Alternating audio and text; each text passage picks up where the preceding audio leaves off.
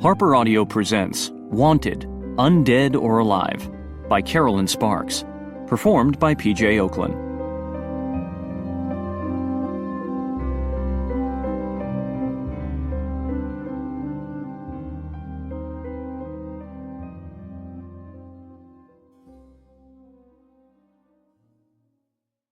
Chapter 1. Get real, Phineas. You can't expect me to believe this crap. Phineas McKinney frowned at his younger brother, who was clutching the steering wheel with white-knuckled desperation. Obviously, last night's confession had not gone as well as he had thought. Fremont, you gotta know I would never lie to you. I know that. Fremont shot him a frantic look, then turned the windshield wipers up to a higher speed to combat the rain that pelted his 13-year-old dented Chevy Impala. But that doesn't leave me with a lot of options, you know? First I thought you'd gone crazy. Then I thought you must be doing drugs. Then when I tried to talk to you this afternoon, I thought you were dead. I mean, seriously, start the damned funeral. Dead. I'm not crazy, Phineas muttered. And I don't do drugs. The atmosphere in the car sizzled with tension, interrupted only by the noise of the wipers swishing back and forth. A wet, slushy sound, followed by a high-pitched, prolonged screech reminiscent of fingernails on a blackboard. Phineas winced. There were times when having super-sensitive hearing was not an advantage. Fremont gave him a wary look. What about that last part? The dead part? Slush screech. Slush screech. Fremont gulped audibly. You weren't really dead, were you? Slush screech. Slush screech. I'm alive now, Phineas said quietly, then gave his brother a reassuring smile. Don't I look alive to you? Fremont didn't look reassured. His eyes had grown so wide, the whites gleamed as his gaze darted back and forth from his brother to the busy street in the Bronx. You're alive now? What the hell does that mean? It means my heart is beating. I'm breathing. You weren't breathing this afternoon. You scared the shit out of me. I almost called Aunt Ruth. I told you not to.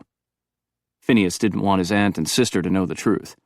Aunt Ruth would probably drag him into church and insist the Reverend Washington perform an exorcism on him. Luckily, the female members of his family were out of town this weekend, singing with the choir at some event in Buffalo. I didn't know what to do. I thought about calling an ambulance, but... Fremont stomped on the brakes, tires spinning on the wet cement, before the Impala halted with a lurch. He slammed a fist on the horn, and the blaring noise made Phineas grit his teeth. What the hell are you stopping for, asshole? Fremont hollered at the car in front of them. People usually stop for red lights. You should try it sometime. Phineas's attempt at a joke fell flat. His brother was still looking at him like he'd grown a second head. I have excellent night vision, you know. You want me to drive? No! Fremont leaned forward, a possessive glint in his eyes as he squeezed the steering wheel with fisted hands. I need to drive. It keeps me calm. This was calm? Phineas hadn't expected a full-fledged panic attack this evening. Last night his brother had remained quiet during the confession, just nodding his head as if he accepted it all. But Phineas had to admit now that it was highly unusual for his brother to remain quiet for more than 60 seconds. Fremont had been stunned speechless. I did warn you, Phineas reminded his brother. I told you not to go down into the basement. I thought you were quoting a line from a bad movie. Why would I do that? How the hell would I know? Fremont yelled. I told you, I thought you'd gone crazy. I explained it all last night, how I ended up a vampire, and how I needed to do my death sleep all day in the basement with the window boarded up. Yeah, well, I didn't really catch that last part, you know what I'm saying? The minute you said vampire, I thought you'd gone batshit on me. I didn't hear nothing after that. I was too busy trying to figure out how we could afford to send you to a nut hut so you could get your head screwed back on. I'm perfectly fine, Fremont. I was just dead for a few hours. That's not normal, bro. It is for a vampire. Fremont flinched, then turned to glare at the stoplight. Slush screech. Slush screech. The light turned green, and Fremont accelerated slowly. You really believe this stuff, don't you? I'm not shitting you, Fremont. Didn't you see me drink a bottle of blood? You said it was blood, but what the hell? You could have had a V8. If you were really a vampire, wouldn't you be chomping down on people's necks? Not that I'm offering mine, you understand. I hang with the good vamps. We don't bite people. Phineas sighed. He'd explained all this last night, how some bad vampires had transformed him and held him prisoner until he'd been able to join the good vamps and help them fight the bad vampires they called malcontents. He'd even shown Fremont his fangs, although he hadn't extended them. He tried his best not to freak his brother out. You saw my fangs, remember? Fremont waved a hand in dismissal. You could have had them filed into points. It's totally whack, but there are crazy people who do weird shit to themselves. Hell, I saw a guy on TV who had his tongue split so he'd look like a snake. I'm not crazy. You think you're a vampire? If that's not seriously crazy, I don't know what is. Fremont took a deep breath. We'll get you better, Finn. I'll get a full-time job. Drop out of school. No. You just finished your freshman year, and you're doing great. I'm not letting you drop out. Fremont stiffened with an indignant look. You can't tell me what to do. You've been taking care of us, paying all the bills for 8 years. It's my turn now. I can do this. You're finishing college, Phineas said sharply, then noticed the stubborn clench of Fremont's jaw. Sheesh, his little brother was becoming a man. 5 years ago, when Phineas had been transformed at the age of 23, his brother had been a skinny 14-year-old, all bony elbows and knobby knees. The aging process had screeched to a halt for Phineas, so he tended to forget that his younger brother and sister kept growing. He and Fremont looked close to the same age now. Phineas softened his voice. I need your help, bro. Anything, man. Whatever medical attention you need, I'll get it for you. You can count on me. Phineas's chest expanded with warmth. His brother had grown into a good man. Now if he could just convince him of the truth. Turn right at this next street. Why? I thought you wanted to go to Brooklyn. I do, but we need to make a stop first. Okay. Fremont turned onto a street lined with narrow wooden-framed houses with sagging front porches. Pull in there. Phineas pointed at an empty space between two parked cars. I'll be blocking a driveway. We won't be here long. While his brother stopped and shifted into park, Phineas surveyed the neighborhood. Because of the rain, the sidewalks were empty. The house was dark, no lights glowing in the windows. Slush screech. Slush screech. I don't think anyone's home, Fremont said. That's for the best. Huh? Then why are we here? A demonstration. Phineas unlatched his seatbelt. Don't go anywhere. Keep your eyes on the porch. There's nothing on the porch. There will be. What are you... Fremont's words cut off when Phineas teleported to the dark porch. He waved at the car, then teleported back to the front seat. Fremont was a few shades paler, and his mouth was hanging open. Slush screech. Slush screech. Phineas couldn't help but smirk. Now do you believe me? Fremont gulped. Then his jaw dropped open again. Slush screech. Slush screech. Phineas snapped his seatbelt on. Told you I wasn't crazy. Then I must be crazy, Fremont whispered. I'm tripping. You're not crazy. Fremont shook himself. I didn't see you get out of the car. You're not even wet, bro. How did you get to the porch? Teleportation. What? Isn't that some sort of spaceman shit? Fremont stiffened. Were you abducted by aliens? Did they stick a probe up your ass? No. Fremont, I'm a vampire. Phineas grabbed the rearview mirror and twisted it toward himself. Can you see me? Fremont leaned over to peer into the mirror. He gasped, looked at Phineas, then back at the mirror. What the hell?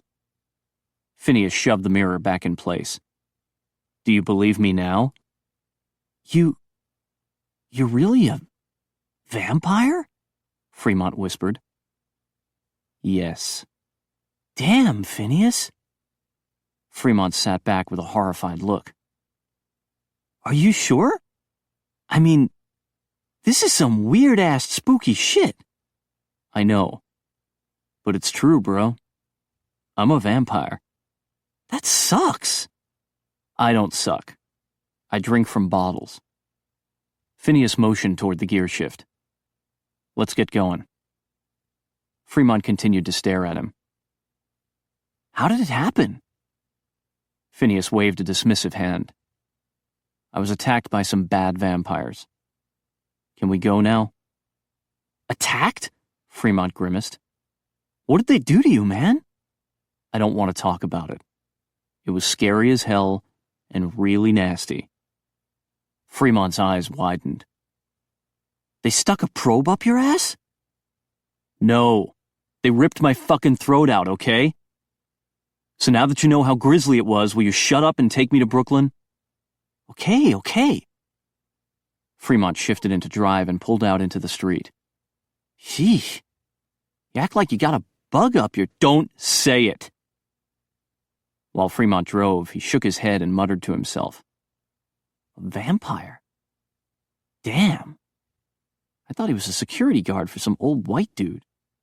The old white dude is a 500-year-old vampire named Angus McKay. He and his wife Emma run McKay Security and Investigation.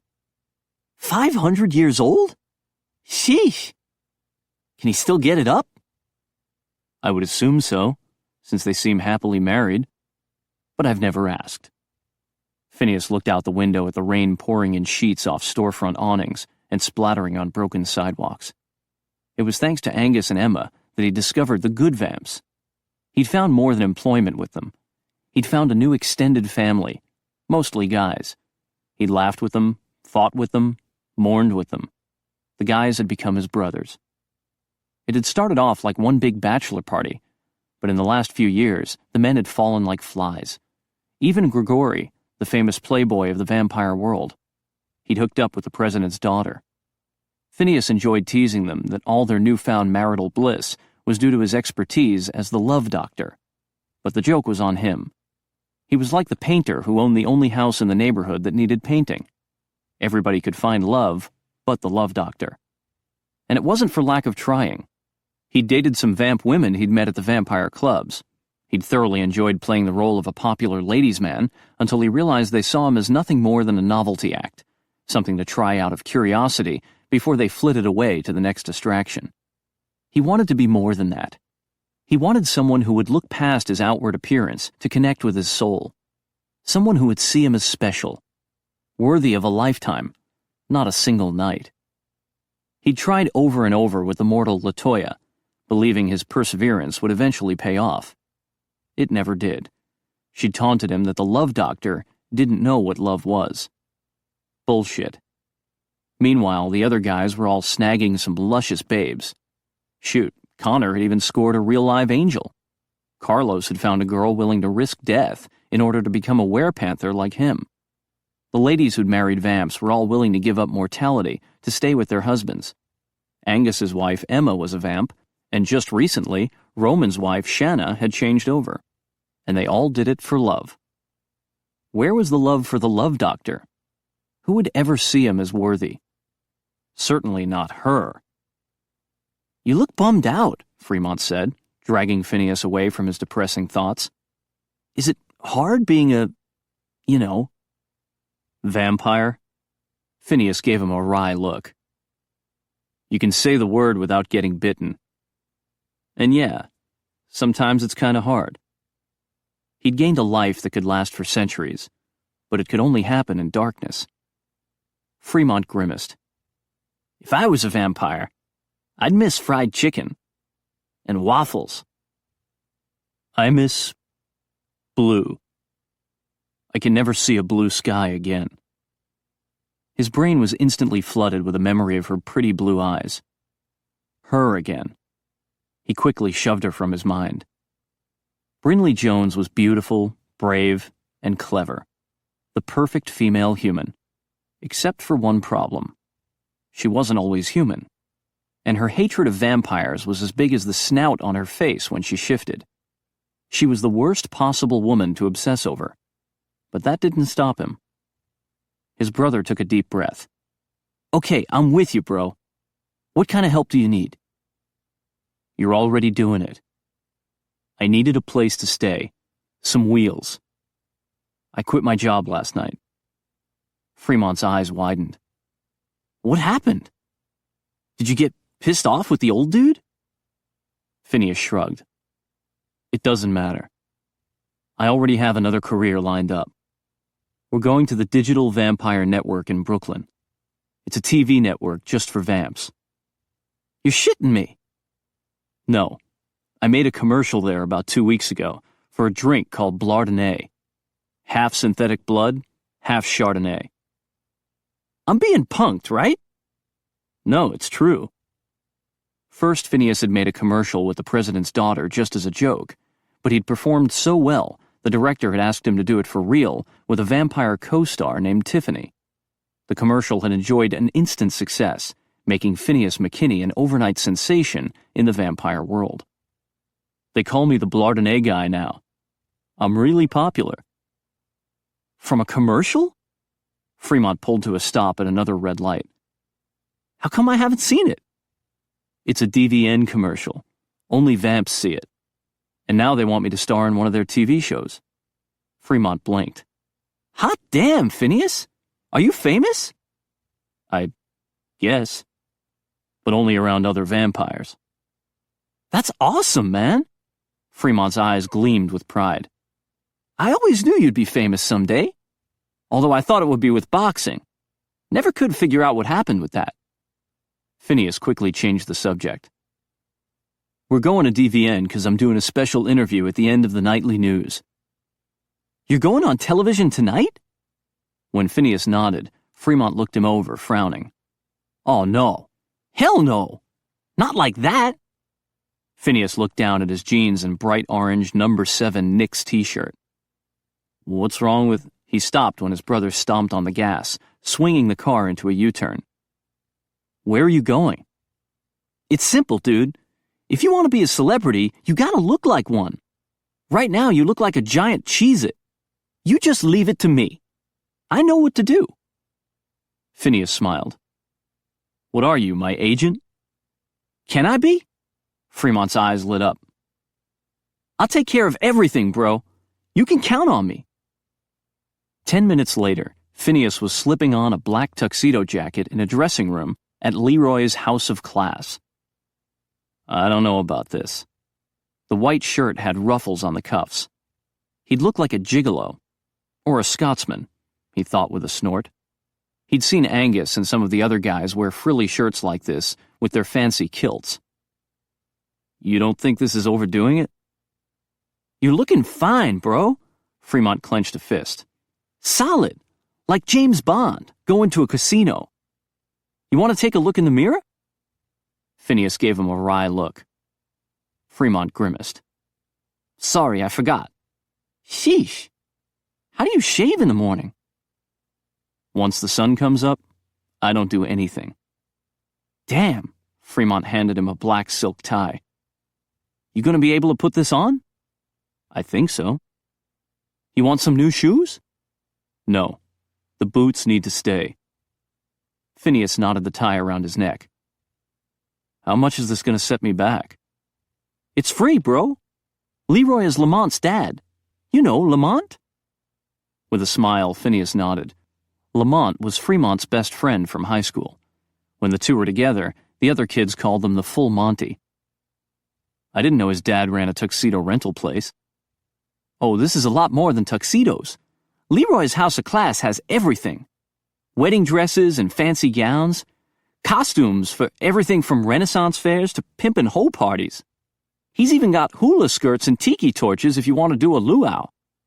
He's got canopies and tables and chairs and fancy tablecloths. Fremont yanked his t-shirt over his head, then put on a gold silk shirt. Lamont works here full-time, but they let me work part-time as much as I can. What do you do? Fremont shucked his jeans and pulled on some black leather pants. I do deliveries, help set up tables and chairs. I usually drive one of their limos on Saturday night, But there's nothing happening tonight, so they didn't need me, which is good news, because Leroy is letting us borrow a limo. That's great, thanks. Phineas paused a moment while his brother put on some shiny black dress shoes. I appreciate you working to help pay your tuition, but don't overdo it. You need to keep your grades up. Fremont rolled his eyes like he usually did when Phineas acted more like a father than a brother. But with 9 years difference in their ages, it was something Phineas had trouble avoiding. He was the one who had run off their father, so he felt responsible for his younger siblings. Fremont shrugged on a purple velvet jacket trimmed with faux leopard fur, then plopped a leopard skin fedora on his head. Now I'll look like your agent. Phineas winced. You look like a pimp. Pimp? Agent? What's the difference? Fremont flipped up his collar. Show me the money. Fremont. I know what I'm doing, bro. He grabbed a wooden walking stick with a gold knob on the end and twirled it through his fingers. Should I ask Leroy to loan us a few party girls for the evening? You'll look more like a celebrity with some pretty ladies on your arm. Party girls? Phineas frowned, wondering if Leroy had a little business going on the side. It's legit, man. Sometimes people want a few pretty girls to tend bar and wait tables at their parties. The girls are under strict orders not to fraternize. Believe me, I've tried. Phineas snorted. Don't worry about women. There'll be plenty at DVN, hoping to get on TV. And my co-star will be there, Tiffany. What does she look like? Blonde and bootylicious. Hot damn! Fremont gave him a knuckle pound. You the man! He led Phineas down a hall toward the back door of Leroy's establishment. As your new agent, I'm gonna need a name that's tight. You need one too, bro. I'm Dr. Fang in the vampire world, also known as the Love Doctor. Fremont's eyes narrowed as he nodded. That's Buck! I bet you get laid all the time. Phineas winced inwardly. The silly names had worked well enough for one-night stands, but eventually he'd grown tired of feeling like a joke that was funny only one time. Fremont grabbed a set of keys off a peg by the back door. Will you introduce me to the Tiffany babe? Yes, but remember, she's a vamp. She might see you as a snack more than a stud. Fremont gulped and eased a finger around the collar of his gold silk shirt. You've got a weird life, bro. Don't worry. I won't let anyone hurt you. Phineas patted him on the back. And I appreciate your help. Thanks to his brother, he now looked a lot more convincing in his new role as a television star. Fremont opened the back door and strode into the parking lot. So if you're Dr. Fang, Phineas followed him, grateful that the rain had finally stopped. He stepped around puddles to keep his boots as dry as possible. Fremont halted with a jerk. I know. I'll be DeFreeze. Kind of like Fremont, but better. DeFreeze. The Iceman. What do you think? Phineas bit his lip to keep from grinning. His brother reminded him of himself 5 years ago. It's cool. It's more than cool, man. I'm an icy cold blast of refreshment. Fremont opened the door to a purple limousine. Only the best for my famous brother. What a bunch of hot babes, Fremont whispered as they entered the lobby of the Digital Vampire Network. Are you sure they're all... Yes, they are, Phineas whispered back. And they all have super hearing, so be careful what you say. Fremont nodded, his wide-eyed gaze darting around the crowded lobby. Your life is seriously weird. You ain't seen nothing yet, Phineas muttered, then headed toward the reception desk. Oh my God, it's the Blardonnay guy, a pretty brunette squealed. More gasps and squeals emanated from the scantily clad young ladies who frequented the lobby every night, hoping to be discovered. They rushed toward Phineas, all talking at once. I just love your commercial. You're even more handsome than Denzel. Can I have an autograph, please? Phineas held up his hands to ward off the full-court press, but before he could say anything, Fremont blocked the girls with his walking stick. Ladies, he flashed a wide grin, we appreciate your enthusiasm, but Dr. Fang has to do an interview right now. If you can wait till he's finished, he might be able to spare you a few minutes. We'll be here. A blonde held up a Blardonnay bottle. "Will you sign my bottle, Dr. Fang?" A brunette in a cheerleader costume winked at Phineas. "I want you to sign my thigh." "I'll let you sign my breast." Another posed, showing off her most talented assets, barely contained in a tight spandex halter. "That's all good," Fremont used his walking stick to herd them back. "But I will need to thoroughly inspect all writing surfaces before I can allow my client to sign.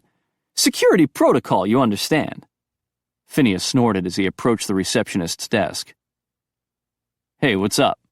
It's Susie, right?"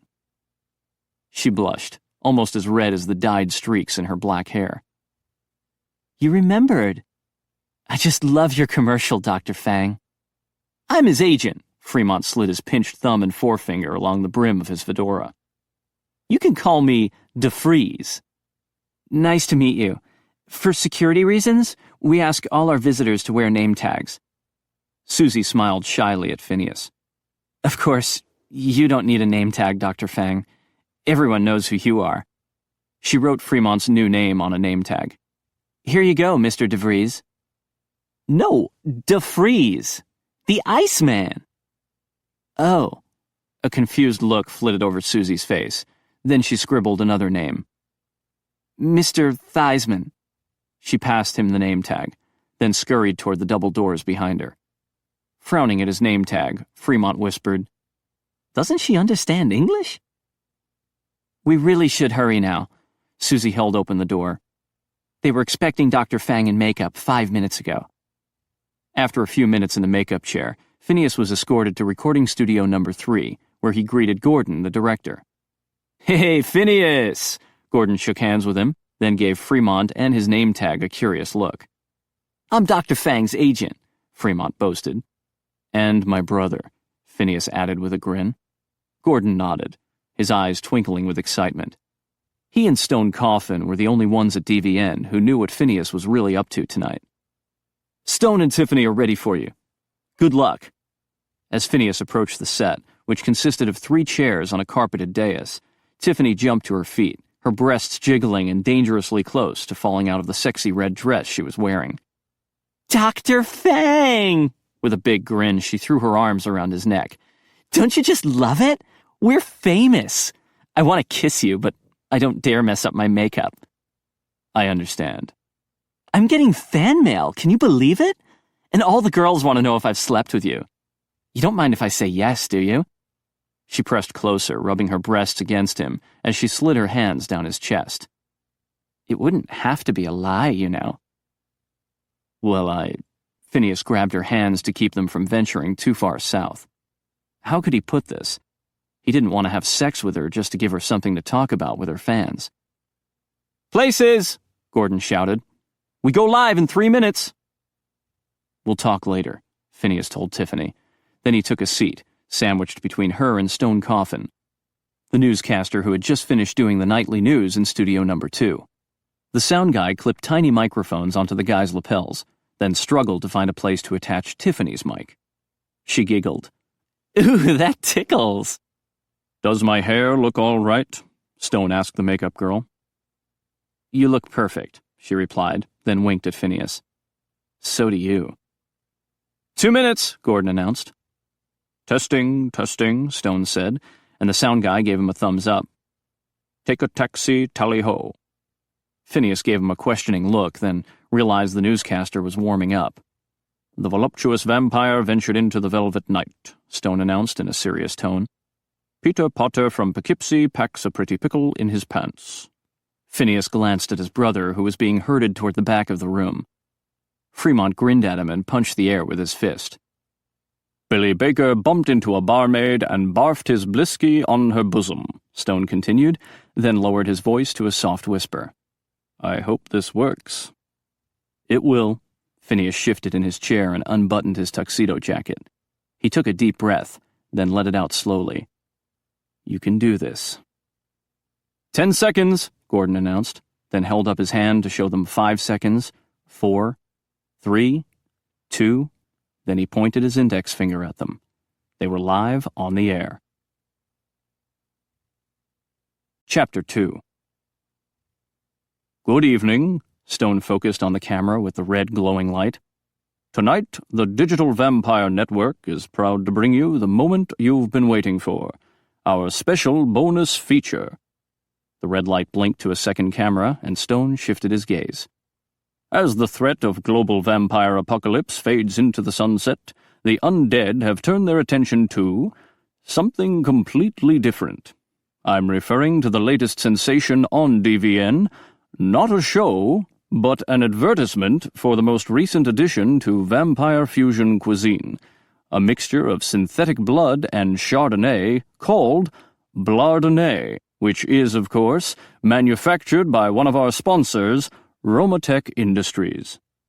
Stone motioned to his guests as the camera backed up for a wider shot. "It is my pleasure to introduce the actors from that commercial, Dr. Fang and Tiffany, otherwise known as the Blardonnay guy and girl." Tiffany giggled and waved at the camera, while Phineas smiled. "Now that your acting careers have skyrocketed," Stone continued, "can you tell us how your lives have changed?" "Oh, I'm so happy now." Tiffany clasped her hands together. "I've always known I was destined to be a star. I mean, when you look like this." She twisted in her chair to strike a provocative pose. "It's obvious you belong in front of a camera." "Indeed." Stone's face remained expressionless as he regarded her.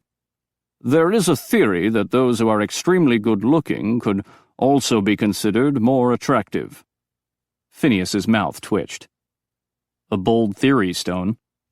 "Yes, I have been incredibly blessed, but—" Tiffany heaved a forlorn sigh that carried the added bonus of causing her breasts to heave. "Unfortunately, beauty such as mine tends to be overwhelming. Some might even call it a curse." With a sniffle, she wiped away an imaginary tear. Phineas struggled to keep a straight face as he patted Tiffany's hand. "Buck up, sweetness. It'll all be good." She leaned to the side to give him a hug, which mashed her breasts together. "You're so wonderful, Dr. Fang. And I have to say that I'm ever so grateful to DVN for giving me this opportunity to show the vampire world how truly talented I am. Now everyone will know that I have much more to offer than an exquisitely beautiful face." Stone's gaze flitted to her breasts. "Yes, I can tell you are truly gifted." "Why, thank you," she giggled. "I'm just thrilled everyone is taking me seriously now." "You can say that again." Phineas winked at her. As far as he knew, half the men at DVN had already taken Tiffany quite seriously. No way was he getting in line. "And how about you, Dr. Fang?" Stone asked. "Has your life changed for the better?" "Yes, it has.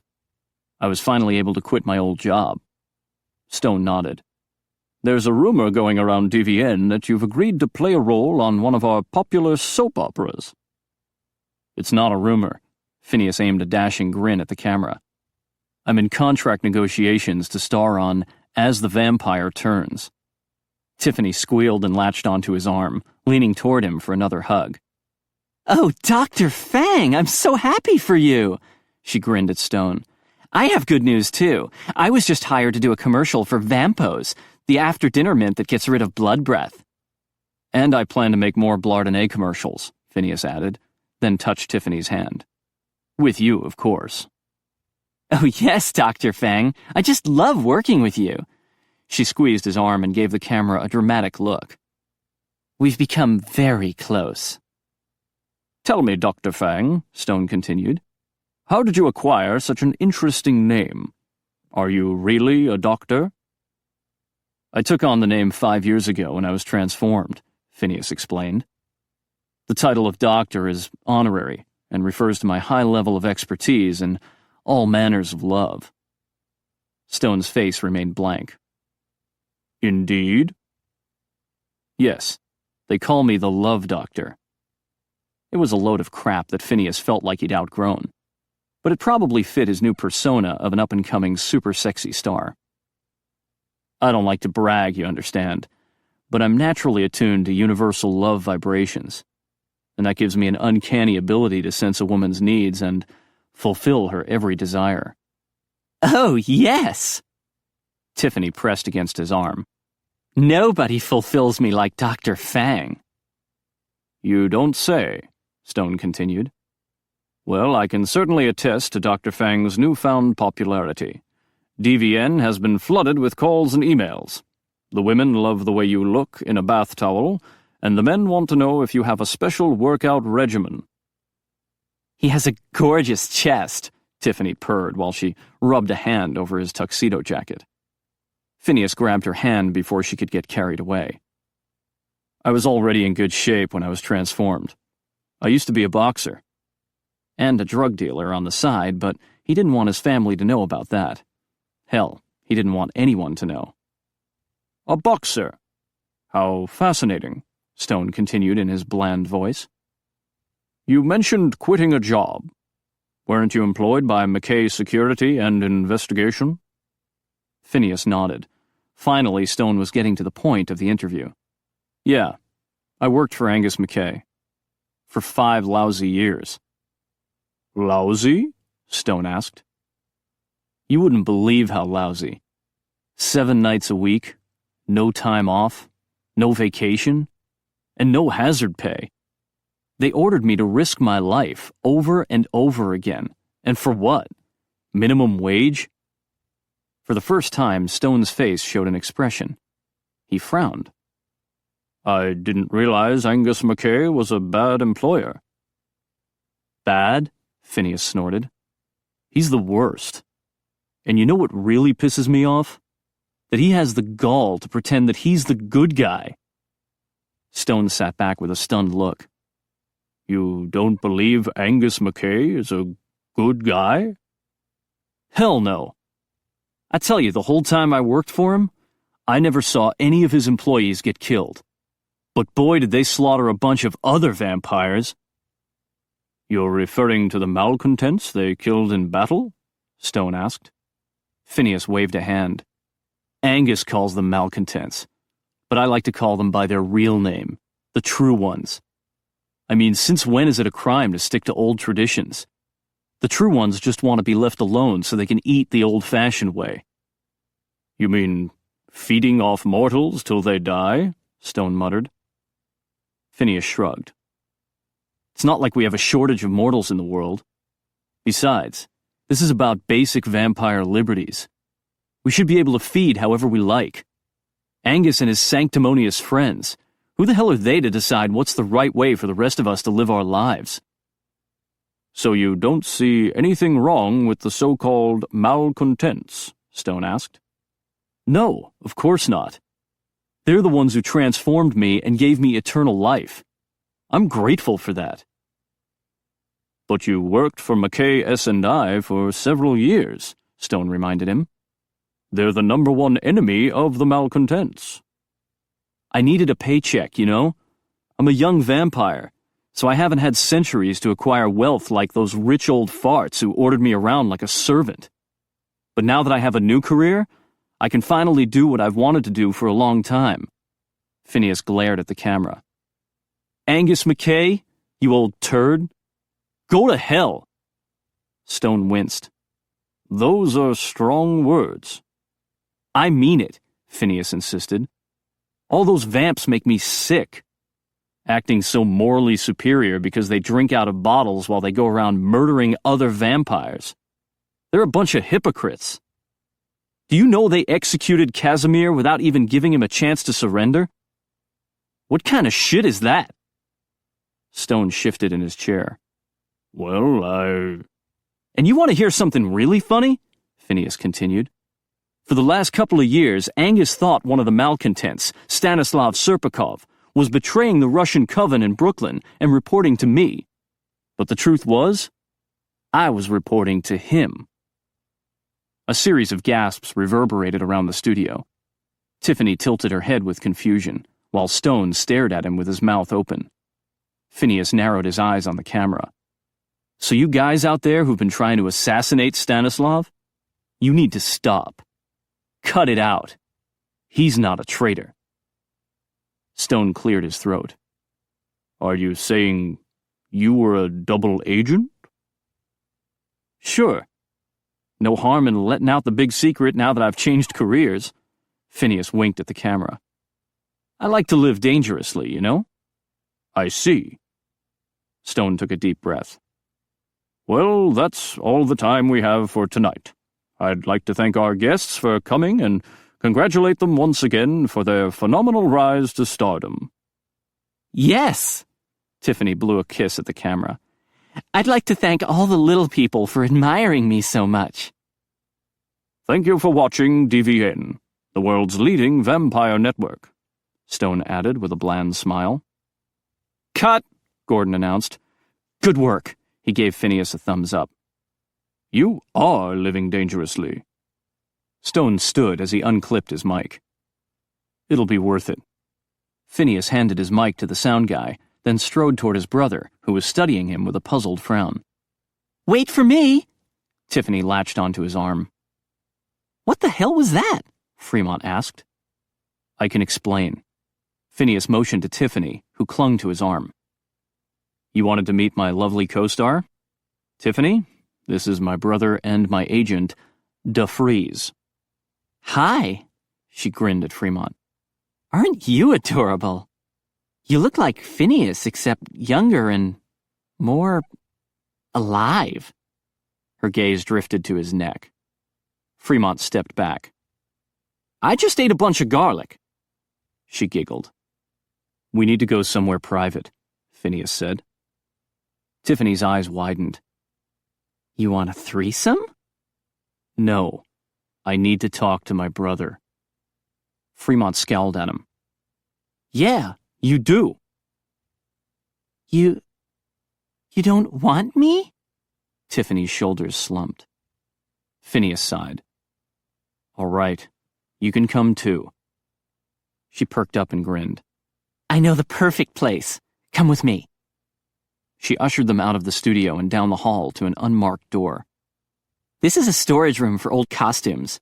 I have secret rendezvous here all the time.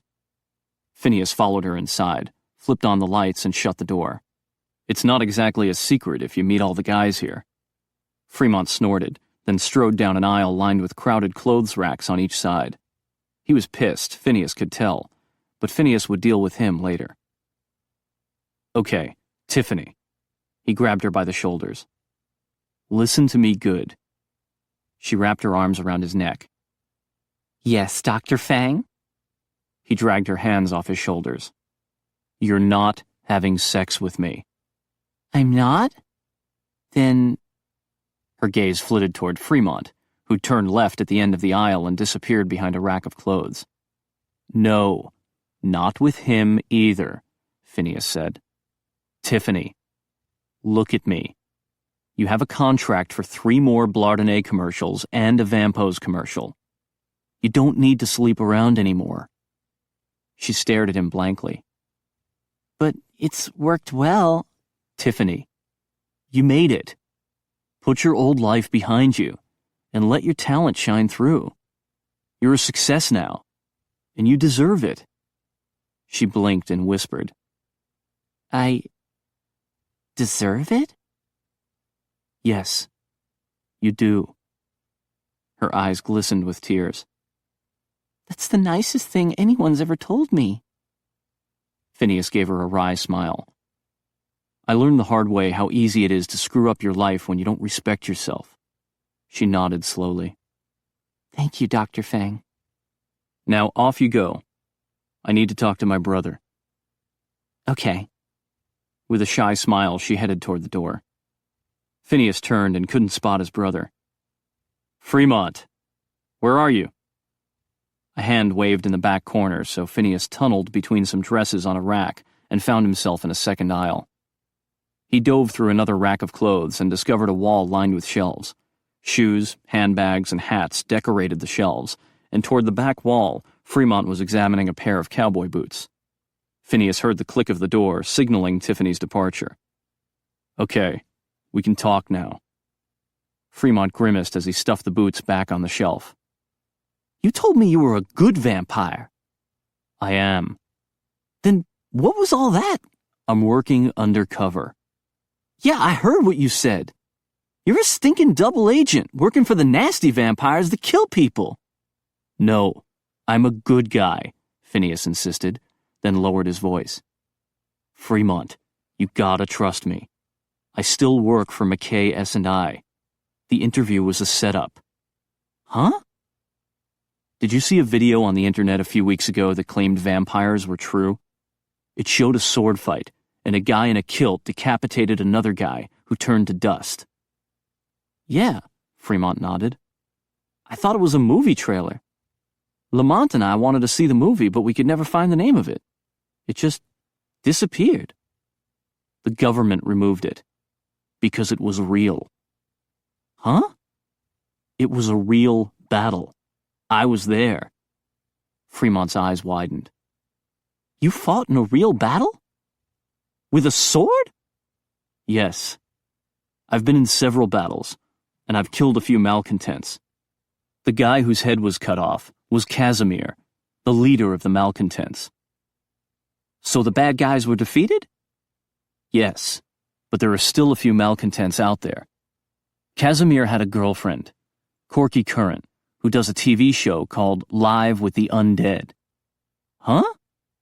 She recorded the video of Casimir's execution, then posted it on YouTube. That means she broke the secret of vampire existence. That's about the biggest crime you can commit in our world. Her name is Corky? Yes. Stay with me, Fremont. After she posted the video, she came back here to DVN and continued doing her show as if she'd done nothing wrong. She claims she's heir to the malcontent throne, and vampires all over the world should follow her and call her Queen Corky. Oh God, I hate her!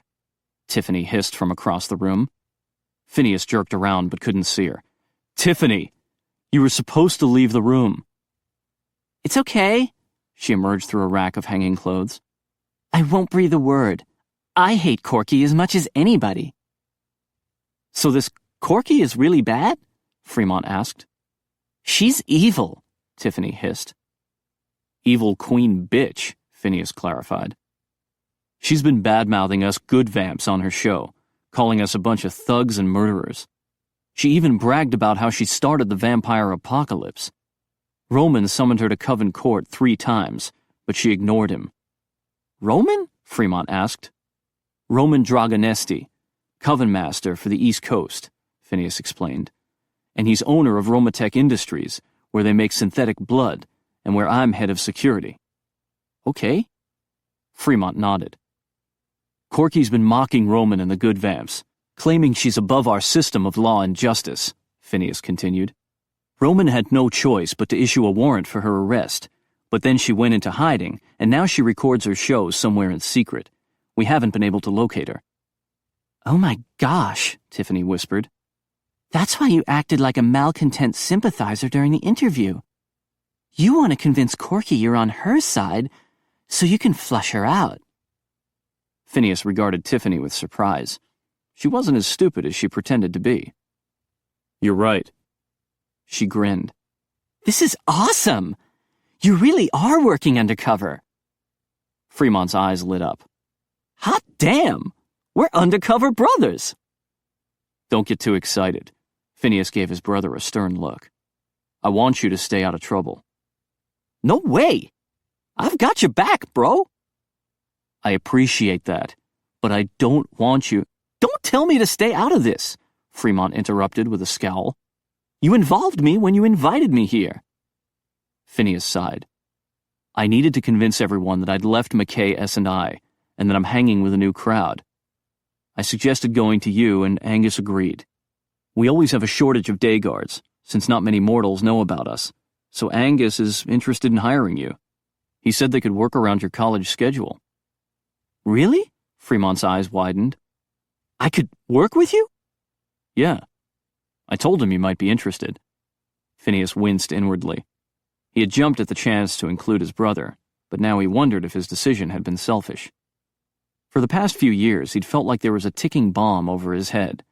Sooner or later, and probably sooner, it would explode the instant that his family realized he wasn't aging. When that happened, he would be left with only 2 options. 1, tell his family the truth and deal with the consequences. 2, disappear.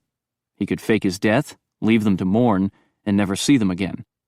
Or he could spare their grief by erasing himself from their memories, as if he had never existed. Angus recommended the last option. A swift surgical strike, he called it, somewhat like amputating a limb.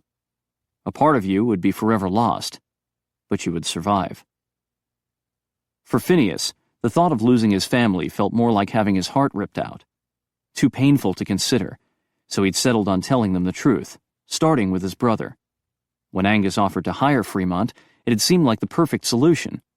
Guarding vamps in their death sleep during the day was usually a safe job since the malcontents were in their death sleep too. But now that his current mission was underway, Phineas worried that his decision would expose his brother to some real danger. Had he selfishly saved himself pain, only to foist it onto his family? Fremont, listen to me. It's already dangerous enough for you to be here, pretending to be my agent.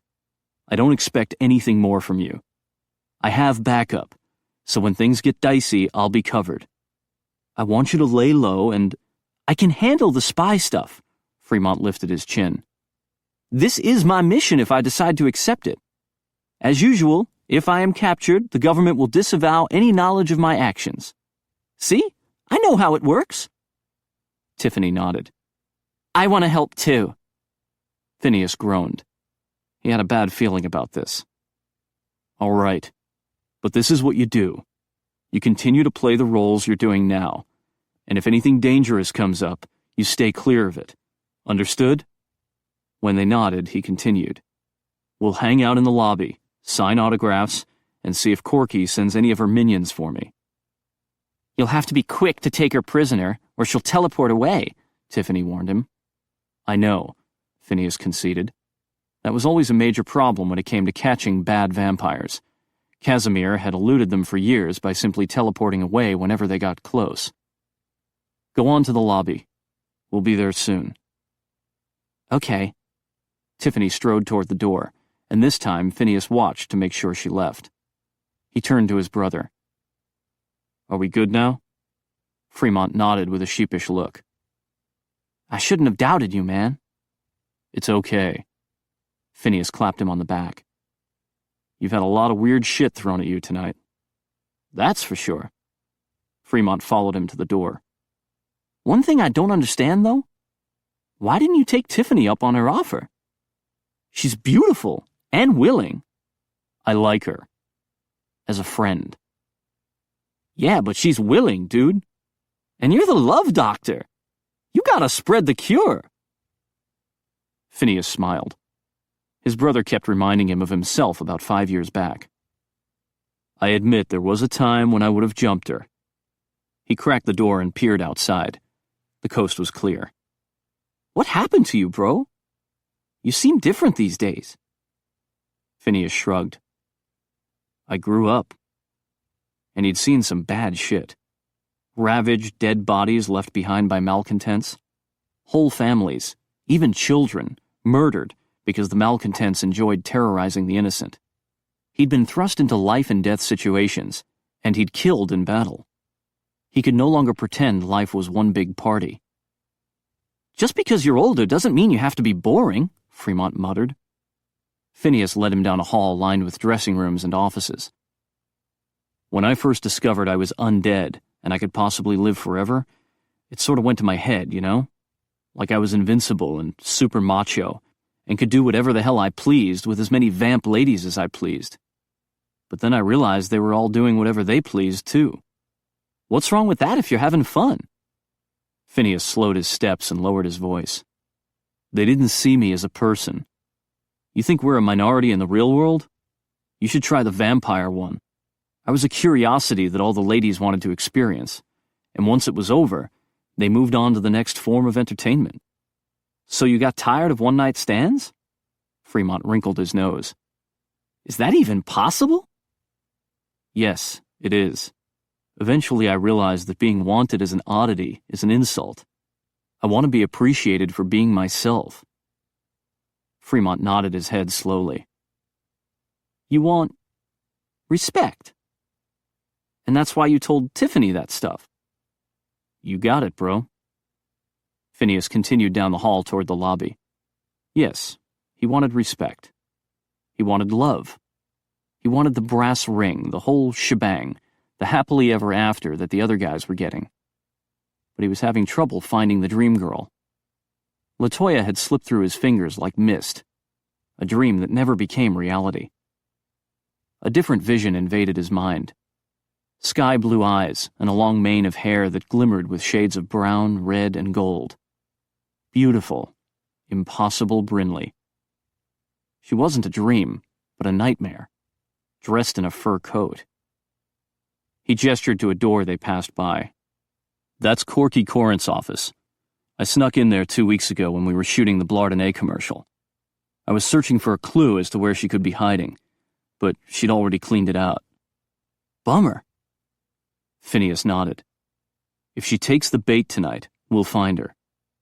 He pushed open the doors to the lobby, and they were greeted with a chorus of high-pitched squeals. He joined Tiffany, signing autographs, while Fremont protected him from any ominous-looking legs, arms, and breasts he was asked to sign. The fun lasted about 10 minutes, and then it happened. 3 armed men crashed through the front doors, shouting and waving their weapons. The crowd, mostly women, screamed and scrambled toward the back doors. "Everyone down on the floor and shut the hell up!" one of the intruders yelled. In case anyone had trouble understanding his thick Russian accent, he punctuated his demands by shooting a few bullets into the ceiling. As the blare of gunfire echoed about the lobby, the screams quickly hushed. Sheetrock particles rained down, leaving traces of white powder on the intruders' black coats. The crowd dropped to the floor, women huddled together, quivering with a few frightened whimpers. Phineas remained standing and motioned to his brother to stay put. Fremont had crouched behind the receptionist's desk with Susie and Tiffany.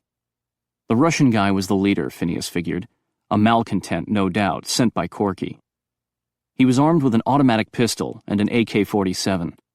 The guys flanking him were mortal, judging from the bite marks on their necks. They either served Corky voluntarily, or she had them under vampire mind control. One was tall and skinny with a narrow face and long nose. Rat Face, Phineas dubbed him. And the other guy, short and square, was Blockhead. The 3 thugs scanned the room before focusing on him. "You," the Russian malcontent smirked. "You are the one called Dr. Feng." "What do you want?" Phineas asked. "You will come with us. The Queen wants you." Phineas paused as if considering the invitation, then shrugged. "No thanks. I don't know any queens." The Russian pointed his automatic at the nearest girl, the cheerleader with Phineas's autograph on her thigh. "You will come, or this one will die. Her Majesty Queen Corky must be obeyed." "Oh, that queen." Phineas raised his hands. "Sure. Why not?" With a sneer, the Russian motioned to his minions. "Prepare him for the journey." Ratface and Blockhead approached him slowly, slipping their pistols into the shoulder holsters beneath their black coats. "Take off your jacket," the Russian ordered, keeping his pistol and AK-47 trained on nearby girls. After Phineas removed his tuxedo jacket, Blockhead grabbed it and rifled through the pockets. He stuffed Phineas's wallet and cell phone into his own coat pockets. Phineas kept his face blank, careful not to show how relieved he was that he'd deleted all contacts and messages from his phone. "Roll up your sleeves," the Russian demanded. "We've heard McKay embeds tracking chips in all his vampires." "I no longer work for them." Phineas shoved his shirt sleeves up to his elbows. "Angus cut the chip out last night." The Russian gave him a dubious look. "You have no wound on your arm." "It healed during my death sleep." The Russian jerked his head toward Ratface. "Check him." Ratface took a small electronic device from his pocket and skimmed it up and down Phineas's arms. "He's clean, Dmitri." "Check him for weapons," the Russian ordered. Blockhead skimmed his hands over Phineas. "He's clean." "Very well." Dmitri inclined his head. "We will now escort you to the Queen, where you will appear on her show." "Sounds good to me." Phineas put his jacket back on. "It'll be good publicity." Fremont straightened and adjusted his hat. "My client will expect reimbursement, you understand. He doesn't do appearances for free." Phineas shook his head, glaring at his brother. Dmitri narrowed his eyes on Fremont. Who the hell are you? Nobody, Phineas said at the same time Fremont said, I'm Dr. Fang's agent. Fremont, Phineas gritted out through clenched teeth. Stay out of this. Dimitri's sharp eyes darted back and forth between Phineas and his brother. Then he smiled. You have a mortal friend, Dr. Fang. No. He's a pain in the ass, Phineas growled. Dimitri chuckled. Cuff them both. Having the mortal with us will ensure Dr. Fang's good behavior. Damn it, Phineas muttered, glowering at his brother, while Ratface and Blockhead snapped silver handcuffs around their wrists. The cuffs are just a precaution, Dimitri said. We can't have Dr. Fang teleporting away and taking his mortal friend with him. Ratface and Blockhead seized Phineas and Fremont by the napes of their necks and steered them toward the front door. Outside in the parking lot, Phineas and his brother were shoved into the back of a delivery van. It was empty, except for the stained carpet on the floor. The back doors slammed shut, and they were locked inside. No windows, Phineas noted, so he wouldn't know where they were going. But just seconds earlier, he had spotted a black SUV across the parking lot. Robbie and Jack were prepared to follow. Phineas heard more doors on the van bang shut. That was probably Dimitri and his buddies climbing into the front seat. Corky had to be located fairly close by if they were driving to her. What do we do now? Fremont whispered. Phineas scowled at him. You have a lousy way of following directions. You were supposed to stay out of danger. I wasn't going to leave you alone with them, Fremont glared back. I'm not a coward. The van lurched into motion. Fremont gulped. Do we have a plan? Shh. Phineas motioned with his head toward the front seat of the van, then mouthed the words, super hearing. Fremont nodded. Phineas slid the heel of his right boot to the side, revealing a hidden red button. He punched the button, activating the new soundless tracking beam Roman and Laszlo had perfected in the lab at Romatech. He slid the heel back in place. Fremont's eyes twinkled with excitement. Phineas smiled. Oh yeah, Queen Bitch. We've got you now. Chapter 3. How kind of you to appear on my show, Corky Corrant said, smiling for the camera. My pleasure, Phineas returned her smile. As far as he could tell, Corky's makeshift studio was in the basement of a duplex somewhere in Brooklyn or Queens. They hadn't driven far, and he'd been able to catch a glimpse of the residence after Corky's minions had hauled him and Fremont from the back of the van. He sat on a tufted footstool, low to the ground to emphasize his inferior status, while next to him, Corky posed in a high-backed, ornately carved red velvet-upholstered chair. He had to crane his neck to avoid peering straight at her massive bosom, which threatened to escape her low-cut, shimmering gold gown. Her jeweled tiara and numerous rings glittered under the bright overhead lights. They had started the show with a recording of a trumpet fanfare befitting a queen. Corky had confided in him that she'd first heard the piece at the court of Henry VIII, where she'd been one of the king's favorites. Phineas figured she had a long history of using powerful men to get ahead. The wall behind them was draped in purple silk. In front of them, Ratface worked the camera, and Blockhead held the boom suspended over Corky's head. Across the room, Fremont perched stiffly on a metal folding chair while Dimitri aimed his automatic pistol at him. Another armed malcontent stood by the door, and Phineas had counted 3 more upstairs on the ground floor. A total of 7 men, but that shouldn't be a problem. Angus was planning to hit with a dozen guys from McKay S&I. Even though the mission was simple, capture Corky, a nagging fear pricked at Phineas. His orders were to stick close to Corky and to not let her get away, but he hadn't counted on his brother being here. He swallowed hard, then pasted a smile back on his face. Thank you for inviting me, Corky. She kicked him in the shin. Miss Corky. Another kick. Queen Corky. His smile barely wavered. Your most glorious majesty. I've always been a big fan of your show. Well, of course you are. She waved her hand in a regal fashion. My show has always enjoyed the highest ratings of any show on DVN.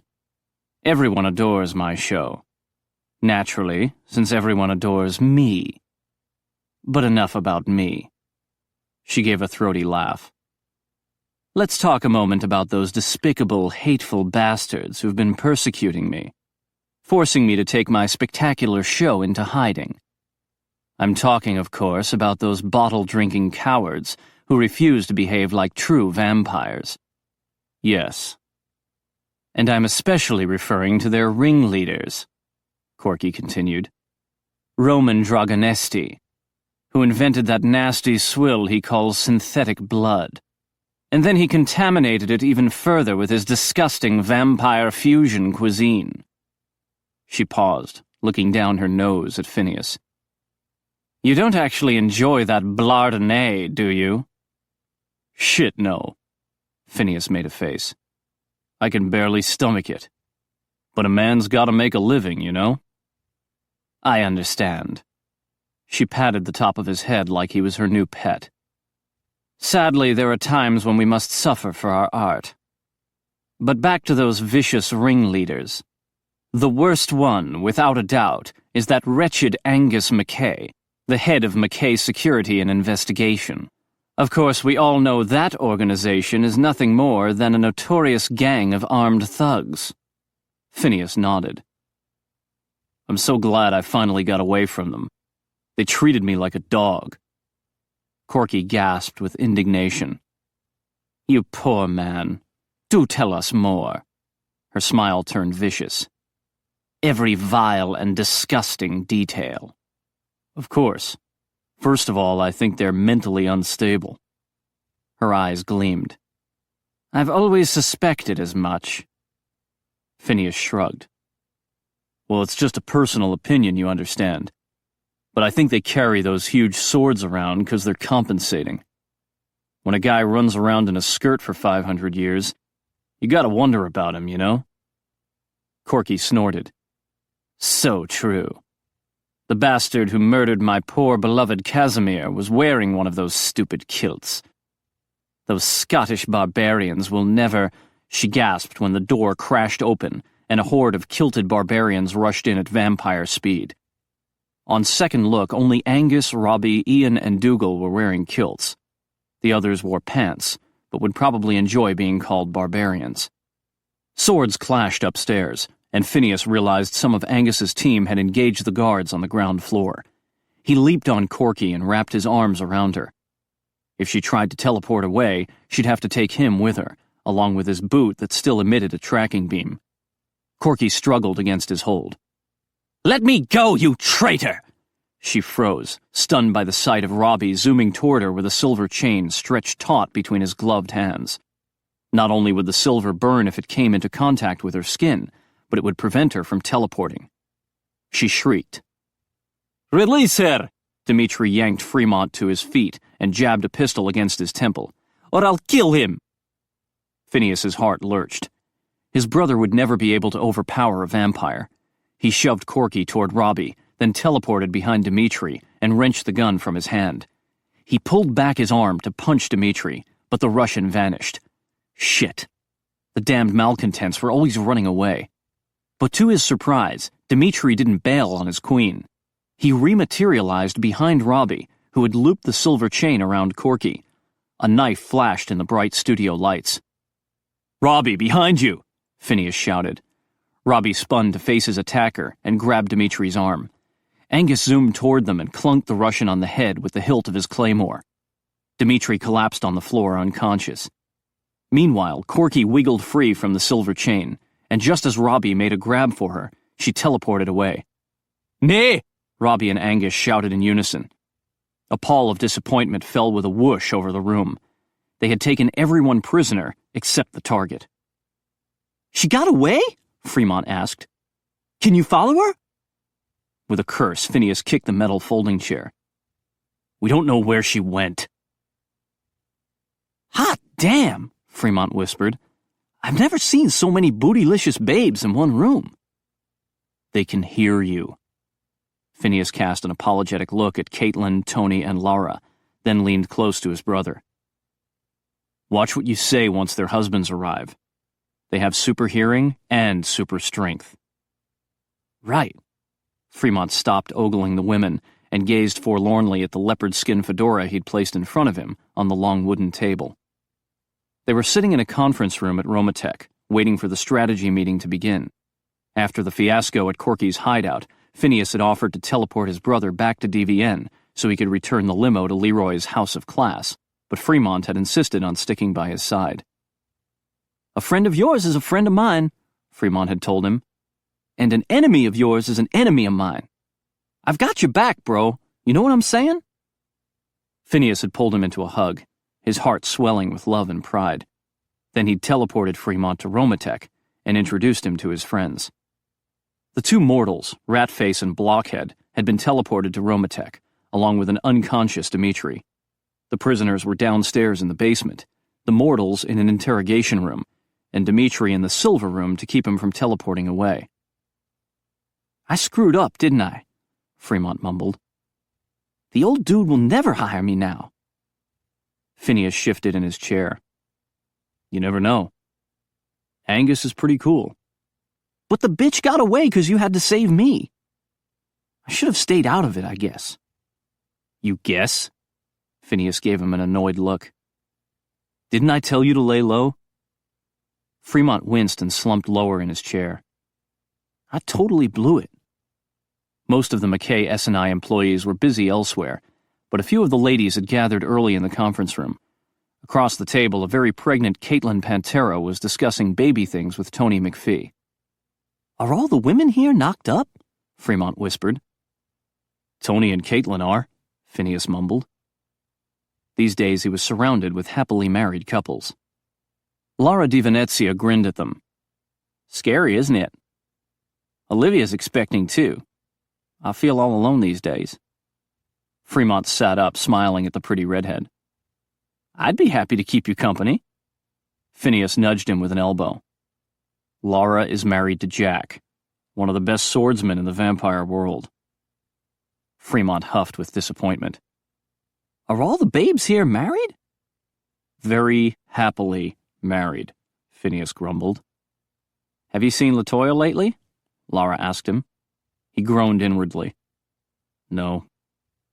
"Oh," Lara's smile faded. "I thought you might have gone to New Orleans for her birthday. I sent her a card last week, but I haven't heard back from her." Phineas sighed. LaToya had never told him her birth date, probably because she didn't want a present from him. Hell, who was he kidding? She'd never wanted anything from him. "Who are you talking about?" Fremont asked. "LaToya Lafayette," Lara replied. "We were roommates when we both worked for the NYPD. More than roommates, actually. Best friends.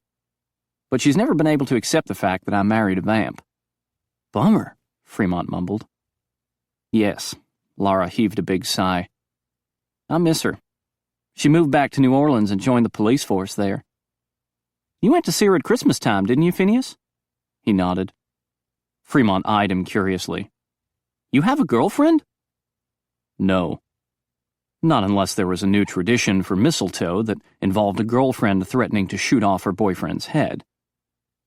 We don't get along very well." "I'm sorry it hasn't worked out for you," Lara said, then shook her head sadly. "I tried so many times to tell her what a nice guy you are, but—" "It's okay," Phineas interrupted her. "She just doesn't like vamps." "Exactly," Lara agreed. "So you shouldn't take it personally. She would have rejected any—" "I know." Phineas gritted his teeth. "It's no big deal." Lara gave him a dubious look, then thankfully turned her attention to Fremont. "I don't mean to pry, but I heard you talking about McKay S&I. Are you going to work with us?" "I'd like to." Fremont glanced at Phineas. "It would be buck." "Don't forget you need to finish college," Phineas murmured. Fremont rolled his eyes. "I can do both. I'm free for the rest of this summer, and I could take night classes from now on." He made a face. "I'm just afraid I blew my chance. The old dude's not going to want me now. I screwed up his last mission." "It wasn't your fault," Lara insisted. "Vampires and shifters are stronger than us. Shifters? Fremont's eyes widened. What the hell is a shifter? Oops, Lara whispered. Phineas winced. I didn't quite tell you everything. Fremont sat back. What do you mean? There's more spooky shit? Yeah, some of the people you'll meet tonight aren't vampires. They're not exactly human either. They're aliens? No, they're from Earth. Oh, good. Fremont exhaled with relief. Those aliens really freak me out. I mean, why do they travel a jillion light years just to stick a probe up someone's ass? They're not aliens, Phineas muttered, aware that the ladies in the room were snickering. They're shifters. So how do they shift? Do they phase from one alternate reality to another? Phineas scoffed. What kind of crap have you been watching? There is no alternate reality. So you say. Fremont's gaze darted suspiciously around the room. But how can you be sure? Because this is it. Has anyone in the entire history of our planet ever found a portal to another dimension? Fremont lifted a finger to make a point. If they step through, then they're not here to tell us about it. Lara chuckled. That's a good point. Don't encourage him, Phineas muttered. So how does the shifting thing work? Fremont's eyes lit up. I know. They ascend into a more advanced spiritual form, one that goes beyond the restraints of a physical body, so they exist as pure transcendent energy. They're animals. Huh? They shift into animals, Phineas repeated. Like wolves. You mean werewolves? Fremont stiffened, his expression tinged with panic.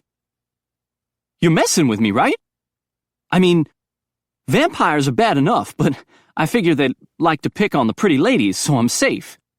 But werewolves? They'll chew on anything. They're big and bad. And they'll blow your house down. Phineas's smile quickly faded as the same old vision flitted through his mind. Pale blue eyes the color of a summer sky.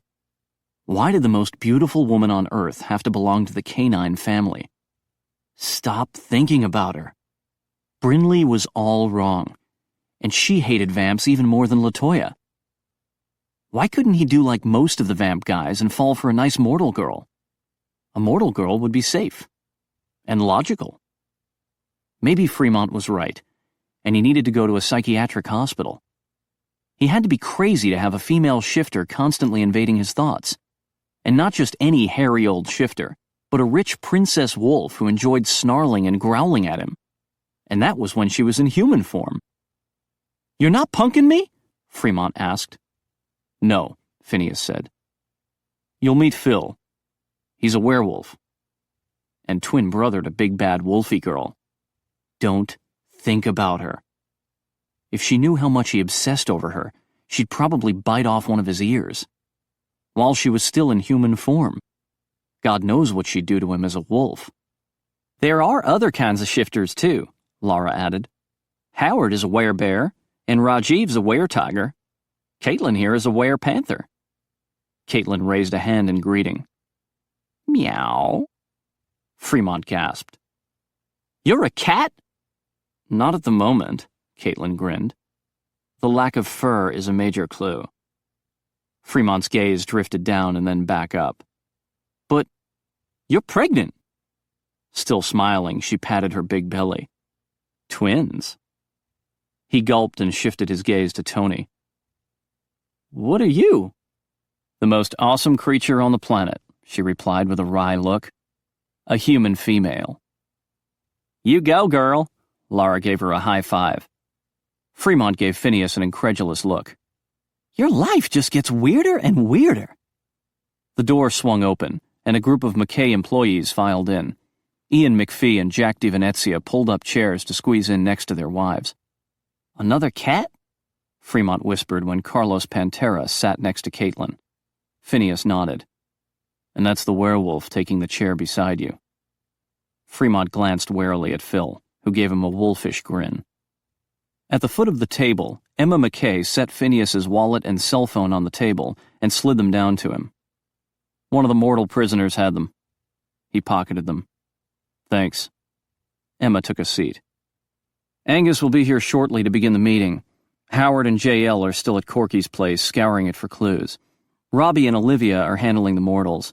Rajiv's in the security office keeping an eye on things, and we left Mikhail and Austin in the silver room to guard the malcontent. Jack chuckled. They piss him off the most. Dmitri hates Mikhail for being a Russian on our side, and he hates Austin because he's immune to vampire mind control. I wish you'll let me talk to him. A newcomer strode into the room, talking with a thick Russian accent. I would make him really mad. Hey, Stan. Phineas gave him a knuckle pound as the former malcontent passed by. I'm sorry, Stanislav, Emma said, but we can't let any malcontents know you're here, not with the bounty they've put on your head. Stan nodded, then sat next to Phineas. That was good what you said in the interview. Maybe now my old friends will not be so eager to kill me. I liked your interview, Ian's mouth twitched. Especially the part about Angus being a rich old fart. Everyone chuckled, including Emma.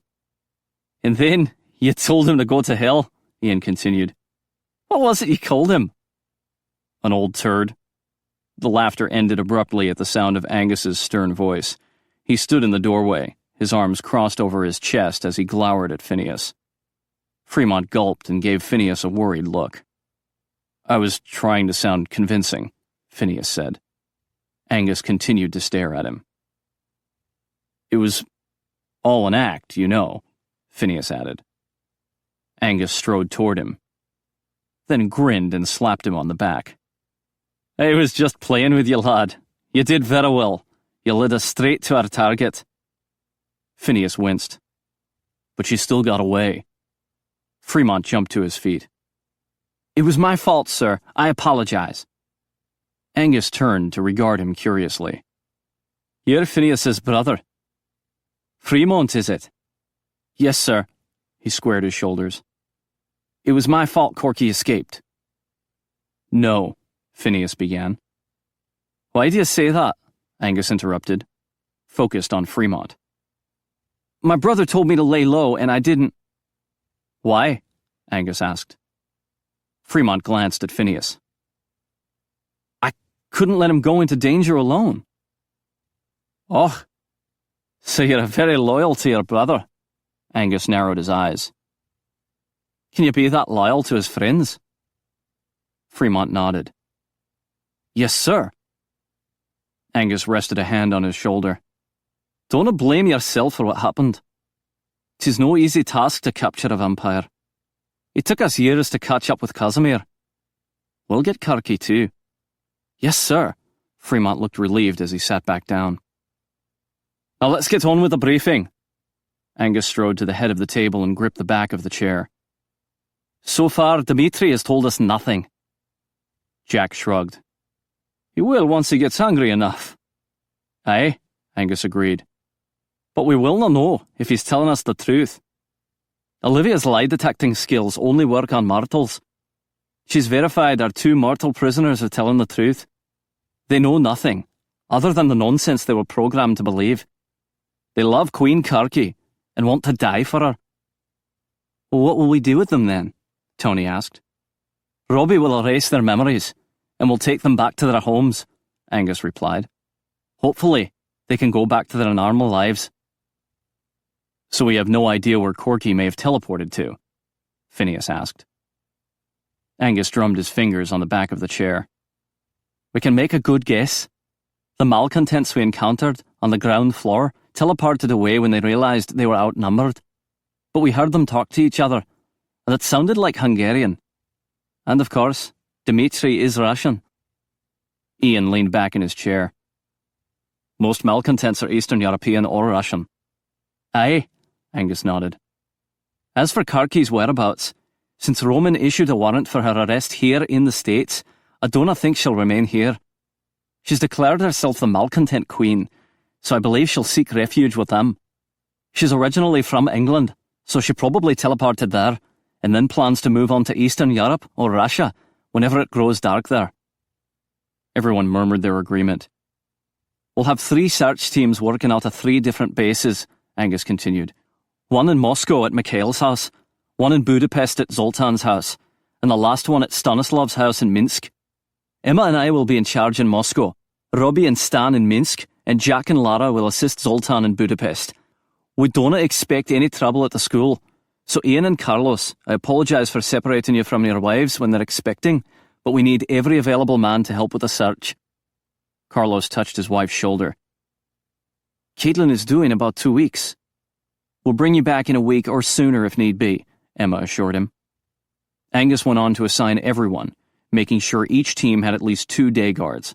Olivia, Tony, and Caitlin, the 3 pregnant women, would remain behind to protect the Dragon Nest Academy, a fairly easy job since no malcontents knew the school even existed. Phineas, you'll remain here at Romatech in charge of security, Angus announced. But I thought you needed every available. I have to leave someone here in charge, and I trust you, Angus said. Phineas sighed. He would have liked to see some faraway places, but he knew the other guys were better suited for the search. Jack could speak Czech and Italian. Austin knew several Slavic languages. Robbie and Angus knew French and Russian. Okay, I'll stay here. It's an important job, Emma reminded him. Our attempt to capture Corky will have angered the few remaining malcontents here in the States, and you know that Romatech is one of their favorite places to attack.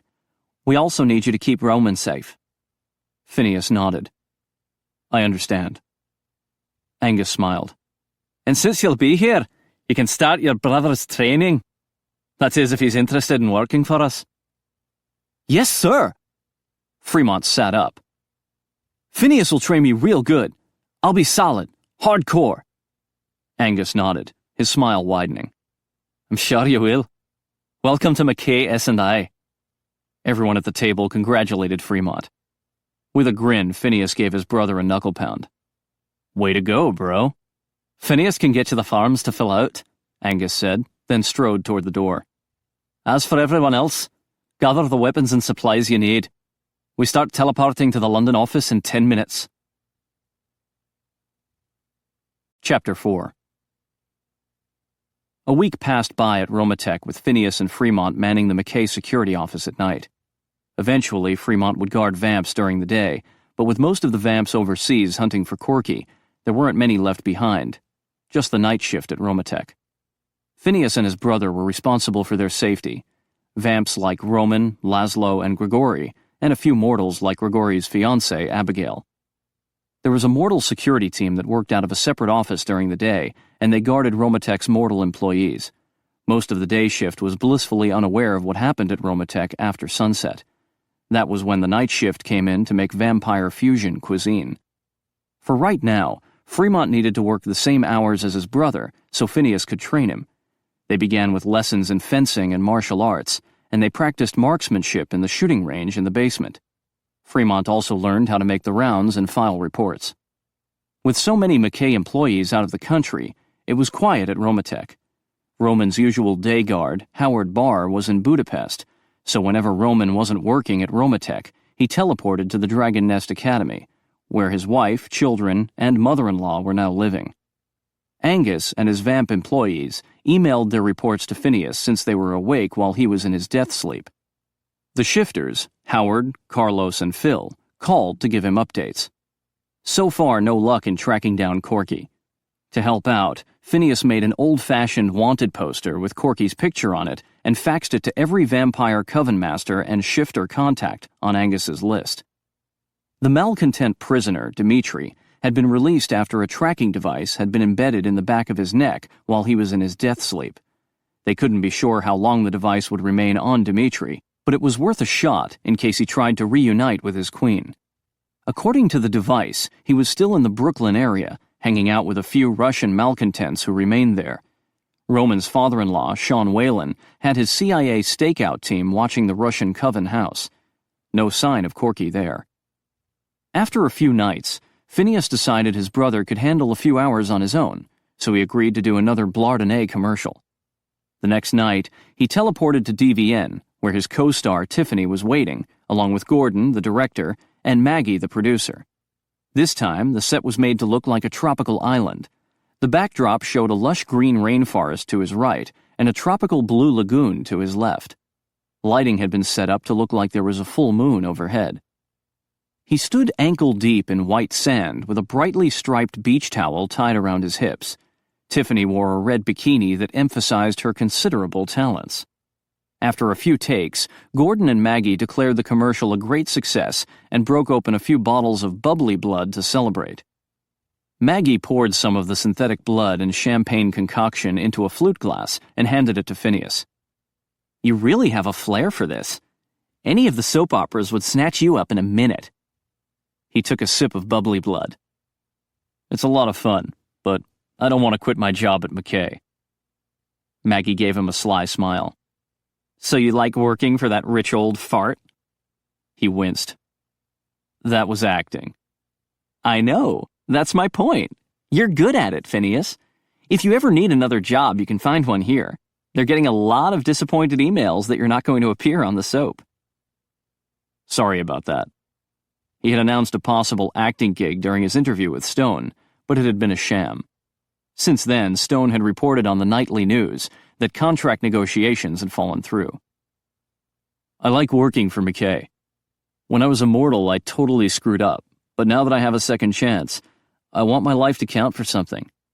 I want to be one of the good guys." Maggie's eyes softened. "You are a good guy, Phineas. We're all very proud of you." He shrugged. Only the married women seemed to think that way. "I have some good news." Maggie refilled their flute glasses with more bubbly blood. "Since Corky's show is off the air and there's a gap in the schedule, Darcy Erickson and I pitched an idea for a new show, and they bought it." Phineas clinked his glass against hers. "That's great. Congratulations." She grinned. "Darcy and I are so excited. I was getting kind of tired working on the ranch, and Darcy's been wanting to quit McKay S&I now that she has 2 kids. So now we're co-producers of DVN's new celebrity talk show, Real Housewives of the Vampire World." "Hot damn, woman. That's going to be a hit." Maggie laughed. "I hope so. We're going to travel to different locations to interview wives of famous vampires. We'll tour their houses or castles or wherever they're living. And what's really cool is that Darcy can record what their homes look like during the day." Right. Darcy was the only vamp Phineas knew of who had managed to become mortal once again. The procedure couldn't work on him, though, because he didn't have a sample of his blood from when he was mortal. "Can you imagine actually seeing things in daylight?" Maggie asked. "It'll just be an image on television, of course, but I think it will be very exciting for vamps." Phineas's chest tightened. He would love to see a blue sky again. His world was now black with shades of gray, and it would remain that way for centuries. A pair of sky-blue eyes invaded his thoughts, but he quickly chased the image away. Brindley was impossible as his chances to ever see the sky again. He swallowed hard. "You're right, Maggie. Vamps are going to love it." "Heather A. Sharp has agreed to be our first victim, so we're off to Texas tomorrow to start filming." "Good luck." Phineas said his goodbyes to everyone, then teleported back to Romatech. Still no luck in finding Corky. According to the latest reports, Angus, Mikhail, and Phil were following a lead in Siberia.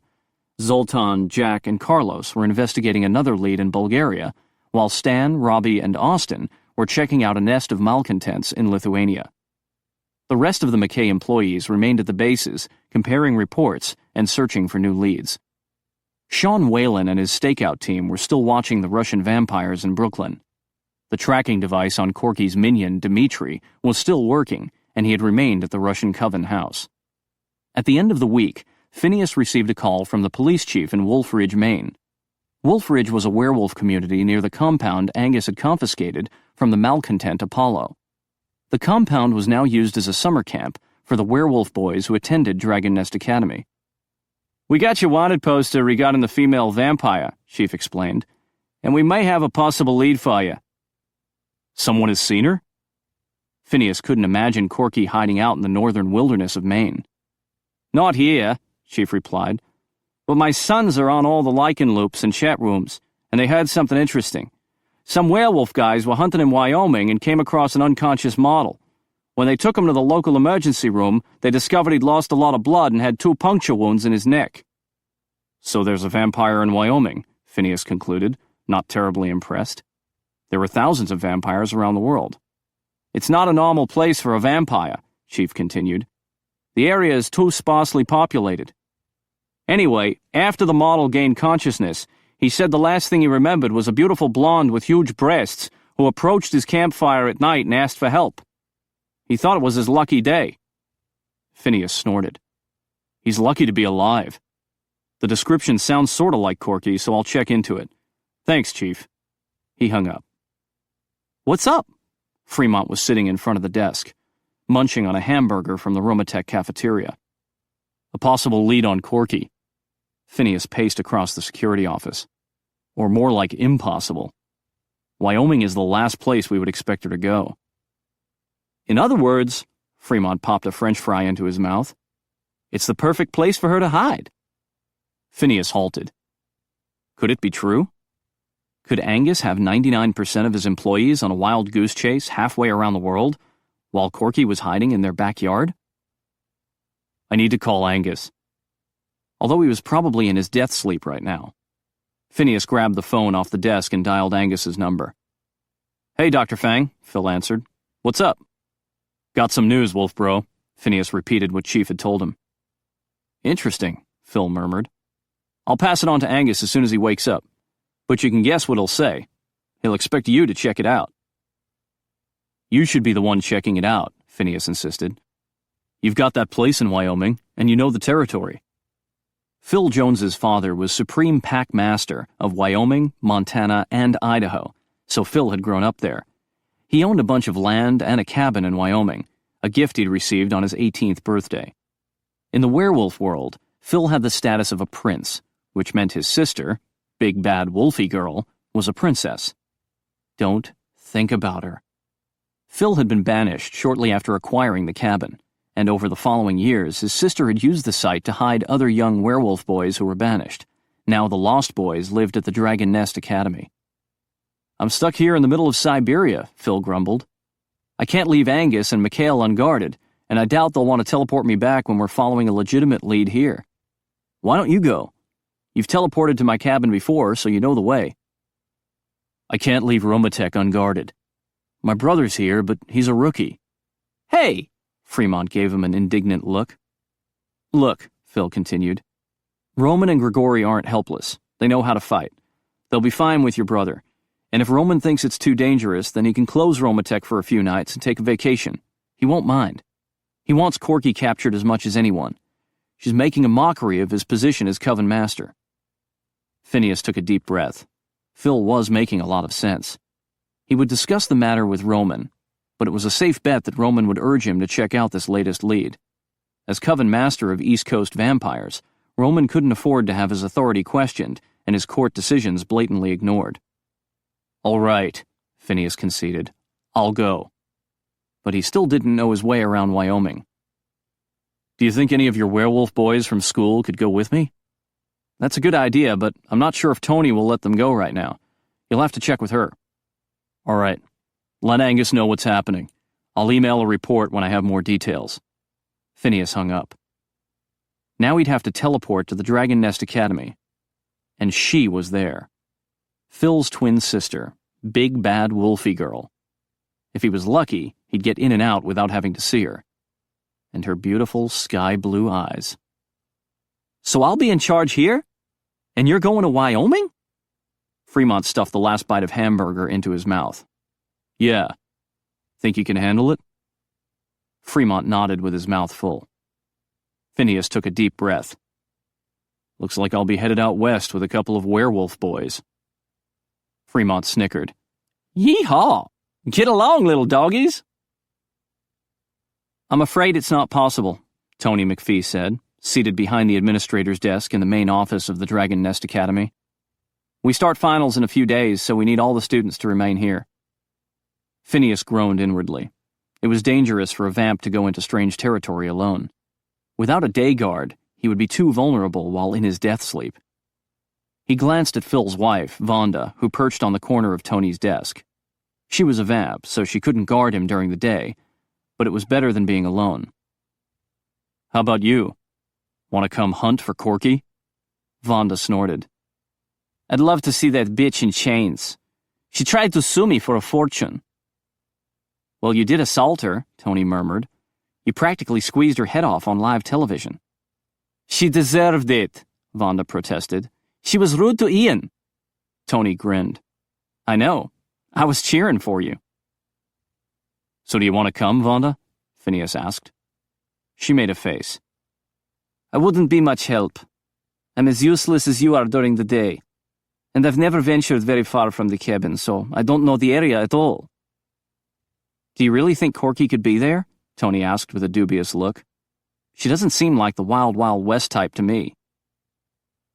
Our husbands call us every day and they're not finding her, Vonda said. Maybe Corky's doing the unexpected. We won't know for sure until I check it out, Phineas said. Are you sure you can't spare one Wolfie boy? Vonda ran a hand through her spiky purple hair. Normally one of the seniors could help you, but not now. They can't graduate if they don't take their final exams. Can one of them postpone his tests for a week? Phineas asked. Tony shook her head.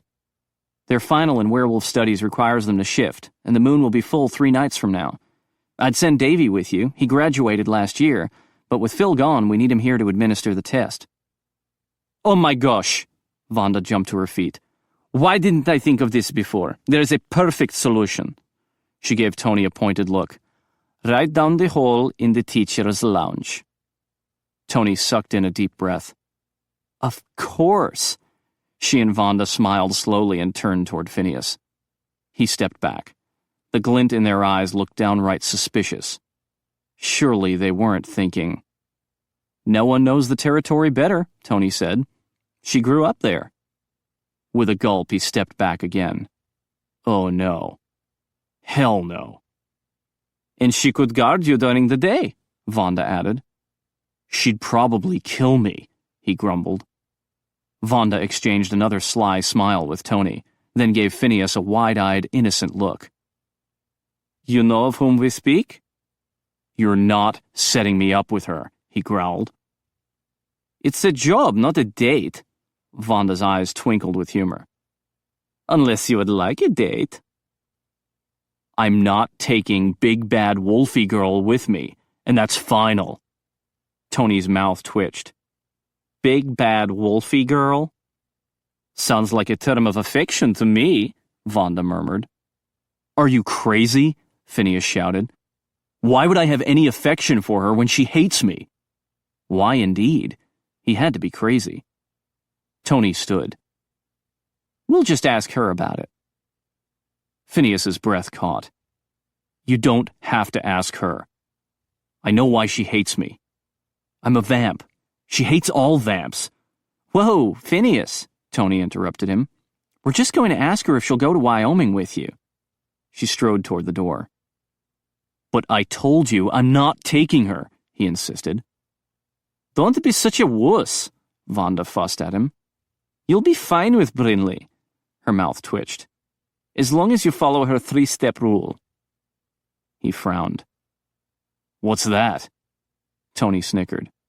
You'll have to ask her. We'll get her. She's just down the hall. We'll be right back.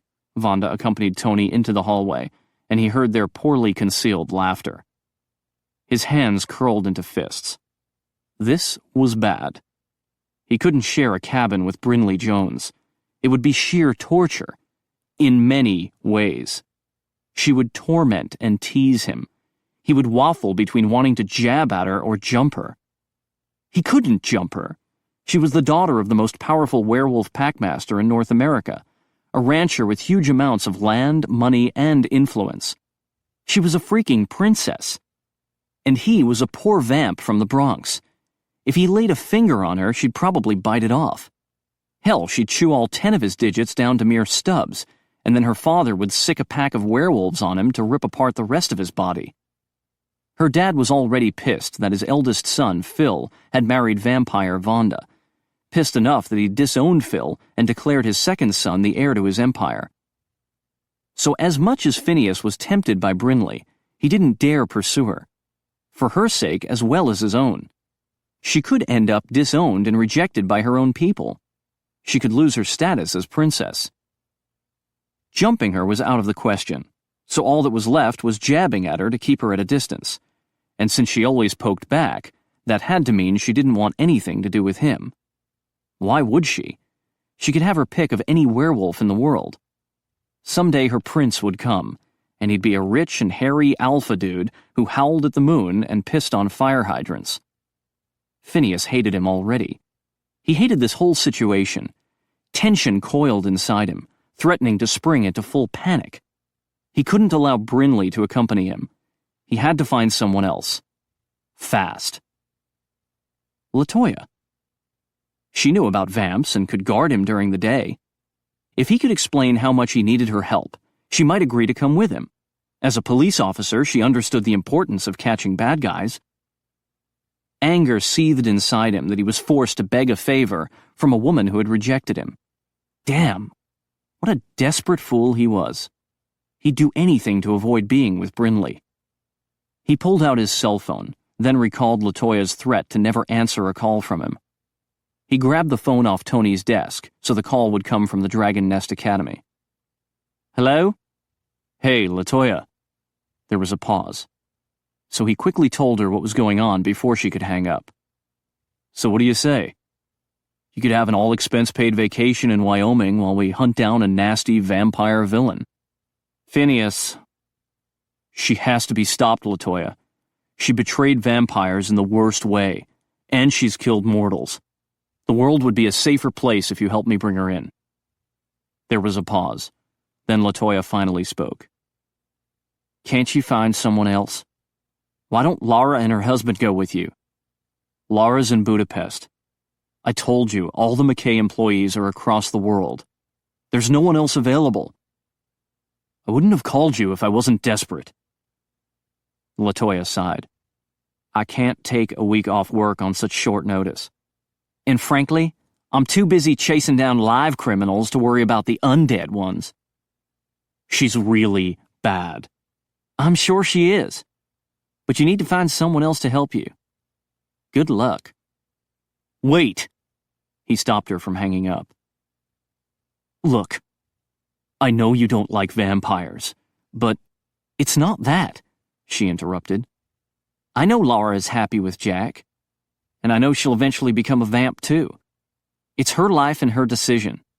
So, I'm trying to be understanding. You mean you're starting to accept vamps? I don't want to lose Laura, so I've decided to accept Jack for her sake. Phineas bit back a sharp reply. 3 years it had taken her to come this far. If she hadn't been so damned slow, he might have had a chance with her. But I don't want you to get the wrong idea, LaToya continued. Just because I'm making an exception for Jack, it doesn't mean I'm accepting the rest of you guys. Of course not, he gritted out. I'm morally opposed to the whole vampire thing. You don't have to explain. I know why you rejected me. I don't think you understand, she said quietly. Even if you were mortal, I wouldn't go out with you. What? All this time he'd thought it was his undeadness that turned her off. It wasn't personal, he'd told himself. LaToya huffed. The problem is you, Phineas. I just don't like you. Chapter 5. So who do you think is the father? Sarah asked. Brinley shrugged and stuffed a handful of popcorn into her mouth. She was in the teacher's lounge at the Dragon Nest Academy with Sarah, a mortal who taught preschool and elementary grades, Teddy, another mortal who served as headmaster and taught math and science, and Marta, Vonda's vampire sister who worked in the office. The vampire sisters. Brinley couldn't see either of them without being reminded of the sister she'd had to leave behind. She missed Glennis something awful, and that just added fuel to the anger that simmered inside her. She couldn't even call Glennis.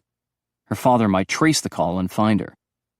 They were watching the soap opera All My Vampires on the Digital Vampire Network. One of the vamps, rich and debonair Rodrigo, had a gold-digging mortal wife named Lola, and he'd just discovered she was pregnant.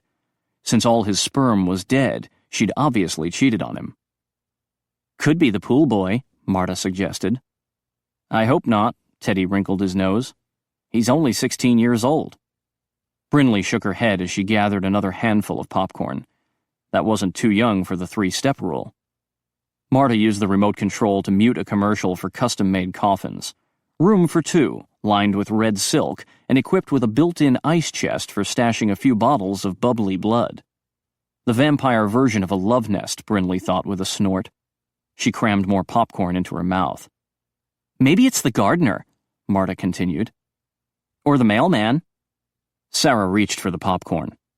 Brinley passed her the bowl. I'm not surprised she cheated on Rodrigo. Who would want to be married to a vampire? The guy is literally dead all day.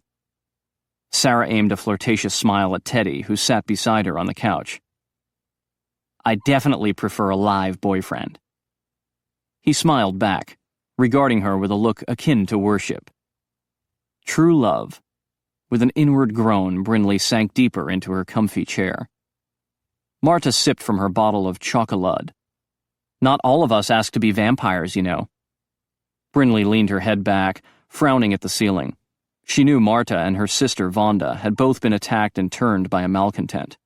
Same thing with Phineas. It wasn't his fault he was a vamp, but it still stuck in her craw. She hated vampires. She hated the way they'd existed for centuries by seducing the innocent so they could feed off them. They were naturally seductive, damn them. Gorgeous, mysterious, powerful, charming. It was all part of their vampire allure. And these vamp men who took on the role of superheroes, battling the forces of evil, they were even more seductive because they appeared to be good. But if she looked past the facade, she could see their true nature. They were still vampires. Parasites. Users. And she hated users more than anything. She'd grown up surrounded by them. Werewolves who catered to her powerful father in hopes of using him, while he encouraged it so he could use them in return. It was a constant, never-ending game of deceit and manipulation, and she'd spent most of her life as an unwitting pawn, forced to exist in an atmosphere that made her feel like a helpless, trapped bargaining chip. Used. She was alone now, alone with her anger and resentment.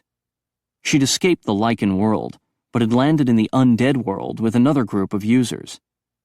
They'd used her brother for years, keeping him away from his pack and his family, keeping him away from her when she'd needed him the most. Sure, it had been Phil's choice to remain far away from the pack, but he'd abandoned his own twin sister. He'd chosen vampires over her. She hated them. And she hated how damn susceptible she was to vampire allure. Especially from Phineas. She sat up to reach for the popcorn bowl, then halted with a jerk, her gaze riveted on the television screen. Oh my God! Marta set down her bottle of chocolate.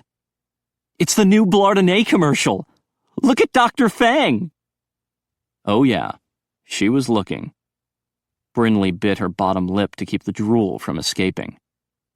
Phineas was gorgeous. Broad shoulders, bulging biceps, and corded muscles that deliciously defined his bare chest and abs. He was standing on a beach with a striped towel tied around his hips. The beach was obviously fake, but who gave a damn when Phineas was standing there, proud and defiant, like a bronze god. Wow, Sarah breathed. What a chest. Teddy rolled his eyes. Quick, unmute it. Brinley snatched the remote away from Marta and punched the mute button. She couldn't miss hearing his voice. Hello, ladies. Phineas's deep voice filled the room. An electric thrill sizzled through Brinley. Oh God, his voice could melt chocolate. It certainly left her feeling all warm and gooey. He's so handsome, Marta exclaimed. Shh! Brinley hushed her so she wouldn't miss anything he said. Would you care to join me on the beach? Phineas focused his dark chocolate eyes on the camera with an intensity that made Brinley forget to breathe. Look at the man beside you, Phineas continued. Now look at me. Him or me? The camera zoomed in on his chest. Yes, ladies. You made the right choice. Wow, Sarah breathed. Hey. Teddy gave her an injured look. He's so hot, Marta whispered. Shh! Brinley hushed them again. The camera pulled back to show a beautiful blonde jogging toward Phineas, her breasts jiggling in her skimpy red bikini. Oh, yes, Dr. Fang. I want you. He gave her a seductive look. Of course you do. Now look at my hand. Yes, I have the family jewels. The blonde gasped. Then the camera jumped to Phineas's hand. In his palm was a stash of loose diamonds and rubies. Oh, Dr. Fang, what lovely stones you have. All for you, baby. In a flash, the jewels were gone, and Phineas was regarding her sternly, his fists planted on his narrow hips. What do you have for me? The camera shifted to a bottle clutched in her hand. I brought your favorite drink. Blardonnay. Phineas smiled. A moonlit beach, you, and Blardonnay. What more could a man want? I could think of something. The blonde leaned into him and caressed his muscular chest. Brinley's hands curled into fists. Later, baby. First, we'll enjoy our Blardonnay. And then... He whipped off his towel. Marta and Sarah squealed. Brinley's heart lurched up her throat. He wasn't naked, but the little swimsuit he had on left no doubt that the love doctor was truly gifted in his field of expertise. Oh, Dr. Fang! The blonde's hand drifted down his washboard abs. Let me pop your cork. Phineas took the bottle from her and gazed into the camera. Remember, ladies, if you want me, you'll want my Blardonnay. Brinley dragged in a shaky breath as the commercial ended. Another one started, one for Vampos, the vampire after-dinner mint guaranteed to get rid of blood breath, and she muted it. I just love the Blardonnay commercials, Marta exclaimed. Phineas is so hot. Brinley clenched her jaw shut. Stay cool. Don't let anyone know how strongly he affects you. He's a nice guy, too, Sarah added. He helped rescue Lara and me at Apollo's compound. He sounds wonderful. And so hot! Marta gave Brinley a sly look. Don't you think he's hot? She squeezed the remote in her fist. Did they suspect her true feelings? He's a vamp. He's not my type. Marta scoffed. Handsome, muscular hunks aren't your type?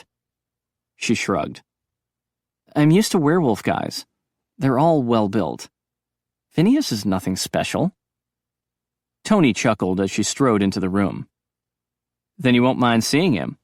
He's waiting for you in the main office. The remote control tumbled from her hand. Vonda grabbed it off the floor. I'll take care of this while you go talk to him. What? Brinley whispered in a faint voice.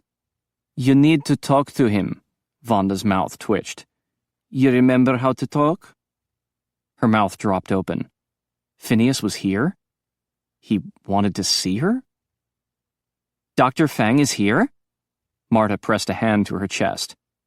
Oh my gosh. Do you think he would give me an autograph? Sarah lifted a hand. I'd like one too. He's here for me, Brinley snapped, then winced at the fierceness of her tone. Damn it. She was too much on edge. Her inner wolf had wakened and jumped to her defense. She softened her voice. I'll ask him about the autographs. Great, thanks. Marta exchanged an amused look with her sister, Vonda. Anger sparked inside Brinley. They were finding her situation humorous. She sprawled in her chair as if she had no intention of getting up for a week. On second thought, I have no interest in seeing him at all. He's not too keen about seeing you either, Vonda said wryly. Her fingers dug into the chair's upholstery. Then why is he here? He needs help. Tony quickly explained his mission to Wyoming and why she'd had to refuse his request for assistance from the werewolf boys. But then we realized you were the perfect solution. Absolutely, Vonda agreed. You know the territory, and you can guard him during the day. Brinley's heart raced. Her inner wolf trembled, ecstatic at the thought of returning home. But how could she live alone with Phineas in a tiny hunting cabin? Guard him? I'd be more tempted to kill him. Tony snickered. That's exactly what he said. Ouch. Somehow that hurt, coming from him. He didn't trust her. Hell, he didn't even like her. He was always calling her ugly names like Snoutface. She couldn't do this. She needed a legitimate excuse, and unfortunately, she had a doozy. There's no way I can go back to Wyoming. My father would hunt me down and force me into a marriage against my will. If you find yourself in a bad situation, Vonda said, then Phineas can simply teleport you back here. Only at nighttime. During the day, he was useless. He couldn't protect her against the numerous minions that her father controlled. She crossed her arms. I'm not going. Everyone regarded her with disapproving frowns. Even her inner wolf snarled at her. Corky must be brought to justice, Teddy said. Not my problem, Brinley muttered. It's a vampire thing. Tony helped herself to some popcorn. Well, if that's how you feel, you'll have to tell him no. Right.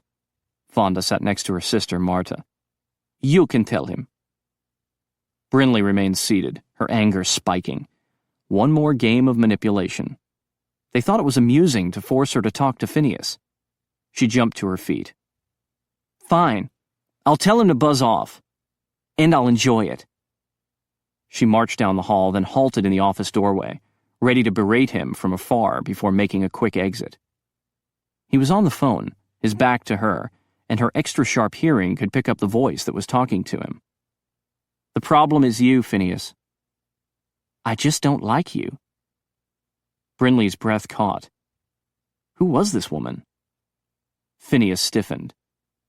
You should have told me that before I wasted 2.5 years pursuing you. The voice on the phone heaved an exasperated sigh. Sheesh. I was trying to chase you away from the beginning. It's not my fault if you were too stupid to get the message. Brinley's eyes narrowed. This lady was a real bitch. I was being persistent, Phineas muttered. I thought I could win you over with time. I don't want to be won over, the bitch insisted. Not by a former drug dealer. Brinley's jaw dropped. What the hell? Phineas had a dark past? I told you I could explain that, he said. I don't want to hear it. I'm subjected to stories all day long from the criminals I bring in. It's never their fault. They're always innocent. They're just victims. Blah, blah, blah. It's all a bunch of bullshit. I'm not a criminal, LaToya. Yes, you are. There's an outstanding warrant for your arrest.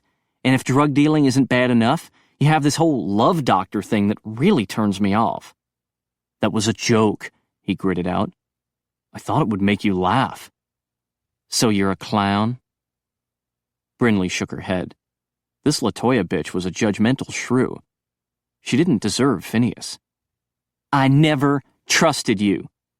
LaToya's voice rose. I know you're a sleazebag. You're always coming on to women with your slimy Dr. Fang routine. I'm the love doctor and I've got the cure. Brinley's hands balled into fists. Now the bitch was mocking him. She affected a sweet but loud voice that LaToya would be sure to hear. Oh, Phineas, darling, when are you coming back to bed? He jumped.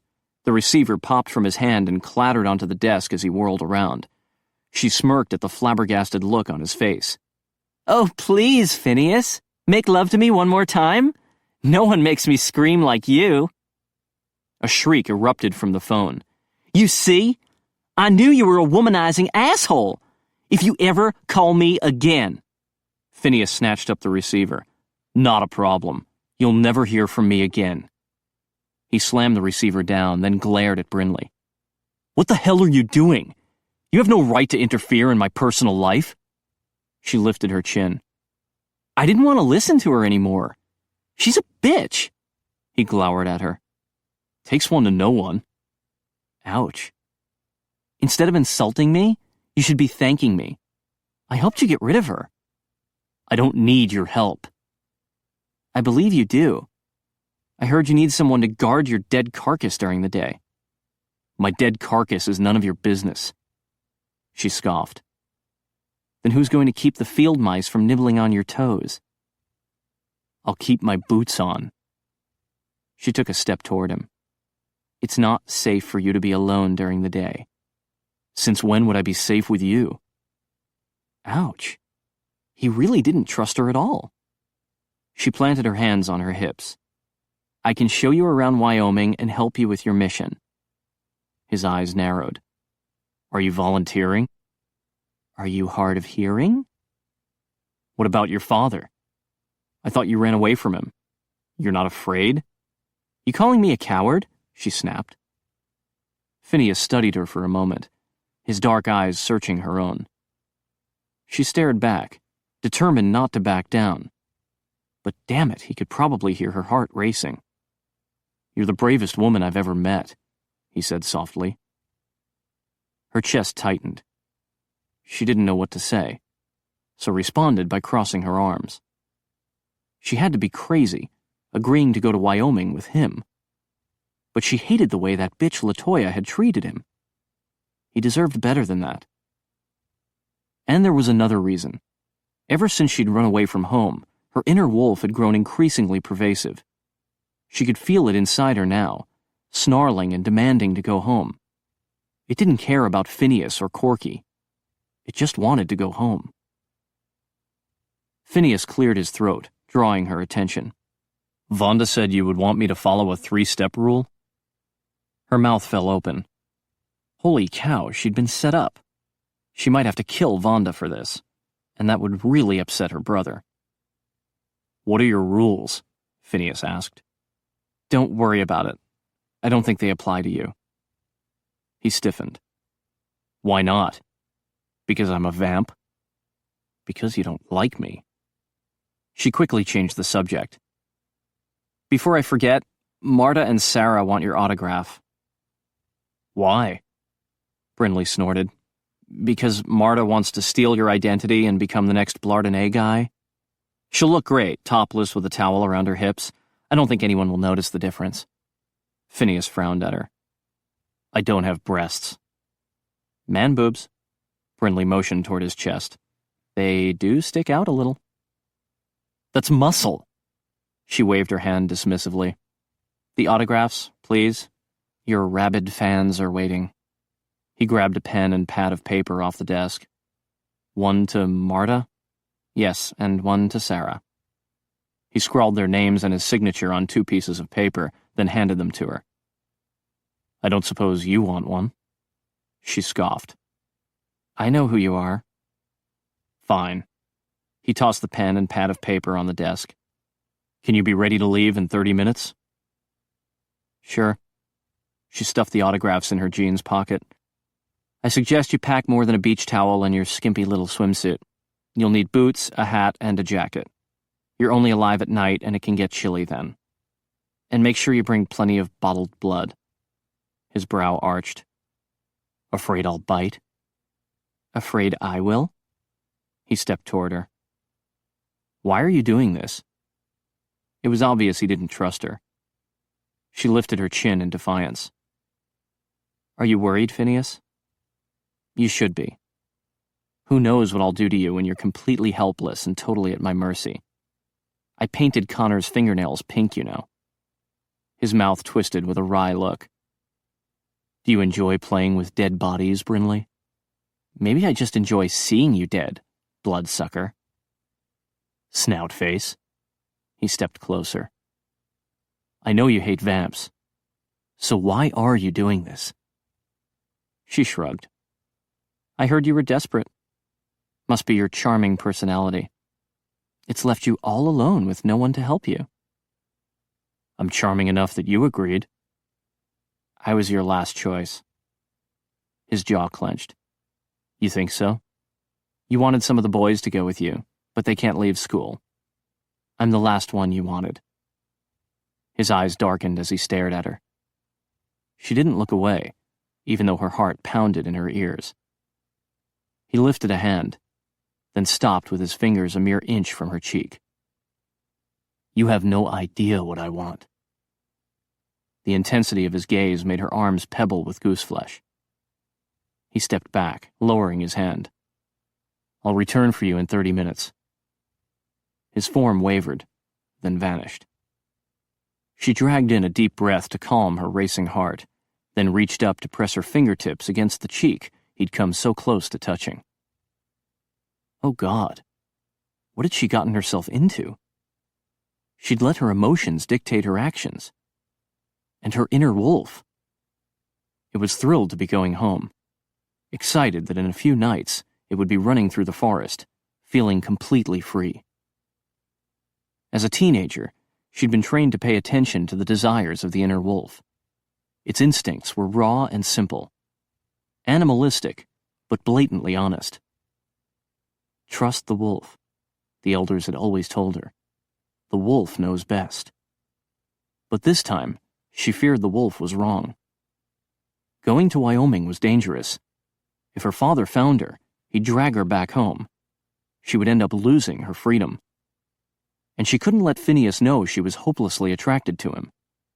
She'd have to be strong and ruthless, or she might end up losing her heart. Chapter 6. "What the hell are you wearing?" Brinley demanded. "Polite as always," Phineas muttered. 30 minutes had passed, and he'd returned to the main office at the Dragon Nest Academy to pick up Brinley. He glanced down at his stylish new clothes. Maybe a little too stylish, but Leroy of Leroy's House of Class had personally selected his new Western wardrobe with assurances that he looked 100% authentic. He hooked his thumbs into the snakeskin belt that sported a huge buffalo-shaped brass buckle. "I'm dressed like a cowboy now. I thought it would be best to fit in." "Where? On stage at the Grand Ole Opry?" Brinley moved closer and skimmed her fingertips across his white silk shirt. "Fringe?" His chest expanded in response to her touch, so he stepped back, out of her reach. Her gaze lifted to his head. "Oh, God help us. Your hat is sparkly." He removed the black Stetson. All the cowboy hats at Leroy's House of Class had sparkled. Some had sparkled all over. He'd thought he'd done well, selecting a plain black hat with a narrow band of red sequins. "I went with the understated look. It seemed more buck." Her eyes widened. "Are you kidding me?" "No. The black hat matches the black fringe on my shirt, and the red sequins go with the embroidered red roses. But Leroy wanted me to pick the red hat because it had lots of sequins and some feathers." "Enough!" She snatched the Stetson out of his hands, ripped the red sequin band off, then tossed the hat onto the desk, where it landed next to her plain leather handbag and duffel bag. "Maybe I can find some scissors to cut off the fringe." She rummaged in a drawer. Phineas frowned. "Is it that bad?" "Do you want to live through the night? If we go into a bar with you looking like—" "Why would we go into a bar?" "To ask questions. We're hunting for Corky, right? You go around looking like that, and I'll have to break some arms." He stiffened. "I can take care of myself." "Not during the day. You'll be totally helpless." "I'll be sleeping in the basement during the day, and my clothes won't be a problem." He gave her a pointed look. "I won't be wearing any." She gulped. Damn, but he enjoyed shocking her. "Well," her cheeks blushed a pretty pink as she slammed the desk drawer shut, "you'll still have to wear clothes when you're awake, so I'll run up to my brother's room and see if he has anything you can borrow." Her gaze drifted over him once again. "You look about the same size. Actually, those jeans you're wearing will do just fine." Was it his imagination, or did her eyes linger on his groin area a little too long? "Are you sure? I didn't know if I should go with a zipper or a button fly. I've got a zipper here." "You're fine." Her blush deepened. "I'll be right back." She rushed from the office. He took a seat, smiling to himself. There was something about Big Bad Wolfie Girl. He was always tense with excitement around her. Part of him longed to touch her. The other part urged him to run. Fast. No doubt that was the part controlled by his brain. Unfortunately, his brain never worked well around her. She was part animal. That was the problem. It gave her a wild, aggressive nature, and that appealed to a primitive need inside him. An ancient and raw caveman need to possess her. But the civilized part of him knew Brinley was not the kind of woman who should ever be possessed. She was a free spirit, a wolf, a princess. She would always be beyond his reach. He drew in a deep breath and let it out slowly. In the last 30 minutes, he'd zipped through a bunch of tasks as quickly as possible. He'd stocked an ice chest full of bottled blood, then he'd teleported it to the cabin. It had been a few years since he'd been to Phil's cabin in Wyoming, and a quick inspection had left him pleasantly surprised. Phil had modernized the place into a vacation home for himself and Vonda, and it now had electricity and running water. A bathroom and utility room had been added onto the back of the cabin. It was still basically one room, combination den and kitchen with a table and chairs, and some furniture arranged around a large stone fireplace. A trap door led to the basement, which was now furnished with a king-sized bed. A second bed was in the loft above the kitchen, which could be reached by climbing a ladder. He made several trips to the cabin, teleporting back and forth from Romatech. He brought a laptop and internet card, plus a stash of weapons and ammo from the security office. Then he raided the cafeteria for food to stock the refrigerator and pantry. Brinley was doing him a big favor, agreeing to go with him, so he wanted to make sure she was comfortable. With the cabin ready, he turned his attention to himself. The McKay uniform of khaki pants and navy polo shirt wasn't going to blend in. He needed to remain as inconspicuous as possible. Fremont told him there was Western wear at Leroy's House of Class, so he made a quick trip there. Fremont also remembered there was a great pair of cowboy boots in the wardrobe closet at DVN, so Phineas teleported there to grab them. Back at Romatech, Laszlo had embedded a tracking device into one of the boots while he packed a duffel bag with underwear, socks, t-shirts, jeans, toiletries, and his fancy new shirts from Leroy's House of Class. He teleported the duffel bag to the cabin, then back at Romatech, he went over all the job details with Fremont one more time. "It's all right, dude," Fremont assured him. "I got it covered. Besides, you're just a phone call away." "I can't be sure I'll always get a connection," Phineas warned him. "I'll be out in the middle of werewolf country." "With Big Bad Wolfie Girl?" Fremont snickered. Phineas winced. He shouldn't have shared that name with his little brother. "This is a business trip." "Yeah, but I know what kind of business the love doctor's into." Fremont slapped him on the back. "Just don't let her bite you." Phineas groaned inwardly as he waited in the school office. He had to be crazy, taking Brinley with him. He glanced at his watch. She'd been gone 10 minutes. Maybe she'd changed her mind about going. To his surprise, that thought didn't bring him relief, but a twinge of sadness. He enjoyed being with her, looking at her beautiful sky-blue eyes, creamy skin, and mane of wild hair. He even enjoyed the way she prodded and poked at him. It was a challenge to keep up with her, and fun. A smile tugged at his mouth when he recalled how she'd given LaToya a shock. She'd been outrageous, calling him back to bed, claiming he made her scream. He'd known, of course, that she was joking, but his groin had still responded. Now he had to wonder, why had she come to his defense? Had she felt angry on his behalf? No, he pushed that thought aside. She hated vampires. She'd made that clear many times in the past. Still, he couldn't help but wonder. Had she objected to his clothes because she enjoyed picking on him? Or was she trying to protect him? And if she was concerned about protecting him, was she doing it out of a sense of duty? Or because she actually liked him? He sighed. He needed to stop looking for emotions that didn't exist.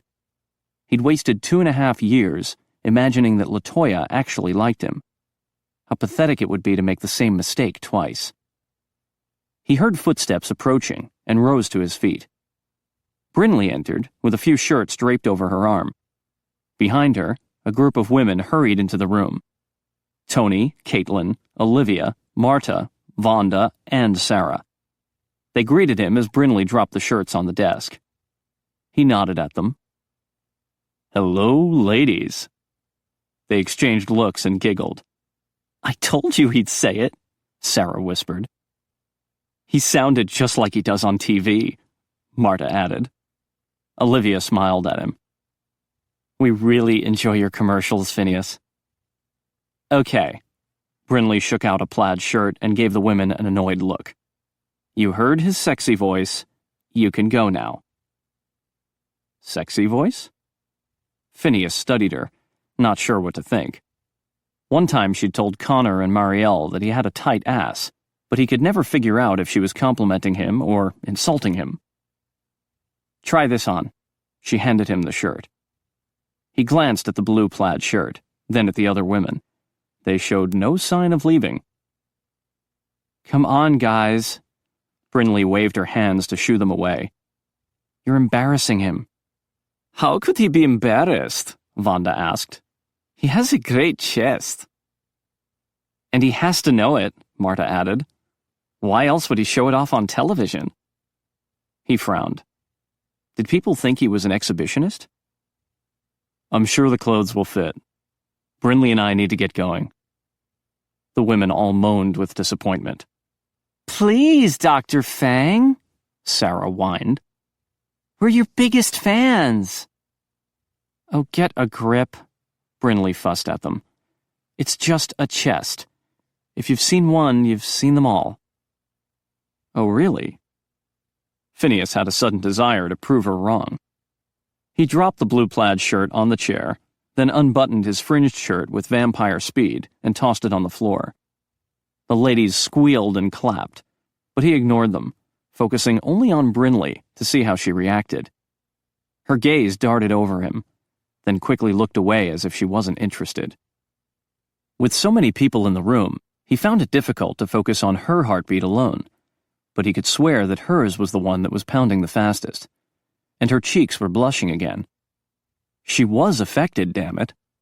He could feel it. His own heartbeat sped up as he put on Phil's blue plaid shirt. Instead of buttons, there were snaps. A vision flitted through his mind of Brinley popping all the snaps open as she ripped off his shirt. And then they would get naked and it would be a perfect fit, Vonda announced.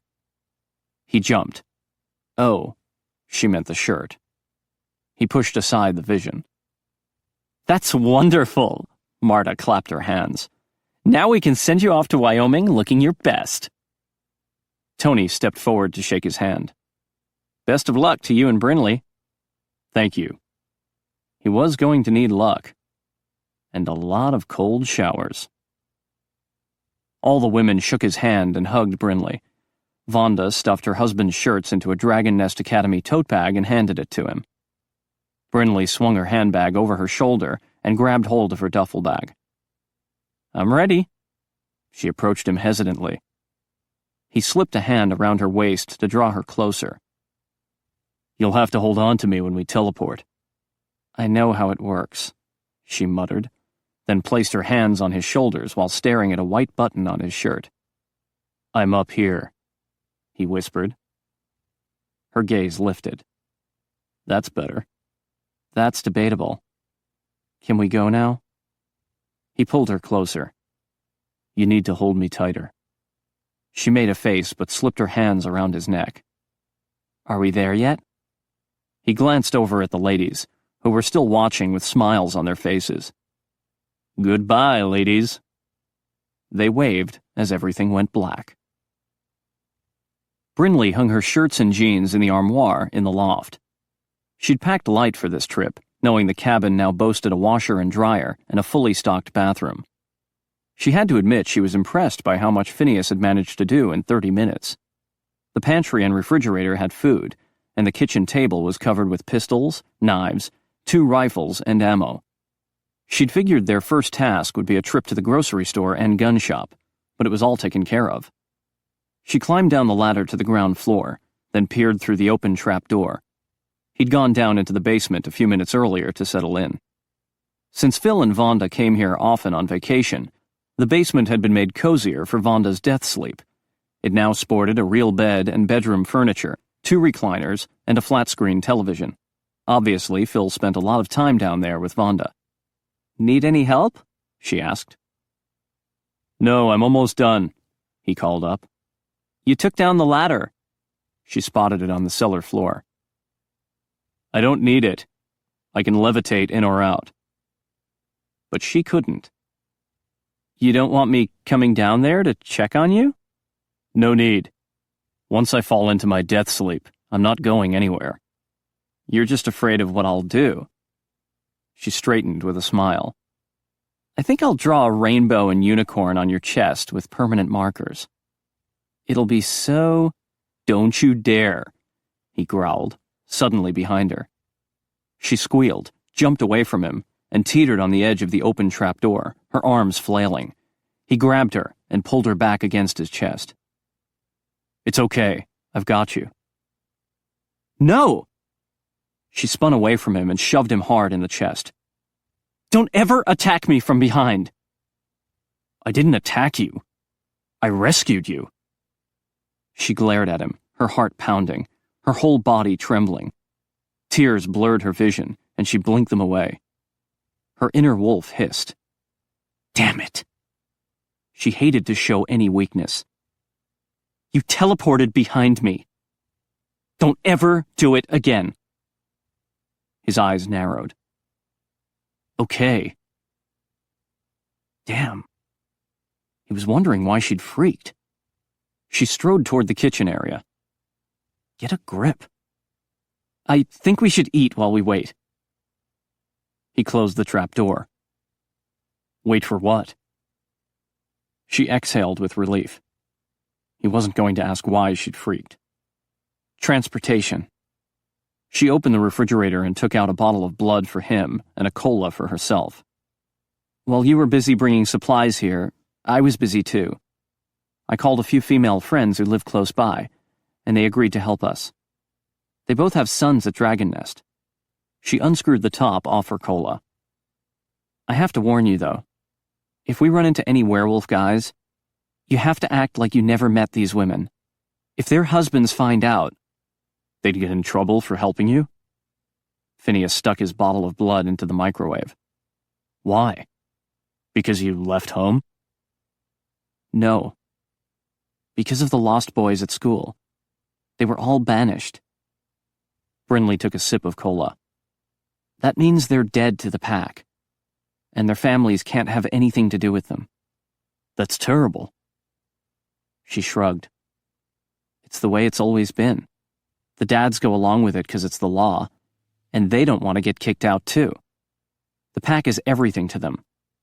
But the moms, well, they tend to see things differently. No pack can tell them to stop caring for their children." Phineas nodded. "Good for them." Lights flashed outside. "That could be one of them now." Brinley rushed to the front window and peered through a narrow gap between the window frame and the curtains. She needed to make sure it was Sherry or Trudy before stepping outside.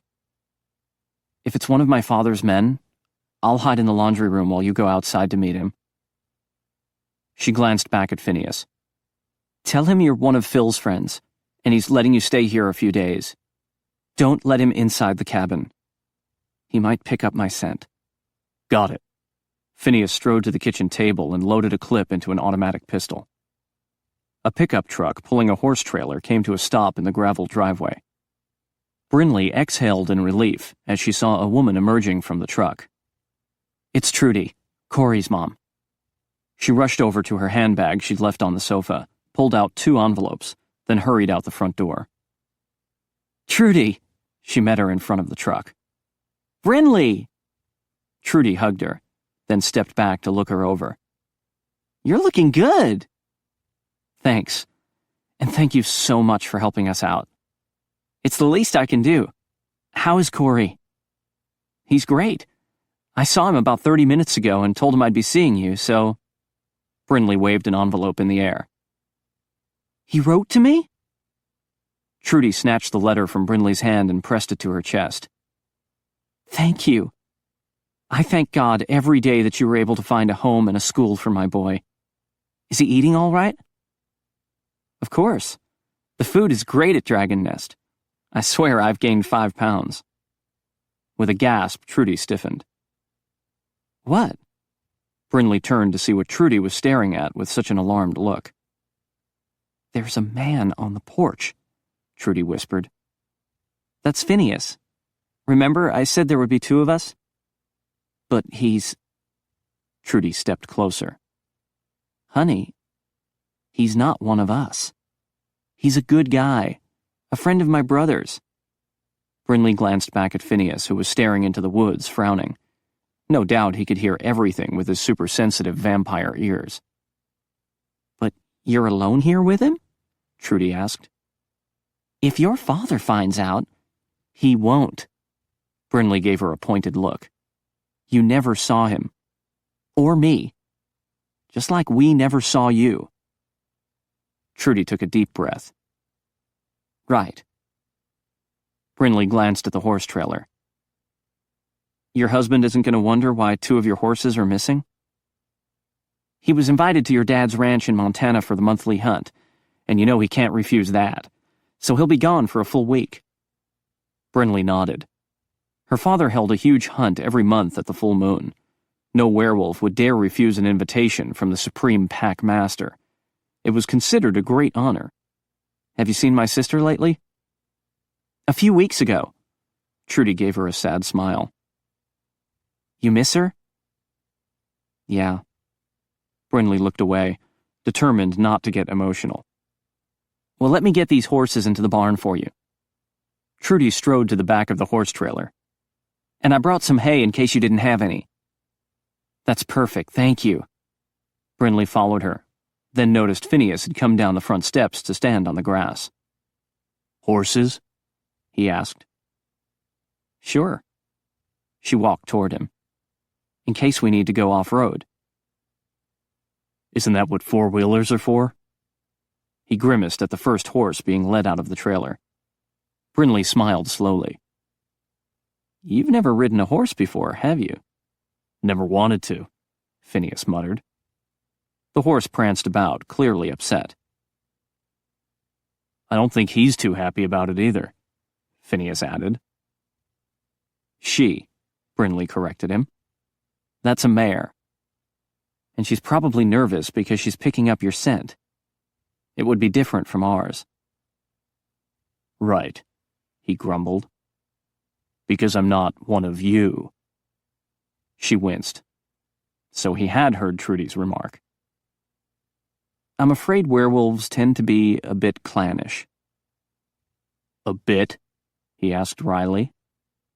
She shrugged as she watched Trudy lead the mare and a gelding toward the barn. We've learned over the centuries that it's best to stick together. It's basic self-preservation. Why would a horse get upset over my scent? Phineas asked. Don't you guys smell like a pack of wolves? How do you even keep horses and cows? It's like a fox guarding the chicken coop. Seems like they'd get one sniff of you and run away. Brinley grinned. My father's been ranching for over 100 years. The animals are used to our scent. Come on, help me get the hay into the barn. With Phineas's superior vampire strength, he had no trouble transporting whole bales of hay to the barn. Brinley introduced him to Trudy, then brought her up to date on her son's progress at school, while Phineas finished moving the hay. A Honda Civic pulled up next to the pickup truck, and Brinley and Trudy strode from the barn to greet the driver. Sherry! Brinley hugged her. Thank you for coming. No problem. Sherry handed her the car keys. It's all yours for a week, and the tank is full. How is Gavin doing? He's great. Brinley retrieved the second envelope from her jacket pocket. He wrote a letter for you. Oh, thank you. Sherry grabbed the envelope. I can't thank you enough. That goes for both of us, Trudy said. Sherry's gaze shifted to Phineas as he emerged from the barn. Is that young man staying here with you? Young is right, Trudy murmured. I think he's only about 23. Well, Sherry's mouth twitched as she regarded Brinley. Are you a wolf? Or a cougar, girl? She gritted her teeth. As far as she was concerned, she didn't look any older than Phineas. Sure, she was 30, but as soon as werewolves reached maturity, their aging process slowed to a near halt. That was how they managed to live for 5 centuries. And although Phineas had been transformed at a young age, that was a few years ago. They had to be fairly close to each other's age now. With a start, she realized she was mentally defending herself and Phineas as a couple. And they weren't. They couldn't be. Sherry's eyes widened as she caught Phineas's scent. He's not one of us. I know, Brinley ground out. A shame, Trudy said. He's incredibly strong. You should have seen him tossing around those bales of hay. Sherry gave Brinley a pointed look.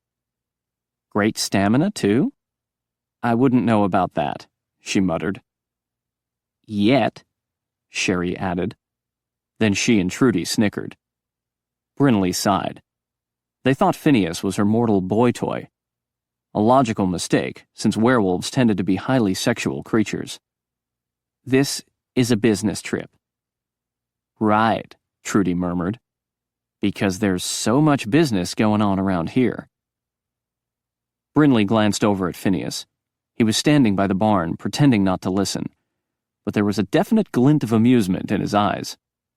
She turned back to the women. Thank you for helping us. And remember, you didn't see us here.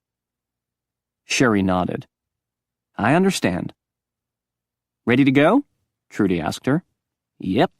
Sherry climbed into the passenger seat of the pickup, then Trudy drove off, pulling the empty horse trailer behind her. All right. Brinley waved the car keys in her hand as Phineas approached. We've got wheels. And horsepower. Phineas glanced back at the barn, frowning. So what's our first move? Brinley asked. We tracked down the guy who was bitten. I thought he didn't remember much. Phineas shrugged. I can use vampire mind control to take a look inside his head. Brinley grimaced. She hated the way vampires could manipulate people's minds. Bloodsucker. The corner of his mouth curled up. Snout face. Chapter 7. Phineas frowned as he slipped a knife into the sheath he'd attached around his calf so that it nestled just inside his cowboy boot. He'd made one simple decision, that they would teleport to the medical clinic, and Brinley had gone ballistic. He recalled the way she'd reacted when he'd teleported behind her. She'd yelled at him then, and now she was shouting again. Were all werewolves this high-strung? She was behaving like one of those overbred, expensive little dogs that yapped all the time. He couldn't recall Phil ever acting like this. Apparently, the little princess was used to always getting her way. I can't believe this, she glared at him, her hands on her hips. I go to all this trouble to make sure you have a car, and you don't even want to use it? He tugged his pants leg down and straightened. I explained why. You don't appreciate what I've done. Or the trouble those ladies went to. I do. Then let's drive the damned car. Yap, yap, yap. Would he have to put a muzzle on her? Brinley, don't you understand? I want to be more than just a babysitter for you when you're dead. I want to help you when you're awake. That gave him pause.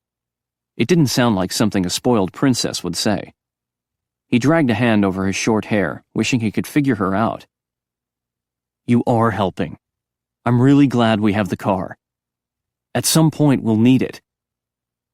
He wasn't so sure about the damned horses, though. I thought it was very clever, the way you arranged it all. She scowled at him. Now you're just being condescending. Damn, she was touchy. I mean it. I think you're very clever. And brave. You and your friends have got this whole underground female liberation thing going on. And you're the leader. It's radical. rebellious. Totally cool. Her cheeks turned pink. It's no big deal. It is big. And it's gutsy. I like it. She looked away and waved a dismissive hand. Someone had to help the Lost Boys. Phineas blinked when it finally clicked. She had trouble accepting a compliment, and that seemed really strange. A princess should be used to flattery, but obviously, Brinley wasn't. What if he'd misinterpreted other things about her? He'd always thought her anger stemmed from being a spoiled princess who would throw a temper tantrum if she wasn't getting her way. But what if she was angry because she never got her way? What if her prickly nature was due to a lifetime of criticism rather than compliments? It was a bizarre theory, so he needed to put it to the test one more time. You know, your brother's really proud of you. Brags about you all the time. Her blush deepened. She opened her mouth to speak, then closed it and looked away. Amazing. She didn't know what to do with a compliment. And even more amazing, he'd found a guaranteed way to shut her up. It was sad, though. If she'd grown up never receiving any kind words. He knew she'd run away from home because her dad had tried to force her into an unwanted marriage. Maybe the dad had a long history of being an overbearing jerk. He slipped on a shoulder holster. You know what I really like about your underground rebellion? The way you're sticking it to your dad. She flinched. This has nothing to do with him. And I still think we should take the car. Man, did she change the subject in a hurry. Some major denial going on. He strongly suspected dear old dad was the source of her problems. Which meant, he thought with a wry smile, that he and Brinley had something in common after all. And she wasn't the spoiled princess he had thought. She'd risked everything to help the Lost Boys, and she'd given up her cushy life when she ran away from home. Damn. The more he got to know her, the more he liked her. And admired her. Don't think about it. Stick to business. He checked his automatic pistol to make sure it was loaded, then slipped it into the shoulder holster. The hospital is in Buffalo. It could take over an hour to drive there, and we can teleport there in just a second. It's a 24-hour emergency room, she argued. There will be people there. We can't just pop in and scare everybody. Don't worry about that. He slipped a large sheepskin jacket on to conceal his weapon. I can erase people's memories if I need to. She made a face at him. You seem awfully eager to use your vampire mind control. You seem awfully sensitive about it. I'm just saying you better not try it on me. Mess with me and I'll mess with you while you're in your death sleep. I could do something terrible, like donate one of your kidneys. He grinned. Don't worry. I have no desire to invade your brain. Her body, yes, but not her brain. Some places are just too scary to visit. She scoffed. That's right. I'm so complicated you'd get lost and never find your way out. That was the problem. He wouldn't want to find his way out. He checked the information he'd written about the emergency room. I'm going to call now and teleport. Are you coming with me? She hesitated. I can't let any werewolves see me. I understand. He extended a hand toward her. I can protect you. She took a small step in his direction. Can you avoid using my name in public? My dad's a powerful landowner, so even mortals could recognize my name. And if the news gets back to him, I got it. He slipped his hand around her waist and urged her closer. We have to keep you secret. She placed her hands on his chest. I don't mean to sound paranoid about it. I just don't want to be forced to marry against my will. I'd never let that happen. She glanced up at him. You don't know how ruthless my father can be. He gripped her tightly around the waist. You don't know how determined I can be. Her eyes widened. and her heartbeat accelerated. "Why are you willing to protect me?" Because no matter how much she fussed and snarled, it was music to his ears. When he breathed in her scent, he was in heaven. And when he gazed into her sky-blue eyes, an eternity wasn't long enough. But he couldn't tell her that. So he shrugged. "I don't like people to be unhappy." She snorted. "You don't even consider me people. You call me Snoutface." He smiled and tapped the end of her nose. "But it's such a beautiful snout." Her mouth fell open, drawing his gaze there. Soft, luscious lips, ripe for kissing and sweet to taste. He pulled her close, and his groin hardened as her lips turned a rosy pink. She inhaled sharply. "What the—" He stiffened with the sudden realization that the whole cabin was now tinted pink. And that could mean only one thing. His eyes had turned red. "Excuse me." He looked away, squeezing his eyes shut. Shit. He'd gotten hot from just touching her nose? "Are you all right? You look like you're in pain." He gritted his teeth. "It's nothing. Just a vampire thing. It'll pass." Although it was difficult to ignore her sweet body pressed up against his. "Excuse me a minute." He zoomed at vampire speed into the bathroom and splashed cold water on his face. Shit. He hadn't made it through one night without his eyes betraying him. His attraction to her was stronger than he'd thought. He took a deep breath and closed his eyes. What he needed was self-control. He pictured a snowy blizzard in his mind, then a pack of growling wolves. Bared teeth, snapping jaws. They hated him. They wanted to rip him to shreds. And Brinley was leader of the pack. He opened his eyes. His image didn't show up in the bathroom mirror, but the room was no longer pink, so his vision must have returned to normal. He dashed back to the table and grabbed his cell phone. "Let's get going." He dialed the number of the emergency room and wrapped an arm around Brinley without looking at her. When a woman answered, he teleported, taking Brinley with him. "Nothing? Ha!" Brinley glanced quickly around the emergency room's waiting area. It was empty, except for the mortal receptionist. No werewolves in sight. She was safe. Safe enough to freak out over what had just happened. If it was nothing, why had Phineas run off so fast to the bathroom? A vampire thing? That was a huge understatement. She knew good and well what red glowing eyes meant. Vonda had explained it to her and the angel Mariel. A vampire's eyes turned red when he wanted sex. And that meant Phineas was attracted to her. Her heart lurched up her throat. Why hadn't she realized this before? Well, how could she when the rascal was always tormenting her and calling her Snoutface? That was not the way to win a woman's affections. Her heart plummeted. The conclusion was obvious. Phineas was rude because he didn't want to win her affections. That was why he'd shot off to the bathroom like the hounds from hell were after him. He didn't want to get involved with a werewolf. Well, she squared her shoulders. She didn't want to get involved with a vampire. So there. They were even. And alone. It was a bloody shame.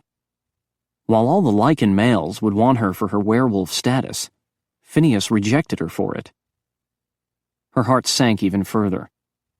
His red glowing eyes were probably nothing more than an indication that he was susceptible to the three-step rule. It was a theory she'd come up with years ago that at any given time, a man's thoughts were only 3 steps away from sex. She should have known it would apply to Phineas. He was about the sexiest man she'd ever met. He was probably attracted to every woman he met, and his eyes were constantly turning red. After all, he called himself the Love Doctor. And he was the Blardonnay guy, too. Every woman who watched DVN wanted him. She had a sudden urge to slap his handsome face, and then kiss it to make it better. She groaned inwardly. The man had no right being so sexy. It had to be that damned vampire allure. She glanced at him. He'd been quiet since they arrived, but she figured his brain was busy zapping the receptionist with vampire mind control. He approached the receptionist's desk, staring intently at the woman sitting there. The nurse had gasped when they'd teleported into the waiting room, but now she was simply gazing at Phineas with a blank look. He smiled at her. "I believe you had a patient here a few days ago with bite marks on his neck." Brinley joined him at the counter. "Can you tell us his name?" The nurse looked at her, then shook her head slightly as if she were dispelling cobwebs from her mind. "Are you from the newspaper? We figured you guys would show up eventually with a bunch of questions, but I'm afraid I can't discuss the case with you." Phineas leaned close to Brinley and whispered, "You messed up my control. Let me handle this." She shot him an irritated look, but he ignored her and refocused on the nurse, who soon regained her glassy-eyed blank expression. "We're from the Centers for Disease Control." He whipped out his wallet and flashed a credit card at her. "I see." The nurse nodded. "How can I help you?" "I'm Inspector Mc..." Phineas halted, obviously having second thoughts about using his real name. "Man Boob," Brinley finished for him. He stiffened.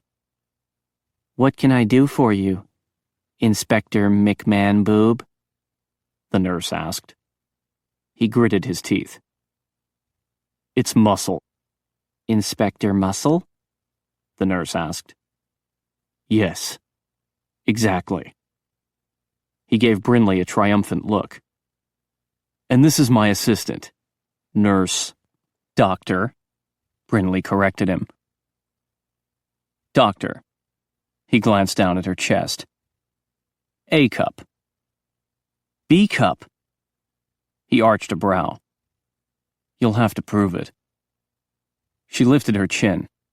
"Maybe I will." With a smirk, he turned back to the nurse. "We need to see the file on the patient who came in with bite marks." She stood. "That would be Jason Pritchard. One moment, please." She wandered into the adjoining office that housed the file cabinets. Brinley leaned close to him and whispered, "I know why a vamp's eyes turn red. Vonda told us." She stifled a grin when he visibly gulped. Let him worry about that for a while. He glanced at her with a stern look. "We'll discuss it later." Again his gaze dropped. "Dr. B-Cup, Inspector McMahon It's Muscle," he interrupted her. "You'll have to prove it." "Maybe I will." He turned back to the nurse as she came forward with the file. "Thank you." He opened it on the counter. Brinley sidled up closer so she could see what was in the file. The top page listed all the vital information about Jason Pritchard. Phineas handed that page to the nurse. "Will you make a copy of this for us, please?" "Of course, Inspector Muscle." She took the paper and strode into the adjoining office. Phineas pointed at the bottom of another page. "He was released this morning." "Yes." Brinley glanced over her shoulder when she heard the emergency room door opening, then quickly turned her back as a man entered, and his scent wafted toward her. Werewolf. Beside her, Phineas stiffened. He opened his jacket, the side without the shoulder holster, then abruptly pulled her against his chest and covered her halfway with his jacket. Brinley let out a surprised and muffled moan, her face pressed against his chest. A very hard chest. He'd been right about the muscle. She listened to the werewolf's steps as he approached the receptionist's desk and came to a stop behind her. She winced. He would smell werewolf, too. Hopefully, he would think the scent was coming from Phineas. "Where's the damn nurse?" the werewolf growled. "I think I cracked a rib." "That's gotta hurt," Phineas said with a sympathetic tone. Obviously, this werewolf wasn't an alpha, Brinley thought. Or he would have simply shifted to wolf form and back to heal himself. "Yeah, I fell off a damned ladder," the werewolf grumbled. "What are you here for?" Oh, it's not me. It's my girlfriend here, Betsy.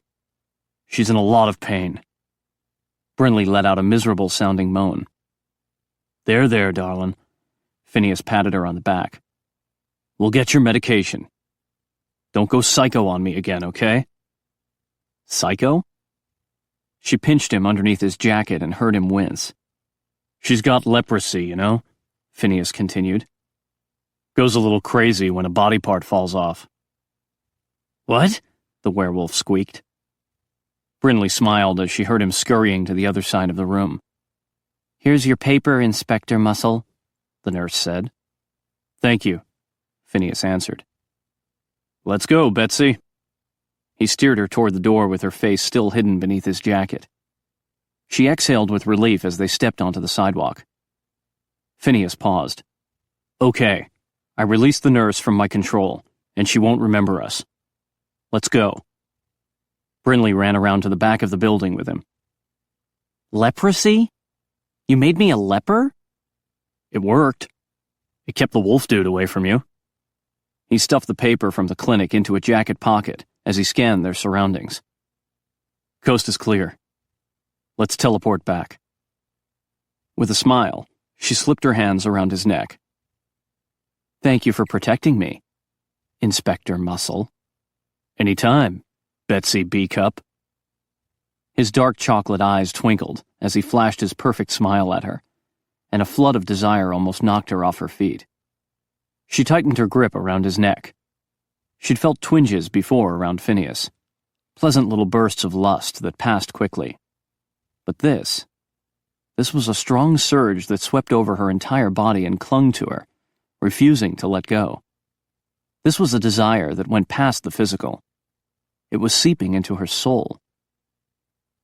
Are you all right? He whispered. He knows. She shook her head. I'm in trouble. We both are. His eyes glinted with a hint of red. Then everything went black. Chapter 8. Much to Brinley's disappointment, Phineas simply let go of her when they arrived at the cabin. He didn't even look at her, just retrieved the paper about Jason Pritchard from his jacket pocket and studied it. She folded her arms over her chest. Aren't we going to discuss this? Okay, this Jason dude lives in Sheridan. I think we should call his number and... That's not what I'm talking about. He gave her an irritated look. It's what I'm talking about. I'm going to drink some blood, then I'll teleport to Jason's house. You can come with me if you want. She glared at him as he strode toward the refrigerator. I saw your eyes turn red twice now. Are you going to deny that you're attracted to me? No. He stuffed a bottle of blood into the microwave. Not the most romantic of confessions, but it still made her heartbeat speed up. So you like me? He glanced at her. Don't get excited. Nothing's going to happen. Ouch. No need to be rude. I'm just being realistic. Well, good. That's all I'm asking, that we both face reality. And the truth is, we're mildly attracted to each other. He scoffed. You call that the truth? Yes. She grabbed a bottle of water from the fridge. You already admitted you're attracted to me. You can't take it back. I am attracted. He retrieved his bottle of blood from the microwave. But there's nothing mild about it. The bottled water slipped from her hand and tumbled onto the wooden floor. She snatched it up quickly. Damn thing is slippery. He took a sip of blood. It's simple. We're here to do a job. We do it as quickly as possible, then go back to our normal lives and put this all behind us. She groaned inwardly. He thought that was simple? About as simple as torture. What about our attraction? What about it? He strode toward the couch, then sat and stared at the empty fireplace. It would be wrong for us to get involved. You know as well as I do that it could never work. And never last. She winced. Part of her acknowledged that he was right. but another part wanted to curl up on the floor and cry. It hurt. Hurt enough that she wanted to hurt him back. He took a long swig from his bottle, then glanced up at her. "How can you be attracted to me? Did you stop hating vampires all of a sudden?" "No. I think you're a disgusting bunch of parasites and users." She gave him a wry look as she wrenched the top off her bottle. "But don't take it personally." With a frown, he plunked his booted feet onto the coffee table. "Then it's good you haven't forgotten I'm a vampire."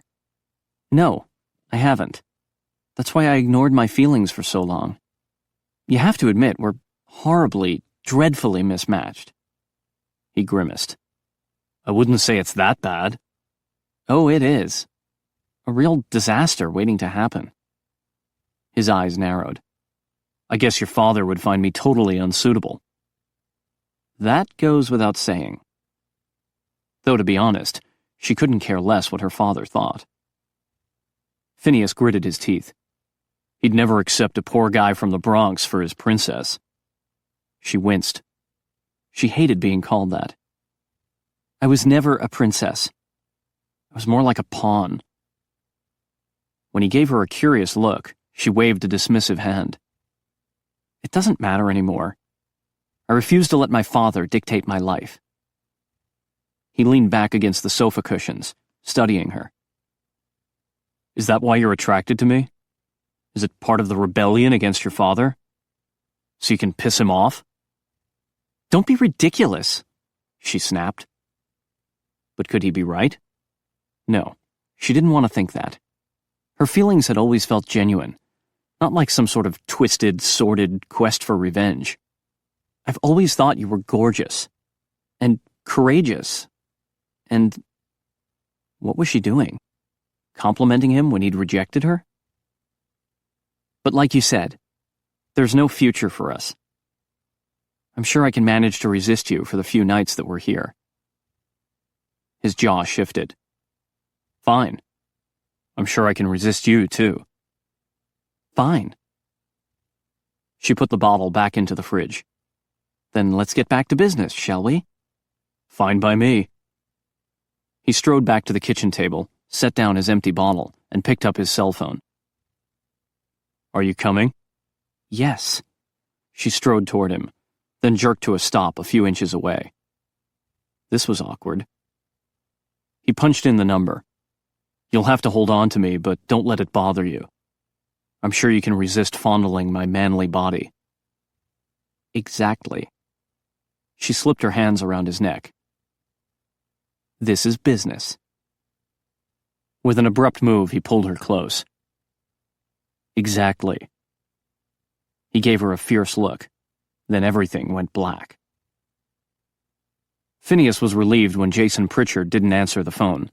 It was so much easier to teleport to an answering machine that talked for a minute without asking any questions.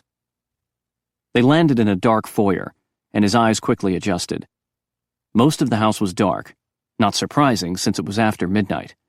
It was also Saturday night, so a young guy like Jason might be out on the town, but Phineas suspected he was asleep in his bedroom. After all, he'd just been released from the hospital that morning. He placed a finger against his lips to remind Brindley to be quiet, and she nodded, giving him an annoyed look that probably meant she didn't need reminding. Prickly, as always. He moved quietly through the small house, relieved they couldn't talk right now. Their last chat had ripped his ego to shreds. She thought he was a disgusting parasite?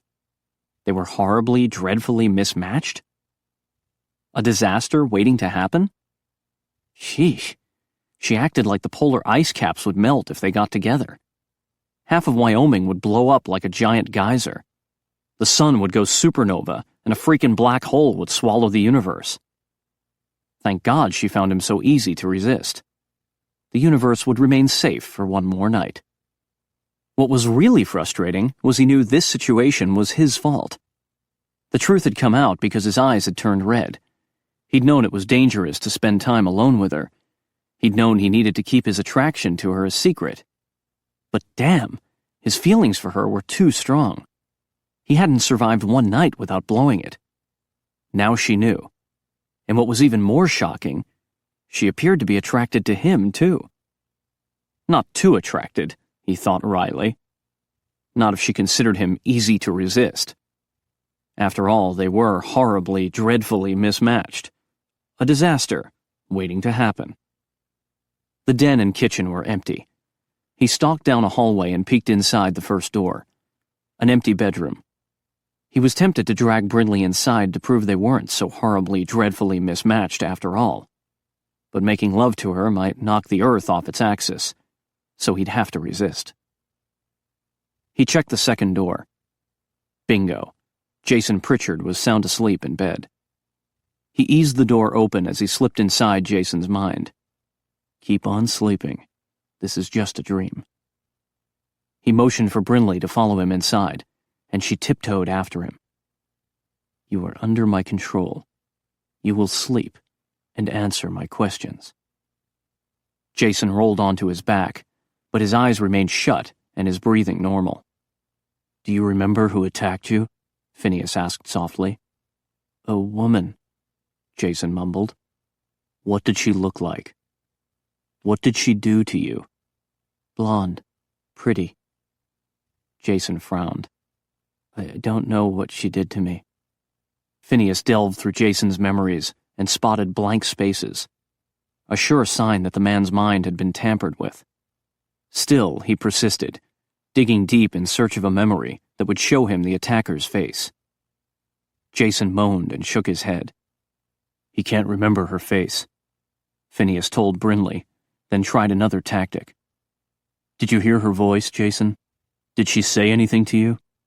She said she was my queen. Phineas's breath caught. Oh my gosh, Brindley whispered. That sounds like Corky. Phineas leaned over the sleeping man. Where were you when she attacked you? Cloud Peak Glacier. I know where that is, Brindley said quietly. Good. Phineas touched Jason's forehead. This was all a dream. Sleep, and forget about me. Jason let out a loud snore and rolled onto his side. Phineas reached a hand out to Brindley. Let's go. She stood stiffly in his arms as he teleported back to the cabin. As soon as they arrived, she jumped away and strode into the kitchen. He scowled. How noble of her. She was so determined to keep the polar ice caps from melting. So where is the Cloud Peak Glacier? She pulled a map out of a drawer and unfolded it on the kitchen island counter. See this area here? She jabbed a finger at a northern area of Wyoming. This is where we are. He joined her at the island and studied the map. The sweet scent of her hair filled his nostrils. Peaches. And vanilla. It reminded him of the homemade peach cobbler his Aunt Ruth made.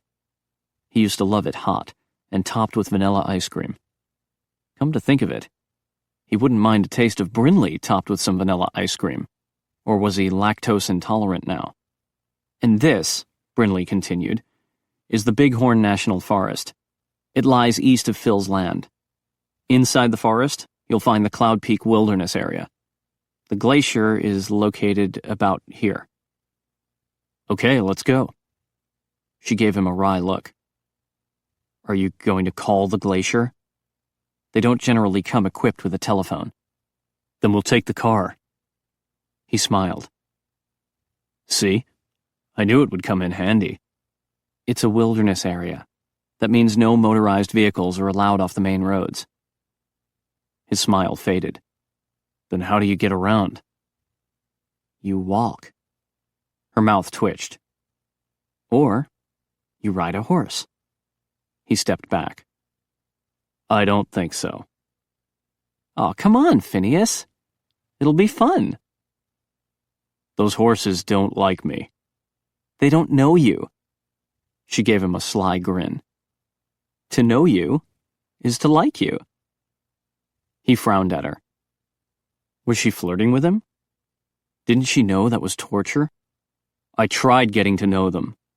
When you and Trudy left the barn to greet the other lady, I stayed behind for a little while. I tried mentally communicating with the horses to let them know I would never hurt them. Aw, that was sweet. Not too sweet. One of them tried to bite me. She laughed. Which one? I don't know. They all look alike. Horses look alike? She shook her head. You're such a city boy. His brow arched. Country girl. And proud of it. I can bring down an elk in 60 seconds. I didn't think your breath was that bad. She huffed and punched him in the shoulder. Ah, foreplay. He rubbed his shoulder. And here I thought you were going to resist me. She scoffed. That's not my idea of foreplay. Then what is? Her eyes widened, then she looked away. Sorry, he mumbled. She shrugged and turned back to the map. No big deal. And actually, I don't think we should ride in at night. Our best bet is for me to go in the late afternoon. Trudy can bring her trailer and drop me and the horses off. I'll ride one and lead the other, then set up a base camp below the glacier. As soon as the sun sets, I'll call you and you can teleport. She winced. Although the cell phone probably won't work. I can zip back to Romatech and pick us up some satellite phones, Phineas suggested. That would work. She wrinkled her nose. The problem with this plan is it'll leave you alone here for a few hours. He glanced at the basement trapdoor. Did he dare risk it? How often do people come around here? Never. And I would lock up. But still. You would worry about me? She shrugged in an unconcerned manner. It's my job to guard you. He gritted his teeth. I'll be fine. We can move the couch to conceal the trapdoor. I'll teleport in and out of the basement. Are you sure? She was worried about him. He knew it. She just didn't want to show it. If I wasn't sure, I'd spend the day at Romatech. She nodded. Okay. Then we have a plan. All right. He sat at the kitchen table and booted up the laptop. I'll find a map of the wilderness area. Cloud Peak and the Bighorn National Forest. She rummaged inside the fridge and pulled out some sliced roast beef. I'm going to make a sandwich. You want anything? I'm fine. He pulled up a search engine. There are camping areas in the forest, right? Yes. Over 30 of them. We'll need to check those. Corky may have commandeered one of them. He glanced at Brinley. Don't check anything without me. It could be dangerous. She opened a loaf of bread. Seems to me that it would be safer to look for her during the daytime when she's dead. She wouldn't dare sleep unprotected. She'll have a few mortals under her control, and they'll be brainwashed to kill anyone who comes close to her. Don't do any investigating without me. Brinley glowered at him. Okay. He found a good map that detailed all the camping areas. I'll zip over to Romatech and print this out and grab our sat phones. Okay. She slathered some mustard on her bread. I'll probably stay there for a few hours, see how my brother's doing, file a report and catch up on what the other guys are doing. It would be a lot easier to resist her if he put over 1,000 miles between them. Okay. She slapped her sandwich together. You'll be all right here? She shot him an irritated look. I'll be fine. You have a lot to do tomorrow. You should get some sleep. Go ahead and teleport. I know you don't want to hang around me for the rest of the night. It's not that I don't like you. Quite the opposite. Just go. Fine. With a sick feeling in his stomach, he vanished. Who's afraid of the big bad wolf? Brinley sang to herself in the shower. She'd finished her snack, then checked on the horses in the barn. Phineas had not returned. She turned off his computer, then gathered up some supplies for the trip to Cloud Peak Glacier. Some beef jerky, a few granola bars, some bottles of water, a roll of toilet paper, and a sleeping bag. Phineas might be able to teleport in and out, but she'd be with the horses, so she'd have to do things the old-fashioned way. She made a note to herself to bring some weed seed-free feed for the horses. By 1 o'clock in the morning, He still wasn't back. She took a shower and sang the Big Bad Wolf song at the top of her lungs, hoping he'd come back and hear it. He didn't. She left the light on in the bathroom with the door partially closed so the cabin wouldn't be totally dark, then climbed the ladder to the loft and crawled into bed. With a groan, she punched a pillow. It was her fault he was uncomfortable around her. She shouldn't have told him that she knew what the red eyes meant. She'd wanted to tease him, but to be honest, she was flattered. More than flattered. Amazed. Astounded. He'd admitted he was attracted to her. The real Brinley. All the guys in the past who had pursued her had never bothered to find out who she really was. They'd simply seen her as the Supreme Packmaster's daughter, the ticket to win more power and prestige in the werewolf world. Phineas had nothing to gain from a relationship with her, unless you counted gaining a bunch of enemies. Her father and his countless followers would want to kill him. She sighed and nestled under the covers. It was for the best that he was staying away from her. They couldn't be together. He knew it. She knew it. Her inner wolf knew it. They were from two different worlds. How much did she actually know about him? Had he really been a drug dealer? Was it true there was an outstanding warrant for his arrest? It didn't seem to fit the Phineas she knew. She'd always felt safe around him. She knew her brother and the vamp guys liked and respected him. Angus McKay had promoted him to head of security at Romatech. He wouldn't have done that if he didn't believe Phineas was absolutely trustworthy. But how well could she trust him? He was the love doctor. The Blardonnay guy. Hundreds of vamp women would gladly throw themselves at him. She rolled over and punched a pillow. Lucky Phineas. He could see his brother whenever he wanted. She didn't dare even contact her sister. She must have dozed off, for when she next looked at the bedside clock, it was almost 4. The cabin was totally dark. The bathroom door had been shut, and the water was running. Phineas was back, and taking a shower. She pictured him the way he looked in the commercials with a towel wrapped low around his hips. And his chest. His glorious chest would glisten with droplets of water. A tiny rivulet would sluice down his chest, right between his man-boobs. Her breath caught. The water had turned off. She slipped out of bed and tiptoed to the edge of the loft. The moon, now low in the sky, shone through the windows, softly illuminating the room below. He'd moved the couch back a few feet to cover up the trap door to the basement, and he'd moved the chairs back too, so the whole arrangement would look normal. The bathroom door opened, and the light switched off. Her heart pounded, and she took a deep breath to try to stay calm. She didn't want him to hear her racing heartbeat. He moved into view, and her heart stuttered. He was wearing a towel, just like in the commercials. Oh, God. His shoulders really were broad. And his back. So strong and muscular. She bit her lip. If only he would turn around so she could see his chest. Suddenly, he yanked the towel off and rubbed it over his head. She gasped. His rear end was showing. He stiffened and turned his head slightly. She slapped a hand over her mouth. He must have heard her gasp. But oh my God. When he had stiffened, it had caused the muscles in his buttocks to flex. It was about the most beautiful sight she'd ever seen. Brinley? He turned toward her with the towel lowered to cover his groin. She scrambled back onto the bed and held her breath. Her heart was beating too damned fast. He was going to hear it. Good night, Brinley, he said softly. The cabin was quiet. She strained her ears but heard only crickets chirping outside, and an owl hooting. She eased back to the railing and peeked over. The room was empty. He must have teleported into the basement.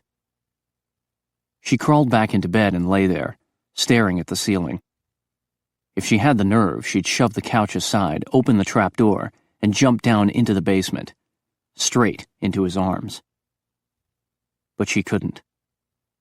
She squeezed her eyes shut, and the vision of his naked back and buttocks filled her mind. With a moan, she pulled the covers over her head. Easy to resist, she told him. What a big fat liar. She'd never wanted anyone as badly as she did Phineas. Chapter 9. The next evening, Brinley sat on her sleeping bag at the camp she'd established at the base of Cloud Peak and watched the sun slip over the horizon. Any second now, Phineas would be waking from his death sleep. She'd give him a few minutes to dress and drink some blood before calling him. She breathed deeply of air scented with spruce and lodgepole pine. The 2 horses munched on the green grass of the meadow where she'd camped. Far up the side of the mountain, nestled in a beautiful cirque, the glacier gleamed white in the moonlight. Patches of snow still dotted the mountainside. Tiny bits of ice sparkled, as if a divine hand had tossed a stash of diamonds across the side of the mountain. Beautiful. She closed her eyes and enjoyed the crisp night breeze that nipped at her cheeks. Home. Her inner wolf trembled with joy. It knew instinctively that she'd returned, and it was eager for the full moon that would come in 2 nights.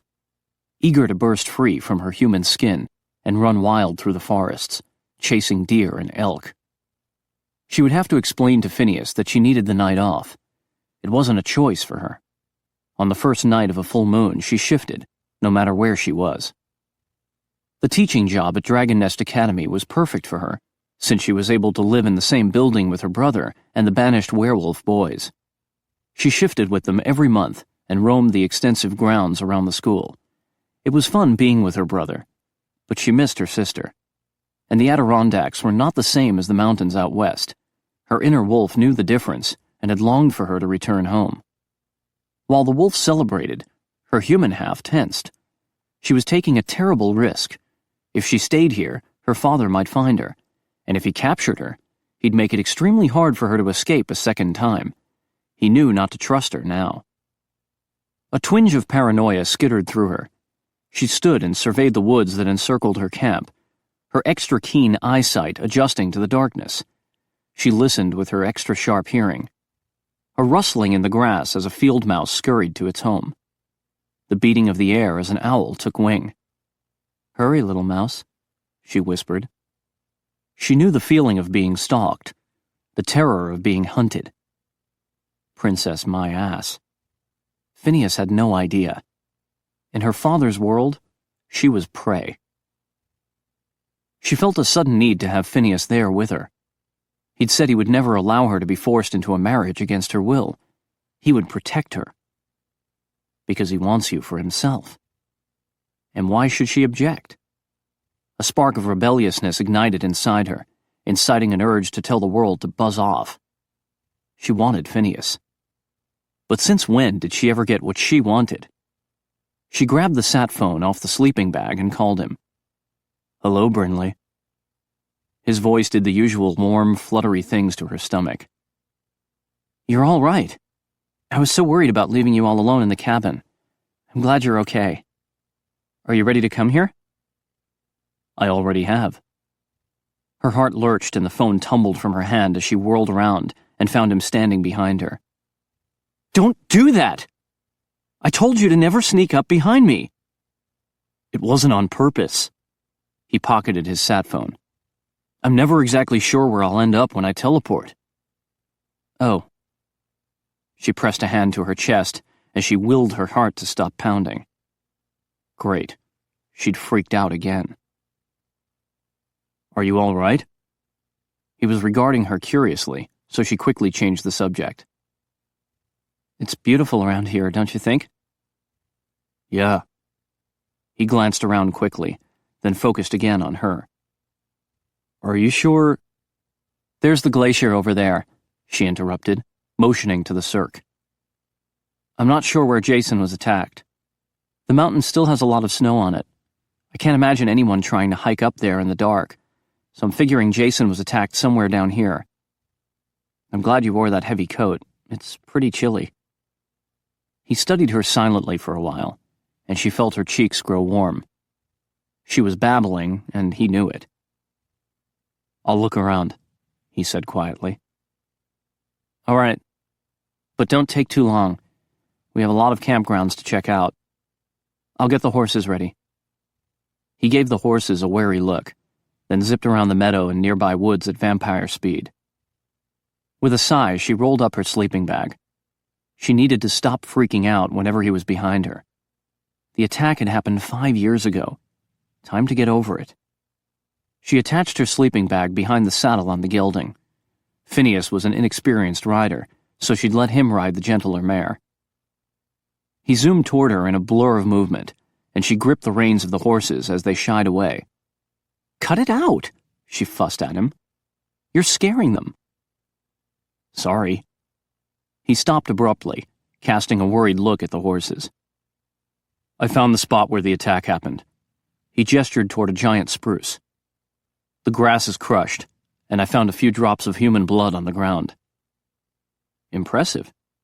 She hadn't detected any blood, and her sense of smell was excellent, although not nearly as good as when she was in wolf form. "Can you tell if it's Jason's blood?" Phineas winced. "The older vamps probably could, but I'm not as experienced as them. I can't tell if Corky was here either." She nodded. He seemed embarrassed, but that only made him more attractive to her. Werewolf men, especially the alphas, tended to be overconfident to the point of arrogance, and that had always annoyed her. He retrieved a piece of paper from his jacket pocket and unfolded it. "I printed out a map that shows the location of campgrounds. Vampires would need a cabin or a cave to stay protected from sunlight." She patted the sheath attached to her belt. "I brought a good hunting knife. I'm ready for them." He lifted his hands. "Wait a minute, Wolfie girl. If there's any fighting, you have to stay out of it." "I'm not going to leave you alone." "Your brother would kill me if I let anything happen to you." She scoffed. "So it's just my brother you're worried about?" "What do you need to hear, Brinley? That I couldn't bear it if anything happened to you? That if I failed to protect you, the shame would kill me?" Her eyes widened. "Is that true?" "Yes. So stay the hell out of trouble, okay?" "Okay." She smiled, her cheeks flushing with heat. "Let's go, bloodsucker." "After you, snout face." He handed her the map. She pointed at a spot on the map. "We'll head to this one first. It's not too far." She folded the map, stuffed it into her jacket pocket, then mounted her horse. He stood still, eyeing the mare with an anxious look. "Come on, city boy."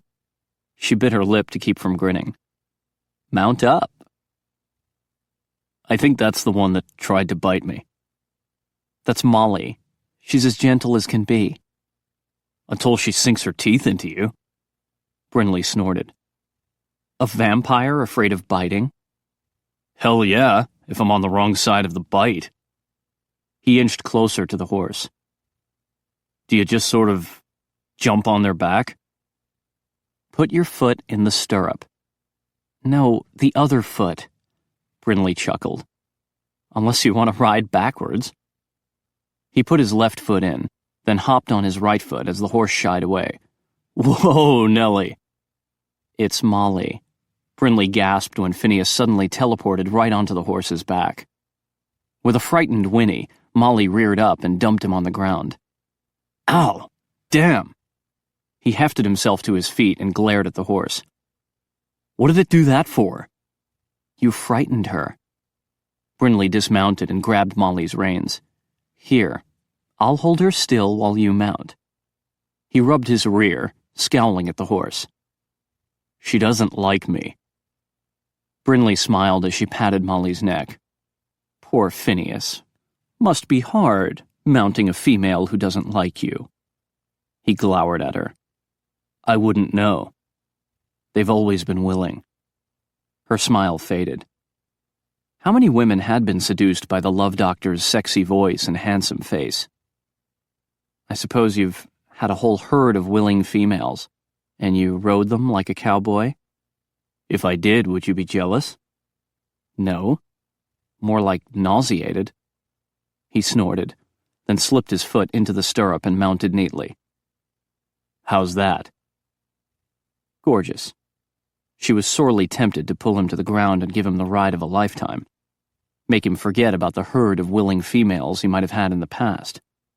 Instead, she handed him the reins. Hold them lightly. Molly won't need a lot of direction. She knows what she wants? His hands brushed slightly against hers as he took the reins. She swallowed hard. We don't always get what we want. She hurried back to the gelding and mounted up. This wasn't so bad once you got used to it, Phineas thought. The trail was wide and smooth, and well lit with a nearly full moon and a million stars. His horse was happy to follow Brinley's gelding, and he was happy to watch her from behind. Her back was graceful and curved into a slim waist. Her long ponytail swayed from side to side. The stars shone more brightly here than at home, and the sky seemed bigger. Even the earth seemed bigger, more expansive without the cramped and crowded feel he was used to in the city. Here, he could easily believe that he and Brinley were the only two people on the planet. It was a tempting fantasy. He and Brinley, all alone, with a moral obligation to repopulate the earth, and no angry werewolf father to object. But in reality, his sperm was dead, and Brinley hated vampires. He was 99% positive that she had spied on him when he'd gotten out of the shower, but of course, she'd found him easy to resist. He took a deep breath. The air was definitely fresher here. No smoky scent of meat grilling at the local street vendor, or stench of trash overflowing from a dumpster. At first, it seemed deathly quiet. No horns honking, no sirens, no throbbing bass from passing cars. But slowly, he became aware of different sounds, more subtle. A breeze ruffling the leaves, a twig snapping beneath a paw. The scenery appeared peaceful on the surface, but danger lurked in the dark depths of the forest. A different set of predators existed here. Wolves, bears, mountain lions. But the predator that had attacked Jason Pritchard was one he knew well. A vampire. Just like other predators, a vampire always left a trail. It was their need for blood, and their options were limited. They could order blood from Romatech, raid a blood bank, or drain animals dry. Or, if they were malcontents, they left human victims in their wake. As Phineas relaxed into the swaying movement of the horse, he congratulated himself. This cowboy stuff wasn't so hard after all.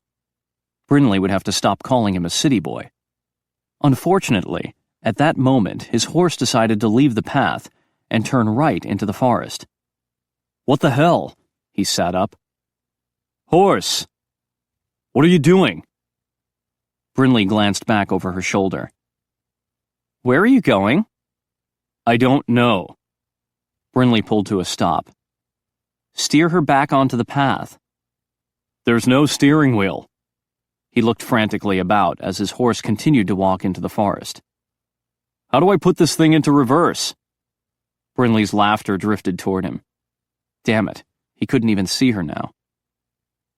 She's not a thing. She's a mare, Brinley yelled. You have to let her know you're in charge. I thought I was. Typical female. The mare had only let him think he was in charge.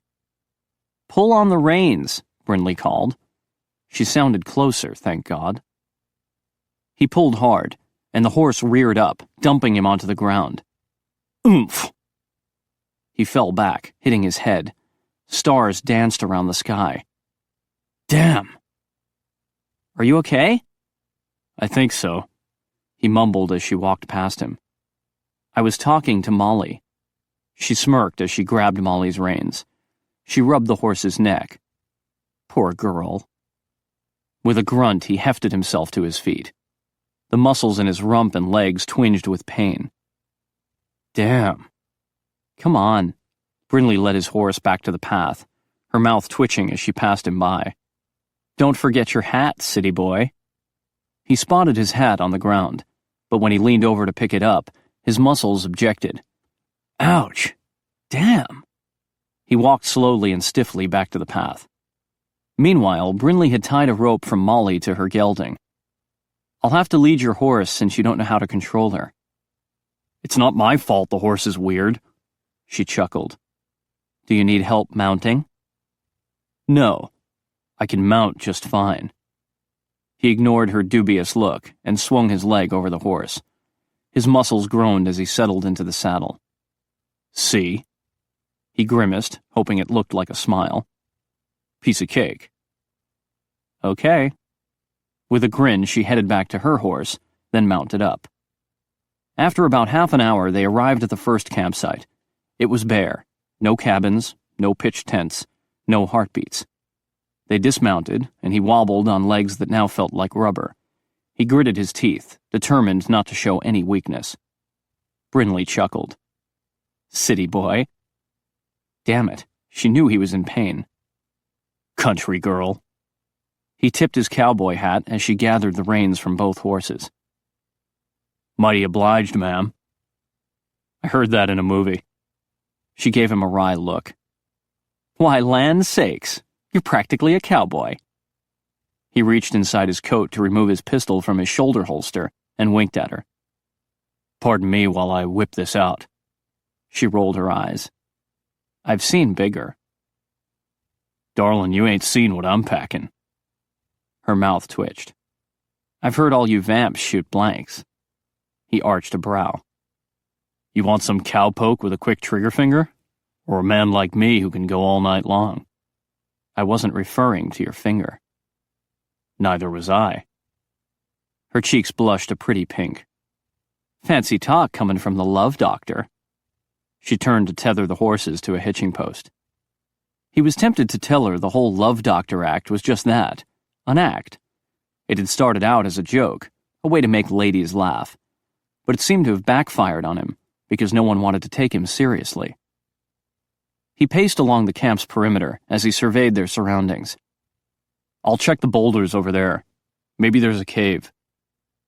If you find one, make sure there aren't any bears inside, Brinley called after him. Or cougars. Sheesh, what a friendly place. He trod carefully with his pistol ready. The wilderness was beautiful, but primitive. He couldn't imagine Queen Corky hiding here. If she was in the area, she'd use vampire mind control to land herself some better accommodations. A fancy ski lodge, maybe, or a ranch house. He holstered his sidearm and returned to Brinley. There's no one here, and I can't tell if anyone has been here recently. She nodded. It's part of the Leave No Trace program. You're not supposed to... She stopped suddenly with a gasp. What? He reached for his gun once again. Look, she whispered, her voice hushed with awe. She pointed at the far side of the meadow. Do you see him? Relief rushed through him, and he released the weapon. Yeah, it's a horse. That's not just any horse.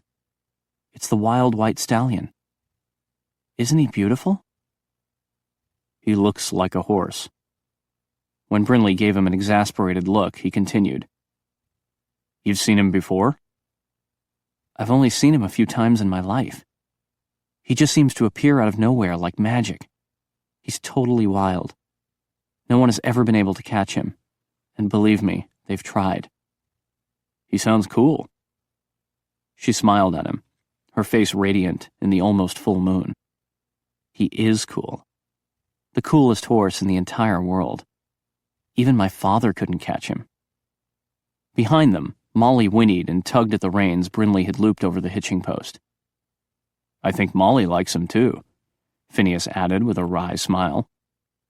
Brinley patted the mare to calm her down. She has excellent taste. Is that why she veered off the path? Did she catch his scent? Maybe. Phineas watched as the stallion reared up, then galloped off into the woods. There he goes. Brinley nodded, still smiling. He roams a wide area. I've spotted him in Montana 100 miles from here. He goes wherever he wants. Completely free, Phineas murmured. Yes. Brinley's smile faded as she untethered the horses. I've always had this feeling that if the wild white stallion remained free, then all was right in the world. She shrugged and looked embarrassed. That probably sounds silly to you. No, not at all. He moved closer to her.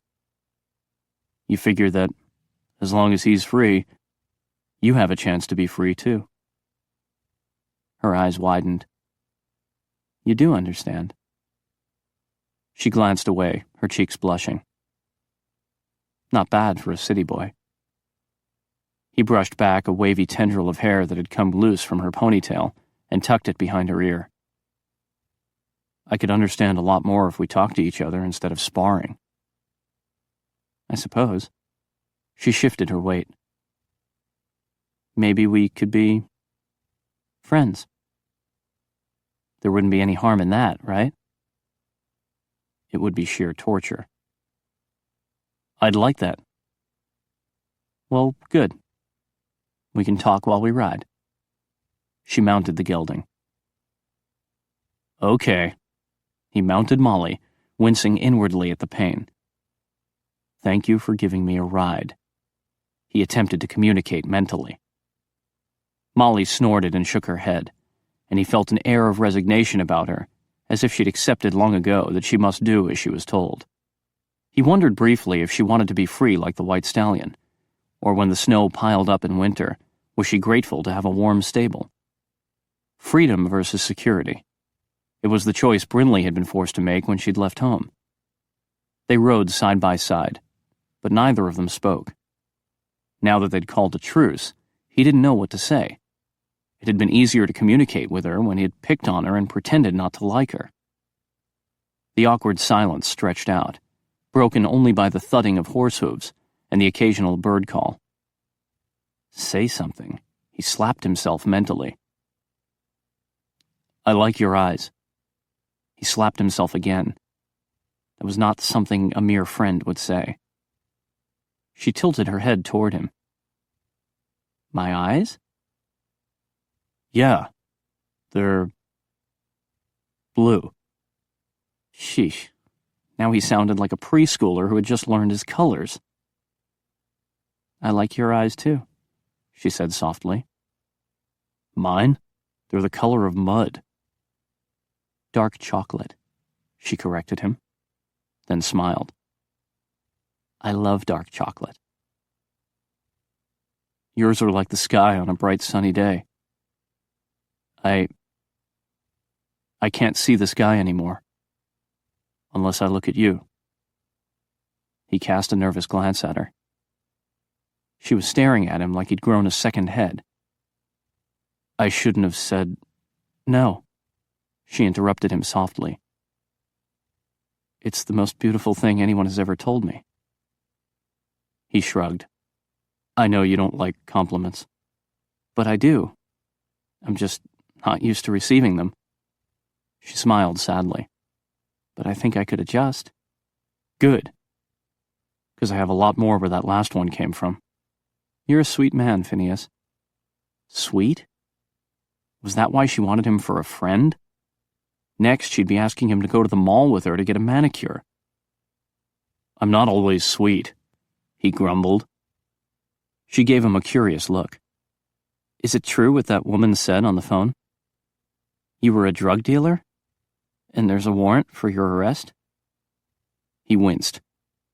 He should have stuck with the sweet perception. The more Brinley found out about him, the more she would want to avoid him. The truth would only convince her that she was right. They were horribly, dreadfully mismatched. Chapter 10. Boy, did he clam up fast. Brinley slanted a glance at Phineas. She must have pushed a button. Well, she could hardly blame him. She had things in her past she refused to talk about, too. A sudden notion pricked at her. Maybe they had something in common after all. Maybe they were both survivors. Their wounded souls recognized each other and were being pulled together by a magnetic force they couldn't stop or control. She shook her head. What romantic nonsense. She'd been slapped around by reality too much to believe that souls could be destined for each other.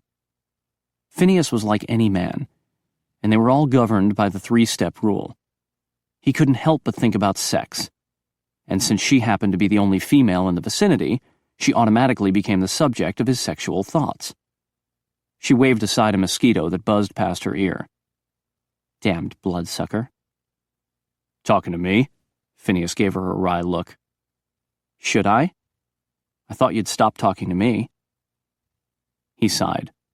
There are things in my past I'm not proud of. I'd rather be judged for the real me and not for my mistakes. You think I'll judge you? He scoffed. Haven't you already? I'm a disgusting parasite? A user? Your words. What about your words? You call me snout face. You do have a snout when the moon is full. Would you rather I talk about your hairy legs? She stiffened, and her inner wolf bristled. There's nothing wrong with my fur. If you weren't so ignorant about wolves, you'd know that I have a very nice pelt. You're extremely argumentative. I am not. And touchy. I've never met anyone so prickly. You bastard! His mouth twitched as he gave her a pointed look. Her face grew warm as a sheepish smile tugged at her mouth. All right, I might be a little touchy, but I have good reason. Then tell me about it. She swallowed hard. No way was she talking about her past. She needed to change the subject fast. Hairy legs? If that's how you flatter a woman, then you've got a lot to learn, Mr. Love Doctor. He flashed his perfect smile at her. I was getting to it. My point is that even with your pretty snout and gorgeous legs and cheerful personality, I would never hold it against you. I like you exactly the way you are.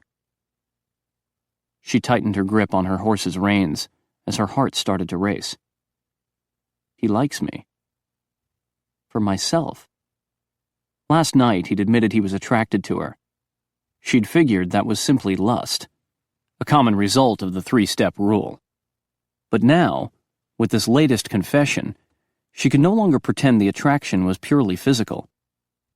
And she wasn't sure she liked that. Lust was easy to handle. If it itched too much, you simply scratched it. But once the heart was dragged into a relationship, it always ended in heartache. Abandonment, betrayal, abuse.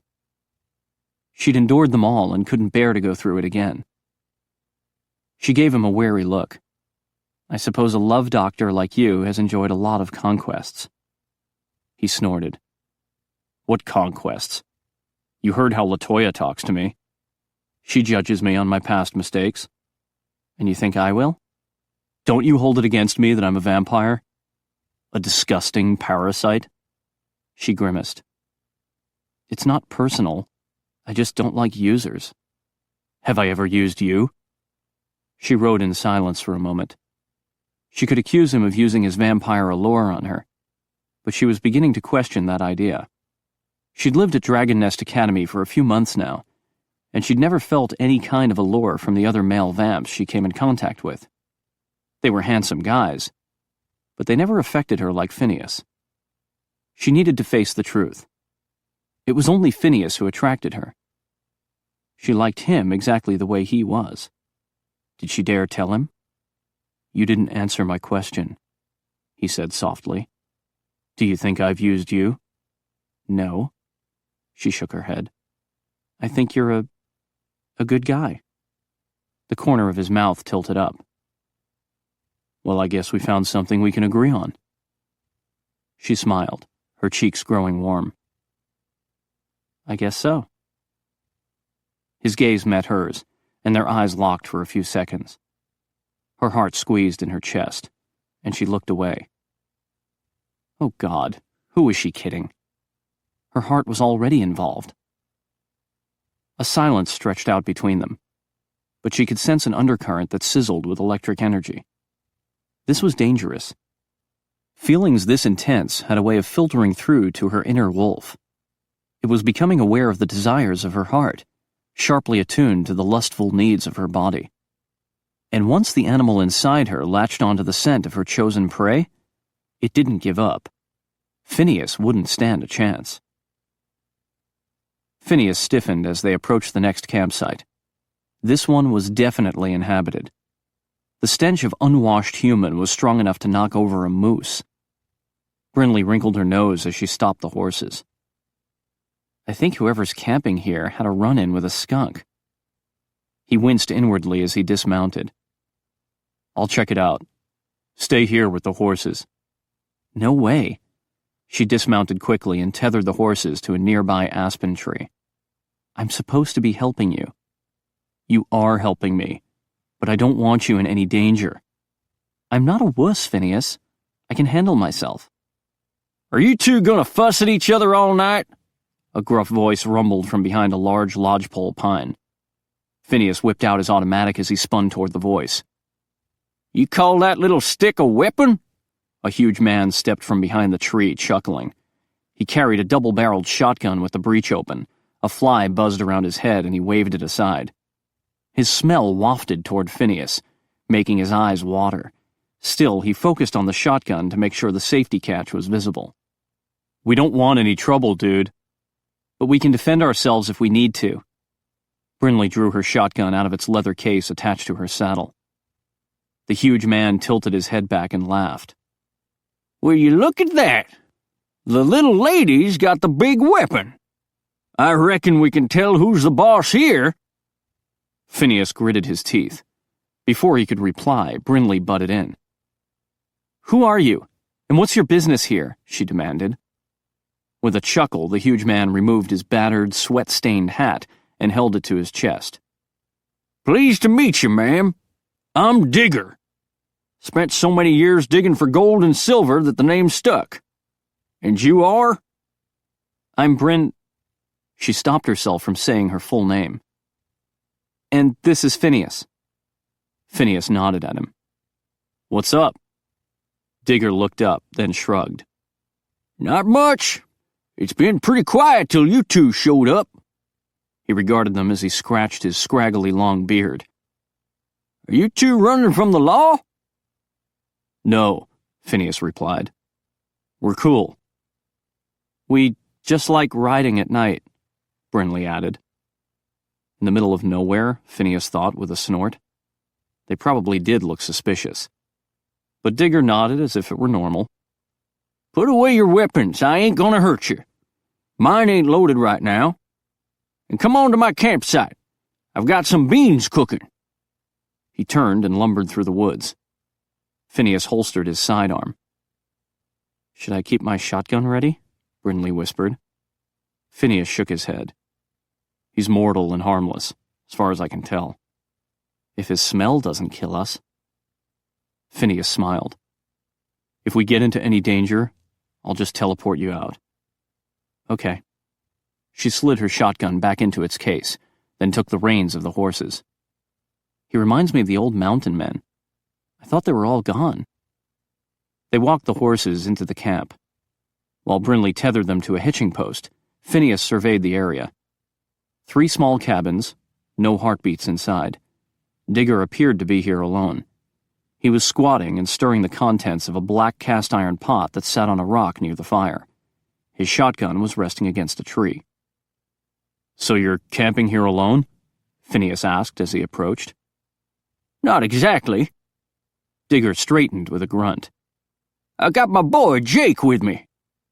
You want some beans? No, thank you. I just ate. Although this camp had cabins, Phineas couldn't imagine Corky staying anywhere near this smelly mortal, or trying to feed off him. Beneath Digger's battered hat, hanks of greasy gray hair fell to his shoulders.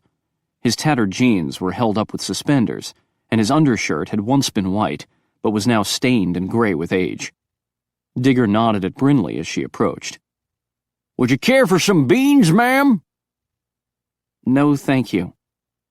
When Digger slumped with disappointment, she added, But they sure do smell good. He brightened with a smile that showed a few crooked teeth and a few more gaps where teeth were missing. It's my own special recipe.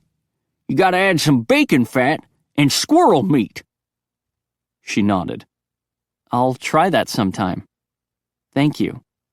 Have you noticed anything odd around here? Other than you, Phineas added in his thoughts. Digger's eyes lit up and he slapped his thigh, which caused a cloud of dust to puff around him. Dagnabbit, I knew it. I knew that was why you're gallivanting around at night. You're hunting them, ain't you? Them? Brinley asked. Yep. They're new to these parts, but I'm on to them. Digger scratched at his shirt. I'm hunting them too. Them? Phineas asked. You know the Carson Ranch south of here? Digger asked. 2 cows mutilated last week. That's what they do, you know. They drain all the blood, then cut up the carcasses so no one will figure out what they're doing. He pointed to his head. But some of us are too smart for 'em. We got 'em figured out.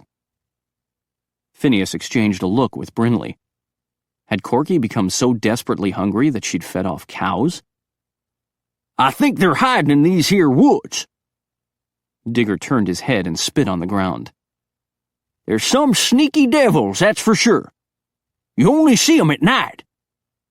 He nodded with a knowing look. That's why you're riding around in the dark. You're hunting them too. Well, Brinley drawled, I reckon you got us all figured out. He chuckled and slapped his leg. That's right. You can't put one past old Digger. His eyes gleamed as he looked Brinley over. You're a pretty little thing. Are you taken? Her eyes widened. Excuse me? It's been a while since I had me a woman. She's taken, Phineas interrupted, and moved quickly to Brinley's side. We're married. He wrapped an arm around her shoulders and pulled her close. She stiffened, then gave him a hesitant smile. Yes, we're newlyweds. Frowning, Digger motioned to her hand. You ain't wearing no ring. Her eyes widened, then she blurted out. It's a secret. We haven't told anyone yet. Her father doesn't approve of me, Phineas added. Digger gave him a sad look. Now ain't that a shame? Is it because you're black? Brinley flinched. No. Yes, Phineas answered at the same time. Finn? She whispered and touched his cheek. No. You know it's true, he whispered back. Your father will never accept me. If his race didn't upset the old werewolf, the fact that he was a vampire certainly would. The pained look in Brinley's eyes made his heart swell with tenderness. He slipped his hand around the back of her neck to pull her closer and kissed her brow. Yep, you two are newlyweds, all right, Digger chuckled. I ain't never seen 2 people so in love. Brinley's gaze lifted to his with an alarmed look, and he swallowed hard. In love? Was he? Damn. If he couldn't fool Digger, why was he trying to fool himself? Damn it! Digger bellowed. With a start, Phineas turned toward him, making sure he kept a safe grip on Brinley. What? It just makes me so damn mad. A nice couple like you having to keep your marriage a secret. I mean, can you help who you fall in love with? No. Phineas glanced at Brinley. I can't. Time seemed to halt for a second as their gazes locked and sizzled. Would she think he'd just confessed to loving her? Or would she think this was all an act? Of course you can't help it, Digger growled. Why, my own Jake fell in love with a squirrel. Brinley blinked, and they screeched back to reality. Say what? Phineas asked. You heard me. He's in love with a damn squirrel. Digger leaned toward them and lowered his voice. Don't tell him about the squirrel meeting the beans. It'll upset him. We won't say a word, Brinley assured him. Digger grunted, then turned toward some bushes that were trembling. I know you're back there, Jake. Stop spying on us and come on out. There were 2 crazy guys? Phineas held on to Brinley in case he needed to teleport her away. The bushes parted, and a dog padded into the clearing. He was big, yellow, and dirty, but his most striking feature was the hat strapped to his head. It looked like an old leather football helmet, crowned with a layer of aluminum foil that gleamed in the light of the campfire. "Oh, the poor thing," Brinley murmured. "He's had a head injury?" "Nope," Digger regarded the dog fondly. "My Jake is sharp as a tack. He's what you call a receiver." "For a football team?" Phineas asked. Digger broke into laughter, slapped his thigh hard, then coughed when the cloud of dust reached his face. "That's the craziest thing I ever heard. Dogs don't play football."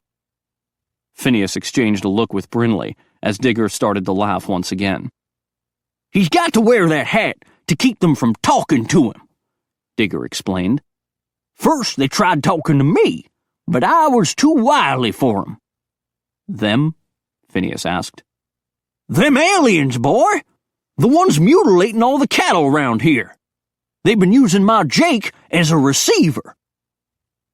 "What do they say to him?" Brinley asked. "How the hell would I know? You think I can talk to a dog?" Digger snickered. "I ain't crazy, you know." "Right," Phineas murmured. "So I've been hunting those little devils so they'll leave my Jake alone." "That's very thoughtful of you," Brinley said. "We should be going now." Phineas retreated, taking Brinley with him. "So you can get back to your hunting." "You don't want to hunt together?" Digger asked with a hurt expression. "Sorry, but we prefer to be alone," Phineas explained. "Newlyweds, you know?" Digger chuckled. "I gotcha. You two are making more hay than hunting. Well, I'll see you around." "Nice to meet you." Brinley mounted her horse. Phineas mounted too, ignoring the painful twinges in his rump and thighs. He waved at the old man. "Be careful," Digger called after them. "Them nasty aliens are close by. I can feel 'em." Phineas rode down the path alongside Brinley. Neither said a word until they were sure Digger wouldn't hear. She pulled her shirt up to her nose and sniffed. "I may need to change clothes. And shower. I could teleport you to Phil's place. I'll come back to watch the horses while you clean up." She smiled. "That's very sweet of you. Thanks." Sweet. He was starting to hate that word. Why didn't she see him as sexy and desirable? Why couldn't she ache for him the way he did for her? Was it because she considered them horribly, dreadfully mismatched? It was true what he'd said earlier. Her father would never accept him. A poor guy from the Bronx. A vampire. Brinley could have any man she wanted. A rich rancher. An alpha wolf. She could have wealth, land, and security. Why would she give all that up for him? "Thank you for coming to the rescue," she said quietly. "Huh?" The pain in his rear was rapidly becoming unbearable. Maybe he should walk the rest of the way. "What rescue?" "You rescued me from Digger's advances." "Oh, no big deal." "You're a sweet—" "Don't say it." Her eyes widened. "Are you angry?" "Yes. Digger could tell I'm in love with you, and you can't." "It's nothing. I need to get off this damned horse." "Okay." She pulled the horses to a stop. When he dismounted, she gave him a sympathetic look. "It's normal to feel sore the first few times. I'm fine." He gritted his teeth and walked stiffly beside her. "I'm just annoyed that we're not finding anything about Corky. I don't think she would hide out here. It's too primitive. She'd use her vampire mind control to take over a ranch or ski lodge." "You may be right," Brinley murmured. "And I'm wondering about those dead cows. Digger said they were drained of blood. We should check that out." "You think Corky would feed off cows?" "If she was desperate enough, yeah." "But why mutilate them?" "To hide what she did. When malcontents feed off humans, they slit the throats to conceal the teeth marks." Brinley nodded slowly. "Okay. I'll have Trudy help me bring the horses back to the cabin during the day. And then tomorrow night we can go to the Carson Ranch and ask Nate about the cows." He glanced up at her. "Nate?" Nathan Carson. She smiled. He's an old friend, an immortal. A really sweet guy. Phineas ground his teeth. Sweet Nate was probably rich. Did he want you too? Like Digger? No. She gave him an exasperated look. Not every man who sees me wants me. Some men are fools. She shook her head. Nate is plenty smart. His brother's a problem, though. If we're lucky, we won't run into Kyle. What's wrong with Kyle? She was silent a moment. He did want me. Shit, Phineas muttered. She could have her pick of 1,000,000 men. Why would she ever choose him? Chapter 11. Who's afraid of the big bad wolf? Brindley sang to herself as she rolled out her sleeping bag. He'd run away again. Over an hour had passed since they'd arrived at the trailhead campsite, where Trudy would meet her in the morning. After helping Brindley take care of the horses, Phineas had teleported her to her brother's cabin so she could shower and change. He'd returned to the camp to babysit the horses, and then, 30 minutes later, he'd teleported to the cabin to bring her back here. He didn't stay. He claimed he needed to shower too, and he needed to drop by Romatech for some bottled blood and to see how his brother was faring. He also wanted to see if Angus was sending anyone back to the States to help them with their search. She suspected he didn't want to continue the mission alone with her. I ain't never seen two people so in love. Digger's words had haunted Brindley ever since they'd left his campsite. The old man was crazy as a loon, so maybe she shouldn't read too much into it. Still, she wondered how strong Phineas's feelings were for her. He'd been quick to pretend they were married when Digger had shown interest in her. He'd held on to her and kissed her brow. Last night, he'd admitted he was physically attracted to her. And tonight, he'd said that he liked her. But love? Could he ever love her? She didn't know. And she sure didn't know how she felt about him. Yeah, she wanted to jump his bones, but that wasn't love. That wasn't something you based a long-term commitment on. And yet, when Phineas had claimed they were married, her heart had nearly leaped out her throat. Shock. Then a tingly spark of excitement. And then, an odd sense of contentment. Damn it, she wanted to be loved. She wanted to be cherished and treasured. For herself. Not for being a werewolf, or for being her father's daughter. Her dad had been trying to marry her off for years, but she'd never felt a need to rush into anything. As a werewolf, she could live another 500 years. Why saddle herself with a husband now? But if a husband truly loved her, wouldn't it be wonderful? Why couldn't she be as happy as Vonda? Or Tony, or Caitlin? Any day now, Caitlin would be giving birth to twins. Why couldn't she do that? Why couldn't she make her own family that was based on love instead of power and manipulation? She stretched out on her sleeping bag in the bare cabin. She was wearing a clean pair of sweatpants and a sweatshirt to sleep in, and she had a flashlight and her shotgun on the floor beside her. It was a quiet and peaceful place, and she was exhausted. But still, she couldn't sleep. I ain't never seen two people so in love. Could Phineas fall in love with her? Did she want him to? What did she really know about him? You're just scared, she told herself. You've been burned and abused too many times before. Phineas was sweet, smart, and respectful. He made her laugh. He made her horny. He made her want to jump. She jumped when a man's form materialized in the dark cabin. Phineas? You're still awake? He wandered over to her with a plastic bag in one hand and a styrofoam cup in the other. A delicious smell wafted toward her. You brought food? Yes. He handed her the cup topped with a plastic lid and straw. A chocolate shake. Oh, I love chocolate. She took a long sip, then moaned.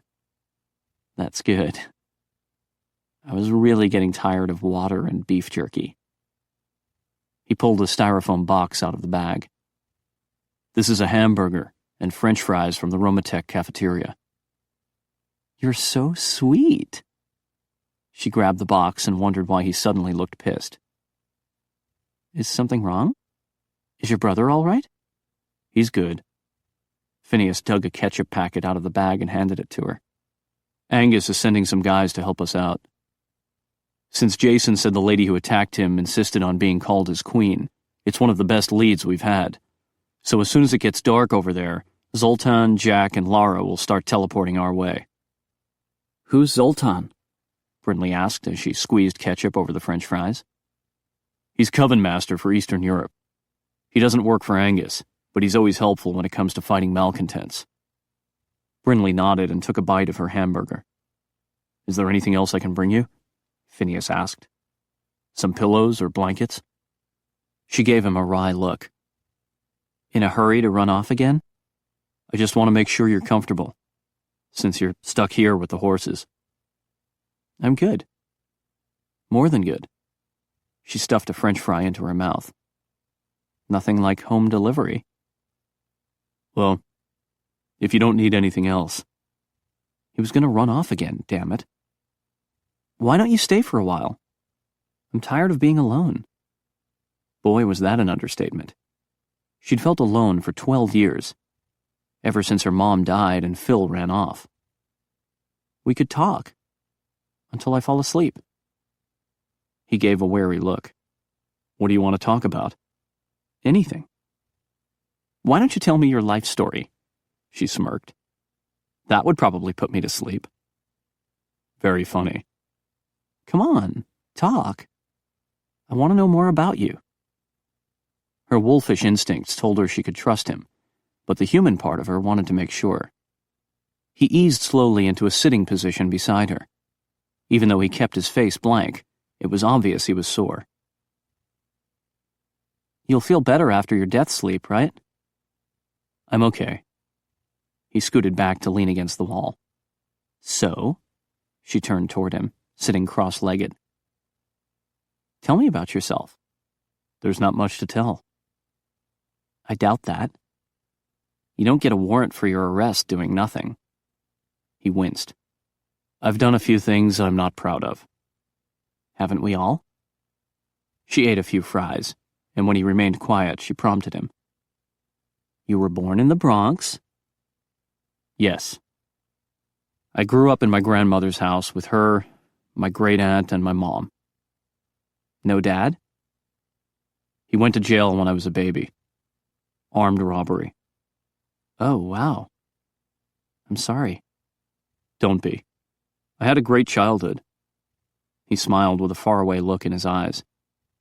"I had my my Aunt Ruth, and my mom all taking care of me, making sure I always felt loved and cared for." "That sounds wonderful." She ate another fry. 3 women spoiling you rotten? No wonder you became a ladies' man." "I did learn how to sweet-talk them." His smile faded. "It didn't last. Gran passed away when I was 8, and soon after that, my dad got out of prison." "Oh."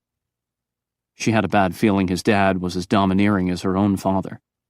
He moved in with us, and about a year later, my mom had a baby, my little brother.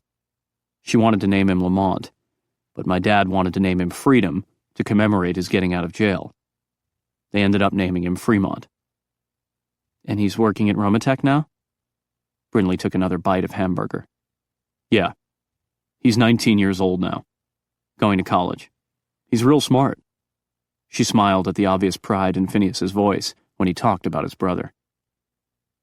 2 years after Fremont, my little sister, Felicia, was born.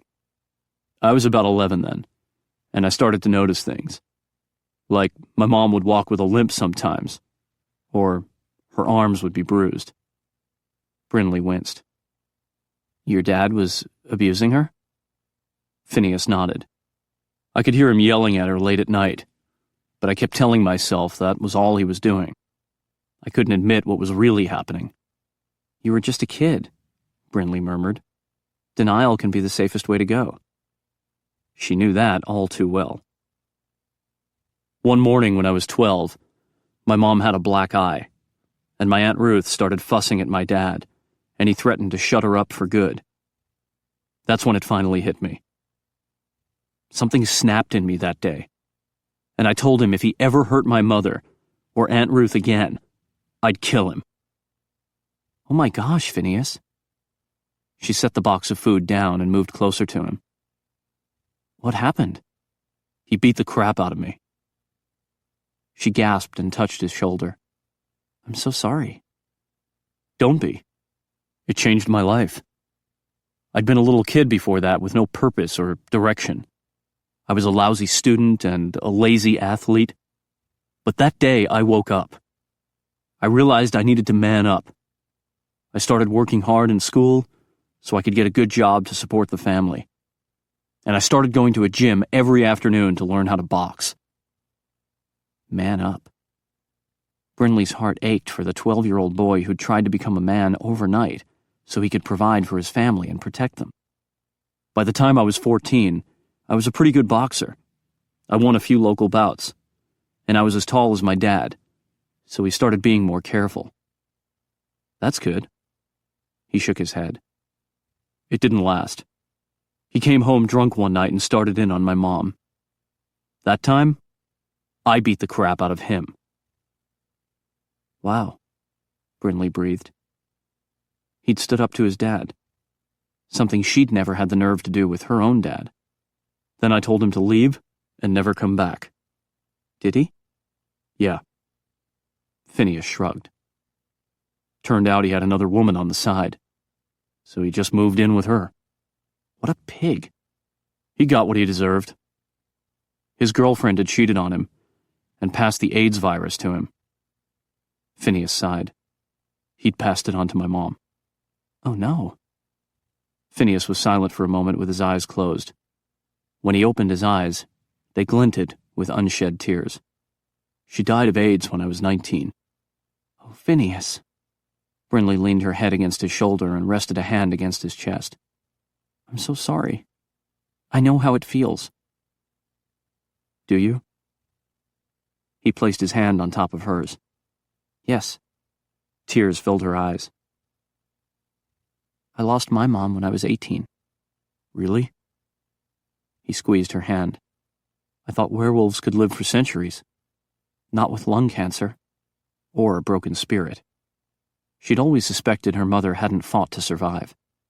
I'm sorry. He laced his fingers with hers. Do you still have your aunt?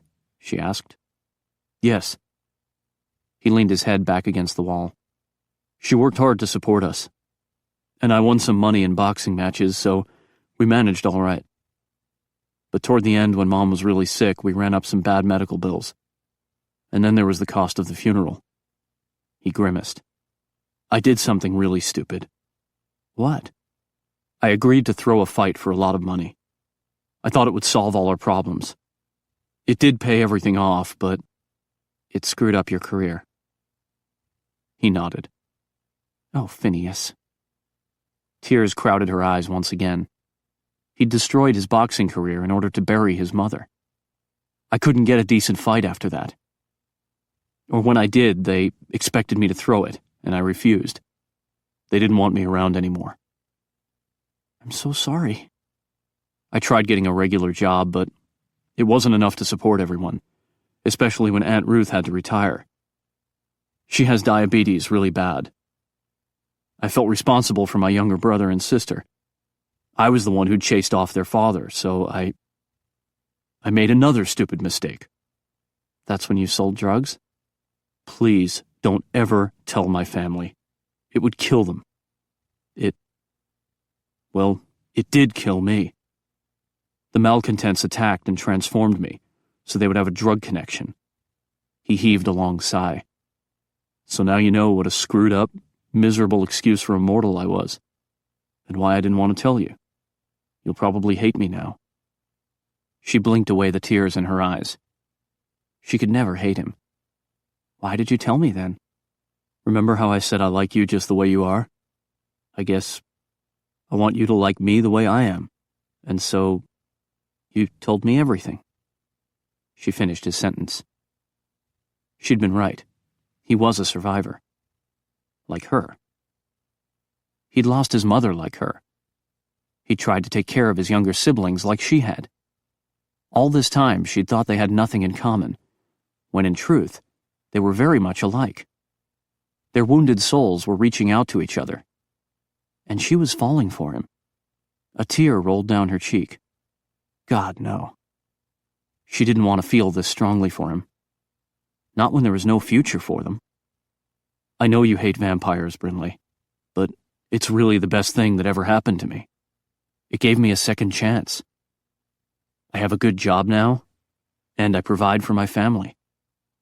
And I'm doing something important, helping to keep the world safe from malcontents. She wiped her cheek. You're able to be a hero now? I try to be. Angus and the other guys have given me some good examples to follow. I want to be honorable, like them. Phineas. She touched his cheek. How can you be so dense? He blinked. What? You were always honorable. He scoffed. I was a damn drug dealer. You were a young man, desperate to take care of his family. You threw away a promising career to get the money to bury your mother. You were brave and selfless. Another tear fell down her cheek. You were always a hero. He regarded her with a stunned look. You don't think badly of me, then? I think you're wonderful. Desire swelled up inside her. She wanted him so bad, but she didn't want to love him. It would hurt something awful if she lost him. And she would definitely lose him if her father and his minions found out about him. Then don't love him, her inner wolf whispered. Just screw him. She drew in a sharp breath, and her inner wolf latched onto Phineas's scent. Animal lust flooded her, overwhelming her womanly desire. Take him. You know you want him. Her heart raced. She couldn't do this. She was just distraught, and that always made her wolf aggressive. Give in to me. Trust the wolf. The wolf knows best. Moisture seeped between her legs, and she stifled a groan. It would kill her if she got close to Phineas, only to lose him. Don't think about the future. Take him now. Phineas stiffened when she suddenly straddled his lap. Brinley? What are you doing? Her hands trembled as they skimmed over his shoulders. I have a sudden, insatiable hunger. I brought you a hamburger. He inhaled sharply when she popped the snaps open on his shirt. What? Oh my gosh. She smoothed her hands under his shirt. You were right. Your chest is pure, hard muscle. He gave her a dubious look. What happened to last night's "you're so easy to resist" strategy? Why fight it? You want me? I want you. She brushed her hand over his jaw, and the prickle of his whiskers made her all fluttery inside, just like his voice did. Say it for me. Say what? You know, the line you say in the commercial. Hello, ladies. I love it when you say that. He frowned. I don't know why women like that. Don't you know how sexy your voice is? She skimmed her hand down his neck to his chest. You're sexy all over. She leaned closer, pressing her hands against his chest. Say it. Say the words. Hello, ladies? Yes. More moisture pooled between her legs. Her inner wolf caught the scent of her arousal and clawed its way to the surface. Take him. She ripped open the rest of his shirt, then attacked the huge buffalo-shaped buckle on his belt. Let's do it. But we haven't even kissed. Oh. She let go of his buckle. Okay, then. She lunged forward, planting her mouth on his. Wait. He grumbled as she ground her mouth against his. He grabbed her shoulders and pushed her back. What's gotten into you all of a sudden? What do you mean? You said you were attracted to me, and that you liked me. I saw your eyes turn red. That means you want sex. Are they red now? No, but they will be. She nipped at his ear. Wait. He pushed her back again. Look, I sort of figured we'd take this slowly. You know, kiss a few times, and then make out before we... And I sure the hell thought I would be the one initiating it all. Fine. She glared at him. Then go ahead. Initiate. Are you ordering me to initiate? I want sex, Phineas. Is that a crime? I want you, and my inner wolf wants you. Your what? My inner wolf. Damn. Is that why you're so aggressive? She huffed. I can't believe this. Are you going to analyze this to death? Let's just have sex and get it over with. His eyes narrowed. Get it over with? Yes. That's why we're bickering all the time. 'Cause we're hot for each other. So let's get it out of our system. So we can go back to our normal lives. Why not? She jabbed a finger at his chest. Are you man enough to handle it?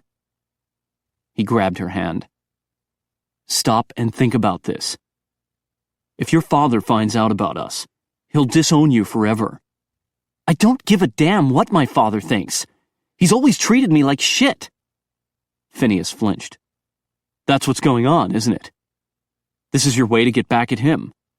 Screw the man he would most hate for you to screw. Don't make it so complicated. It's simply lust. His jaw clenched. Lust? Don't say it like it's a dirty word. If you weren't lusting for me, your eyes wouldn't have turned red. I'm just saying there's nothing wrong with having a little bit of fun. No one would ever know. You would keep our relationship secret. I would keep it private. She planted her hands on her hips. You said yourself there's no future for us. So screw the future. Let's just do what we want. Have a secret affair. Yes. She brushed her hair over her shoulder. I guess you don't understand. Werewolves are by nature lusty creatures. We never deny ourselves the pleasure whenever... I'll deny it. She blinked. Excuse me? You heard me. You're not getting any. Her mouth fell open. He was rejecting her? Are you crazy? What man turns down sex? He moved her off his legs and onto the sleeping bag, then stood. I'll see you tomorrow night, Brinley. Get some sleep. What? She scrambled to her feet. You can't just leave. Watch me. He vanished. Chapter 12. Damn it! Damn it to hell! Phineas strode across the grounds at Romatech where he'd materialized just seconds earlier. He was not in the mood to see anyone, so instead of going inside, he'd headed for the nearby woods. Shit! He punched a tree trunk. The rough bark ripped at his knuckles, but he punched again, and again. Let's get it over with? Let's keep it secret? It's simply lust? With one last bellow of outrage, he slammed his fist into the tree. Damn, that hurt. He clenched his bloodied hands, relieved to have the pain torment him. Anything to keep him from feeling desire. Anything to keep him from teleporting back to Brinley. God, he was crazy. Brinley wanted him, and he'd refused her? You fool. Go back and make love to her. No. It wasn't love for her. It was lust, and a desperate, pathetic way to get back at her father. She'd admitted in a fit of anger that he'd treated her like shit. She thought dear old Dad had used her like a pawn. She was doing the same damn thing to him. Shit! He paced toward the basketball court. His hands throbbed so much he no longer felt the pain in his legs. Damn it. Had he made a terrible mistake? What if rejecting her destroyed what little affection she had for him? What if he'd lost her for good? Phineas! Fremont ran toward him. What's going on, bro? Nothing. He kept walking. Bullshit! I saw you on a monitor beating the crap out of a tree. Fremont caught up with him. What happened? Nothing. Go back to work. What have you got against the tree? Did it look at you funny? Phineas ground his teeth. His brother's attempt to cheer him up wasn't working. Go back inside. You were here less than an hour ago, Fremont continued. Everything was cool. And now it's not? Did you take the food to the Wolfie girl? Yes. I thought you were worried about her camping alone. You were going to hang out with her to protect her. She'll be fine, Phineas gritted out. She had a shotgun and an inner wolf that was scary as hell. Ooh, Fremont halted. I sensed some lady trouble. You're a real sensitive guy, aren't you? Don't snarl at me. Is that what happened? The Wolfie girl snarled at you? I'm not talking about it. Your shirt's open. Did you make a pass at her? Phineas snorted. He pressed a few snaps together to close his shirt and left the plaid material stained with blood. Your hands are bleeding, bro, Fremont said quietly. You should come inside and get cleaned up. They'll heal during my death sleep. But his heart might never be the same. Phineas retrieved a basketball from the large Rubbermaid bin, then dashed onto the court and levitated to do a slam dunk. Cool! Fremont retrieved the ball and started some fancy dribbling around his legs. Phineas grabbed for the ball, but his brother neatly passed it between his legs and out of his reach. Give me the ball, Phineas growled. Fremont dribbled down the court, heading for the other basket. Give me the damned ball! Phineas zoomed past him at vampire speed and blocked him. Fremont screeched to a halt. Hey, no fair pulling your vampire tricks when I don't have any. He twisted when Phineas made a grab for the ball. Is that what happened? You tried some vampire tricks on her and she rejected you? She didn't reject me. He lurched for the ball, but Fremont surprised him, throwing it at him hard. It hit him in the stomach, knocking him back a few steps. What the hell was that for? You tell me! Fremont scowled at him. Why are you so pissed? Why are you attacking trees? Because she wanted sex. Phineas threw the ball all the way down court and it plopped neatly through the hoop. Fremont's mouth fell open. Wow! You scored! No, I didn't. I turned her down. You turned down sex? Yes. Phineas trudged down the court to retrieve the ball. How could you do that? Fremont followed him. You're the love doctor. He shook his head. Not anymore. I can't do it anymore. Fremont gasped. You can't get it up? Phineas shot him an incredulous look. Don't worry about it, bro. Fremont smiled encouragingly. There are doctors for that sort of thing. And drugs. We'll get help for you. I'm not impotent, damn it. I'm falling in love. Fremont's eyes widened. You are? He grimaced. With a wolf? Werewolf. And I'm falling for the human part of her. What about the wolf? What about it? Phineas yelled. I love her just the way she is. Okay. Fremont held up his hands. So I guess she doesn't return your feelings? No, she doesn't. Phineas picked up the ball and tossed it back into the plastic bin. But she wanted to have sex. Yes. He slammed the lid down.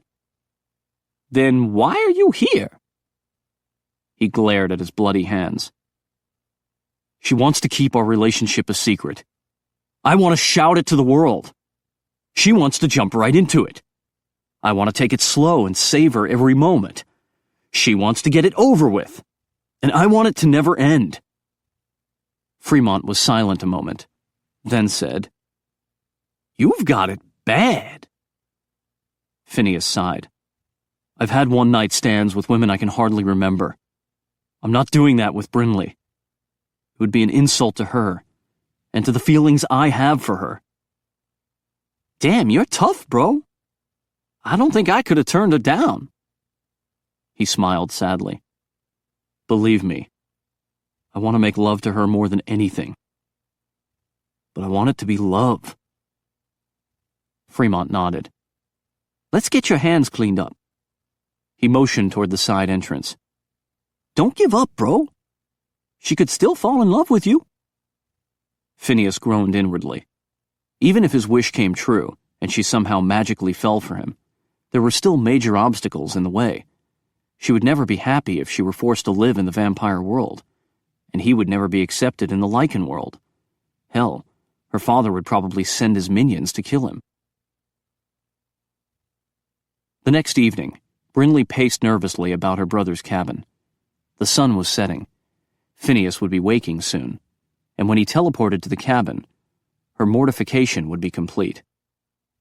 If he teleported to the cabin. She wasn't sure he'd come. He might never want to see her again. Early that morning, Trudy had arrived at the trailhead campsite with her trailer, and they'd transported the horses back to the stable at her brother's cabin.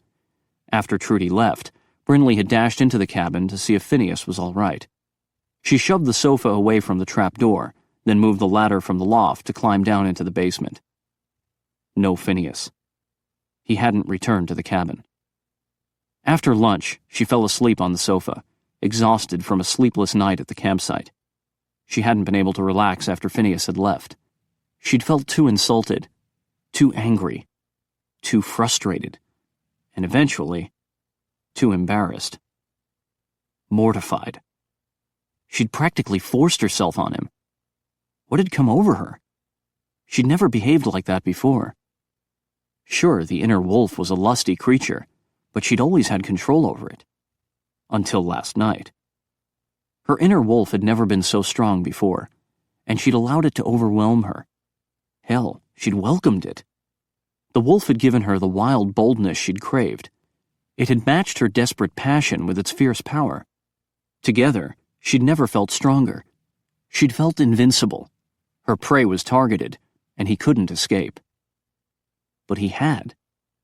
He'd abandoned her without explanation. And it had hurt. It hurt so bad, she knew she could no longer deny what was happening. She was falling in love, and she'd chased him away. What if he never came back? What if he did? How could she ever face him? Mortified. She strode outside to the porch and watched the last rays of the sun disappear over the horizon. If Phineas had spent the night at Romatech in New York, he was already awake. The nearly full moon tugged at the wolf inside her, and it tensed in anticipation. Tomorrow night it would be free. A surge of power shot through her, and she gasped. Why was the wolf so strong? Was it because she'd come home? Or because she'd fallen prey to such strong emotions? A sound in the cabin made her heart lurch. She whirled around to peer in the window. Phineas was back, and he was loading bottled blood into the refrigerator. That meant he intended to stay. Yes. Her sense of relief was short-lived. She still had to face him. She opened the door and stepped inside. He glanced at her and smiled. You made it back. Yes. She inched forward. At least he was smiling. So did you. I brought some more blood from Romatech. He shut the refrigerator door and motioned to a box on the island. And I brought you a dessert from the cafeteria. Really? She eased toward the island. He didn't seem to be angry about last night. Yeah. Chocolate cake. You like chocolate, right? Yes. She peeked inside the box and nearly drooled at the sight of a 7-layer double chocolate piece of heaven. We have a lot to cover tonight. He retrieved a folded piece of paper from his jacket pocket. I hope you got some rest. Yes. I slept most of the afternoon. She shifted her weight. Maybe we should talk. Sure. He unfolded the paper. I got an email from Angus. After reading my report, he thought we should check all the local clinics and hospitals to see if any other people were admitted with a severe loss of blood. So I made a list here, and we'll hit as many as possible tonight. I thought we were going to the Carson Ranch to check out the cow mutilations. We will, if we can fit it in.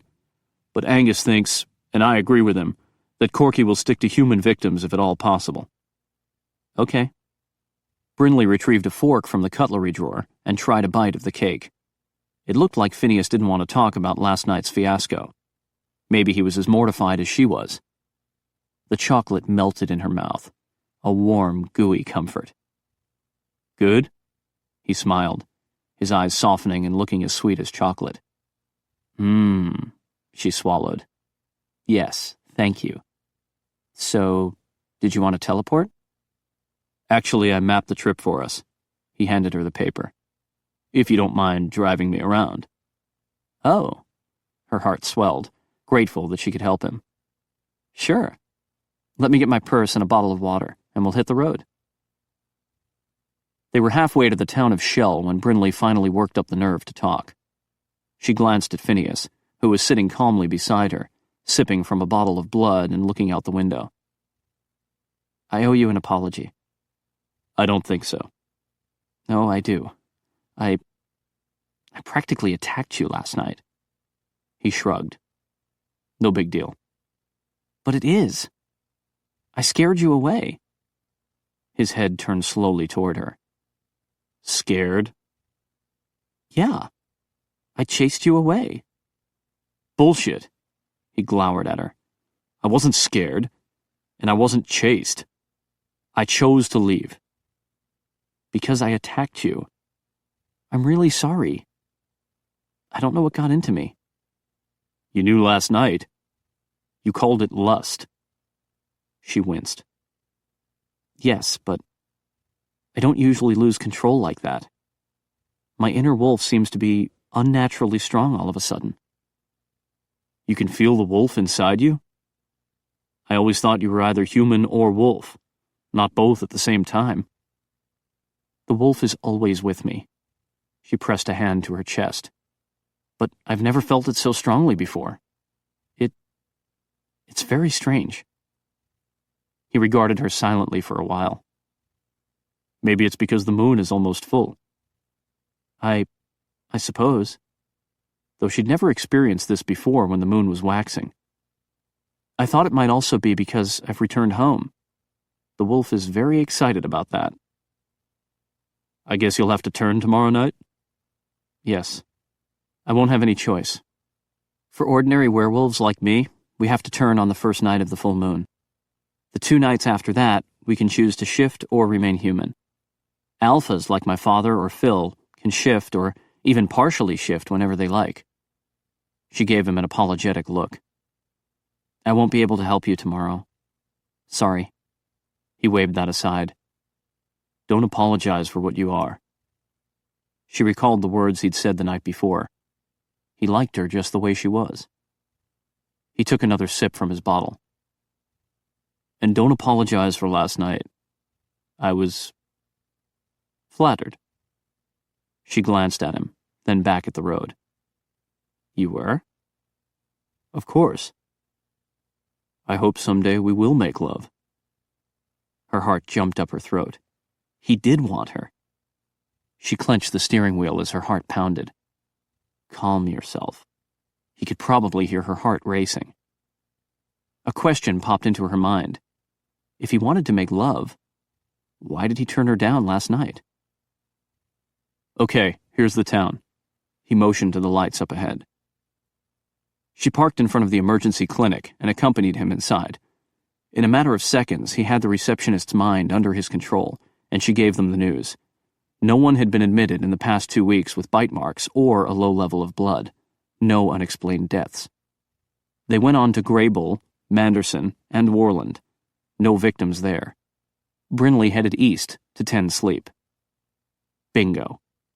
The receptionist nodded, glassy-eyed. Yes, we had a patient last night. Dead on arrival. What can you tell me about it? Phineas pressed. The receptionist tilted her head. It was very strange. No sign of trauma, but somehow he had bled out. May we see his file? Phineas asked. Brinley leaned close to read the page detailing the victim's personal information. Earl Giddens had worked as a cowhand on a nearby ranch. See this? She pointed at Nate Carson's address. Phineas nodded and closed the folder. Looks like we'll be visiting your old friend after all. Chapter 13. What can you tell me about Nate? Phineas asked as Brinley drove toward the Carson ranch house. He's a really nice guy. Immortal. Served in the army. He would never get involved with the malcontents. She was quick to defend him, Phineas noted. If Corky's taken over his mind and his ranch, then it doesn't matter how nice a guy he is. Brinley winced. I hope he's all right. He's been through so much already. Poor guy. Another twinge of jealousy pricked at Phineas. If he's immortal, how did you meet him? At college? She shook her head. Rodeo circuit. I used to do barrel racing. You raced barrels? No, my horse and I raced around them. She gave him an incredulous look. You've never been to a rodeo? They're not big in the Bronx. She snorted. Well, they're a lot of fun. You should see one sometime. I'm surprised your dad let you hang out with a bunch of mortals. Well, he wasn't very happy about it. When I first started, I thought I was being so clever that I'd found a way to get away from him and make some money of my own.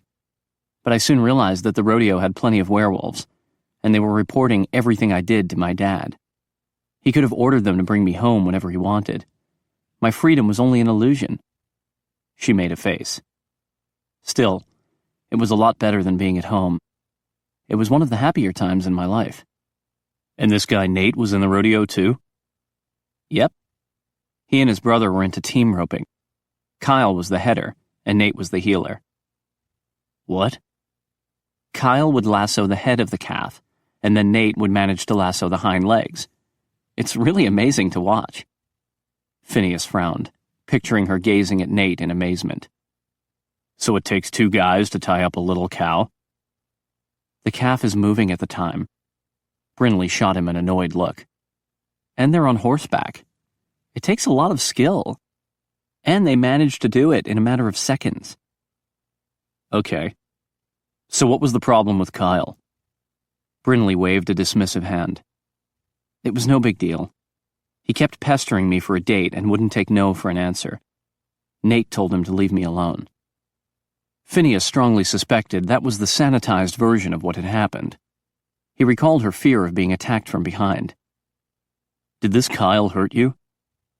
No, it wasn't that bad. She glanced at him. Really? It was never bad enough to make me quit the rodeo circuit. Then why did you quit? Her hands gripped the steering wheel, and he heard her heartbeat speed up. He'd touched on something, but he wasn't sure what. They rounded a hill, and some bright lights came into view in the distance. Nate's house. She motioned ahead. Do you really think Corky could be there? Phineas winced. The house looked more like a mansion. Nate had to be rich, and he probably had a thing for Brinley. Corky would definitely prefer this to a cabin in the woods, and she would have some handsome cowboys here to nibble on. Brinley snorted. Not all cowboys are handsome. I'm glad to hear it.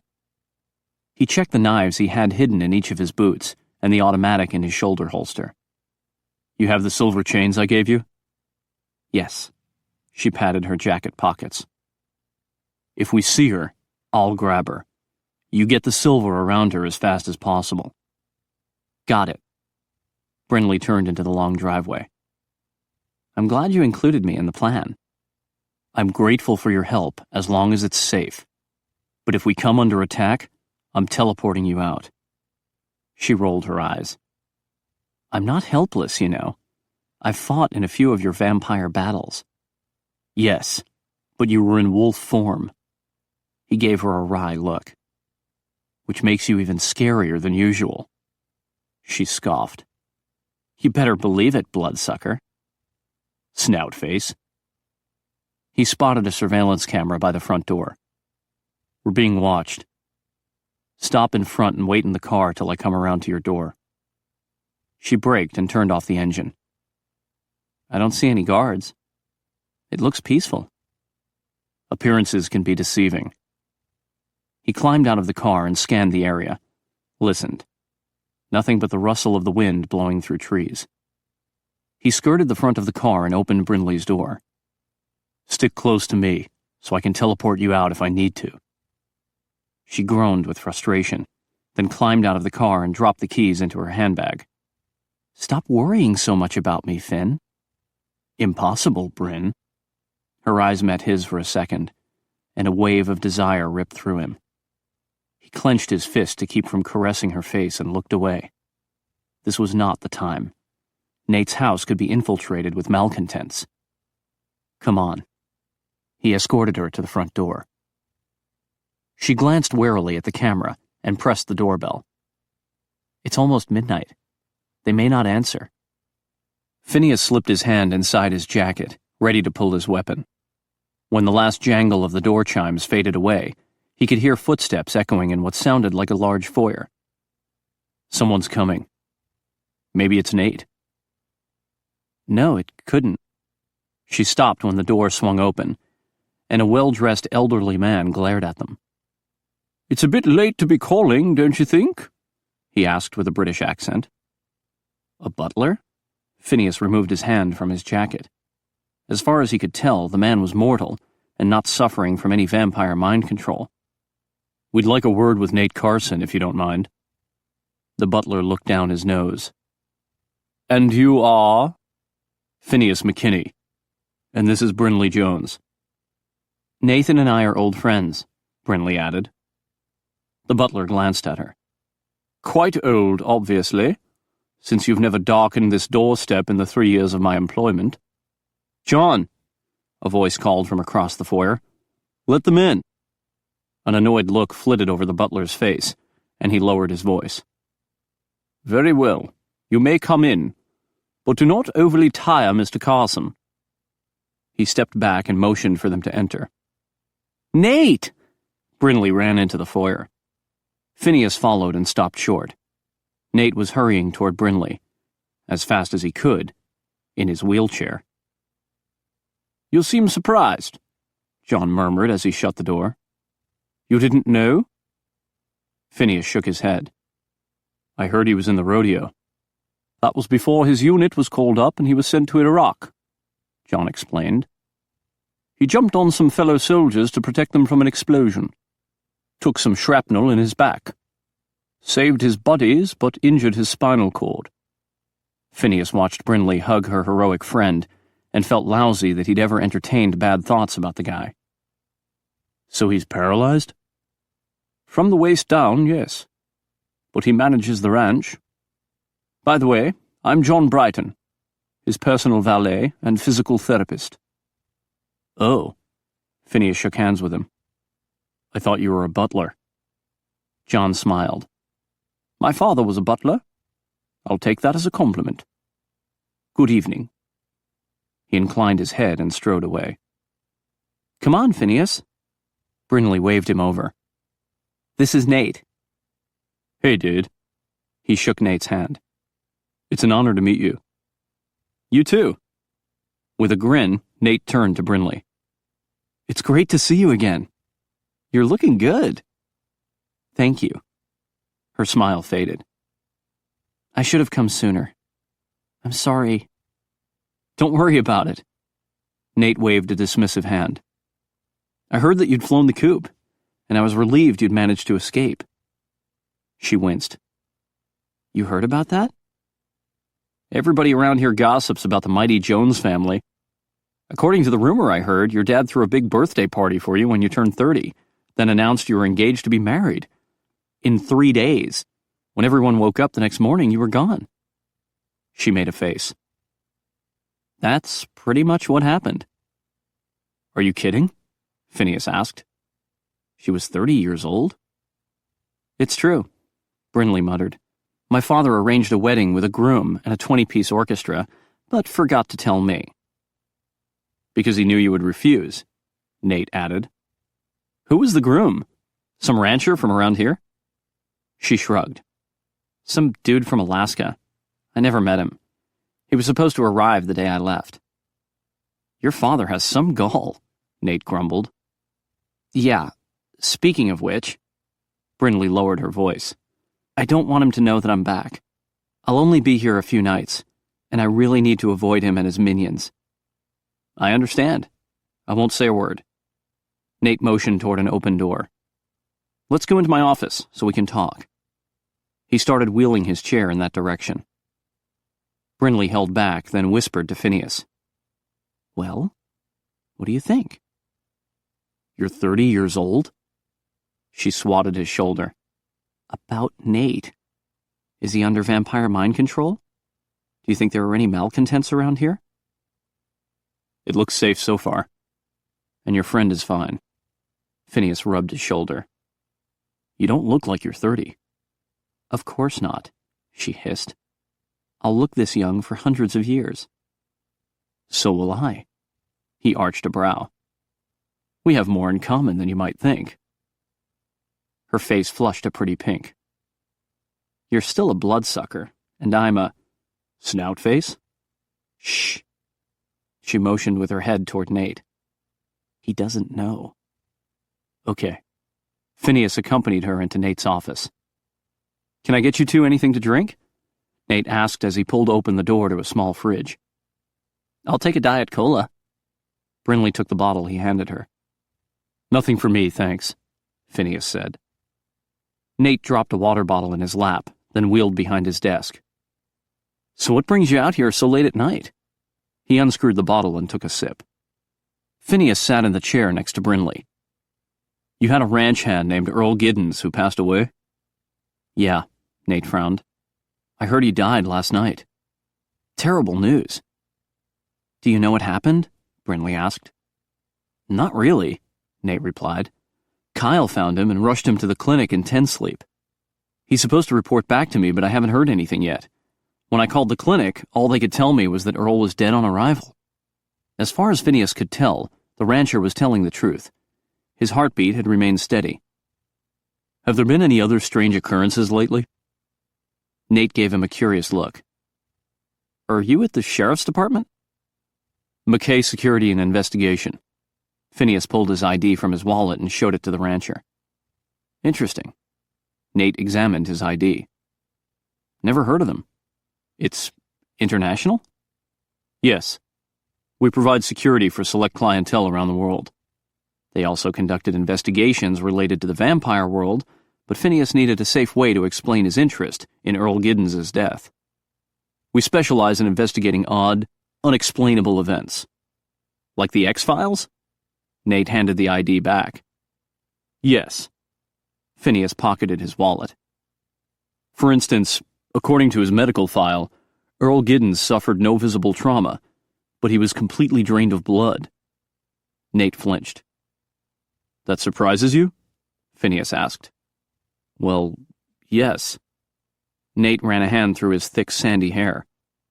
We had 2 cows mutilated the night before last, and they were drained dry, too.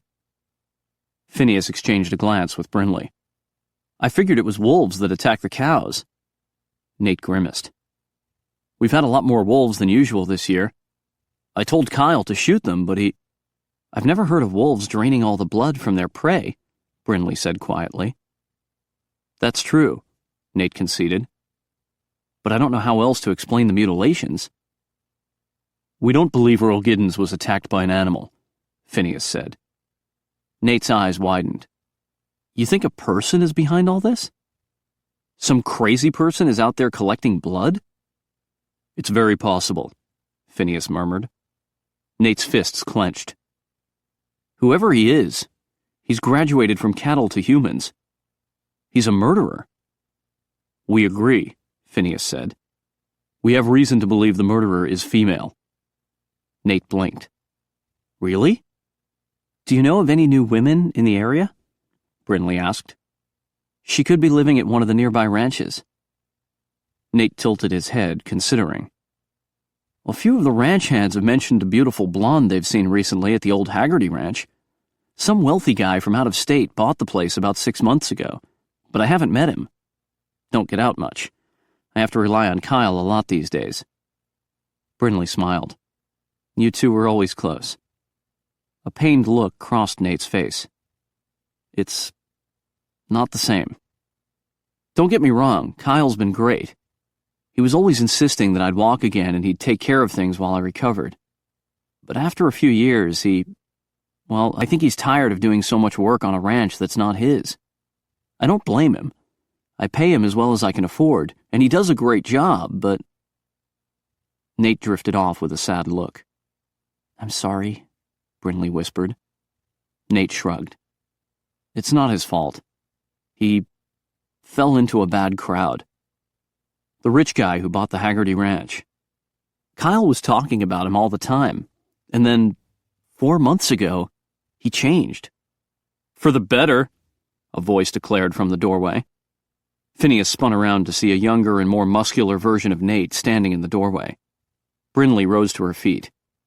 Kyle! She stepped back with a gasp. Phineas understood her reaction the instant Kyle's scent wafted toward him. Nate had been right about his brother changing. He'd become a werewolf. Kyle smirked as he approached Brinley. Oh yeah, princess. How do you like the new me? His mouth twisted into a snarl. Maybe you won't turn me down now. Brinley lifted her chin. It wasn't your species I objected to. It was your personality. He lurched forward with a growl. Phineas jumped to his feet and pulled Brinley close. Back off, furball. Kyle glared at him. Who the hell are you? You have no right to her. You're not one of us. Cut it out, Kyle. Nate wheeled his chair around the desk. These are my guests. Kyle laughed. You never figured it out, Nate? Your sweet little friend Brinley is a werewolf. Nate halted, his eyes wide. Brinley turned toward him. Nathan, is it true? Yes. She glanced at Kyle, then back at Nate. I didn't ask to be changed. I was born this way. Nate nodded slowly. I was shocked when my brother first told me about lichens, but then I realized I should have figured it out earlier. I always knew there was something strange going on with some of the ranchers. Their followers show a loyalty that goes far beyond what you'd expect of a hired ranch hand. We're loyal to our packmasters, Kyle boasted as he regarded Brinley with a gleam in his eyes. And this is our princess, daughter of the supreme packmaster. Phineas tightened his arm around Brinley when he felt her shudder. It was obvious Kyle would run straight to her father to tell him she was back.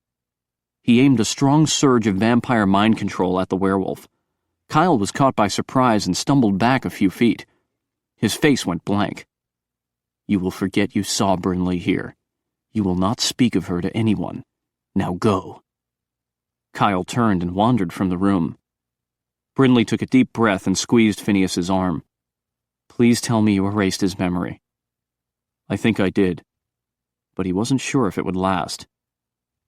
What's going on? Nate studied them warily. You erased my brother's memory? How? I didn't harm him. I'm only trying to protect Brinley. She hunched down beside the wheelchair. Please, Nate, don't tell anyone I was here. My father would capture me and force me into a marriage I don't want. With another werewolf? Nate asked. Yes. So Caddick Jones is the supreme pack master? When Brinley nodded, Nate regarded her sadly. You should have told me everything years ago. I thought you trusted me. I did, she insisted. But you didn't know lichens existed, and I was afraid if you knew the truth, you'd no longer be my friend. Nate patted her shoulder. I would have understood. Your father is so damned powerful, and the way so many people kowtow to him makes me sick. Those aren't people, Phineas muttered. They're werewolves. Nate looked him over. You're not one of them? No. Then what are you? Nate asked. Some kind of psychic? Something like that. Phineas removed a McKay business card from his wallet and set it on the desk. If you see or hear anything out of the ordinary, please let us know. There could be something evil in this area, and it must be defeated. Nate's eyes widened. Evil? And please, Nathan, Brinley whispered. "Don't let my father know I'm here. You have my word." He wheeled closer to his desk and wrote on a slip of paper. "This is my number if you need any help." He handed it to her with a wry look. "Not that I'm much help to anyone these days." "Oh, you are." She hugged him, then turned to Phineas. "What should we do now?" "Leave." "Nice to meet you, Nate." Phineas grabbed Brinley's arm and escorted her from the room. "Be careful," Nate called after them. "We will.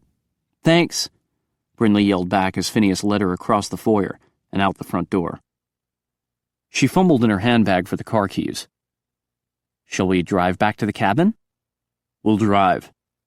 But not back to the cabin.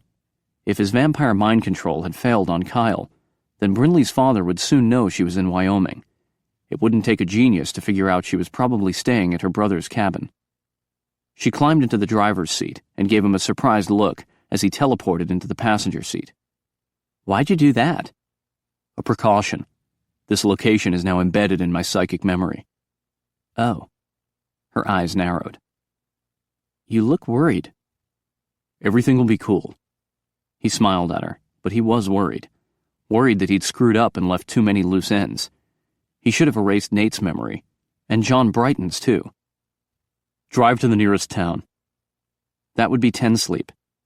She headed down the driveway to the Carson Ranch entrance. "Why are we going there?"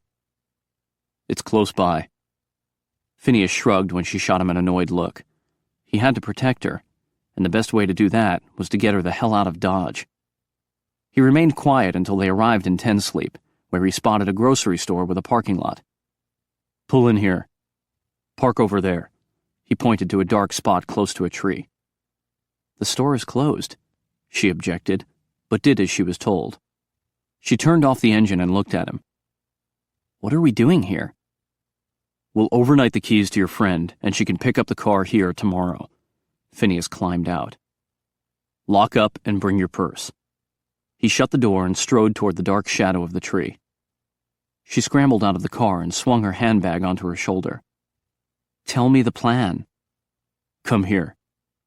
With a huff, she strode toward him. "We're partners, remember? We should plan together." He scanned the area. No one in sight. "The plan is to keep you safe." He wrapped his arms around her and teleported. Chapter 14. As soon as Brinley materialized, she realized she wasn't in Wyoming anymore. Her inner wolf tensed, and she pulled away from Phineas. "Where are we?" "Romatech Industries." Phineas motioned toward the nearby building. "In New York?" Her gaze swept over the building, the gazebo and well-manicured garden, then shifted to the woods. She winced. What happened to that poor tree? "Nothing." She turned to Phineas. "Why did you bring me here? I want to go back to Wyoming." Her inner wolf snarled, demanding to return home. "It's not safe." "It should be," she insisted. "Didn't you erase Kyle's memory?" "I'm not 100% sure that it worked. When I tapped into his brain, it seemed kind of weird to me." She narrowed her eyes. "Are you saying werewolves have weird brains?" "I wouldn't dare. Not with you glaring at me like that. What I mean is I think the dude was on something." "Drugs?" Phineas tilted his head as he considered. "I would say steroids." "Oh." Brinley nodded her head slowly. "He did seem a lot more muscular than when I last saw him. Becoming a werewolf wouldn't automatically add all that bulk." "And he was acting like a prick." She snorted. "Unfortunately, that's not a new development. He's always had a chip on his shoulder. Racked up some bad gambling debts he couldn't pay off, so Nate offered to buy his half of the ranch for twice what it was worth. Kyle took the money to pay his debts, but he's always resented his brother for coming to the rescue." "What an ass." "Yeah. I can't believe he's a werewolf now." Just what the Lycan world needed. Another mean, overbearing male like her father. "I still want to go back to Wyoming." "I'm not sure the cabin is safe for you now." Phineas led her toward the side entrance. Is it unusual for a mortal to become a werewolf? Yes. Most mortals have no idea we exist, and we don't go around telling people, or biting people. We keep to ourselves. Usually if a mortal is changed, it's because he was bitten by a werewolf who was forced to defend himself. Phineas swiped his ID card, then opened the door for her. It sounds like Nate's new neighbor is a werewolf, and he might be the one who changed Kyle. The guy who bought the Haggerty Ranch? She walked down the hall, trying to remain calm, even though her inner wolf was growing increasingly agitated. Can you take me back tonight? And risk your father capturing you? I thought you were terrified of that. I am. Unfortunately, the wolf didn't care. It was growling inside her. Aren't we supposed to be hunting Corky? We can't do that if we stay here. She might be at the Haggerty Ranch. I'll do it alone. I'm not putting you at risk. She came to a stop. You don't want me to guard you anymore? I can teleport back here from my death sleep. I'll just have to keep track of the sunrise. She grabbed hold of his arm. You don't understand. I have to go back. I need to. Especially tomorrow night for the full moon. You can shift at the school. Or I'll take you to Howard's cabin in the Adirondacks. You know, the place where you guarded Mariel. No! She squeezed his arm. One night at home. My wolf needs it. It's growling inside me, Phineas. I feel like it'll claw its way out my throat if I don't do what it says. Okay. He eyed her warily. Sheesh. I didn't realize it was so demanding. I need to do what it wants. Please. He nodded slowly. I'm just worried about your father finding you. Believe me, if I roam around the Bighorn National Forest, no one would ever find me. Unless I wanted them to. It's over 1 million acres. Okay, we'll figure something out. He spun toward a door that opened, then relaxed with a smile. The guy who came out looked like a skinny, younger version of Phineas. Hey, bro! I didn't expect you back tonight. He gave Phineas a knuckle pound, then turned to Brinley, his dark brown eyes twinkling. You must be the Wolfie girl. I'm Brinley. She shook his hand. You must be Fremont. You got it. I'm DeFreeze, the Iceman. He motioned toward the open door. Welcome to my humble working quarters. It's a busy night at Vampireville. Lots of people stopping by. I use the term people loosely, you understand. Brinley followed him and Phineas into the office and found 3 more people, 2 men and a beautiful red-headed woman. They looked familiar, but she'd never socialized much in the vamp world and couldn't recall their names. The woman grinned and grabbed her hand. You must be Phil's sister. I'm Laura Di Venezia, and this is my husband, Jack. How do you do? Jack shook her hand. I am Zoltan Chakvar. The third man took her hand and bowed over it. He was a striking man with shoulder-length dark hair and almond-shaped amber eyes. Hey, dudes. Phineas gave Zoltan and Jack knuckle pounds. Dudette? He gave Laura a hug. So did you guys just arrive? A few hours ago, Jack said. We've been catching up on reports. Angus thinks you're following a strong lead in Wyoming. Yes, Zoltan agreed. We were just about to call you to see if we could join you there. Why don't we all go? Brinley turned to Phineas with a beseeching look. The cabin may not be safe for you. Phineas quickly explained the situation. I don't know if my mind control worked on Kyle. We'll never know if we don't go back, Brinley insisted. She has a point, Laura said. We can't tell if her father's been informed if we stay here. If my father knows, he'll send some of his goons to Phil's cabin, Brinley added. Then I'll go and see if anyone comes looking for you, Jack suggested. I shall go too, Zoltan offered. Is there a television there? Laura asked. I want to go, but I don't want to miss Maggie and Darcy's new show. What new show? Jack asked. Laura huffed. I told you about it a dozen times. It's the latest celebrity talk show on DVN, Real Housewives of the Vampire World. The debut is tonight. I tried to forget that, Jack muttered. I know. Laura gave him an exasperated look, then turned to Brinley. Maggie asked if we would do the next show at our palazzo in Venice. Wow, Brinley breathed. You have a palazzo? Yes. Laura's eyes sparkled with excitement. It would look fantastic on television, and I could show off all my favorite places in Venice. It's an invasion of privacy, Jack grumbled. Heather and Jean-Luc did the show for tonight, Laura said. If they can do it, why can't we? Jack gritted his teeth. We'll talk about this later. For now, we need to discuss who is going to Phil's cabin in Wyoming. You, me, and Zoltan, Laura answered. She glanced at Brinley. There's a television, right? Yes, Brinley nodded. In the basement. She turned to Phineas. I want to go too. No. He held up a hand when she started to argue. Think it through. If your father's minions show up at the cabin and find these 3 guys watching television, they'll just think they made a mistake and leave. But if you're there, they'll attempt to take you, by force if necessary, and it'll turn into a battle. Do you want to risk any of these guys getting wounded or killed? Brinley swallowed hard. She hardly knew Laura, Jack, and Zoltan. She assumed they'd fought in the battles at Mount Rushmore like she had, but she'd been in wolf form at the time and too involved in the battle to pay them any mind.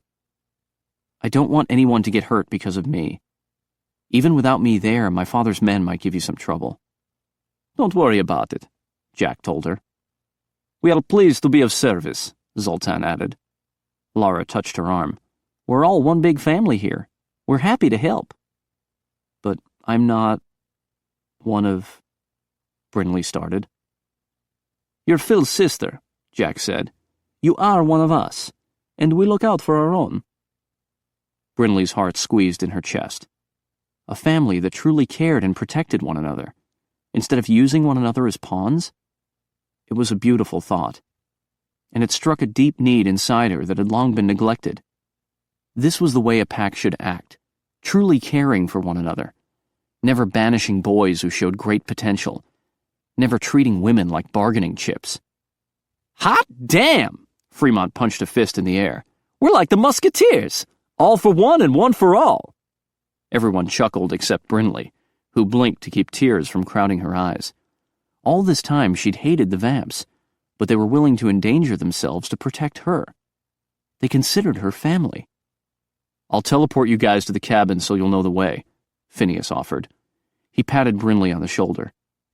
I'll be back soon. She nodded, her face averted so no one would know she was struggling not to cry.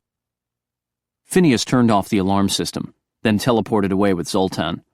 While the rest of them waited, Brinley explained their theory that Corky might be hiding at a ranch once owned by the Haggardys, and that the new owner might be a werewolf. I'll see what I can find out. Fremont sat at the desk and started a search on the computer. Phineas and Zoltan reappeared in the office, then teleported away, taking Jack and Laura with them. Less than a minute later, Phineas materialized and turned the alarm system back on. Everything's set. Zoltan took the first watch on the porch, and Jack and Laura are in the basement watching television. Brinley nodded. She still ached to return, but she knew this arrangement was for the best. I can still go back tomorrow night for the full moon, right? I believe so. Like you said, it's a big place. We should be able to find someplace safe for you to shift. Thank you. Her inner wolf grew calm, and she smiled with a sudden comforting feeling of peace. The wolf was happy, and she was happy to be surrounded by people who were willing to help her. By the way, your brother's investigating the Haggerty Ranch on the computer. Great. Phineas gave his brother a thumbs up.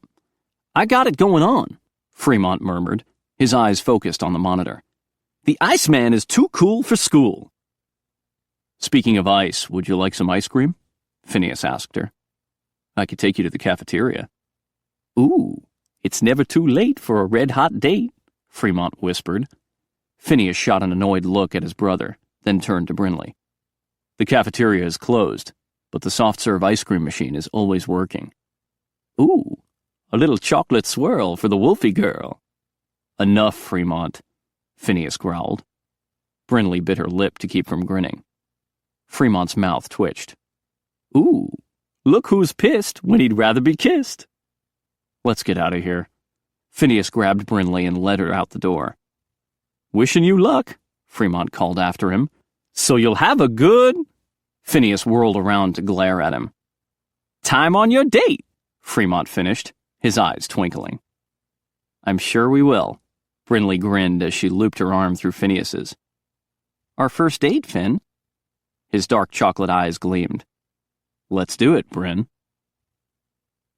Look what I found in the kitchen. Phineas set a chocolate brownie on the table next to Brinley's bowl of chocolate swirl ice cream and glass of milk. She smiled at him. You're spoiling me. I hope so. Anything to keep her mind off going back to Wyoming tonight. He sat beside her and plunked his bottle on the table. Where is everybody? She pinched off a corner of the brownie and popped it into her mouth. Most of the night shift are vamps, so we don't use the cafeteria very much. She sniffed when he twisted the top off his bottle. That smells like beer. It's Bleer, a mixture of beer and synthetic blood. Her mouth twitched. Shouldn't you be drinking Blardonnay? He winced. Don't tell anyone, but I don't really like Blardonnay very much. She grinned and spooned some ice cream into her mouth. Well, you do a great job on the commercials. Do you have a lot of fans fawning all over you? He shrugged. A few. She pointed the spoon at him. I think it embarrasses you to be a sex symbol. He made a face. It's kind of artificial. I want to be liked for the real me. I sure understand that. She took another bite of ice cream. I hate it when people pretend to like me because I'm Caddick Jones's daughter. I want to be liked for the real me, too. I do like you just the way you are, he reminded her, and she looked away, her cheeks growing pink. He touched a lock of hair that rested on her shoulder. It was silky smooth against his fingertips. I'm beginning to think we have a lot in common. We can both live for a long time. We have lousy fathers. We lost our mothers. We're both survivors, she whispered. Wounded souls. That seemed a little dramatic. He swiveled in his chair to face her. What wounded your soul, Brinley? Her face grew pale. It's just an expression. She bit off a chunk of the brownie. This is so good. Thank you. Brinley, I told you my story. Why won't you share yours? She swallowed and sipped some milk from her glass. I don't talk about it. To anyone. She avoided looking at him and focused on the flat-screen television mounted on a wall. Someone must have hurt her bad. It made him angry just to think about it. I'm not just anyone. You're on TV! She pointed at the flat screen. He frowned at the Blardonnay commercial that had just started. Quick! She shoved at his shoulder. Turn up the volume! With a frustrated groan, he zipped over to the TV and punched the volume button. Hello, ladies. His voice filled the room. Brinley grinned at him. I love it! He shook his head and returned to the table with the remote control. She giggled when he said he had the family jewels in his hand. He grunted and took a long swig of Bleer. He'd come so close to getting past her defenses until he'd been interrupted by himself. Oh, look! She gestured at the flat screen. It's the show Laura was talking about. Real Housewives of the Vampire World. On the television screen, Maggie was standing with Heather A. Sharp, who was introducing her husband and children. Of course, everyone knows that Jean-Luc is a famous fashion designer, Heather said, glancing at her husband with adoring eyes. But he's so much more, a wonderfully loving husband and father. Jean-Luc shifted his weight, looking uncomfortable. And these are your children? Maggie asked. Yes, Heather drew a pretty girl close to her. This is our daughter, Bethany. I know her from the academy, Brinley said. She's a sweetheart. But those twins, my God, they're a handful. After Heather showed off the toddlers, Jean-Pierre and Gillian, she gave her husband a hug. Did you know Jean-Luc is a champion swordsman? The best fencer in all of Europe. Amazing, Maggie said. Jean-Luc smiled, looking much more at ease. Would you mind showing us around your home? Maggie asked. I'd love to, Heather replied. Maggie smiled at the camera. My associate will be taking the tour with Heather. Darcy? The screen shifted to a sunny day outdoors and showed Darcy in front of the camera. This is Darcy Erickson, reporting from Schnitzelburg, Texas. We have a special treat for you. You'll be the first vamps to see the Echarpe home in daylight. She turned, and the camera turned with her to show Jean-Luc's house behind her. Wow, Brinley sat back. That's their house? Yeah. Phineas frowned at the screen. I've been there before. It's huge. Is it real fancy inside? Yes. He sipped more Bleer. You know, I'm not rich like the old vamps around here. I can't afford a place like that. I know. He gave her a worried look. That's something we don't have in common.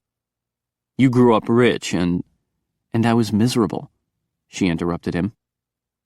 I don't care about wealth, Phineas. He heaved a sigh of relief. I make a good salary here, and the commercials pay really well. Finn. She touched his arm. I like you just the way you are. His heart swelled. He grabbed her hand and kissed it. You don't mind anymore that I'm a vampire? She winced and withdrew her hand from his grasp. I was wrong to hate vamps. I feel bad about it now. I was just so angry. Why? She picked up her spoon and swirled it around in the ice cream. I was devastated when my mom died.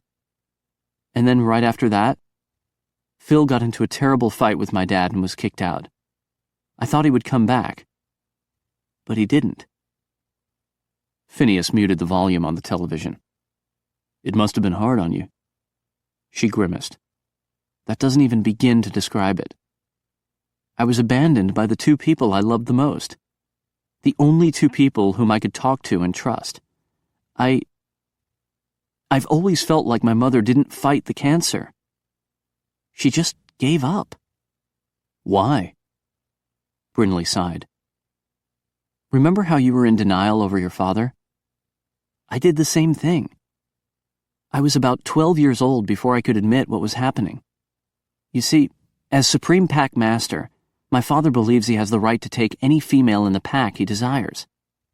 Phineas gritted his teeth. He cheated on your mom? Yes. She endured years of humiliation. Not only was it demeaning to her, but to the other women too. Some of them were married and didn't want to be unfaithful, but their husbands didn't dare say no to the master. Some of the women actually considered it an honor, but the whole thing made my mother so ashamed. She didn't want that kind of life for me. Phineas squeezed her hand. I think she would be proud of you now. Brinley smiled with tears in her eyes. Thank you. I miss her so much. Her death was hard on my younger brother and sister, too. They were just 11, so I tried to be a mother to them. When they were 14, they shifted for the first time.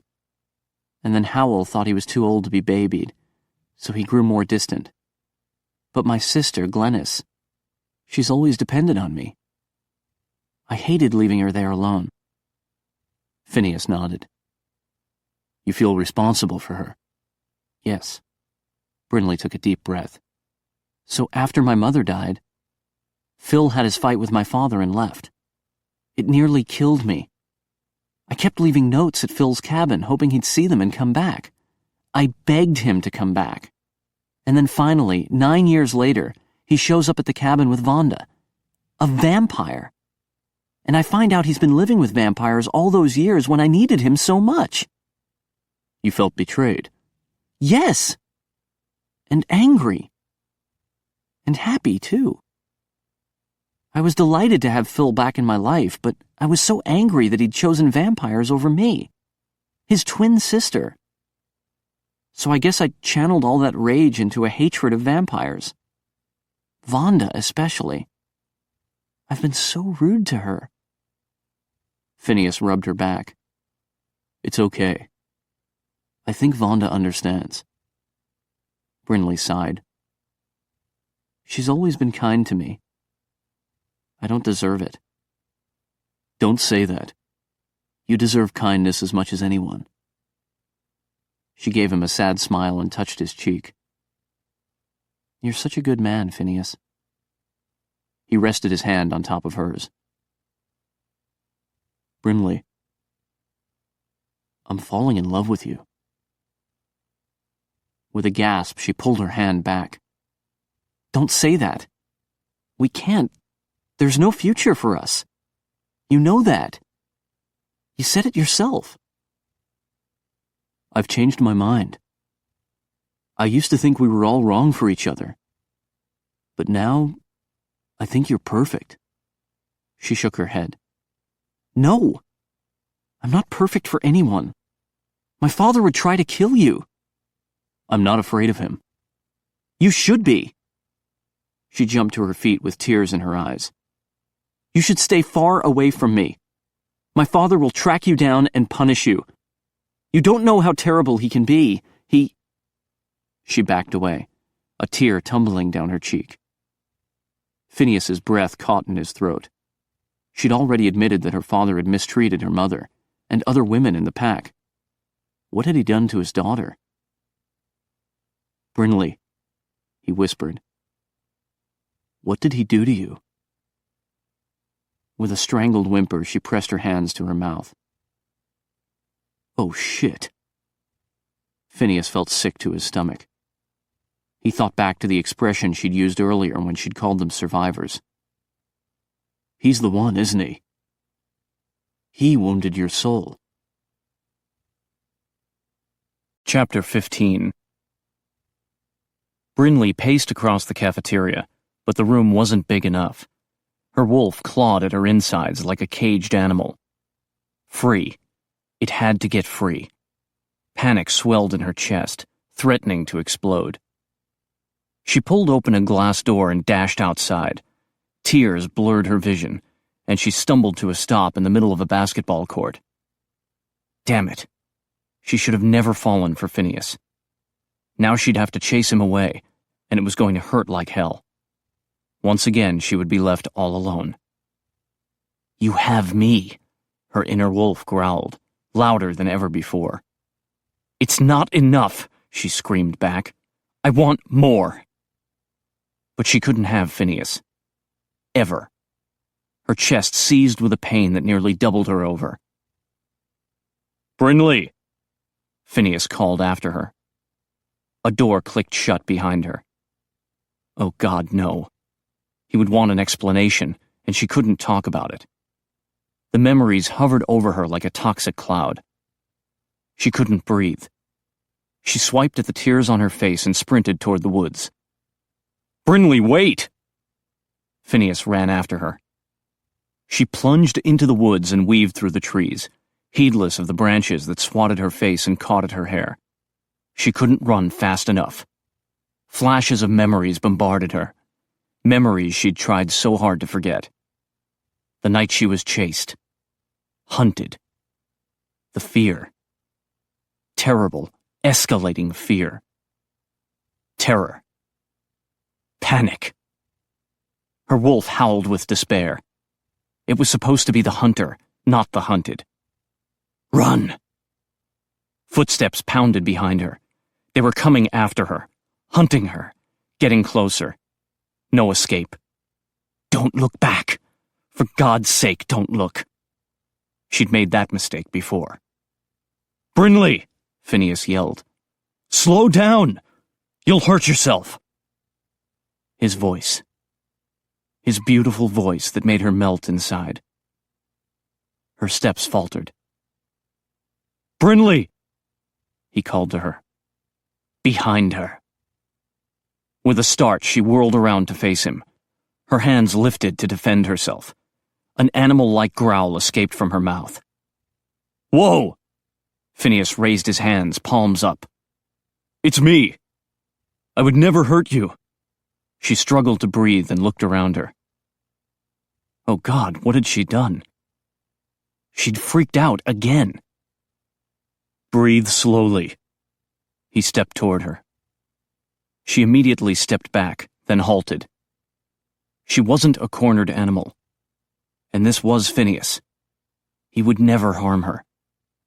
She ran a trembling hand through her hair, brushing away the leaves that had tangled in the wild strands.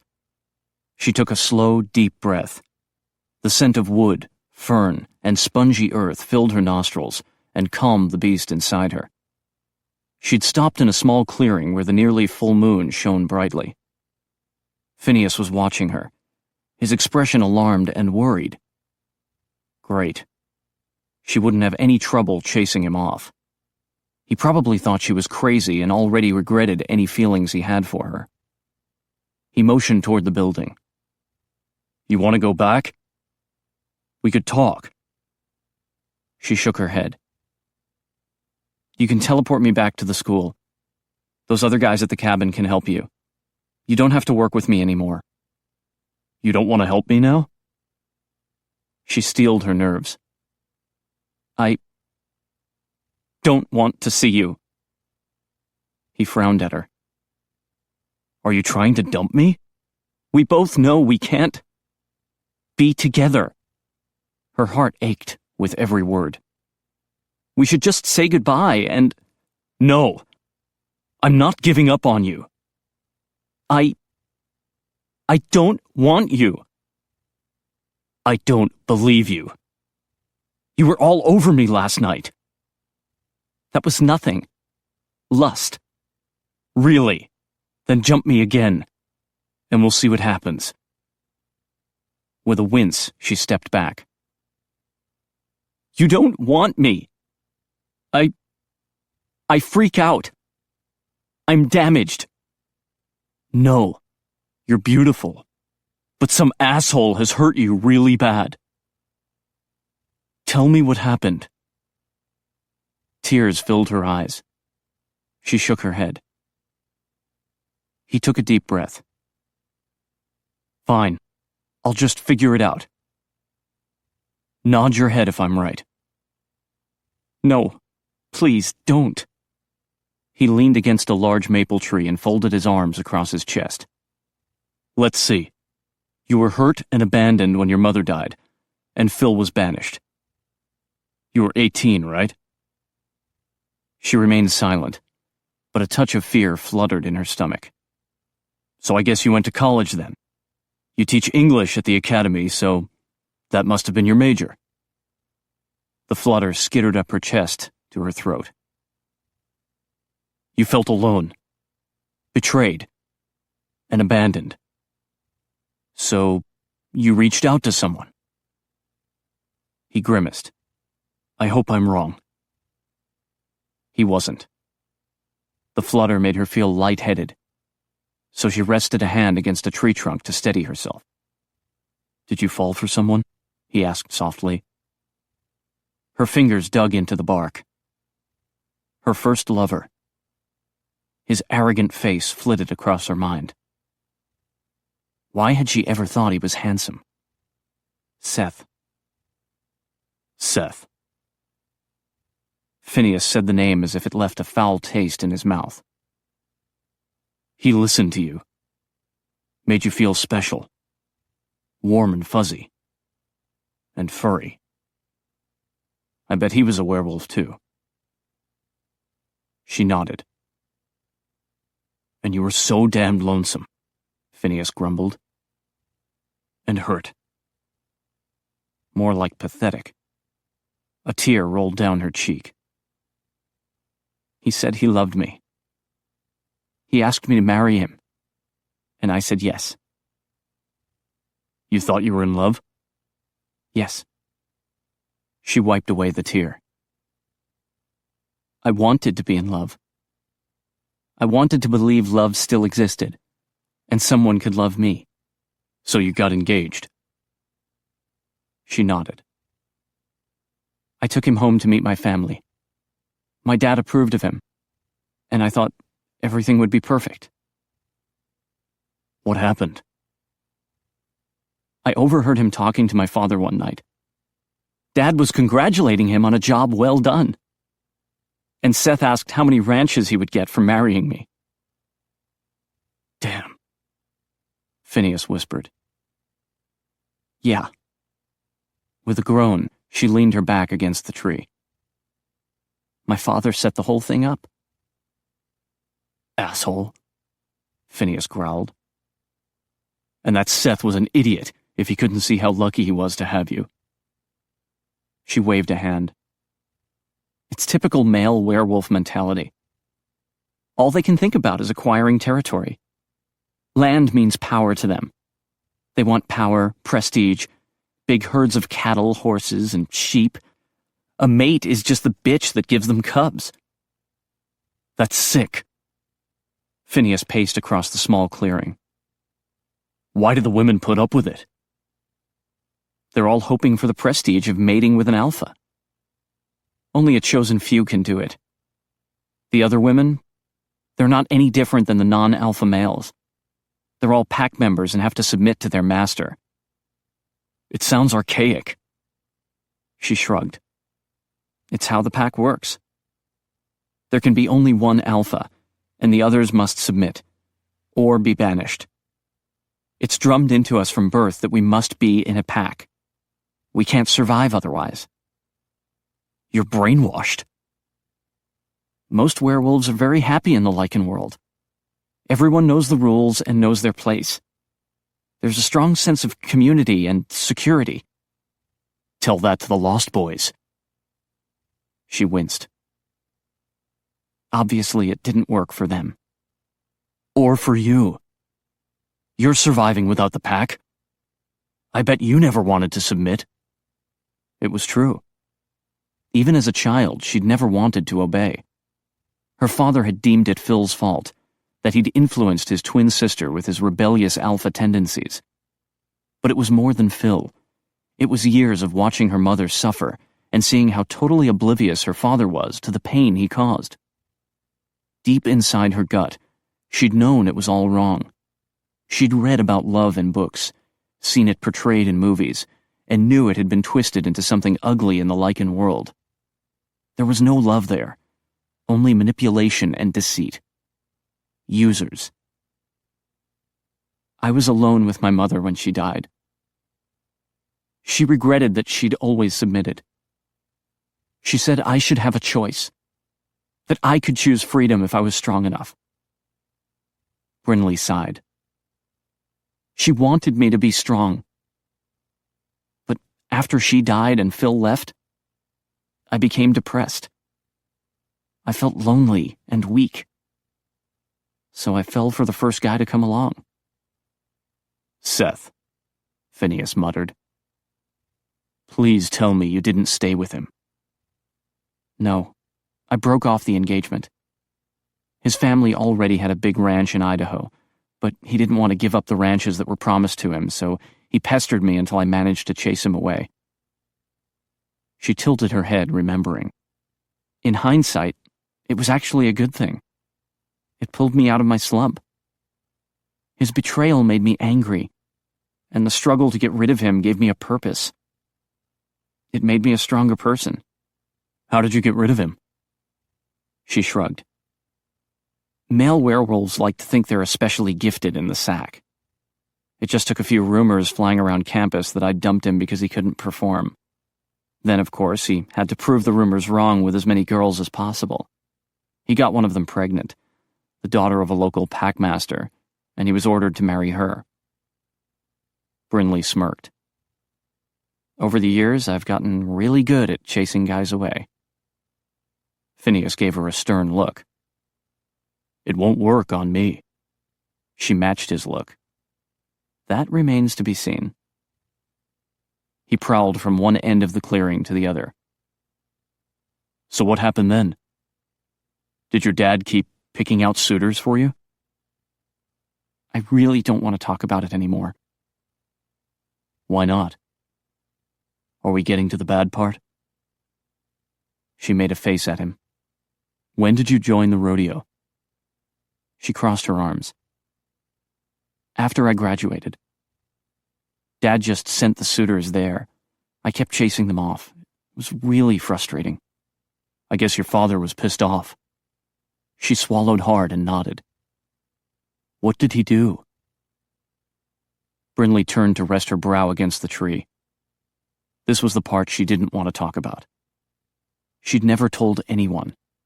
Not her sister, not even Phil. If only her brother had been there. he would have protected her. Brinley. Right behind her. She whirled around. I told you not to do that. I told you I'd never hurt you.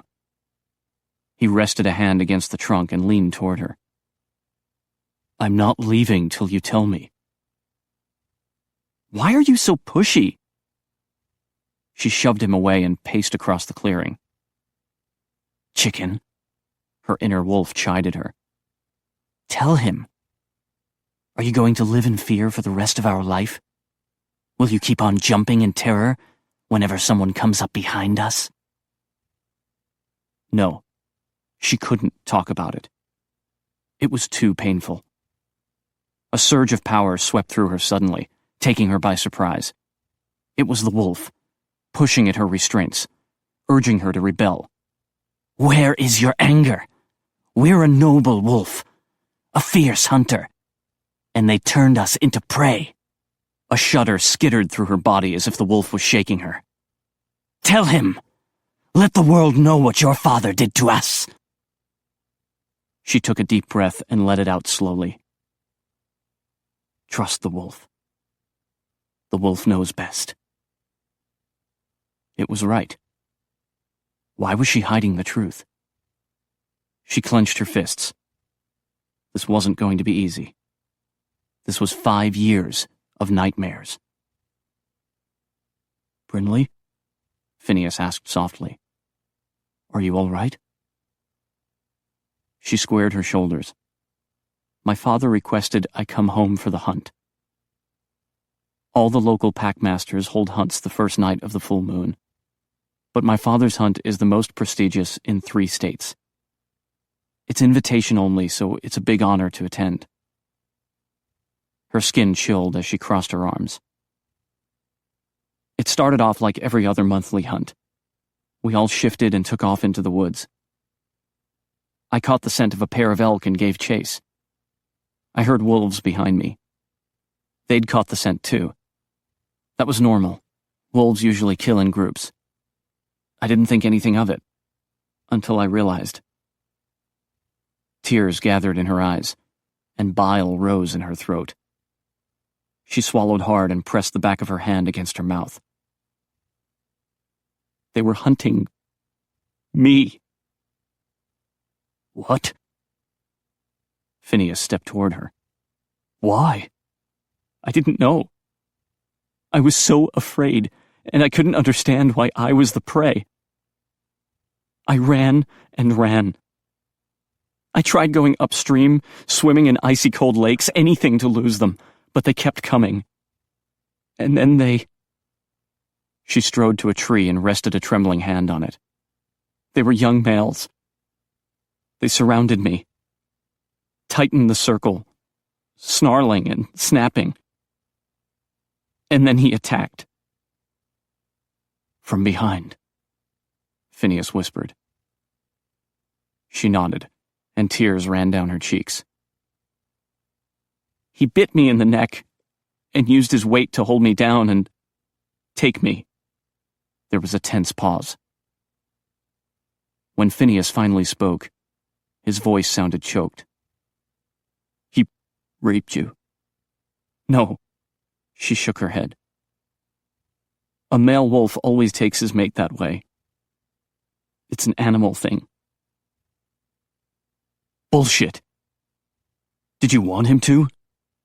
Did you invite him? Phineas's voice grew louder, and when she didn't reply, he slammed a fist into the tree. She jumped back, looking at him for the first time. It was rape! He crashed another fist into the tree. She stepped back, shocked by the rage on his face. Did you turn the bastard in?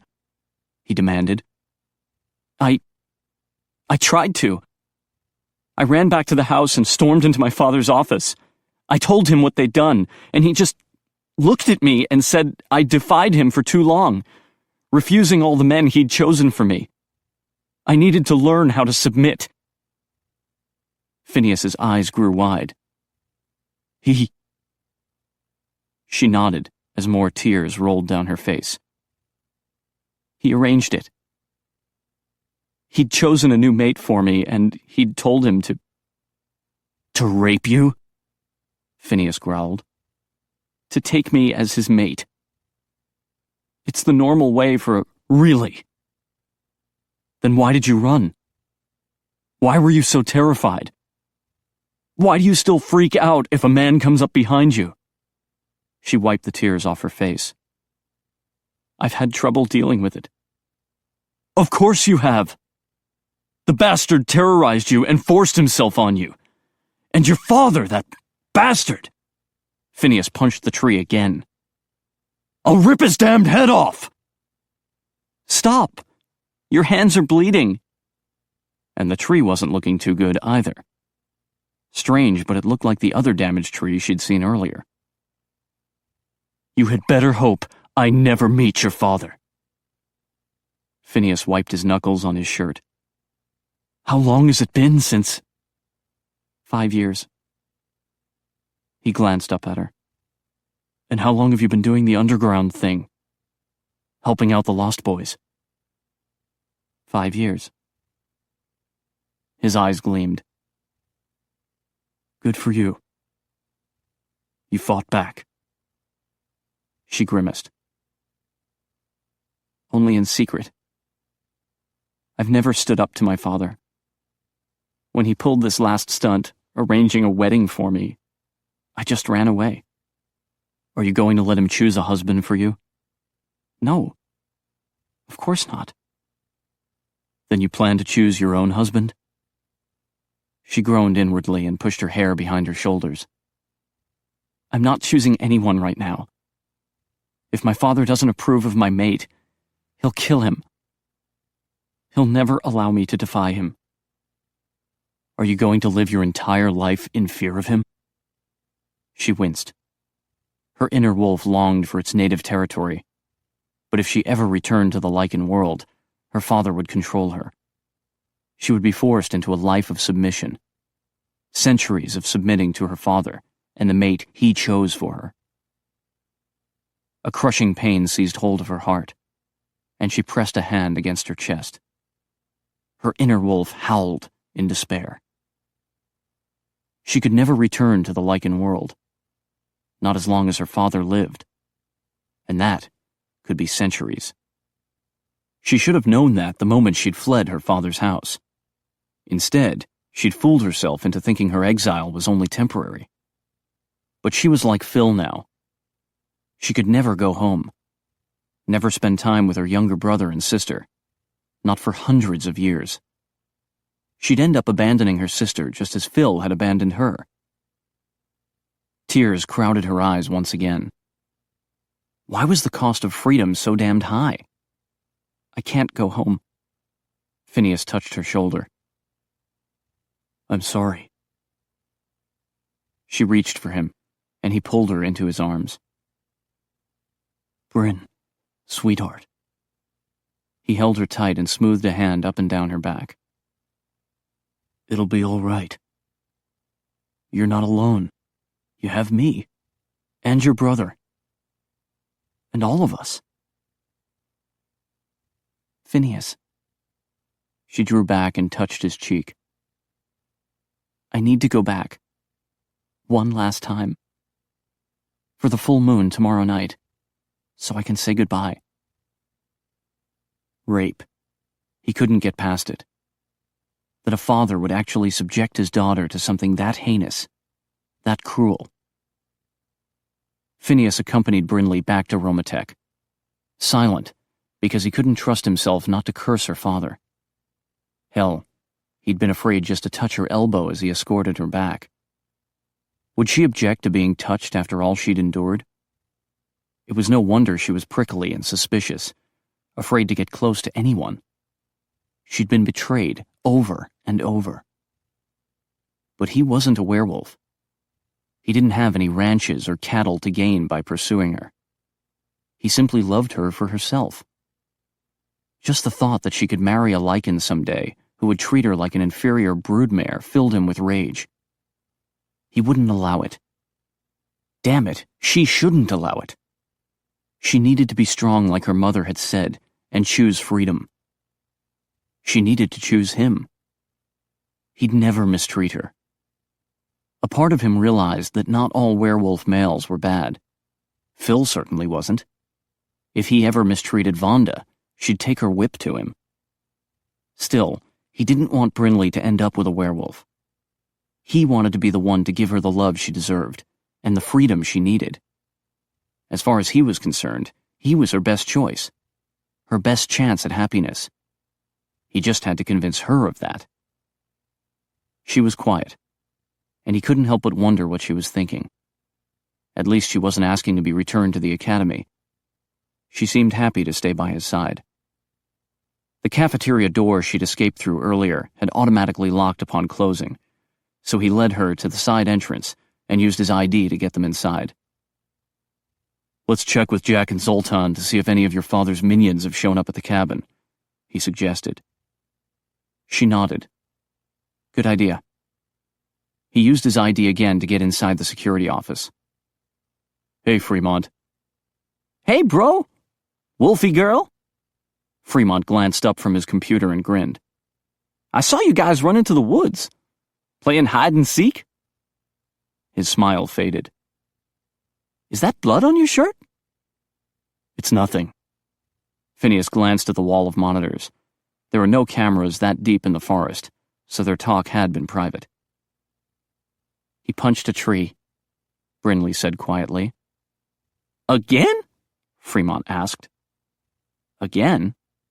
Brinley regarded Phineas suspiciously. "You have a habit of punching trees?" He ignored that and frowned at his brother. "Have you heard from Jack or Zoltan?" "Yeah, about 10 minutes ago. No one has shown up, and Lara was very excited because Jack has suddenly agreed to do that TV show." "Real Housewives of the Vampire World?" Brinley asked. "What changed his mind?" Fremont chuckled.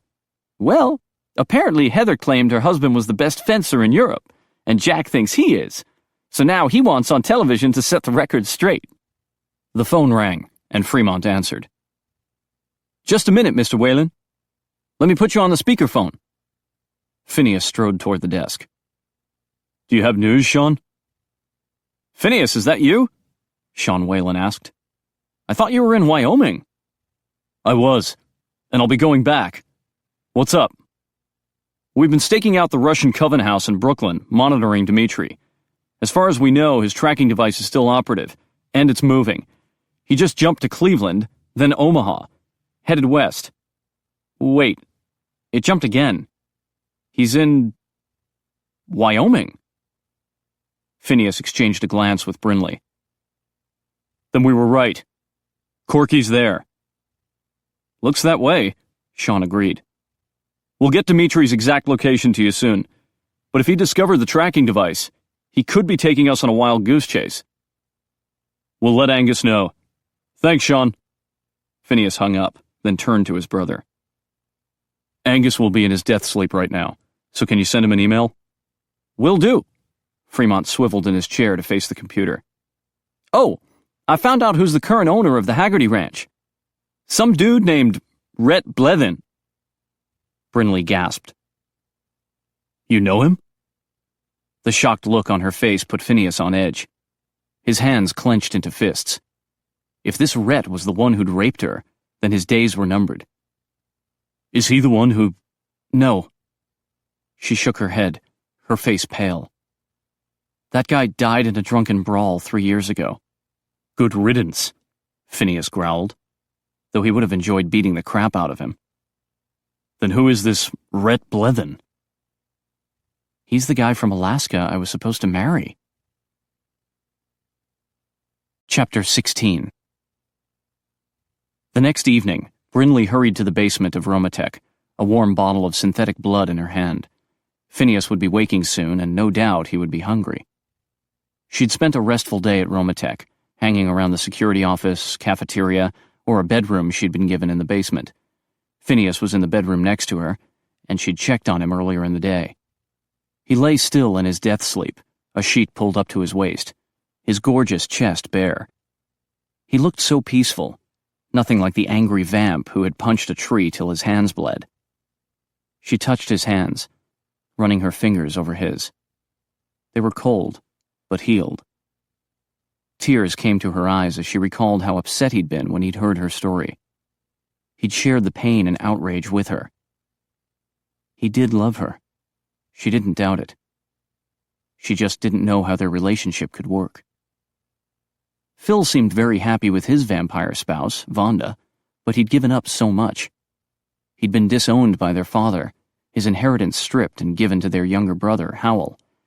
And worst of all, Phil had given up the chance to have children. She'd always hoped that somehow, someday, she'd find a werewolf husband who didn't care that her father was rich and powerful. He'd love her for herself, and they'd have little werewolf babies. They could make their own little lichen world somewhere in the country. Phineas did love her for herself, and like the other vamp men, he could probably father children. Half vamp, half werewolf children? Was that even possible? Could the genes coexist? Could she be happy living in the vamp world? Phil had lived with the vamps for 9 years before marrying Vonda. He'd had plenty of time to adjust and put the lichen world behind him. He'd managed to make a clean break, but Brinley wasn't sure she could. She'd spent too many years at home with their younger siblings, so she was attached to them in a way that Phil wasn't, especially her younger sister. Glennis had been only 11 years old when Mom had died, and so distraught that Brinley had sheltered her from the ugly truth about their father's unfaithfulness and their mother's hopeless despair. Maybe that had been wrong, but Brinley hadn't wanted to burden her younger sister with more pain. Brinley winced. If she chose to stay with Phineas, her father would probably banish her. She could end up separated from her sister for centuries. Glennis had grown up so trusting and eager to please that it would be akin to leaving an innocent lamb among wolves. And what about her inner wolf? It was overjoyed about going back to Wyoming tonight for the full moon, but it would object to being banished. Hell, it would tear her up inside if she could never go back. With a groan, she realized she didn't know what to do. But she did know one thing for certain.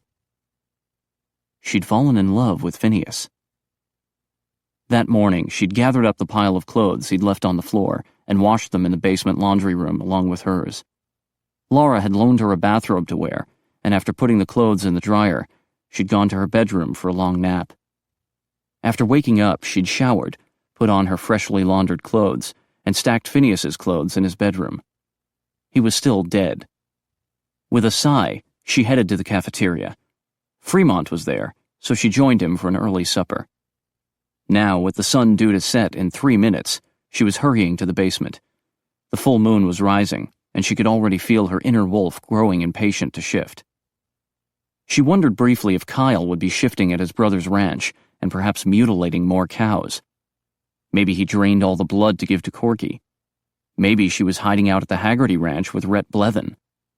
Why would her ex-fiancé buy a ranch in Wyoming when he had so much land in Alaska? And why would he ally himself with an evil vampire? So many questions. But she knew Phineas and his friends could be counted on to find the answers. Meanwhile, she was eager to shift and roam the Bighorn National Forest that backed onto Phil's land. She let herself into Phineas's bedroom and set the warm bottle of blood on the bedside table. He was still dead, but soon that would change. She paced across the room. Any minute now. She halted at the foot of his bed when his body jerked. His chest expanded and lifted off the bed, causing his back to arch. She winced. It looked painful. Phineas. She rushed to his side. Are you all right? His eyes opened and immediately focused on her. She smiled. Welcome back. I brought you a bottle. His eyes flashed red, and with vampire speed he grabbed her arms and tossed her over him and onto the bed. Phineas! Her heart thundered in her ears. Good Lord, he'd lifted her like she weighed nothing. Her eyes widened as he leaned over her. He touched her cheek, then ran his fingers down her neck. The fingertips pressed against her throbbing artery, and his nostrils flared. So hungry. She had a strange urge to let him bite her. A part of her was appalled, but a larger, more insistent part found his desire exciting, and the act compelling. Intimate. His fangs would be inside her. Her blood inside him. The wolf inside her stirred, drawn by the thought of blood. It growled softly. Good Lord, if she shifted now, she might lose control and bite Phineas, and that would be disastrous. She motioned to the bedside table. I brought you some blood. He glanced at the bottle, then back at her. His eyes still glowed red. She gestured at the bottle once again. It's nice and warm. And fresh. His mouth curled up. Not as fresh as you. He traced her collarbone. Or as warm. She winced. This was a hitch in her schedule she hadn't counted on. Phineas, don't vamp out on me. Get a grip. The full moon is rising, and I need to... She stopped when his finger touched her lips. He traced the curve of her upper lip, then the lower one. Do you know how much I want you? Her body responded with a surge of lust and desire, but she tried to ignore it. You're hungry. I understand that. She pointed at the bottle. Hurry up and drink. I wasn't talking about food. He sat up and reached for the bottle. She started to sit up. With vampire speed, he pushed her back down. Stay.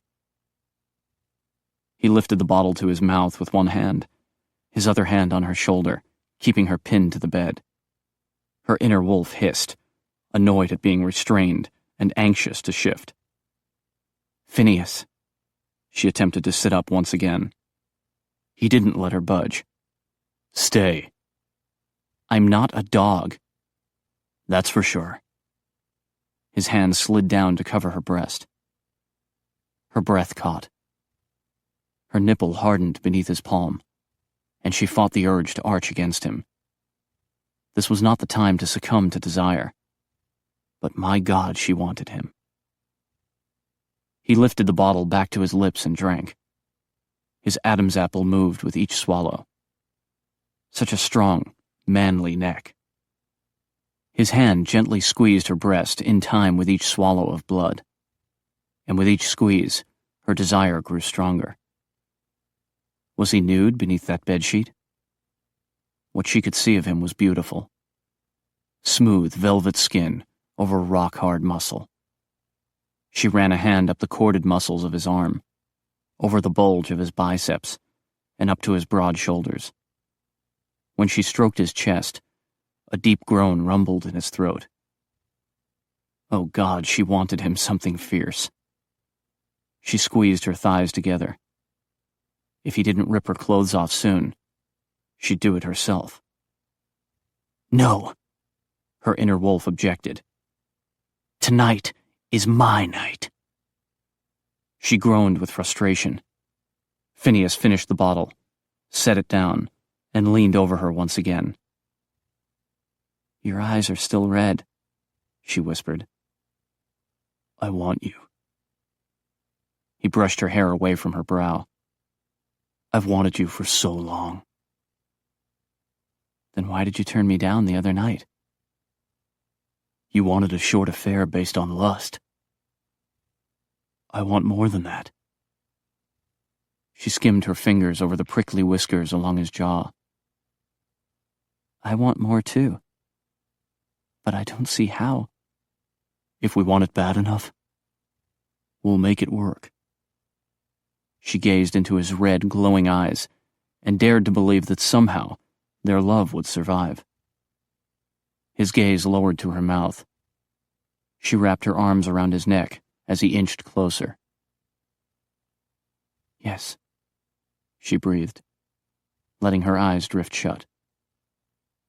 His lips touched hers, gently at first, although there was nothing gentle about her reaction.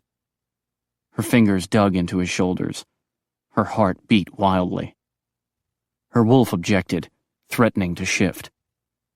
Phineas deepened the kiss, molding his lips to hers, and she opened her mouth to let him in. She swirled her tongue with his. He tasted of blood, but she'd tasted blood many times as a wolf, and it only made her hungrier for him. A surge of wolf power shot through her, and she broke the kiss with a gasp. "Phineas, I have to shift. I can't wait much longer." He sat back, grimacing. "Damn. I can't help it. We have to hurry." With vampire speed, he zipped out of bed and into the bathroom. So fast she barely had a glimpse of his naked body, but what she saw was enough to make her collapse on the bed with a groan of frustration. A few seconds later, he was back and throwing on the clothes she'd washed. She scrambled out of bed as he pulled on his cowboy boots and noticed a surveillance camera close to the ceiling. It was blinking red. "Is that thing on?" He glanced at it, his eyes back to their normal dark brown. "Damn." "That's a yes?" "Yeah." He set his cowboy hat on his head and tossed her his jacket. "Let's go." She strode alongside him. "So we showed up on a monitor in the security office?" "Maybe." He headed down the hall, snapping his plaid shirt together as he went. "I should have thought about it, but I was distracted." He punched the button for the elevator. "I owe you an apology." "Why?" She watched him stuff his shirt tails into his jeans and considered offering some help. "I manhandled you." He buttoned the top of his jeans and buckled his belt. "I wasn't thinking clearly." "Phineas, I'm okay. I enjoyed it." He glanced at her. "Really?"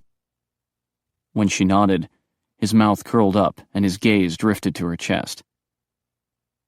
"You were right about the B-cup." She smiled. "It's good to know the 3-step rule is still in effect.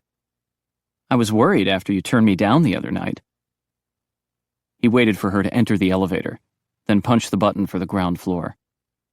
"What is this 3-step rule?" "In my experience, men tend to be rather simple." She paused when he arched a brow at her. "Well, it basically means that at any given moment, a man's brain is only 3 steps away from thinking about sex." He frowned, considering, as he took his jacket from her and put it on. "I disagree." "You don't think about sex that often?" She scoffed. "I find that hard to believe." He gave her a wry look. "I don't need 3 steps. Hell, I just look at you and want sex." Her cheeks warmed with a blush, and she smiled slowly. "You know, after I've been a wolf for a few hours, I could shift back, and we could have a date. I tend to have a lot of excess energy I need to work off." He moved toward her. "I could help you with that." "Goodness, you are faster than 3 steps." "You bet." He planted a hand on the elevator wall, close to her head. "I've got a fast mind, but slow hands." She licked her lips. "Sounds perfect." He tilted his hat back and leaned in for a kiss. A thrill shot through her, and her toes curled inside her cowboy boots. What a sexy kisser. Making love to him was going to knock her boots off for sure. "Finn?" "Mm-hmm." He nuzzled her neck. "The elevator door is opened." He glanced back. "Damn." They hurried to the McKay security office. Zoltan was selecting a sword and pistol from the caged weapons area. Fremont was focusing on a computer screen, but his eyes were twinkling and his mouth twitching. Brinley glanced at the wall of monitors and spotted Phineas's bedroom on the bottom row. Damn was right. Phineas put on his shoulder holster and checked his sidearm. "Where are Jack and Laura? We need to go." "They just left," Fremont replied. "Jack teleported her to the school. The Werepanther lady went into labor, and Laura insisted on going there. Jack said he'd catch up with you guys later." "Caitlin's having the babies?" Brinley asked. Damn, but she hated to miss that. She couldn't help it, though. She had to shift. "Oh my gosh. What if Caitlin has to shift?" Fremont shrugged. "I don't know. Some vamp doctor from Houston is with her. Robbie has been teleporting Carlos back, Zoltan added. Now that it's dark here, they should be arriving soon. Phineas touched her arm. I can take you to the school if you want. She winced.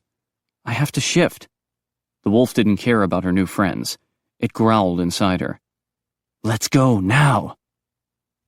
I need to go back to the cabin, now. Hopefully, after a few hours, she could return to see how Caitlin was doing. Okay. Phineas slipped knives into his boots, then turned to Zoltan. Ready to go? Zoltan sheathed his sword.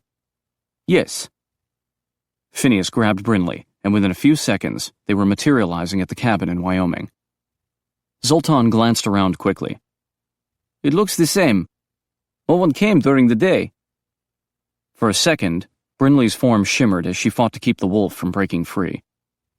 Whoa! Phineas jumped back. She regained control. That was close. You're telling me. Phineas yanked off his hat and ran a hand over his hair. For a second, I thought I was hugging a wolf. You almost did. She sat and yanked off her cowboy boots. I hate shifting with clothes on. It rips them all up. She pulled off her socks. You're stripping now? Phineas shot a warning look at Zoltan. I think I'll check on the horses in the stable. He strode to the front door, then glanced back at Phineas, his eyes twinkling. You're not joining me? Phineas dropped his hat on the kitchen table. In a minute. Zoltan snorted and left, closing the door behind him. Does he know how to feed the horses? Brinley stood to unbuckle her belt and unzip her jeans. Sure. He's used to horses. He's a medieval dude. Phineas moved to block the front window. You need blinds in this place. Afraid a deer might see me? She dropped her jeans to the floor and kicked them aside. Her hands trembled as she unbuttoned her shirt. I'm so excited. I can hardly control myself. I'm getting a little excited, too. Her cheeks grew warm. We always strip before shifting. It's no big deal. She'd done it in front of others for years, but she suddenly felt self-conscious with Phineas watching her so closely. She removed her shirt and dropped it on the chair. You want to come with me? There are a whole bunch of trees out there you could punch. Very funny. I have some investigating to do, but I'll come back for you in, 2 hours? She reached behind her back to unhook her bra. I don't know how long I'll be gone. I won't be wearing a watch, you know? She slipped the bra off and dropped it on top of her shirt. He sucked in a breath of air. She blushed. Hello, ladies. She laughed, thankful her shyness was short-lived, and strode toward the door. I'll see you later, big boy. He glanced down at his jeans. It is that obvious? She grinned as she stepped outside onto the porch. The cool air chilled her skin, but soon she'd be warm in a thick fur coat. Didn't you forget something? Phineas said from the doorway. She wiggled out of her panties, then tossed them back at him over her shoulder. Keep those for me, will you? He caught them, his eyes gleaming red. She ran down the steps and into the grassy meadow. At last, the full moon shone down on her, and she lifted her arms, surrendering to the inner wolf. The surge of power was orgasmic, so strong and overwhelming, she didn't feel the pain of bones shifting or fur sprouting. Within seconds, she was the wolf. She was free. Chapter 17. Be safe, sweetheart, Phineas whispered as he watched Brinley trot into the woods. Her father and ex-fiancé didn't know she had returned to Wyoming, so she should be safe roaming about for a few hours. The national forest was over 1 million acres and filled with animals, so finding her would be like finding the proverbial needle in a haystack. Hopefully, Rhett Blethen would remain in the vicinity of his ranch. As for her father and his minions, they would be miles away at his ranch in Montana, busy celebrating their big monthly hunt. Still, Phineas tensed with worry when Brinley disappeared from view. You have to trust her, he chided himself. She'd been shifting since she was a teenager. She knew how to handle herself in the woods. And it was important for her to have this last night at home. He strode into the stable and found Zoltan whispering to Molly as he filled her manger with hay. "What's up?" Zoltan glanced at him with the hint of a smile. "It appears you're not the only one here in love." "What? Who?" Zoltan tilted his head toward Molly. "The mare. She's smitten with a wild white stallion." Phineas's eyes widened. "You can communicate with her?" "Yes. By the way, she approves of you and Brinley. The gelding does as well." "Oh, that's a relief. I'd hate to leave them off the invitation list." "Then you plan to marry soon?" "I was joking." He winced. Not really. Zoltan gave him a knowing look.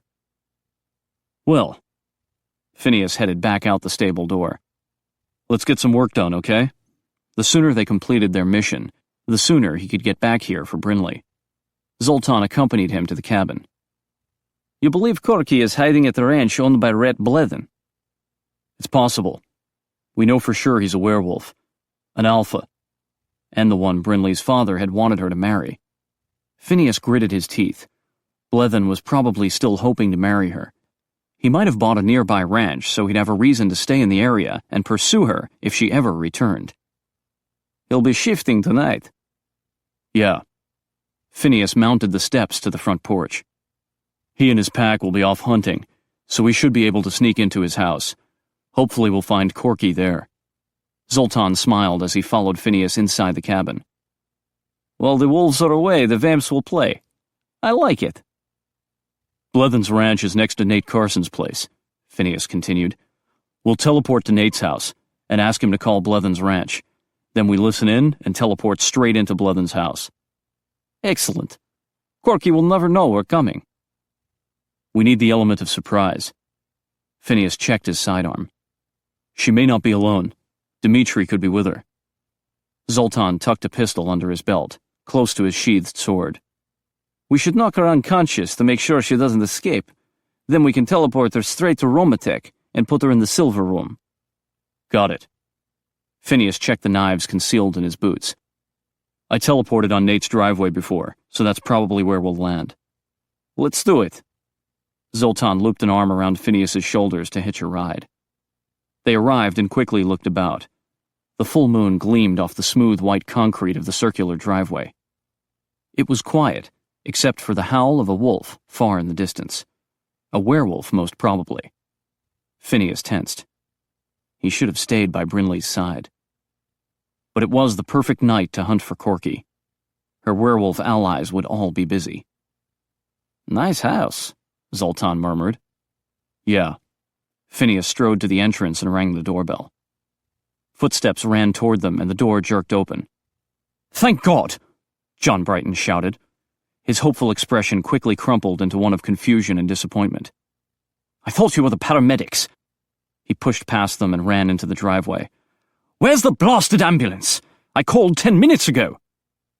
"What's wrong?" Phineas asked. "It's Nathan.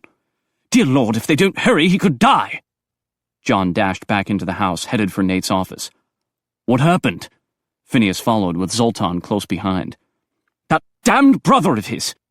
He brought a monster into the house!" John stopped by the office doorway where a maid stood, crying into a handkerchief. "Bring more towels! Hurry!" She scurried away and John ran into the office. Phineas paused at the doorway, surprised by the level of destruction. The floor was littered with papers, chairs overturned and broken, holes punched in the walls. Nate's mangled wheelchair was resting on its side, and Nate lay in a bloody heap on the floor. "You have to apply pressure!" John grabbed the bloody towel from Nate's limp hand and pressed it against the gaping wounds across his chest and abdomen. "Too weak," Nate whispered. "What happened?" Phineas zoomed toward them at vampire speed and knelt beside Nate. John was too focused on Nate to notice. "Kyle and Mr. Blethen came to see him. I heard them shouting and crashing furniture. I rushed inside and—" "What?" Phineas asked. John grimaced.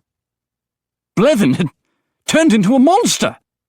His head was human and he was shouting, but his arms were like a wolf, and he was clawing at Nathan. He's an alpha werewolf, Phineas explained, capable of a partial shift. John's eyes widened. Werewolf? Kyle is one too, Phineas said. Most probably Blevin is the one who changed him. I wouldn't tell them about Brinley, Nate whispered. Is she all right? Phineas swallowed hard. Yes. He hoped that wasn't a lie. Your brother remembered seeing her? No, Nate whispered. But he knew something was wrong. So he checked the security tape. Saw you both at the front door. Shit, Phineas muttered. He'd forgotten about that damned camera. That's enough, Nathan, John ordered. Save your strength. He is bleeding out, Zoltan said quietly. We must move quickly. John glanced up at him. Who the hell are you? Zoltan, he replied. A friend. We both are, Phineas said. And we could have Nate at a clinic in 2 seconds. John scoffed. Impossible! You'll have to change your mind about what is possible, Zoltan told him. A werewolf just attacked your friend. And we can teleport him to the clinic. Phineas leaned over to gather Nate into his arms. What? John scrambled to his feet. You're not taking him anywhere without me. Who are you? Vampires, Zoltan replied. John stumbled back.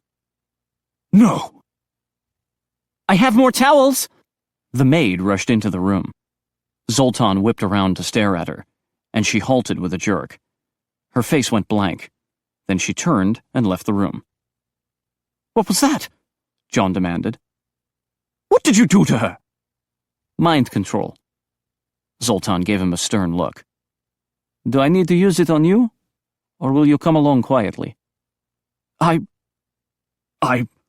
John gasped when Zoltan latched onto him at vampire speed.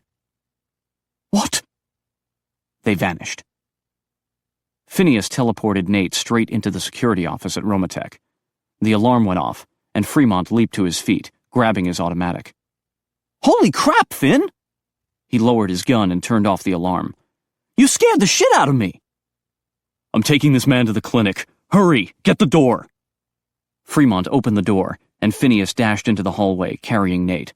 Zoltan was coming in the side entrance, dragging John. Where are we? John demanded. This is kidnapping! Get Roman and Laszlo to the clinic now, Phineas told his brother. Fremont winced. Roman's not here. He's at the school, helping with Caitlin's delivery. Send Laszlo, then. Phineas zoomed toward the clinic at vampire speed. He set Nate on a gurney and turned on the overhead lights. Zoltan zoomed in and set John on his feet. Get away from me! John reeled back. You're some kind of monsters! Zoltan looked annoyed. Have we harmed you? You kidnapped me and Nathan! We took you to a clinic to save his life, Zoltan argued. John looked frantically about. Where is this place? Romatech in... Phineas stopped when Laszlo rushed in. Oh dear. Laszlo's eyes widened at the sight of Nate. He zoomed over to the sink and washed his hands with vampire speed. He's fading fast. We'll need at least 4 bags of... He sniffed. Type A positive. I'm on it. Zoltan rushed toward the refrigerator. Laszlo snapped on some gloves and zoomed over to the gurney. He inserted a needle into Nate's arm and motioned with his head toward the tray. Phineas, take the scissors and cut the shirt off him. Right. Phineas lifted the blood-soaked shirt away from Nate's torso and began cutting. Nate moaned. John approached the gurney. What can I do? Pray, Laszlo answered. He grimaced as Phineas peeled back the shirt. He has a lot of internal damage. I'm not a doctor. I can sew up a cut, but this is too much. What if we give him vampire blood? Zoltan suggested as he stacked bags of blood on the work tray. Won't that heal him internally? Or we could transform him, Phineas said quietly. Zoltan and Laszlo stopped and exchanged looks. What? John asked. What are you talking about? If we turn him into a vampire, It will heal his wounds, Phineas explained. No. John shook his head. Then he would be dead. He would be a monster. Laszlo frowned. Do we look like monsters? John studied the short man with the innocent round face. I'm not sure. Do you bite people? I'm a chemist. Laszlo lifted a bag of blood. And this is synthetic blood we manufacture here at Romatech. We make our food. We don't steal it. Nate? Phineas leaned over him. Can you hear me?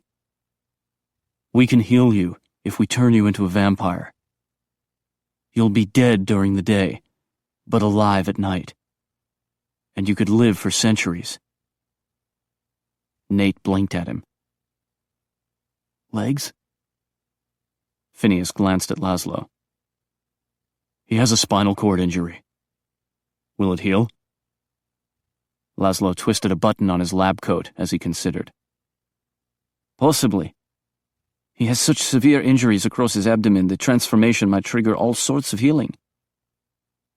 Then it's possible? John asked. He could walk? Possibly, Laszlo answered. For certain it will save his life. Do it, Nate whispered. Phineas exchanged looks with Laszlo and Zoltan. I'm not sure I know how. His own transformation had been brutal and violent. He didn't want to repeat that. I can do it. Zoltan rested a hand on Nate's brow. When I give you my blood to drink, you must accept it. Nate licked his cut and swollen lips. Okay. Zoltan peeled the shirt collar away from Nate's throat. Phineas grabbed John's arm and led him across the room. Did Kyle attack him too? Yes. That bastard. Was he in wolf form? Phineas asked. Did he bite Nate? No. He was still human. John's mouth twisted with disgust. He was punching and kicking his own brother. He glanced back at the gurney where Zoltan had sunk his fangs into Nate. What is he doing? Is he hurting Nathan? He's transforming him. John, look at me. Nate will be alive and strong at night, but completely vulnerable during the day. He needs someone who will guard him and protect him from his brother. I can do that. John nodded. And I'll have my son help too. We won't let anyone harm Nathan. John's eyes filled with tears. My son was a photojournalist, traveling with Nathan's unit during the war. When Nathan was injured, he saved my son's life. Phineas rested a hand on John's shoulder. He's fortunate to have you now. John nodded and glanced back at the gurney. Will he be all right? Will he still be Nathan? Yes. His personality won't change. Will you stay here with him till he wakes tomorrow night? When John nodded, Phineas continued. I need to go back to Wyoming and make sure Brinley is all right. Is she a vampire too? No. She's a werewolf, but a good one. She would never hurt anyone. John gave him a curious look. You're a vampire with a werewolf girlfriend? How does that work? Good question, Phineas muttered. He just hoped she was all right and he could find her. As he dashed back to the security office, he spotted Jack coming in the side entrance. Great. Jack and Laura could help him look for Brinley. Is Laura with you? Jack shook his head. She stayed at the school. Caitlin's been shifting back and forth, scaring the shit out of Dr. Lee, so Carlos is the only one allowed in the delivery room with her now. No babies yet? Phineas asked. Yeah! Fremont opened the security office door and peered outside. Did she have kittens? Not yet, Jack replied. I came back to see if you guys had captured Corky. We have another problem now, Phineas said. Brinley could be in danger. Rhett Blethen knows she's back, and he's a vicious bastard. Nearly killed a mortal. Zoltan is in the clinic right now transforming the guy. And Brinley, she's alone. Fremont winced. Wolfie girl's in trouble. Jack nodded. Let's go.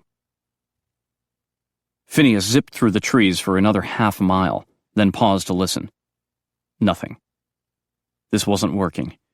He and Jack had teleported back to the cabin and split up to cover more ground. So far, no sign of Brinley. No word from Jack.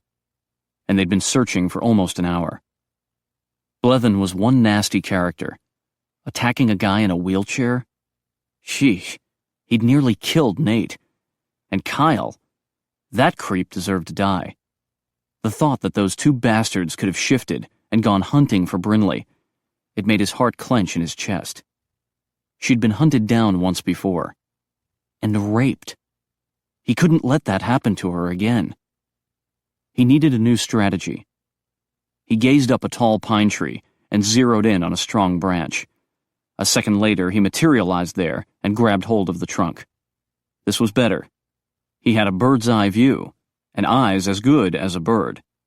He scanned the area and listened carefully. A small herd of elk at 12 o'clock. At 1 o'clock, a small lake glimmered in the moonlight. Farther off to the right, Jack was searching. He turned to the left. Bushes thrashed far ahead at 10 o'clock. Something was being chased. He focused on a treetop and teleported there. The chase was just ahead of him. He teleported to another tree. There. A mule deer darted into a small clearing, and a wolf charged from behind. A large wolf, moving at an incredible speed. It had to be a werewolf. He teleported closer and materialized on a tree branch just as the wolf pounced on the deer. Within seconds, the deer was down, and its neck broken with a mighty wrenching of the wolf's jaws. Damn, if that was Brinley, she was amazing. He whistled softly to see if the wolf would look up. It did. Sky blue eyes. He grinned. He'd found her, and she was fine. More than fine. She was freaking powerful. A loud growl emanated from the forest. Phineas tensed, his fingers digging into pine bark. Was it Blevin? Brinley froze, her ears flattening, the fur on her back bristling. Out of the woods lumbered a huge black bear. It reared up on its hind legs and roared. Brinley stood her ground. Back off, Phineas whispered. Don't argue with a bear. Let it have the deer. The bear roared again and moved toward the deer. Brinley bared her teeth and growled back. Damn! What was she thinking? Phineas took out his automatic and fired a warning shot to scare off the bear. The bear shifted into a large, hairy man. He lifted his hands in surrender and looked frantically about. Don't shoot! Phineas's mouth fell open. Digger? Brinley shifted into human form. You're a werebear? He stared at her. You're a werewolf? Phineas teleported down, and with vampire speed, he whipped off his jacket and covered Brinley. Digger gasped. You're one of them damned aliens! He shifted back into a bear, and with a growl, he charged. Chapter 18. Phineas teleported Brinley across the clearing. Digger roared when his pounce hit nothing but air. He spun about and spotted them. Digger! Phineas began, but quickly levitated with Brinley when the bear charged again. Digger, stop! Brinley yelled at him. Digger shifted back to human form. You need to get away from him, little lady, so I can kill him. He's an alien. I'm not an alien, Phineas muttered. Maybe you could kick him in the balls, Digger told her, then frowned. But I ain't sure them aliens have balls. She gave Phineas a wry look. Shall I verify that you have balls? He arched a brow. This is not how I envisioned our first intimate encounter. He glanced down at Digger. Can we come down now? Sure, but I'll have to kill you.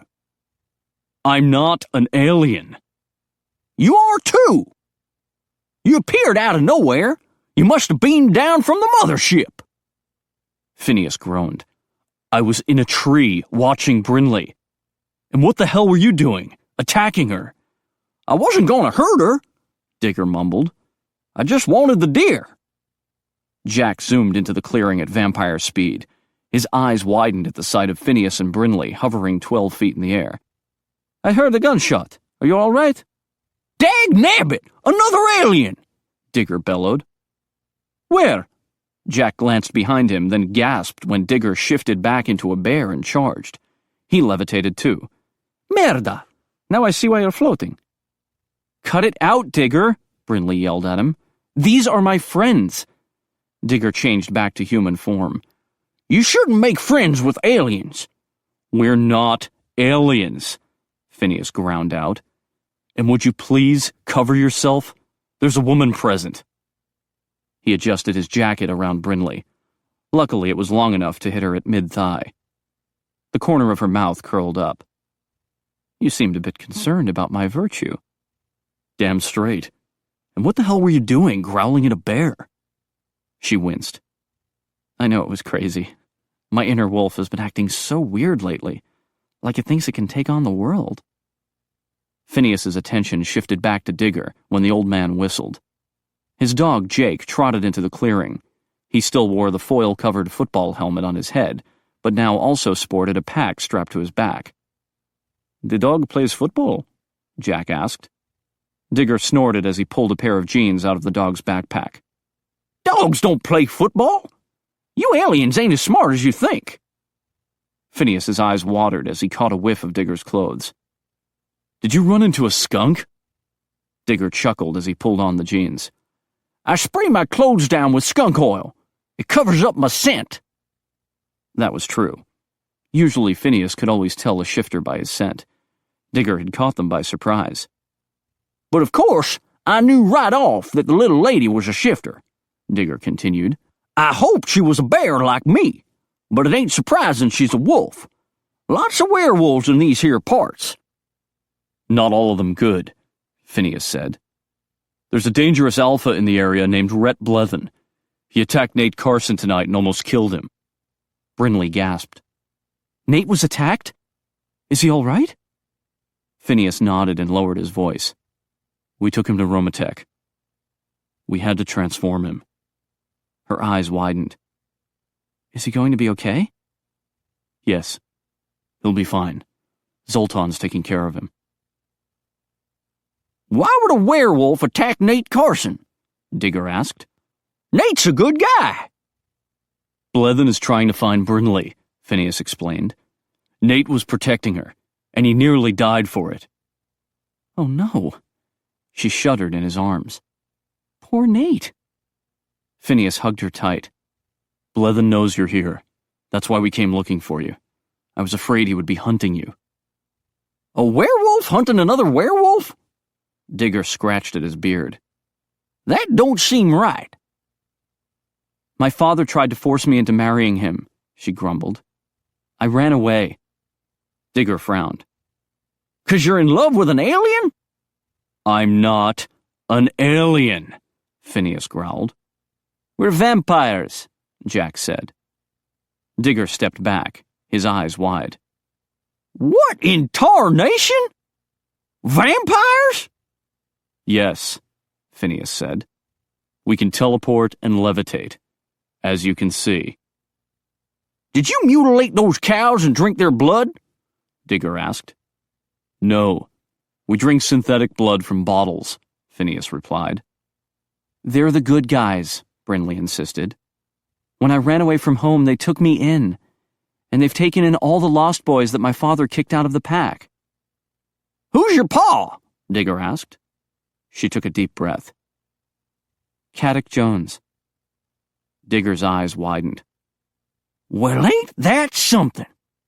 I know Cad from way back, well over 100 years ago. He ran a hand through his shaggy long hair. Haven't talked to him in a spell. Seemed to me he got too big for his britches. Started acting like a jackass. No offense, ma'am. None taken, she answered wryly. Can we come down now? Phineas motioned to the ground. I reckon. Digger eyed him suspiciously. You ain't gonna bite me or my dog, are you? I'd rather starve. Jack waved the air in front of him, his nose wrinkled against the foul odor. Vampires! Digger shook his head. I knew there was something strange going on in these hills. You sure you ain't seen no aliens around here? No. We're looking for a bad female vampire. Phineas lowered himself and Brinley to the ground. We think she's allied with Blethen and staying at the old Haggerty Ranch. A lady vampire? Digger asked. Did she mutilate the cows? I'm not sure, Phineas replied. Maybe. Digger tugged at his beard. This is all very strange. I could have sworn there were aliens around here. Well, I'll be going now. And taking the deer, if you don't mind. Go ahead. Brinley waved a hand. Bye. Digger heaved the dead deer over his shoulders and lumbered into the woods. A werewolf in love with a vampire. Don't that beat all? Phineas gave Brinley a questioning look as he drew her into his arms. Could Digger be right? About aliens? No. He kissed her nose. About a certain werewolf being in love with a vampire. She wrapped her arms around his neck. Depends on the vampire.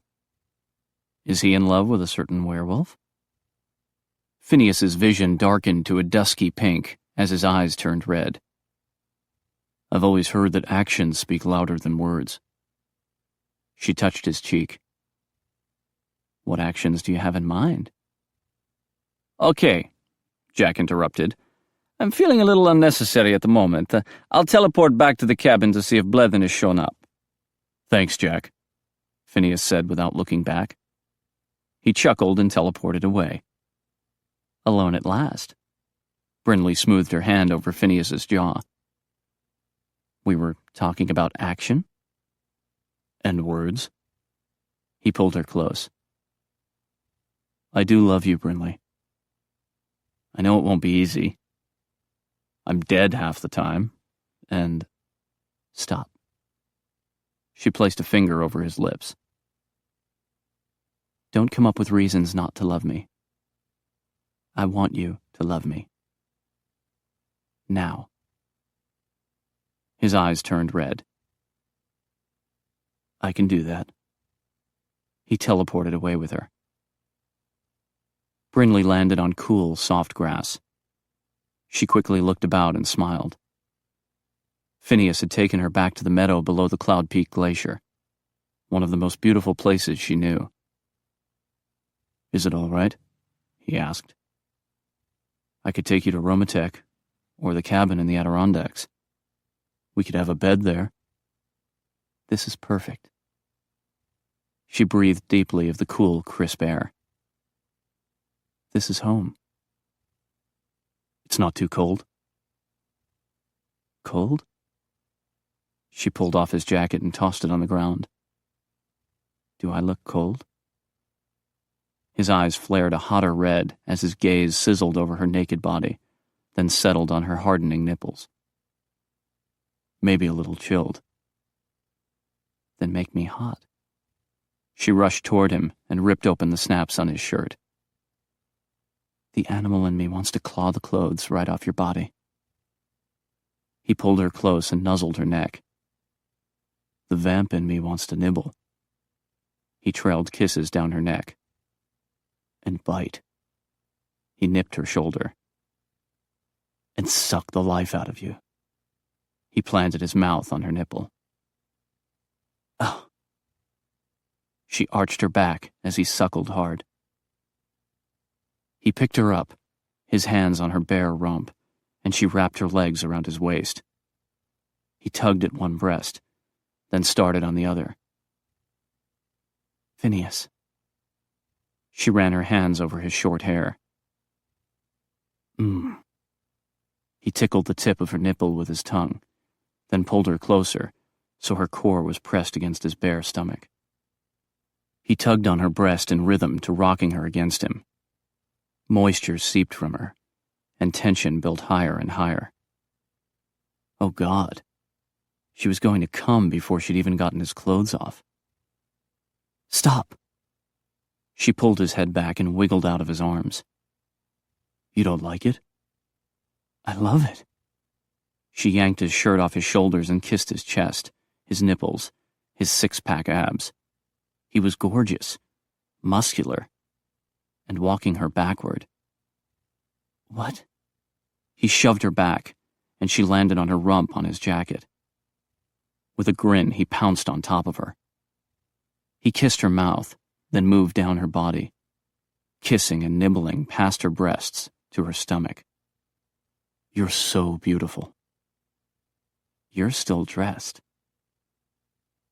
She pushed him back, then pulled his legs up to make him fall onto his back on the grass. With a yank, she had one boot off. She tossed it aside and grabbed the other boot. It proved to be more stubborn, and she tugged so hard she lost her balance. He took advantage, giving her an extra shove, so she tumbled back. "Oomph!" She landed on her back with the boot in her hands. He seized her ankle and nipped at her calf. "Now I have you." She tossed his boot aside. "Oh yeah?" She planted her other foot against his chest and shoved him back. As soon as his butt hit the ground, she leaped forward to pin his shoulders to the ground. "Now I have you." "Wolfie girl, you are wild." "You'd better believe it." She leaned forward and rubbed her breasts against his chest. He kissed the top of her head. With her heart thundering in her ears, she sat back on his thighs and unbuckled his belt. "All right, love doctor." She unbuttoned his jeans. "Let's see what you've been hiding." She struggled, getting the zipper to move over the bulge. Finally, it unzipped, and she grasped the waistband of his jeans and underwear and pulled.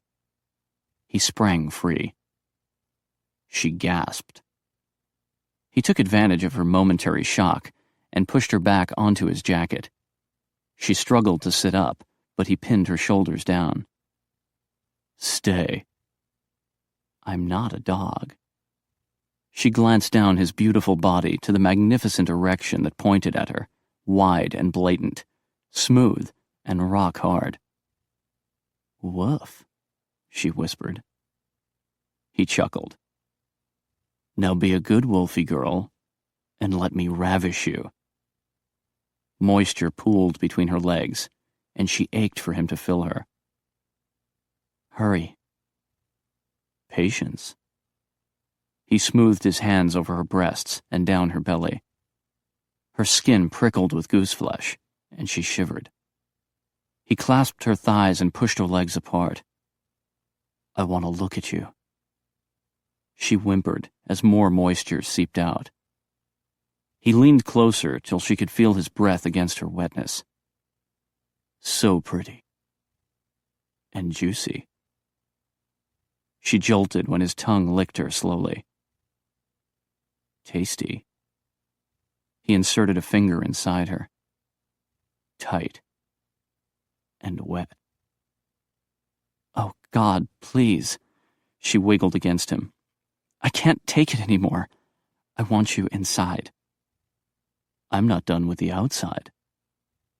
He skimmed his juice-slickened fingers up to her clitoris, and she jolted again. "Look what I found." Tension built rapidly as he rubbed against her. Pinched and tugged. She shook her head, moaning. When he lifted her hips to clamp his mouth on her, she screamed and shattered. Spasms shot through her. Her toes curled and her vision blurred. He showed no mercy.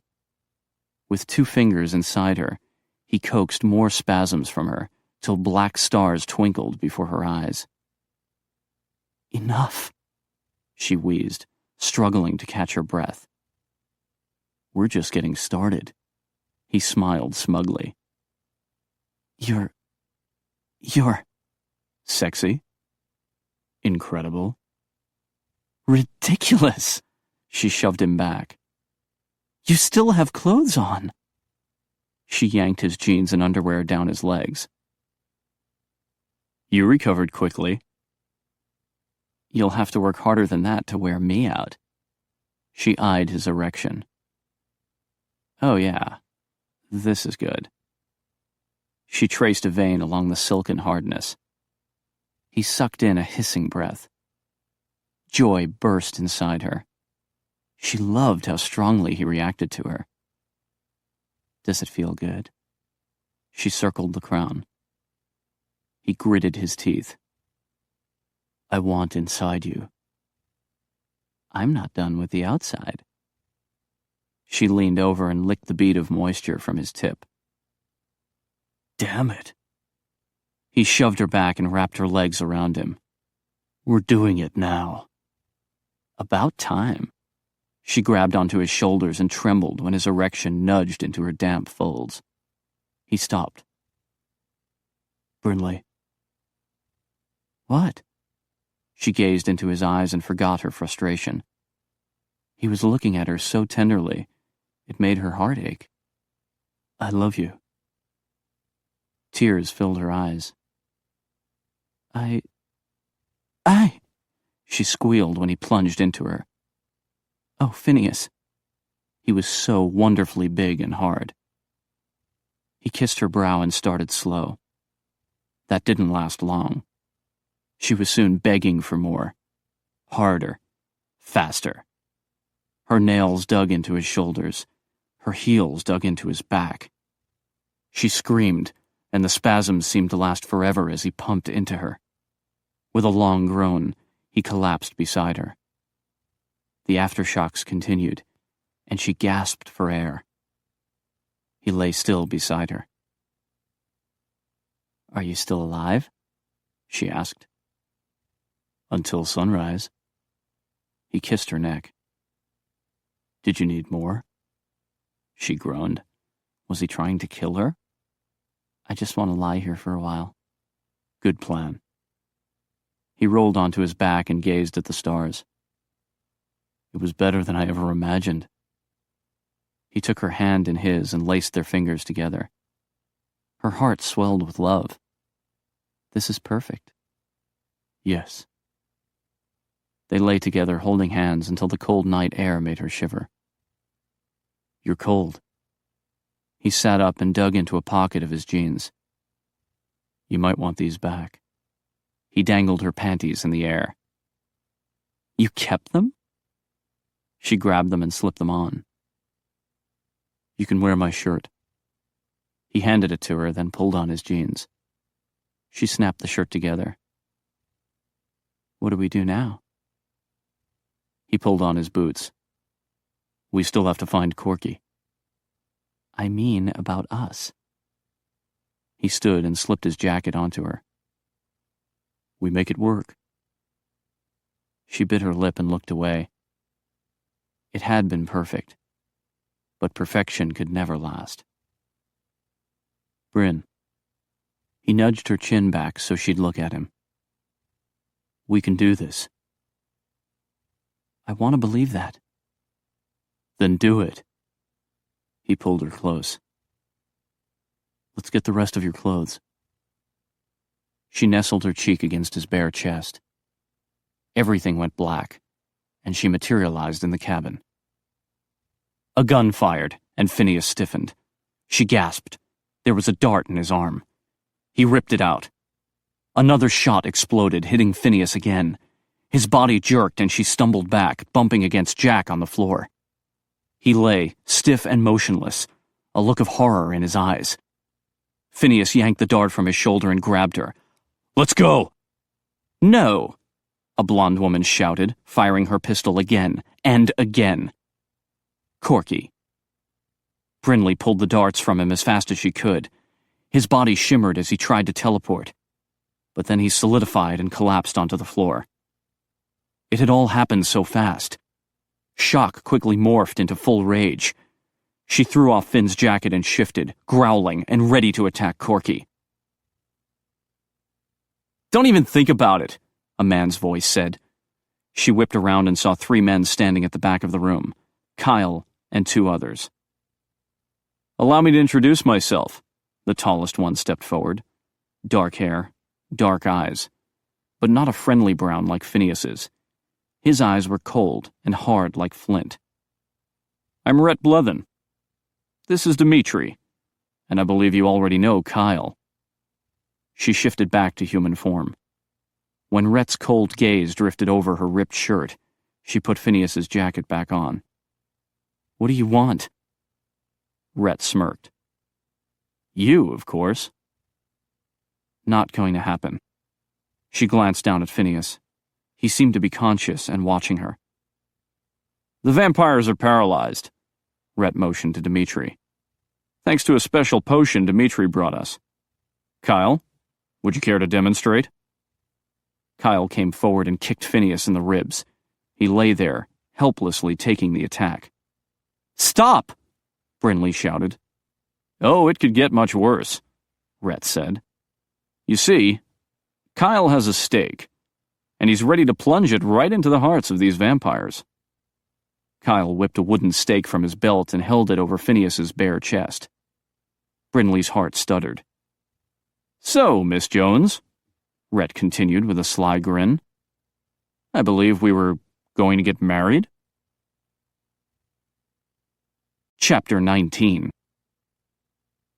Nightshade.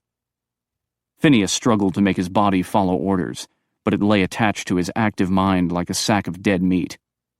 Too ironic. The former drug dealer taken down by a drug. And not just any drug, but the same damn drug that had inspired his death and transformation.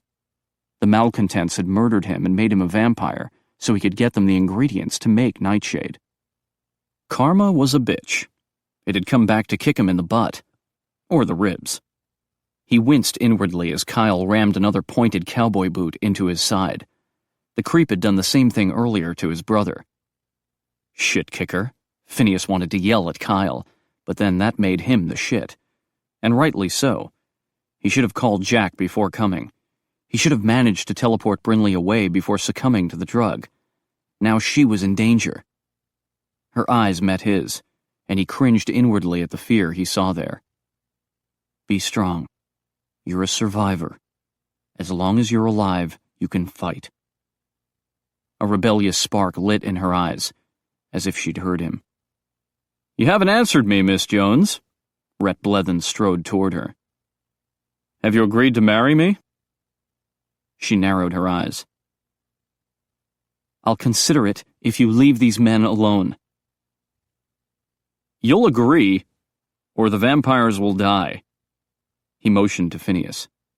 That one first. His scent is all over you. He stepped closer, his face twisted in a sneer. You reek of sex with him. It disgusts me. She lifted her chin and glared back. Frankly, Rhett, I don't give a damn. He slapped her hard enough to make her eyes water. Rage burst inside Phineas, but with nowhere for it to go, it felt like his head would explode. Stay strong, sweetheart. Don't give up hope.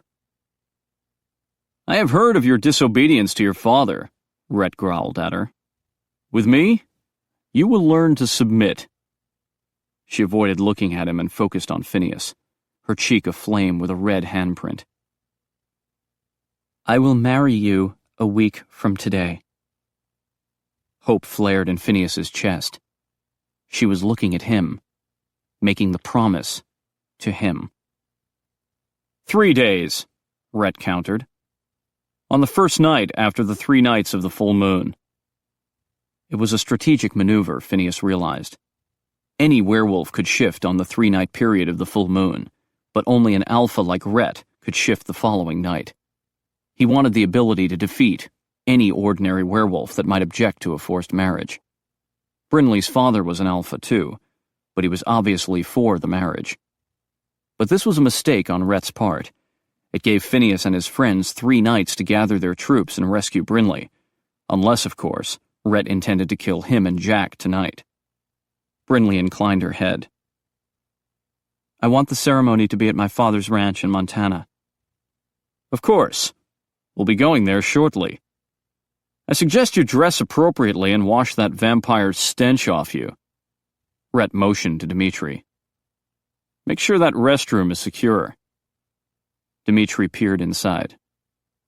No windows, no doors. She can't escape here. She picked up the clothes she'd discarded earlier, and with a worried glance at Phineas, she went inside the bathroom and shut the door. Rhett sneered down at him. She will do everything I ask. Kyle will remain here with his stakes, and if she gives me any trouble, I'll call him, and he'll turn you to dust. He deserves to die, Corky hissed as she moved toward them. He is the one who betrayed me and tried to capture me. There, love. Rhett pulled her close and kissed her brow. I was happy you came to see me again. She gave him a sly smile. Our plans are going well. She glanced down at Phineas. Dmitri found the formula and ingredients to make nightshade hidden in a safe at the Coven House in Brooklyn. He cooked us up a batch and brought it here. She nudged Phineas with her foot. We have plenty more. You and your traitorous companions will not be able to stop us. Phineas wondered what Corky and Rhett were up to. They appeared to be lovers, even though Rhett was forcing Brinley to marry him. His motivation for marriage was clearly not love, but most probably wealth and power. Just as Brinley had said, she was more of a pawn than a princess. She emerged from the bathroom, dressed in jeans and a plaid shirt. She ignored Rhett as she walked past him and aimed a look of love at Phineas. He tried to return it. She sat nearby at the kitchen table and pulled on her socks and boots. Your father will be pleased that I've returned you to the pack, Rhett boasted, and he will be impressed by how well you obey me. She shot him an annoyed look as she tugged on the last boot. You will obey, Rhett reminded her. Or I'll call Kyle and he'll stake the vampires. Her gaze shifted to Phineas and Jack, then to Kyle. If you hurt them, the entire vamp world will come after you, including your brother. Kyle snorted. Nate's dead. Undead. Kyle turned pale. What? He gave Rhett a frantic look. You said he would die. That the ranch would be mine. It will be. Rhett glowered at his minion. You will obey me in all things and be rewarded. You will not question me again. Kyle inclined his head. Yes, master. Rhett shifted his glare to Brinley. You're back in the Lycan world now. Adjust your loyalties. He motioned to Corky and Dmitri. Take us to the Jones Ranch in Montana. Corky wrapped her arms around Rhett and cuddled up to him. Then they vanished. Brinley rushed toward Phineas, but before she could reach him, Dmitri zoomed to her and grabbed her. One last look. Her eyes filled with a mixture of hope and despair. And then she was gone. Her emotions transferred straight from her eyes to his heart. Despair that she was gone, that he'd lost her, that she would suffer abuse and humiliation at the hands of Rhett Blethen and her father, and hope that he would find her, rescue her, and spend the rest of his life giving her the love she deserved. You'd better hope Rhett doesn't call. Kyle tapped him on the chest with the stake. And I don't care if you made Nate a vampire. I'm not afraid of him. I have plenty of these. He stuffed the stake in his belt. Anything to eat around here? He glanced toward the kitchen, then back down at Phineas. Don't run off. He chuckled at his own sorry joke and wandered out of Phineas's view. If Phineas strained his eyes to the left, he could make out one of Jack's shoes. No doubt Jack was just as frustrated as he was. Noises came from the kitchen. Kyle was raiding the refrigerator, banging cabinet doors shut, and dropping utensils into the stainless steel sink with a clatter. Brinley would be at her father's ranch now, a prisoner. She'd run away before, so she would probably be watched and guarded. Footsteps headed to the sofa. Then a creak as Kyle settled down, and gulping noises as he wolfed down his food. Time crept by. He thought about Brinley, recalled every detail of their lovemaking, and prayed he'd have a chance to love her again. He strained, trying so hard to make his body move that beads of sweat rolled down his temple. Snores came from the couch. Kyle was sound asleep. He was a lousy guard, but then he knew they weren't going anywhere. More time passed. Phineas kept trying to budge, but to no avail. A phone buzzed on the kitchen table. One of the sat phones. Fremont, most probably wanting to know why they hadn't checked in.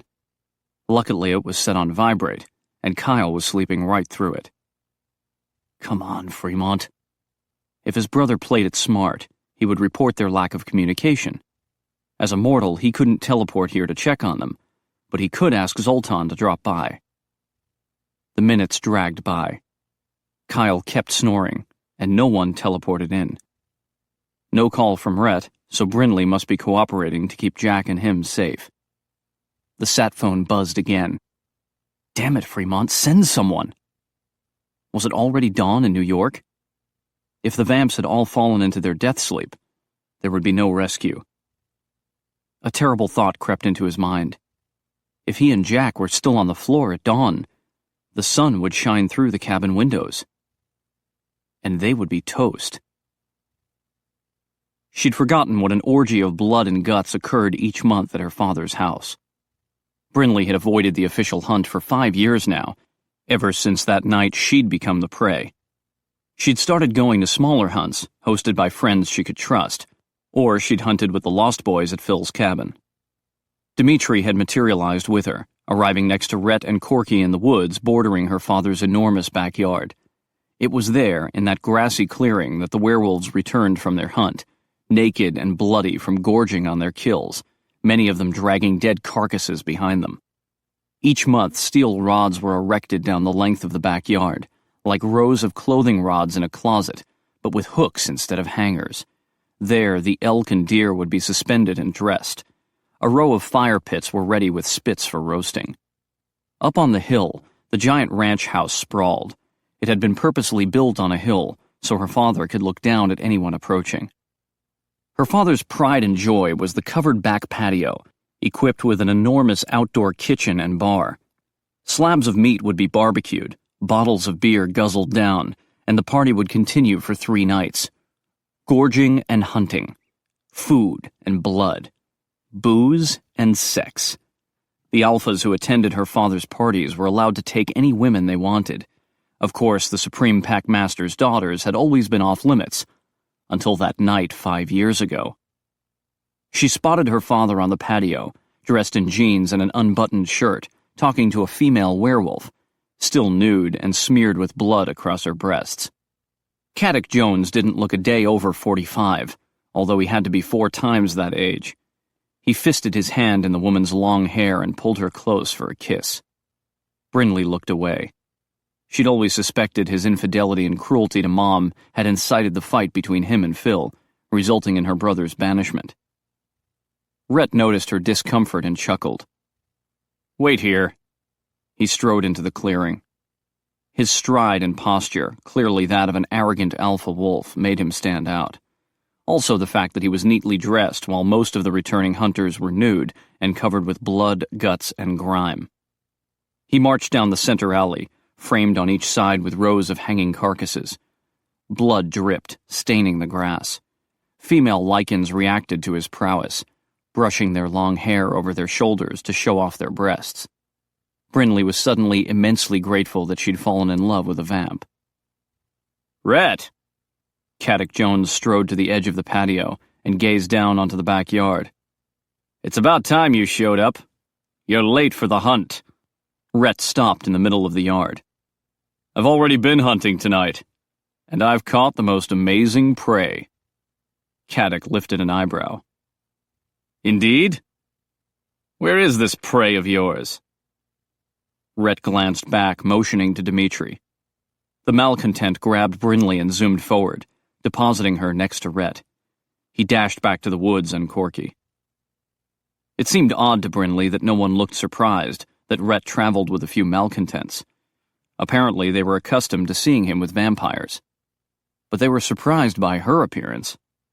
Murmurs spread among the werewolves till everyone in the yard was staring at her.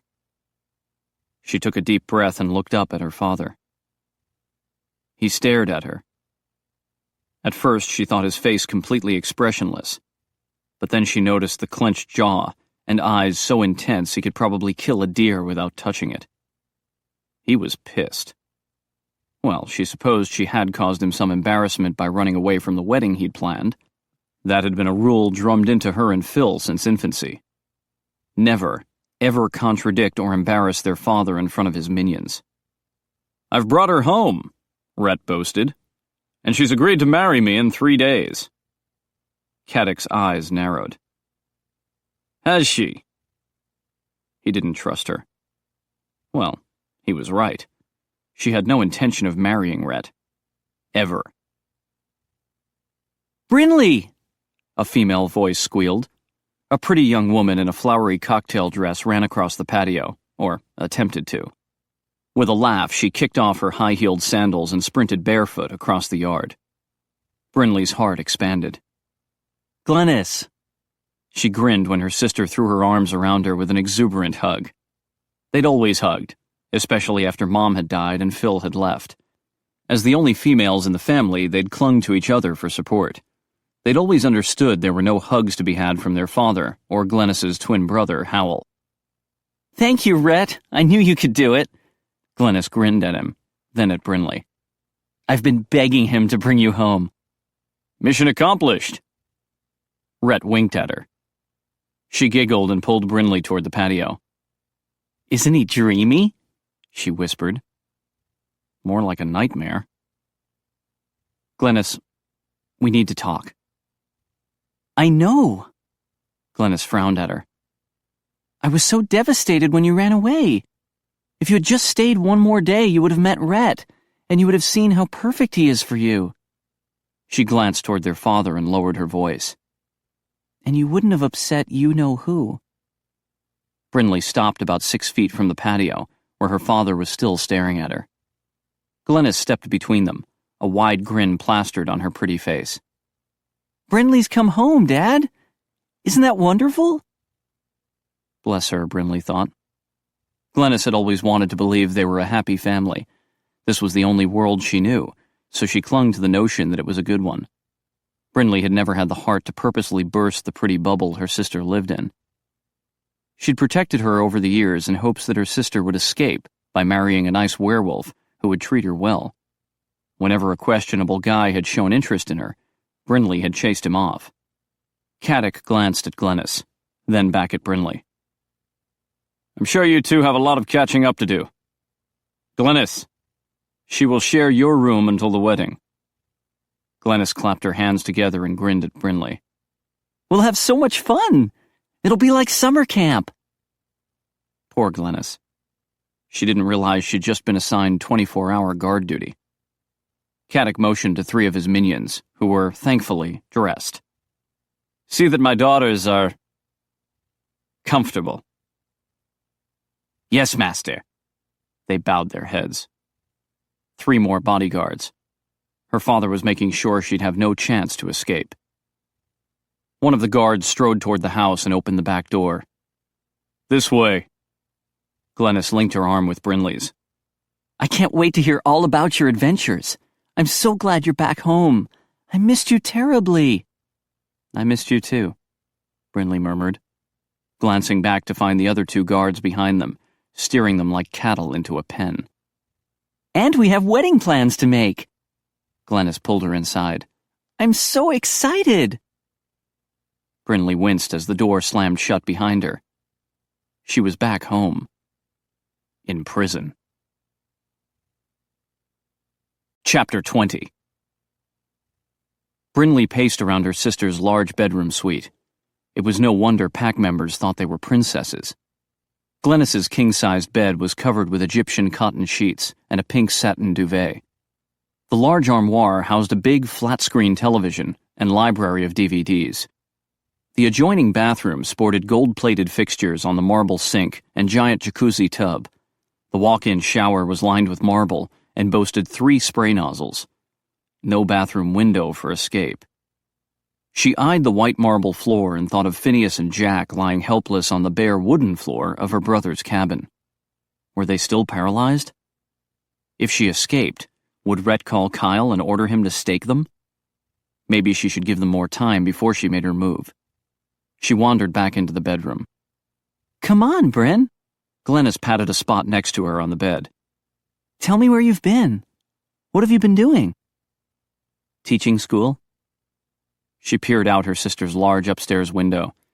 It was a big drop to the ground below, but not so bad if she had a rope, or expensive Egyptian cotton sheets. The circular drive in front of the house was jammed with SUVs and pickup trucks from the 100 or so guests attending the hunt. Maybe she could borrow one. It was common for her father's guests to leave the keys in the vehicles in case one needed to be moved. No one worried about robbery here. There were always a few guards on duty. Besides, anyone who messed with her father or his property would find himself mauled to death by a pack of wolves. Anyone who helped her escape would probably face a similar fate. She was on her own. Do you like teaching? Glennis asked. The kids aren't mean to you? The kids are grateful they have a home. She glanced back at her sister. I'm mostly teaching the Lost Boys. What Lost Boys? Brinley sighed. I'm afraid I've overprotected you. It had felt necessary when her sister was 11 and mourning the loss of her mother, but unfortunately, it had become a habit that was hard to break. Glennis, our father banishes young boys from the pack, just like he did Phil. She blinked. Phil chose to leave. No. Our father kicked him out. He does it to boys every year. Some of them as young as 12 years old. Glennis shifted uneasily on the bed. I didn't realize they were so young. We're not supposed to talk about them. Once they're out of the pack, they still exist. Imagine being without your home and family. Don't. Glennis shuddered. They wouldn't have been banished if they hadn't misbehaved. How can you say that? These are young boys with nowhere to go. Glennis gave her an injured look. I'm not heartless, you know. I'm glad you found a home for them. But you weren't banished like them. Your home is here. Doing what? Brinley muttered as she sprawled into an armchair upholstered with pink roses. You're 23 years old, Glenn. Don't you want to do more than play hostess every month for the hunt? She looked indignant. I do plenty of things. I get to travel. With an escort.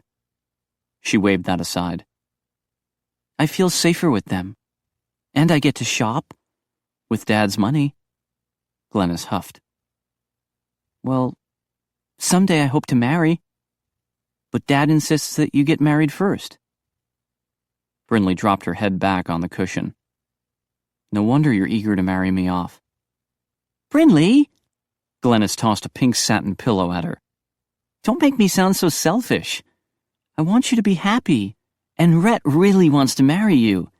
He promised me he would be a good husband to you. Brinley groaned. He's handsome and charming. Glennis ticked off a list on her fingers. He's a powerful alpha. He's almost as rich as Dad. He has 12 ranches in Alaska and one here, so you could always spend time here in your old hunting grounds. And they call him the King of Alaska. That would make you a queen. He already has a queen. A vampire named Corky, who's probably his mistress. Glennis rolled her eyes. He's a very virile man, Bryn. You couldn't expect him to stay celibate while he was waiting for you to return. Brinley gave her sister a worried look. Have you fallen for him? No. She blushed. I'm interested in someone else. Really? Brinley sat forward. Who? Glennis's blush deepened. He's a werewolf, but not an alpha. He's not interested in power or land. He's an artist. Dad hired him to paint a mural in the Great Hall, and when no one was looking, I would bring him water to drink. He's so sweet. Not at all like our father. Glennis winced. I'm not blind. I can see how Dad and the other alphas behave. Brinley sighed. Our father's not going to allow you to date a guy who's not an alpha or doesn't own land. Glennis hung her head. I know. Then why do you stay here? Her eyes widened with surprise. Where else would I go? I live here. I have most everything I could want here. She smiled. Especially now that you're back. I want you to be happy too. And I think Rhett is perfect for you. You were always the strong and fearless one. And he's that way too. Me? Strong and fearless? Brinley shook her head. She'd lived most of her life in fear of her father. Yes, you are, Glennis insisted. You've done all kinds of things I would never have the nerve to do. You went off to college. You joined the rodeo. You're teaching school. Her eyes glimmered with tears. You're always leaving me. And I need you here. Oh, Glennis. Brinley sat beside her on the bed and hugged her. She couldn't blame her sister for taking comfort by clinging to the security of the Lycan world. Unfortunately, the world that made Glennis feel safe made her feel trapped. Please give Rhett a chance, Glennis begged with tears in her eyes. He wants you. And it's not just for power and prestige. He's taken a real interest in you. He's always asking me questions about you. What do you like? What do you dream about? Where do you go when you want to be alone? Brinley winced. You told him about Phil's cabin? Sure. I told him lots of things. I want you to be happy with him. She felt the prison bars closing in. He plans to court you, you know. Glennis beamed with excitement. So you'll be happy to marry him. Isn't that romantic? Brinley started to explain that Rhett's idea of romance was threatening to kill others so she would submit. But as she studied her sister's hopeful smile, she couldn't bring herself to tarnish the gilded cage her sister enjoyed living in. And only 3 days to the wedding. Glennis clasped her hands together. It's so exciting. And guess what? Dad had a beautiful gown made for you for the last wedding. It's still hanging in your closet. A seed of panic stirred in Brinley's chest. She had to get out of here. If only she could teleport like the... She gasped. That was it. All she had to do was call a vamp, and he'd teleport in and swoosh. She'd be out of here. You look shocked. Glennis grinned. But don't worry, I've seen the gown, and it's really lovely. Brinley nodded. She needed a phone. Her gaze swept the room. No phone in sight. But close to the door there was a bomb chest with Glennis's bright red designer handbag sitting on top. There had to be a cell phone inside. What wealthy young lady didn't own a cell phone? I'll be your maid of honor, right? Glennis asked. Brinley nodded, still focused on the red handbag, her portal to freedom. Oh, I bought the cutest dress the other day in Billings. It's teal green. Is that all right for the wedding? Why don't you try it on? Brinley suggested. I'd love to see it. Glennis jumped to her feet. That's a great idea. Then you can help me decide which shoes to wear with it. She dashed into her giant walk-in closet. I'll just be a sec. Take your time. Brinley rushed over to the red handbag and dug through its cavernous interior. No phone? She checked inside pockets, outside pockets. Damn it. She opened the drawers of the bomb chest. Scarves, mittens, hats, berets, gloves. She ran to the bedside tables and checked the drawers. No phone. There had to be a phone somewhere in this damned house. Her bedroom had a phone. At least it had before she'd run away. It was just down the hall. She eased open the door, and a guard quickly appeared. Can I help you? He was a new guard, probably from a pack far away in Idaho. The other 2 guards stood nearby, strangers to her but loyal to her father. She cleared her throat. I thought I'd go to my bedroom for a second. My wedding dress is there, and I'd like to see it. We'll arrange it, the guard responded. Anything else? Could you arrange to jump off a cliff? I'm a bit hungry. Actually, after killing that deer and having wild sex with Phineas, she was starving. She needed to keep her strength up. We'll have a tray brought up for you. Before she could say anything else, the guard shut the door in her face. What do you think? Glennis bounced from the closet wearing a beautiful teal-green dress. I think I'm screwed. She heaved a big sigh. It's lovely. With a laugh, Glennis twirled in a circle. Only 3 days till your wedding. 3 days to escape. She wondered again how Phineas was doing. She should have told him she loved him while she had the chance. The sat phone buzzed again. Phineas groaned inwardly. Fremont had to know something was wrong. He was going to get chewed out for sure if 4 forms materialized nearby. Zoltan with Roman hitching a ride. Vonda giving Grigori a ride. Of course. Fremont's choices had been limited to those vamps who had teleported here before. Zoltan and Vonda. The location of the cabin was embedded in their psychic memory, and they'd brought Roman and Grigori because most of the McKay employees were still in Russia and Eastern Europe. Zoltan and Roman were armed with swords, Grigori with an automatic pistol, and Vonda with a whip. Roman sheathed his sword. Jack! Phineas! Are you all right? He knelt beside Phineas. Can you talk? Phineas blinked. We're not alone. Zoltan pointed his sword toward the couch. Let's get back to Romatek now. Just a minute. Roman picked a dart off the floor and looked curiously at it. I think they were drugged. It must be Nightshade, Grigori said. I don't think they can move.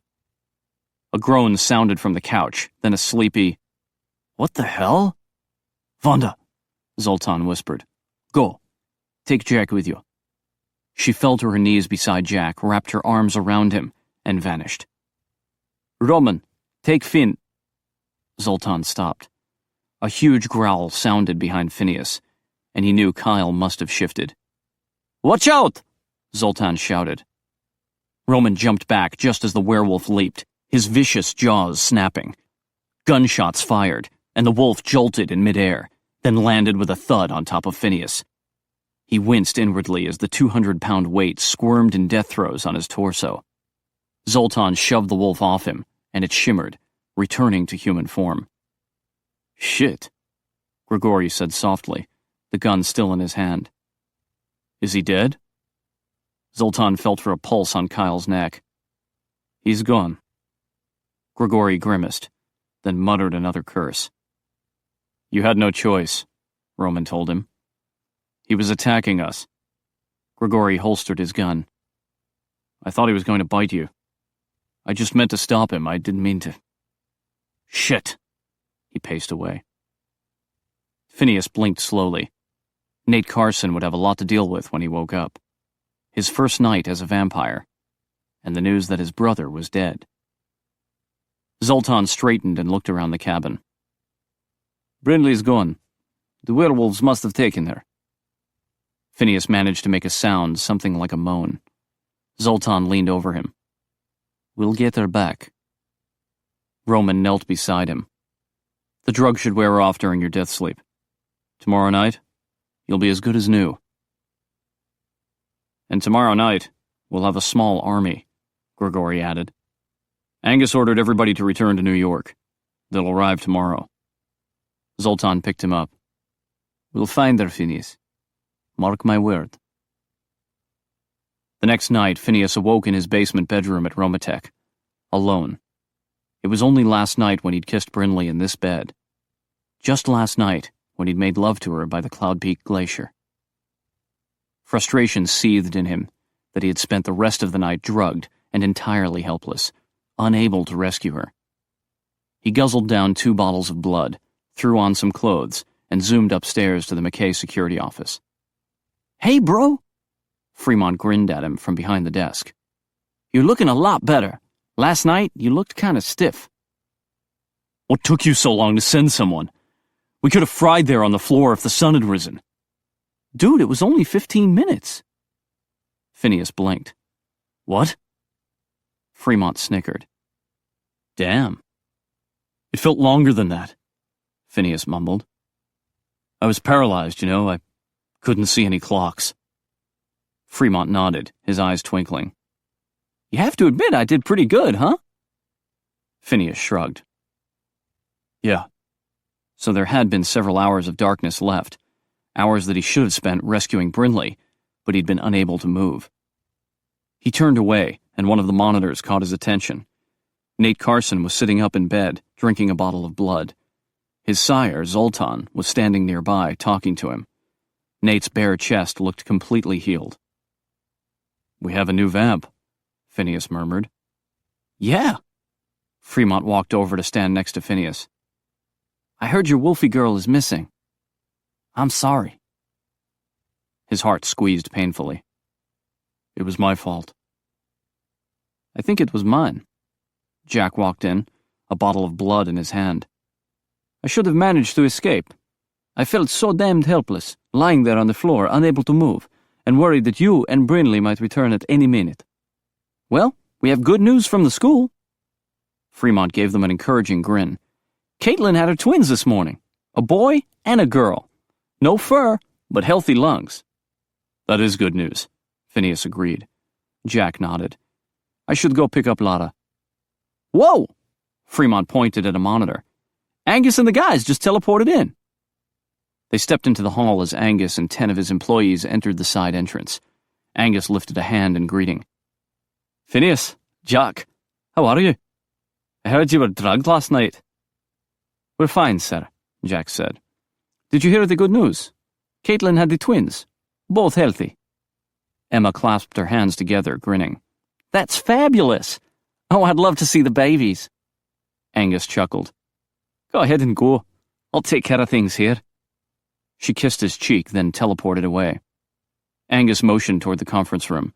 Let's get started. I want to hear everything that's happened. Everyone filed into the room and took a seat around the conference table. Phineas was too anxious to sit, so he paced toward Angus at the head of the table. We need to rescue Brinley. She's been taken to her father's house, and they'll force her to marry. Lad. Angus stood and rested a hand on his shoulder. The sun is still up in Wyoming. We have 2 hours before we can teleport there. Phineas took a deep breath. You're right. He should have known that. He wasn't thinking properly. Don't fash, Ian told him. We'll get her back. Who took her? Phil demanded. A nasty werewolf named Rhett Blevin, Jack said. Howard Barr stiffened. A low growl vibrated in his chest. Rajiv, who was sitting next to him, gave him a worried look. You all right, Pooh Bear? We could go to cafeteria and get you donuts. I'm not hungry, Howard gritted out. Howard not hungry? Phineas turned to look at him and noticed everyone else was staring too. Do you know Rhett Blevin? Austin asked. Howard shimmered for a second, then resumed his usual large human form. Rajiv moved back. Phineas could never recall a time when Howard had struggled to control the Kodiak bear within him. If we go to battle with him, Howard growled, then I will be the one to kill him. Chapter 21. Would you care to elaborate, Howard? Angus asked. No. Everyone exchanged glances. As far as Phineas knew, Howard had grown up in Alaska, and since Blevin was also from Alaska, there was obviously something that connected the two shifters. Something bad. Phineas took a seat at the table. Blevin is allied with Corky. She's the one who drugged Jack and me. Angus motioned to Jack. Tell us what happened. I was at the cabin when an SUV pulled up, Jack began. Tinted windows. I could only see the front seat. Blevin and Kyle got out and asked to see Brinley. I said she wasn't there and they should leave. That's when I heard shots. I whirled around and spotted Corky and Dmitri just as the darts hit. They must have been in the back of the SUV and they teleported behind me to attack. They shot you with Nightshade? Mikhail asked. Yes, I fell down and they dragged me into the cabin. Jack made a face. I couldn't warn Phineas to stay away. At least we now have proof that Corky is there, J.L. Wang said. She claims to have a lot more Nightshade, Phineas said. We'll have to be careful capturing her. Angus nodded. And you believe she's hiding at Blevin's ranch? Yes, Phineas replied. She and Dimitri. After she shot me, they teleported Brinley and Blethen to her father's ranch. Blethen left Kyle behind. Who exactly is Kyle? Angus asked. My brother, a voice said from the doorway. Everyone turned. Nate Carson stood there with John, Zoltan, and Grigori. Zoltan stepped into the room. Allow me to introduce the newest members of our community. Nate Carson and his mortal guard, John Brighton. Phineas rose to his feet. Dude, you're standing. Nate smiled sadly as he walked into the room. I have my legs back, but I've lost my brother. Phineas glanced at Grigori, who remained in the doorway, a pained expression on his face. Welcome. Angus shook hands with Nate and John. Then everyone walked over to the new guys and introduced themselves. Phil shook Nate's hand. Thank you for always being there for Brinley. She's my sister. Nate's eyes widened. Then you're a werewolf too? Yes. Phil nodded. My father banished me from the pack years ago. Best thing that ever happened to me, actually. These are good people here. Great to see you walking, dude. Phineas slapped Nate on the shoulder. How do you like being undead? Nate's mouth quirked. It's strange. A few days ago, I didn't even know vampires existed. And now, I am one. He glanced around the crowded room. Everyone seems very supportive. I didn't expect that. Yeah, it's cool. Phineas winced. I'm really sorry about your brother.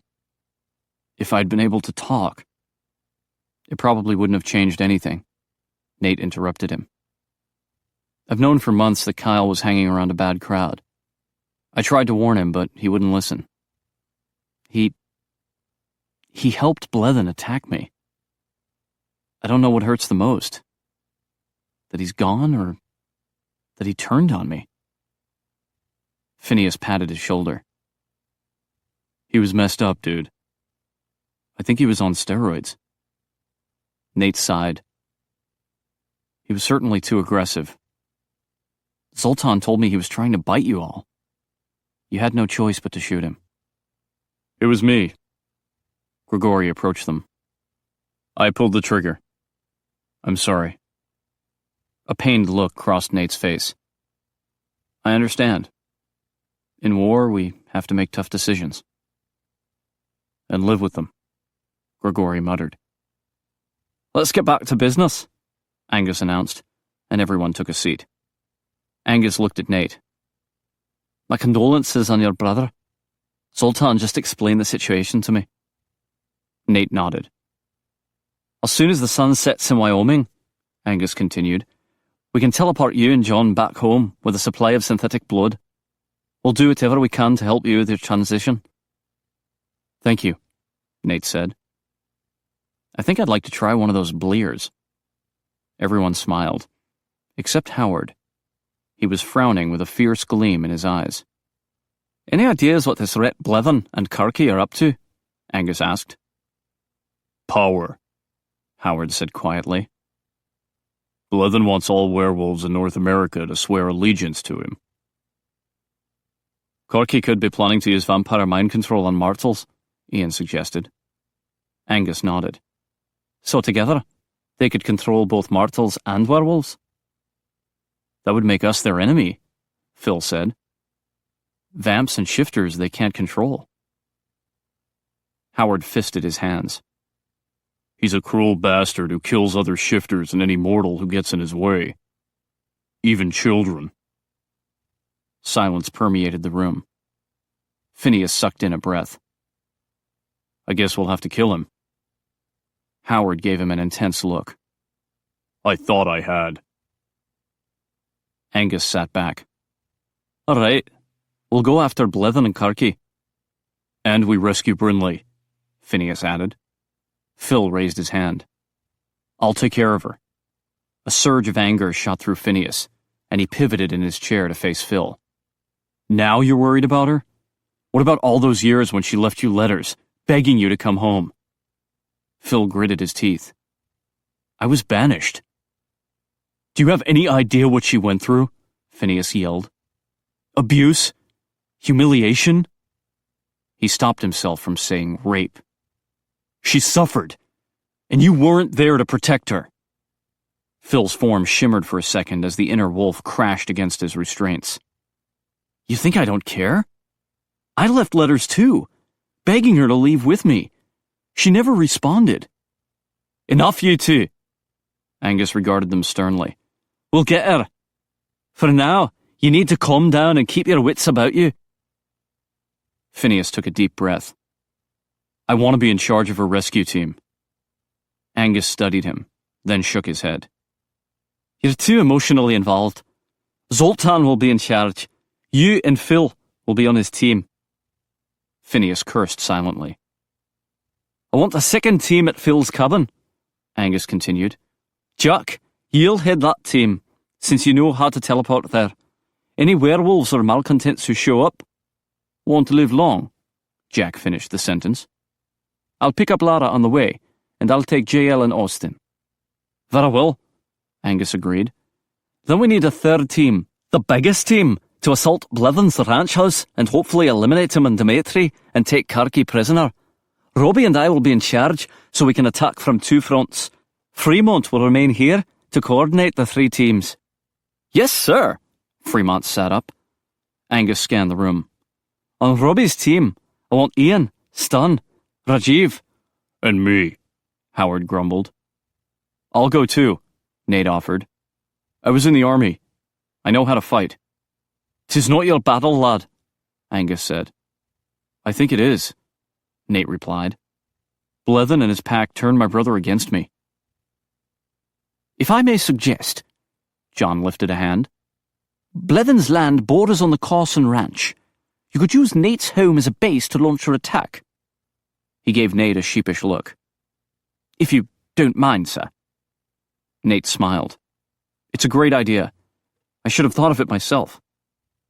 Very well, Angus stood. As soon as the sun sets in Wyoming, we'll move out. Brinley answered a knock at the bedroom door. These are for you.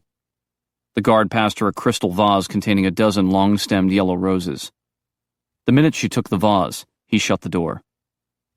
Gee, thanks, she muttered. Not that she minded being closed up in the bedroom with her sister. It was much preferable to spending time with Rhett Blithen or her father. Thankfully, neither one of them had contacted her during the day. Since the hunt went on all night for 3 nights, the werewolves tended to sleep most of the day. Only now, almost supper time, was the house stirring. A big buffet was usually served at 7 to energize all the guests for that night's hunt. She glanced at the window where the sun was lowering into the sky. What had happened to Phineas and Jack? Were they still in the cabin? Would they wake at sunset, no longer paralyzed? If they did, they could probably overpower Kyle, if he hadn't already used his stake. Oh my! Glennis rushed forward, her eyes sparkling with excitement. What beautiful roses! Are they from Rhett? Who knows? Brinley mumbled. Glennis plucked the card from the clear plastic trident and read out loud. All my devotion, all my life. And it's signed, Your loving Rhett. Isn't that sweet? And they're your favorite color, too. That's so romantic. Did you tell him yellow was my favorite? Well, yes, but it's still romantic. The nearest florist is miles away. And he had one of his minions drive to it. Brinley strode into the bathroom and set the vase into the white porcelain trash can. What are you doing? Glennis pulled the vase out. It would be insulting not to accept this. That's the idea. Glennis huffed, then returned the vase to the bedroom and set it on the balm chest. There. Perfect. She smoothed down the long skirt of her rose-colored silk gown and wrinkled her nose at Brinley's jeans and t-shirt. You know, you really should dress for dinner. Brinley rolled her eyes. I never did understand that. Why does everyone dress so fancy for dinner when they're just going to strip it all off when it's time for the hunt? It's tradition, Glennis insisted. It's been done this way for centuries. Besides, I like dressing up. It's fun. You can borrow one of my dresses. I'm not going. Glennis set her hands on her hips. Dad will expect you to be there. You can tell him I'm ill. Glennis's face turned pale. You want me to lie for you? Brinley saw the fear in her sister's eyes. Damn, but her father had picked her guard well. He knew she'd never do anything that would endanger her sister. Don't worry. I'll eat dinner. I won't get you in trouble. Glennis smiled with relief. Thank you. Maybe, if you're lucky, Rhett will ask you to hunt with him tonight. Right. 'Cause nothing says romance like slaughtering a defenseless animal together. Glennis tilted her head with a confused look. Don't you want to hunt? And risk being the prey? Not tonight. Not here. What she loved most about hunting was not the kill, but the rush of the wind as she ran through the woods, the power and freedom she felt as a wolf. But here, she could never feel powerful or free. Here she was helpless and trapped. Her inner wolf growled with frustration. I'll stick close to the house. With a smile, Glennis hugged her. I'll keep you company then. Would you like to try on one of my dresses now? 30 minutes later, Brinley was dressed in a midnight blue gown, and her sister had pulled her thick hair back into a loose French braid. The guards escorted them down the staircase. A few dozen guests were lingering in the great hall, sipping wine and chatting. They looked so posh and elegant. No one would ever suspect that in a few hours they would be furry and ripping into dead animals to feast on bloody entrails. Do you see the mural? Glennis whispered. Isn't it wonderful? Brinley spotted the artwork through the crowd. It showed a pack of wolves moving through a forest. It's beautiful. Glennis grinned, then stiffened. He's coming for you. Who? Brinley groaned as Rhett moved to the base of the stairs, where he waited for them. He was dressed in a black tuxedo, his shoulder-length dark hair slicked back, his dark eyes watching her intently. Good evening, ladies. His voice did nothing for her. God, how she missed Phineas. When she remained silent, Glennis quickly spoke up. It's lovely to see you again, Rhett. Thank you for the roses. My pleasure. He lifted a hand to Brinley. Would you take a walk with me outside? Oh yes, Brinley, you should. Glennis begged her with her eyes. The garden is lovely this time of year. The guards crowded around her, so she had nowhere to flee. The guests stopped their chatting to watch. Rhett grabbed her hand and tucked it into his elbow. Come. He led her to the front door. One of the guards opened it. I wish to be alone with her, Rhett murmured to the guard, then escorted her onto the porch. You must at least pretend to like me. He squeezed her hand tightly till it hurt. I will not be embarrassed in front of others. Then you should marry someone who is willing. He led her down the steps to the flagstone path that would take them to the garden on the side of the house. You are my choice. Why? He arched an eyebrow at her. You don't believe you're worthy of me?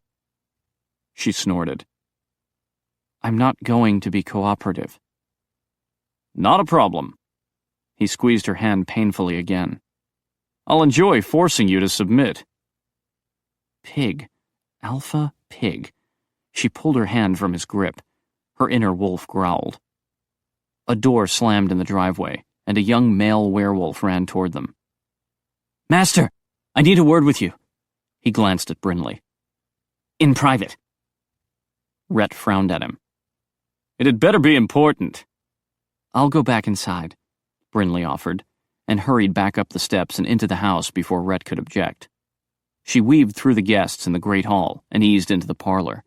More people mingled there, but she ignored them and rushed across the room, peering out the windows till she could see Rhett and his minion where they'd moved farther down the flagstone path. She raised the window an inch and squatted next to it. Even with her extra-sharp hearing, she had trouble hearing their conversation over the voices in the parlor, until Rhett suddenly shouted. Kyle is dead? He bellowed. Yes, sir. 3 shots to his chest. And the vampires? Gone, sir. The cabin was empty. Brinley's breath caught. Yes! Phineas and Jack were all right. They'd escaped, and they would come looking for her. The minion kept talking. We took Kyle's body back to your ranch. What do you want us to do with it? Rhett scoffed. Dump it back at his brother's house. The window suddenly clicked shut. What are you doing? Her father's clipped voice sounded annoyed. Brinley straightened. Enjoying some fresh air? I doubt it. Caddick Jones glanced out the window. Come. The buffet has started. He took her elbow and steered her toward the dining room. You defied me when you ran away.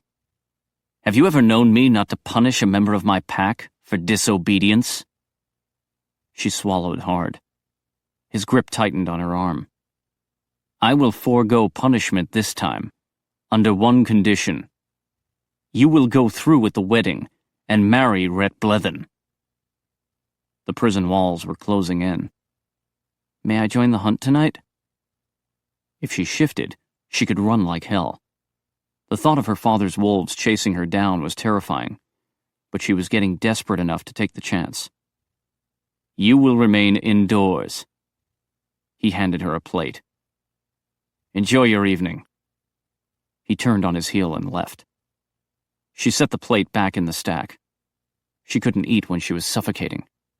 She pivoted, feeling entirely hemmed in by her father's well-dressed, happy minions. She spotted one who looked uncomfortable. He was standing in the corner, quietly eating. Thomas, Trudy's husband. She'd mentioned he would be here. She eased over in his direction. Hey, Thomas. He inclined his head. Miss Jones, I didn't know you'd returned. It was unplanned. She lowered her voice. Corey's doing great at school. Thomas exhaled with relief, and a brief smile flitted over his face before his guarded expression returned. You shouldn't say his name here. Do you have a cell phone on you? He gave her a wary look. She shrugged. I can't seem to find a single phone in this entire house. Crazy, isn't it? Miss Jones, I suggest you do whatever your father tells you to. Excuse me. He strode from the dining room. With a groan, she leaned against the wall. What was she doing? Thomas and Trudy were good people. She shouldn't get them into trouble. She was just so damned frustrated. Oh, there you are. Glennis rushed toward her, grinning. Guess what? Dad made special plans for us. He ordered all the latest movie releases. We get to have an all-night marathon in the media room. With a dozen guards outside the door, no doubt. Phineas, please hurry. The wedding was in 2 nights. Chapter 22. This is where you and Brinley grew up?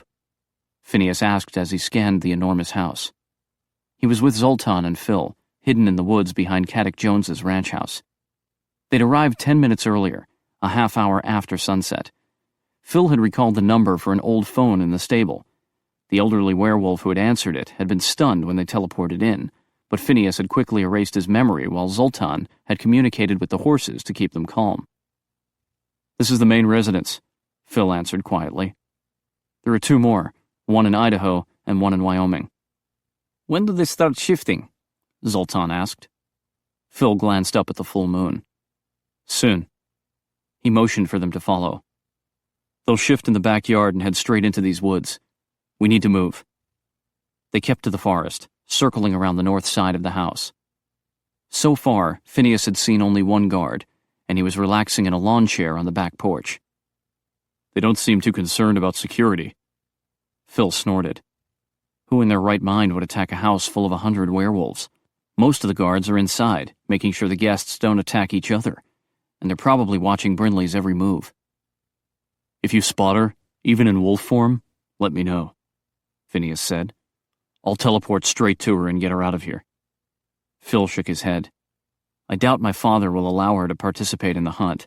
She'd probably try to run away.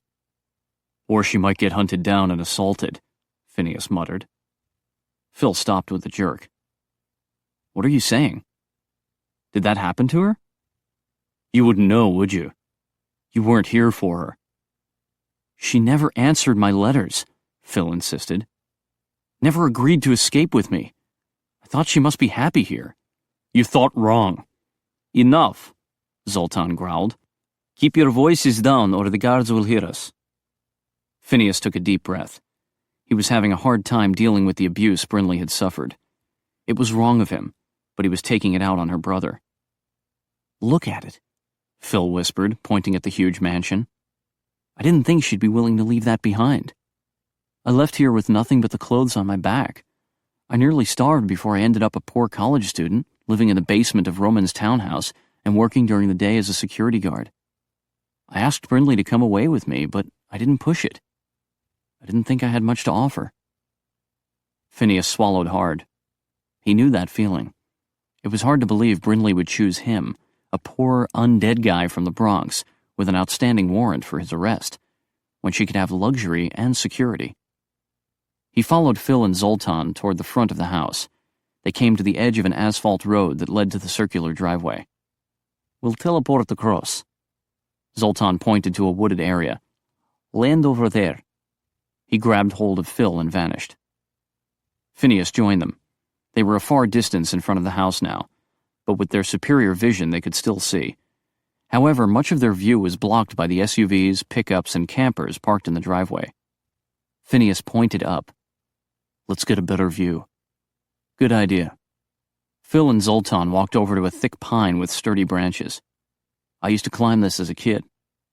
He leaped and caught hold of the lowest branch. With a grunt, he swung a leg over the branch and straddled it. Holding onto the trunk, he stood, then reached for the next branch. Phineas levitated and hovered close by. Going up? Phil gave him a wry look. Show off? Phineas offered him a hand. Come on. When Phil looped an arm around his shoulders, he continued levitating to the top branches of the tree. Slowpokes? Zoltan murmured from the top of a neighboring tree. He must have teleported. Phineas landed on a sturdy branch and surveyed the house and grounds. One guard stood by the front door. The house sprawled along the top of a long hill. On the south side, a garden had been planted where the land sloped down to a flat meadow. Beyond that, there were some pens and then the stable. I was wrong, Phil whispered from a nearby branch. I should have come here to make sure she was all right. I should have known she couldn't bear it here any more than I could. Not your fault, Phineas mumbled. You didn't know. Phil leaned against the trunk, gazing at the house. It's hard to explain what the Lycan world is like to an outsider. On the surface, it all seems perfect. Big ranches, beautiful country, strong families, a really close and supportive community. If one of the men in the pack dies, his widow and children are automatically taken care of. If someone's house or barn burns down, the pack gathers to rebuild it. There's a strong sense of pride and security. But no freedom, Phineas muttered. Phil sighed. For me, the cost of staying was too high. It's too high for Brinley, too. They'll force her to marry Blothen. Phineas's fingers dug into the pine bark. I saw him slap her in the cabin. And I just lay there, unable to help her. Bastard, Phil snarled. I should kick his ass. I'd like a swing at him, too. But it looks like Howard wants the honor. Phineas paused a moment, wondering what the story was there. What are your intentions toward my sister? Phil asked. That took him by surprise. I guess it's obvious I have feelings for her. He took a deep breath. I want to be with her if she'll have me. I'd like to spend my life with her. Phil turned to him with a wry look. You sure you can handle her? Phineas smiled. It would be one hell of a thrill ride finding that out. He motioned toward the house. Do you know which window is her bedroom? You're thinking about teleporting in? Phil asked. If I can find her, I'll teleport her straight to Romatech, and you two guys can follow. She's probably being guarded, Phil warned him. I'll go with you, Zoltan told him. If you find her, teleport out. I shall return here for Phil. Phil pointed. Second window from the right, upstairs. The curtains are shut. A second later, Phineas materialized in a large, dark bedroom. He pivoted, scanning the room. No one there. Zoltan appeared beside him. After a quick look around, he opened a door. "Bathroom," he whispered, and went inside. Phineas zipped over to another door and peered inside. A walk-in closet. Mostly empty except for a row of pretty dresses and some high-heeled shoes. Brinley had obviously taken her casual clothes with her when she'd run away. Something long and white caught his eye, and he ventured closer. Shit. It was a wedding dress in a clear plastic bag. Lots of lace and beads and crap. A lot more expensive than he could ever afford. He closed the closet door and surveyed the room. The wrought iron bed was neatly made up with a blue and green quilt. It didn't look like it had been slept in. A white box underneath the bed drew his attention. What would she hide beneath her bed? Old photos of her mom or Phil? Memorabilia from happier days? He dashed over and pulled out the box. Red letters on top read, "Big Boy 1000 Extreme." He opened it and winced. Damn. Nestled in red velvet was a flesh-colored rubber phallus. He plucked it out. Damn. It was a big boy. He felt himself shrinking just looking at the damn thing. "Nothing in the bathroom." Zoltan exited, closing the door behind him. Phineas whipped the big boy behind his back, but the movement must have hit a button because it suddenly came alive, vibrating and wiggling against his lower back. He arched and shifted his weight, trying to look nonchalant. Zoltan peered around the room. "Do you hear that?" "No." "Sounds like a bee." He gave Phineas a speculative look. "Are your clothes buzzing?" He shrugged. "Brinley's not here, so we might as well leave." Zoltan looked him over again, then glanced at the bed. "Okay." "You first. I'll bring up the—" He winced as the damn thing wiggled against his rear. Rear." Zoltan's mouth twitched, then he teleported away. Damn. Phineas turned the big boy off, then noticed he'd left the box on the bed. Damn, had Zoltan seen it? He stuffed the phallus back into the box, but must have jammed too hard, for it started wiggling again. "Stop it!" He punched a button, but it merely increased its speed, the tip spiraling in wild circles. Damn! He watched in horror. It was like a whirlybird on steroids. How could a man compete with that? He ripped the balls off it and emptied out the batteries. "Die, you freaking dildo! Die!" "I think I hear something in there," a voice said in the hallway. "Then check it out," another voice demanded. Phineas tossed the box back under the bed and teleported away. He landed back in the tree. "Whew. Safe again." "I'm not so sure about that," Zoltan muttered from his tree and pointed to the ground. "It arrived right after you guys left," Phil added. Phineas glanced down at the big black bear. It reared up on its hind legs and clawed at the tree, shaking it. Phineas held on tight to the trunk. "I could shift and try to chase it away," Phil offered. "But it's a long way down for me to jump." "I could try communicating with it mentally," Zoltan suggested. "Or I could just talk to him," Phineas added dryly. He levitated down a bit. "Digger, what are you doing here?" The bear shifted into a large, naked man. "How did you know it was me?" Phineas gestured to the yellow dog sitting under a nearby tree with the foil-covered football helmet. "Your sidekick is one of a kind."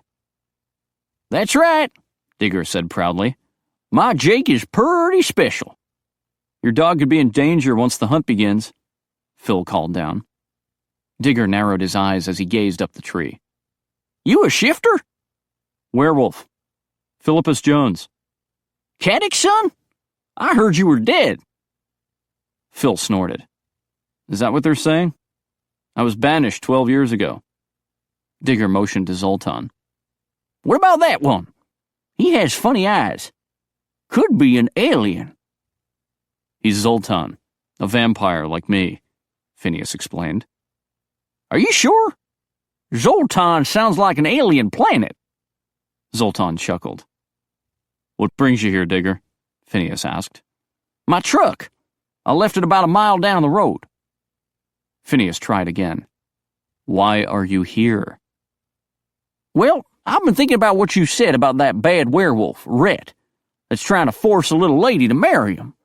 And then I thought maybe I should have a word with Cat about it, see if he could stop that bad fella from pestering his daughter. We used to be friends, Cat and me, about 100 years ago. I'm afraid my father knows about Rhett, Phil said. And he's trying to force the wedding too. Dagnabbit! Digger slapped his thigh. That ain't right. I'm telling you, there's some bad things going on around here. I saw two of them aliens beaming down in the backyard about 5 minutes ago. You saw aliens? Zoltan asked. A male and a female. They headed over to the stable, really fast. They ain't human, that's for sure. Dimitri and Corky? Phineas glanced up at Zoltan. Can you see them? From the top of his tree, Zoltan surveyed the area. They must already be inside. A group of people are gathering in the backyard, starting to strip. They're getting ready for the hunt, Phil said. Do you see him? Zoltan pointed. A man in a tuxedo. He's headed toward the stable in a hurry. Phineas levitated up to where he could see. That's Rhett Blevin. And that looks like Dimitri at the stable door.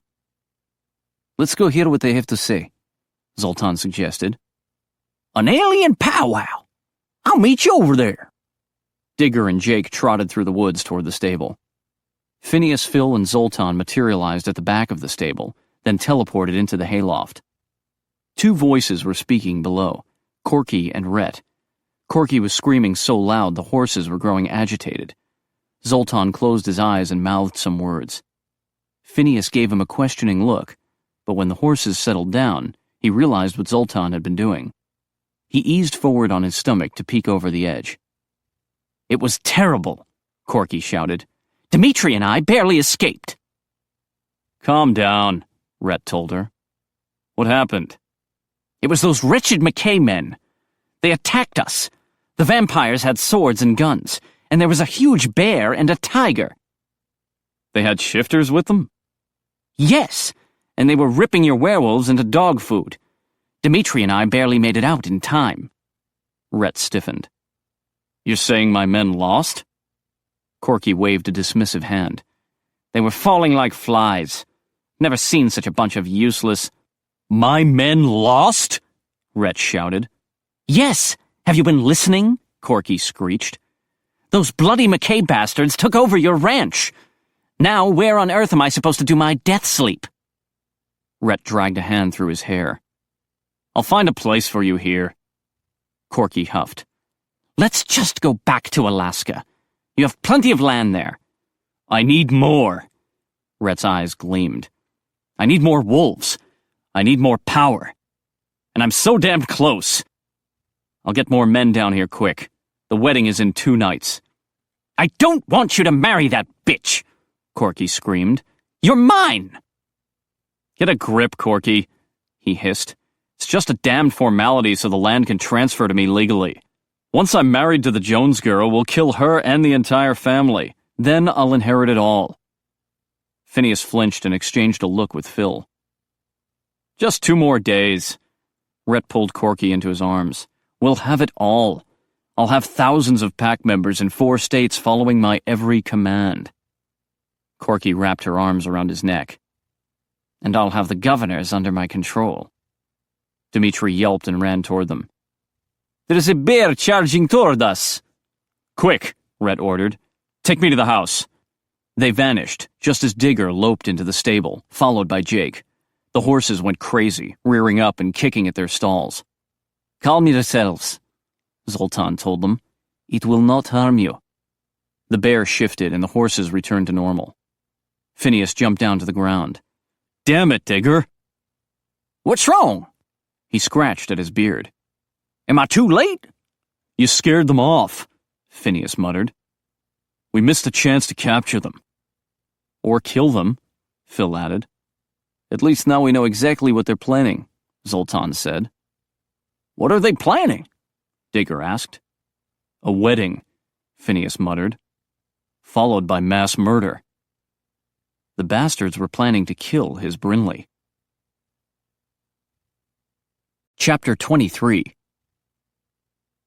Any sign of Brinley? Phineas asked. Nope.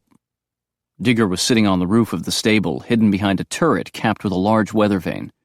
Wrapped in a dark horse blanket, he surveyed the surrounding area. His dog, Jake, was safe inside with the horses. Ain't seen hide nor hair of her.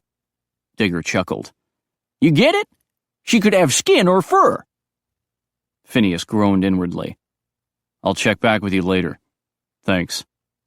He teleported to the front of the house, where Phil was stationed in a tree. Haven't seen her, Phil muttered. Phineas sighed.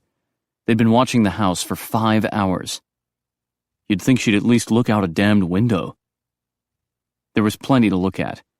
Werewolves were shifting back and forth, dragging back carcasses, cutting them up and roasting them. Some of the guests had opted to remain human tonight so they could party at the house. They were drinking beer on the patio, making out in the garden. He'd spotted a few making love in the woods. I'll check on you later, he told Phil, then teleported to his station at the back of the house. He sat on a branch high up in a tree and scanned all the people once again, searching for Brinley. Zoltan had teleported to the Carson Ranch to report on what they'd heard in the stable. Meanwhile, Phineas, Phil, and Digger kept watch. No sign of Corky or Dimitri. They were either inside the house or they'd teleported elsewhere. Rhett had taken off with a group of his minions in an SUV. No sign of Brinley. What the hell was she doing in there? She didn't seem to be using her bedroom. Did her father have her locked up in a prison cell? Was she miserable? Or did she have her Big Boy 1000 Extreme to keep her company? He snorted. She probably never used it. After all, she'd left it behind when she ran away from home. And why should he worry if she did use it? It was better than jumping any of these werewolves who strutted around naked, covered with blood and grime. He shifted on the branch. The sun would rise in less than an hour. He'd have to leave to do his death sleep. His cell phone vibrated. Not nearly as good as the Big Boy 1000 Extreme. And he checked his text message. Zoltan was back, and he'd landed by the stable. Phineas teleported over to Phil, picked him up, then materialized by the stable. They all sat out of view of the house, on the back side of the roof, close to Digger. The cabin has been quiet, Zoltan told them. No action there. Angus and his team defeated all the werewolves at Blevins Ranch. Robbie's got a team there, keeping it secure. I told Angus that we saw Corky and Dimitri here, along with Blevin. What does Angus want us to do? Phineas asked. He'll send us more men tomorrow night, Zoltan said, but he doesn't want us to attack. We would end up killing Keddick Jones's pack members, and we don't want to weaken his forces in case Blevin attacks him and his family. Phil shook his head. This could escalate into a werewolf war, pack against pack. I need to get my brother and sisters out of here. How? Phineas wondered. He was tempted to walk up to the house, ring the front doorbell, and tell Keddick Jones that he and his family were about to be slaughtered. If we see Corky or Dimitri, we're supposed to grab them and teleport them straight to the Carson Ranch. Angus has some silver chains and handcuffs there. Zoltan took a deep breath. And of course, if you see Brinley, you can grab her. If we see her, Phineas grumbled. We have 30 minutes left here, Zoltan continued. Then we'll go to the Carson Ranch for our death sleep. Phineas groaned. He'd have to wait another night to rescue Brinley. The next evening, Brinley forced herself to eat some of the buffet. It tasted like dry chalk in her mouth, but she needed to keep her strength up. She'd been awake for only 2 hours, but she was already stressed out. First, her guards had escorted her to her bedroom so she could try on the wedding dress. After all, the wedding was tomorrow. She nearly choked on the deer meat she was chewing and drank half a glass of wine to fortify her nerves. A female werewolf/seamstress had marked a few areas she wanted to alter. Then Brinley had been escorted to a small office being used by her wedding planner. She hadn't even known she had a wedding planner. But it wasn't that surprising, really. Her father was not the sort to fool with mundane details. He commanded others to do it. Since the wedding was happening so quickly, the invitations were merely passed out among the guests who were already there. Tonight was the third night of the full moon, and normally the last night of the monthly party, but the guests would simply stay one more night to witness the wedding. She swallowed another bite of deer meat. It was all a farce, really. The wedding planner had acted like she wanted Brinley's approval of the dinner menu and flower arrangements, but it was all going to happen whether she liked it or not. Much to her sister's dismay, she'd managed one small act of rebellion. She'd gone downstairs to eat dinner in her jeans, plaid shirt, and cowboy boots. She glanced at the window. The sun was going down. The guards made sure now that she didn't get close to a window. Her father's orders, no doubt, after he'd caught her eavesdropping on Rhett. She scanned the dining room and counted 3 guards. There was no escaping them. At least she hadn't been forced to endure Rhett's company today. She groaned. Speak of the devil. He strode into the room, dressed in his tuxedo, wearing a white silk scarf around his shoulders and an obnoxious smirk on his face. He stopped in front of her. I have a surprise for you. Her eyes widened. You have dog mange? Nearby guests chuckled, and his smirk twisted with anger. He seized her arm. Come with me. As he dragged her from the dining room, she glanced back and saw the guards following. Would they defend her if she was attacked, or stand by and applaud? Rhett pushed her out the back door, making her stumble forward onto the empty patio. He grabbed her once again and pulled her close. You will show me respect in public, he growled softly. Then I can be rude in private? His hands tightened painfully on her arms, and she winced. There would be bruises tomorrow. How fortunate her wedding dress had long sleeves. You don't want to know what we'll do in private, he hissed. He whipped the white silk scarf off his shoulders and spun her around. She lunged forward to escape, but the 3 guards blocked her. Suddenly, the silk scarf covered her eyes. She gasped and felt a tug at the back of her head. The scarf had been knotted. She reached up to pull the scarf down, but her hands were grabbed by a pair of tight fists. Come with me. Rhett pulled her forward. Her heart raced. She heard the guards following behind, but she doubted they would help her. What are you doing? If you harm me, my father will kill you. Rhett chuckled. Harm you? I plan to marry you, you nitwit. Now, 2 steps down. He held onto her hands and guided her into the backyard. Where are you taking me? She demanded. I told you. I have a surprise for you. Rhett wrapped an arm around her shoulder and steered her to the left. It took all night and all day for me and my men to pull off this feat. You'll be very impressed. Only if you all manage to castrate yourselves, she muttered. He chuckled. I like the way you resist. It will make your final submission so much sweeter. The air was chilly against her cheeks. The temperature was dropping, a sure sign that the sun had set. Would Phineas come looking for her? She strained her ears and could hear the soft thud of footsteps behind her. The guards were still following. Up ahead, she heard voices. Something about ropes? Tying something down? She swallowed hard. Images of her last assault flitted through her mind, and her heart thundered in her ears. No! She pushed the memories aside. She wouldn't panic. She would be brave. Rhett stopped her and placed her hands on a horizontal wooden beam. It was the horse pen. She dug her fingers into the wood. Rhett whispered, his mouth close to the white silk covering her ear. Your sister told me what you admired the most in the world. I'm giving it to you as a sign of my devotion. He whipped the scarf off her head, and she gasped. Her heart lurched, and tears instantly sprang to her eyes. The wild white stallion was imprisoned inside the pen. It pawed the ground furiously. Its eyes rolled about in fear and rage. 3 ropes had been tied around its neck and secured to the fenced enclosure. The horse strained to move, its neck already red with welts as the ropes cut into its white coat. You're hurting him, she whispered. You're killing him. You're killing me. She could almost feel the ropes around her own neck, squeezing tighter and tighter. It's the only way to contain him, Rhett said. Damned horse put up quite a fight. She noted the dried blood on the horse's flank. Let him go. Rhett scoffed. Are you kidding? Do you know how much trouble we... He looked at her. Are you crying? She wiped the tears off her face and jutted out her chin. Let him go. He leaned on the fence, studying her. I'll let him go if you'll be my willing bride.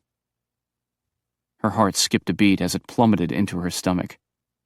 A feeling of doom sucked her down. Submission. The way of the lichen world. She gazed at the wild white stallion, and more tears stung her eyes. If she agreed, at least one of them would be free. Chapter 24. Phineas nearly fell out of the tree when he teleported there. Was that Brinley? Blindfolded? Rhett Blethen was leading her across the backyard. 3 guards followed close behind. They appeared to be headed toward the stable. Maybe he could teleport to her and grab her before Rhett or the 3 guards reacted. Might be difficult since Rhett had an arm around her. He needed backup. After waking in Nate Carson's basement, he'd been so anxious to return here and watch for Brinley that he'd guzzled down a bottle and teleported straight here with Phil. He'd left the werewolf in his favorite tree in the front. Zoltan and Jack were supposed to follow. He texted a message to Zoltan. Go to stable roof, now. He pocketed the cell phone and glanced at Brinley. Rhett had taken her to the horse pen. His breath caught. Gleaming white under the full moon, the wild white stallion strained at its ropes. Shock quickly gave way to anger. The bastards. They'd found the perfect way to hurt Brinley. This was no slap on the face. It was a wound inflicted upon her soul. He teleported to Phil, and before Phil could ask a question, he'd landed the 2 of them on the stable roof. Zoltan materialized with Jack. Phineas pointed toward the horse pen and whispered, Brinley. As he stretched out on his stomach to peer over the ridge of the roof, the others did the same. Phil hissed in a breath. Bastards. Go get her. Zoltan nudged Phineas with his elbow. Jack and I will keep the guards busy. No, he whispered back. I want you and Jack to teleport into the pen. You'll use your mojo to calm down the stallion while Jack cuts the ropes. Then you teleport the horse out. While you're... The horse is too heavy, Zoltan interrupted. You can do it together. Jack shook his head. We could end up ripping it in 2. Then connect your minds so you'll land together at the cabin. You can do it. And while they're freaking out over the horse, I'll swoop in and grab Brinley. We'll all meet at the cabin. Except me, Phil muttered. But you guys go ahead. Have all the fun. Sorry, dude, Phineas said. Phil snorted. I was kidding. I want you to get Bryn out. I'll stay here. I'm worried about the rest of my family, too. Phineas removed the knife from his boot and handed it to Jack. Can you do it? He accepted the knife. It's a crazy idea, but I like it. Ready? Zoltan asked. On the count of 3.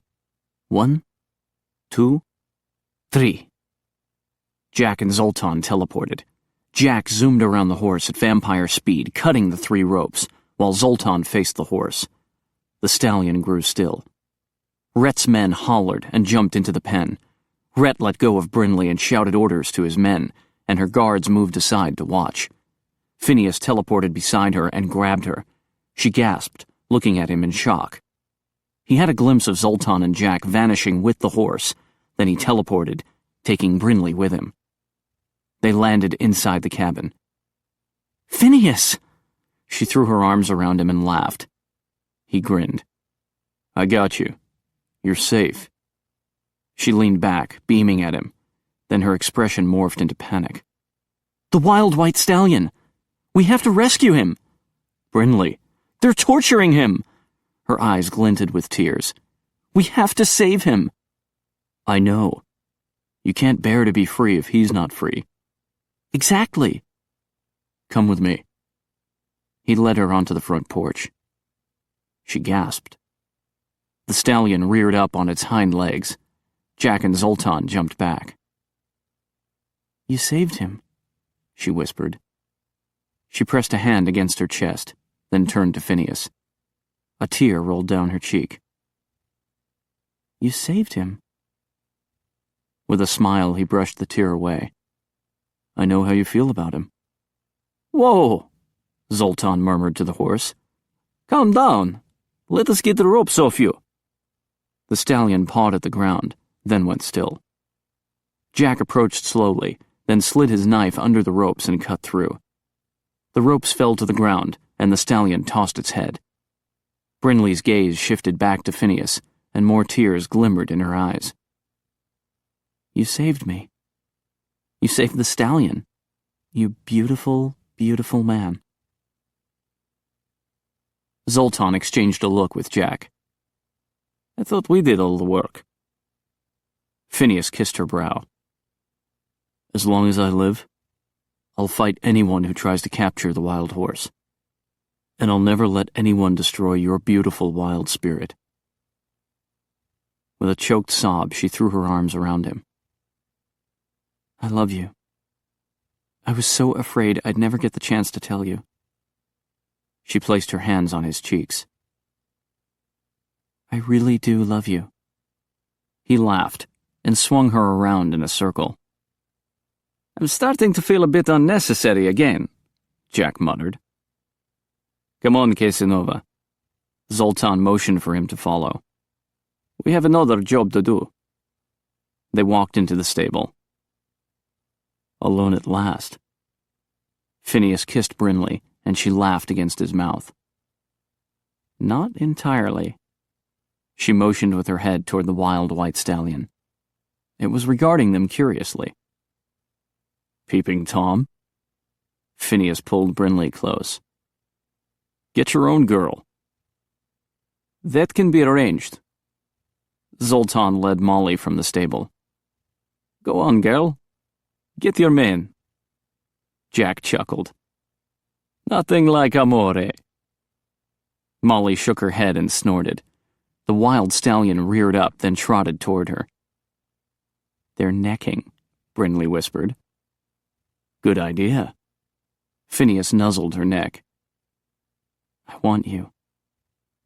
She kissed his cheek and rubbed a hand over his chest. I want to kiss you all over. Now. His vision turned pink. What do you think, Zoltan? Jack said in a loud voice. It's a nice evening. Shall we stand guard for a little while? About 5 minutes? Zoltan snorted. 10 at least. He is the love doctor after all. Phineas teleported Brinley down into the basement.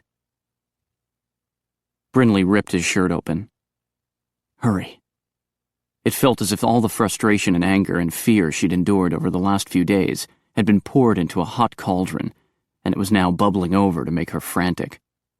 She attacked his belt with trembling fingers. I was so worried about you. He unbuttoned her shirt. I don't want to think about it. She unzipped his jeans and pulled them down. She'd come so close to being forced into a marriage with a man she despised, forced into a life of submission that would have killed her slowly and painfully, choking her, humiliating her, diminishing her until there was nothing left of her. She had to live. She had to be free. Inside, her wolf howled with joy. She shoved Phineas back onto the bed and yanked his boots off. He sat up. Are you all right? Yes. She pulled off his jeans and underwear. He frowned. They didn't hurt you?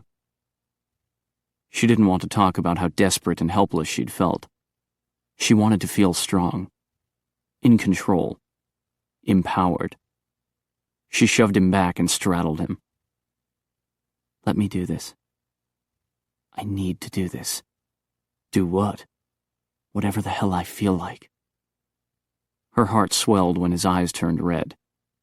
No wonder she loved him. He loved her when she was strong. She leaned forward to kiss him, to explore him with her tongue. His hands slipped inside her open shirt, and he kneaded her breasts, then unclasped her bra.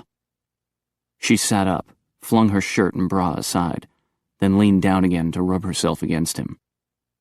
He tossed her onto her back, and with vampire speed, he removed her boots, jeans, and underwear. When he climbed on top of her, she laughed and pushed him onto his back. "I'm in charge," she told him, and smoothed a hand down his chest. He attempted to sit up. "You think?" "Stay." She pushed him back down. His mouth twitched. "You think I'm a dog?" "I think you're mine." She curled a hand around his erection. "All mine." His eyes glowed a rich blood red. She leaned over to tease him with her tongue. Yes. She was in charge. Full of power. Bursting with freedom. She took him into her mouth and delighted at the moans she wrenched from him. Moisture pooled between her legs. She glanced up at him and smiled. "Shall I take you now? Ride you like a cowboy?" He smiled back. "Will you be gentle with me?" "Hell no." "That's my girl." With a laugh, she straddled him and eased him inside her. His thick shaft slid into her wetness. Sweet.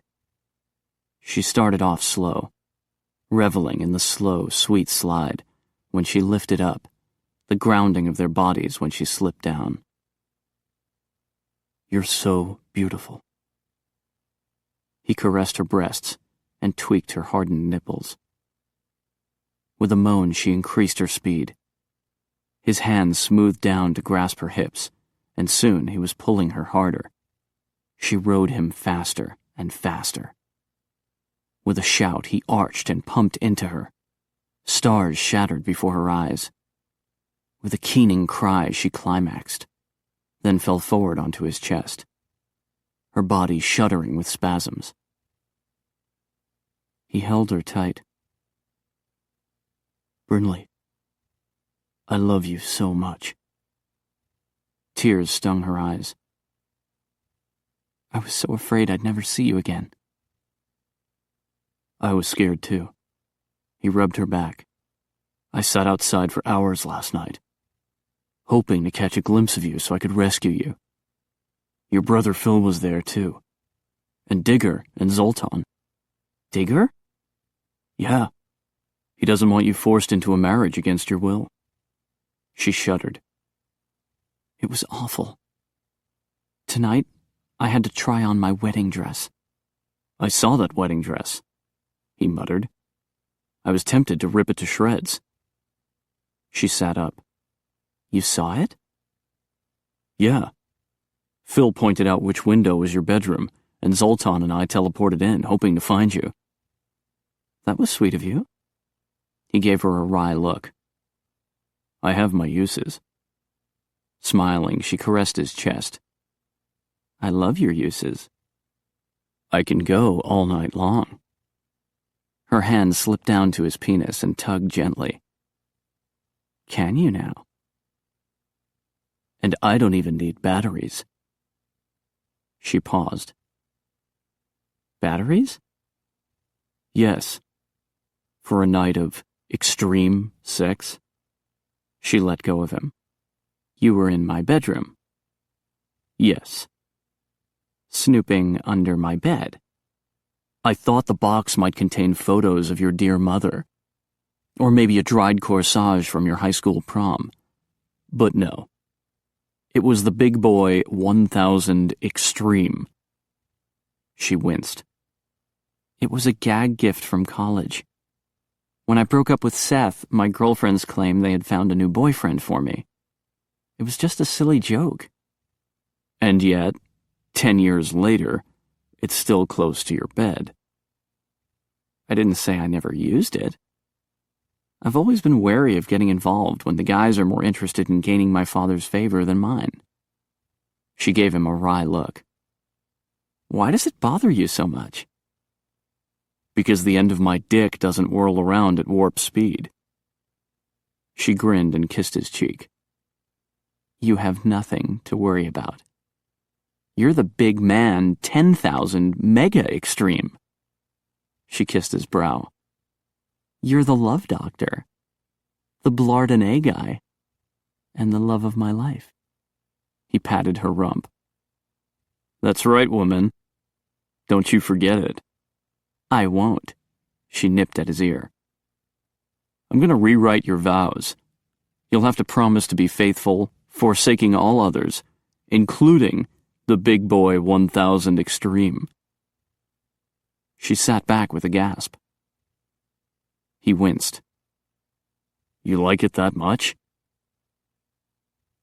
Did you just ask me to marry you? His eyes widened. You don't want to? I realize I'm not much of a catch. It's not that. It just seems kind of fast. I mean, we could live together for... I know it's fast. But I don't think your father is going to give up on trying to marry you off. If we make it legal, then it should give you some protection.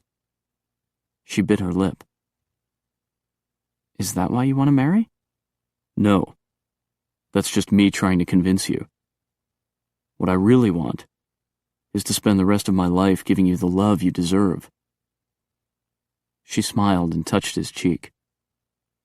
There was a knock on the trap door. Sorry to interrupt, Jack called down, but Angus wants everyone at the Carson Ranch for a meeting. I'm going to collect Phil and take him there. Meeting starts in 5 minutes. Phineas. We'll talk later. We'd better get cleaned up. He nudged her toward the bathroom. Nate, look at you. Brinley left Phineas at the door and ran into the foyer to give Nate Carson a hug. You're walking. And you're... She stopped herself from saying, dead. You're a vampire. Yes. I was changed the same night you were kidnapped. He sighed. And Kyle died. I'm so sorry about that. He patted her on the back. At least we have you back safe and sound. Hey, dude. Phineas gave Nate a knuckle pound. Heard you were kicking ass over at the Blethen Ranch. Nate smiled. Never thought I'd fight alongside a bear and a tiger. Brinley looked around the foyer of Nate's home. Swords were stacked against one wall, and a table was loaded down with ammunition. McKay employees teleported in with cases of synthetic blood. Jack's wife, Laura, was checking things off a clipboard. Apparently, she'd been given the job of supply manager for their new base of operations. Wow, your place has become Vampire Central. Nate nodded. My life has gotten a whole lot more interesting. Jack teleported in with Phil. Bryn! Phil jogged over and gave her a hug. Thank God you're all right. She grinned. They rescued the wild white stallion, too. Excellent. He pulled her aside. I need to talk to you. Okay. He looked around the foyer, then dragged a hand through his shaggy hair. Well, the thing is, I owe you an apology. I should have come back to the house years ago to see if you were all right. I just assumed you weren't interested in leaving when you didn't answer my letters, and... What? Her heart froze for a second. Letters? Yes. I saw the letters you left at the cabin, so I wrote some back, telling you... You wrote me? Her blood chilled. Yeah, several times. I asked if you wanted to come. He stopped when a strangled noise escaped her mouth. Oh, shit. You never got them, did you? She shook her head. Tears came to her eyes. I thought you'd abandoned me. Oh, God, no. Brinley. He pulled her into his arms. Shit. No wonder you're so mad at me. She wrapped her arms around his neck. You wrote to me. Yes. She leaned back.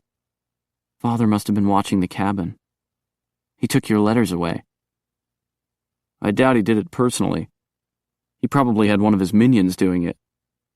She made a face. He must have been afraid I would run away. You did, eventually. She gasped. Oh my God. If he was having the cabin watched, he must have known about the Lost Boys. Phil winced. It's possible. Nothing much happens in his territory that he doesn't know about. But he didn't stop me. She bit her lip. Doesn't that seem odd? Hey, guys. Phineas joined them. The meeting is starting. They filed into Nate's large parlor that had been filled with extra chairs from the dining room. Everyone sat as Angus took a position in front of the stone fireplace. What are you doing, Will? Angus began. Last night, we defeated a pack of werewolves and took over the Blithen Ranch. And tonight, we have successfully rescued Brinley Jones. Everyone gave her a cheer, and she grinned at Phineas. Angus clasped his hands behind his back. We still have some unfinished business. Kirky and Dimitri remain free. We believe they're hiding at the Jones Ranch.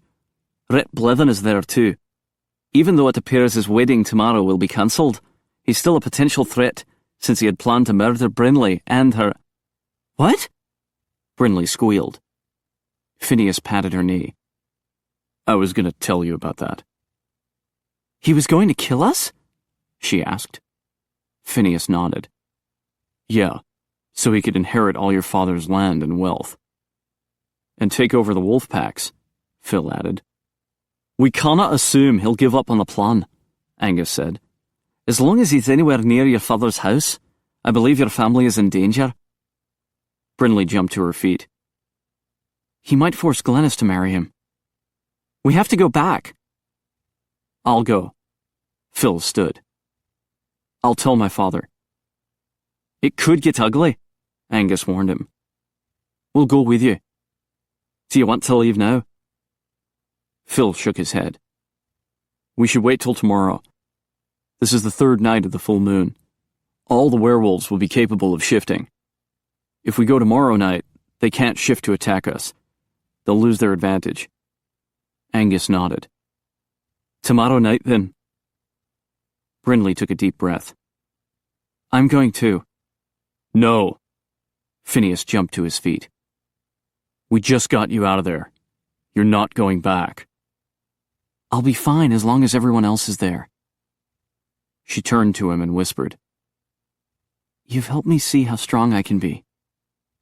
I can do this. She squared her shoulders. I'm not running away from my father anymore. It's time I stood up to him.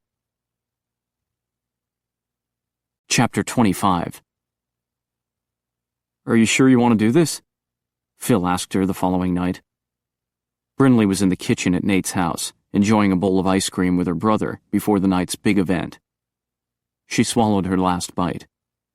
I've always run away. To college, to the rodeo, to the academy. I can't do it anymore.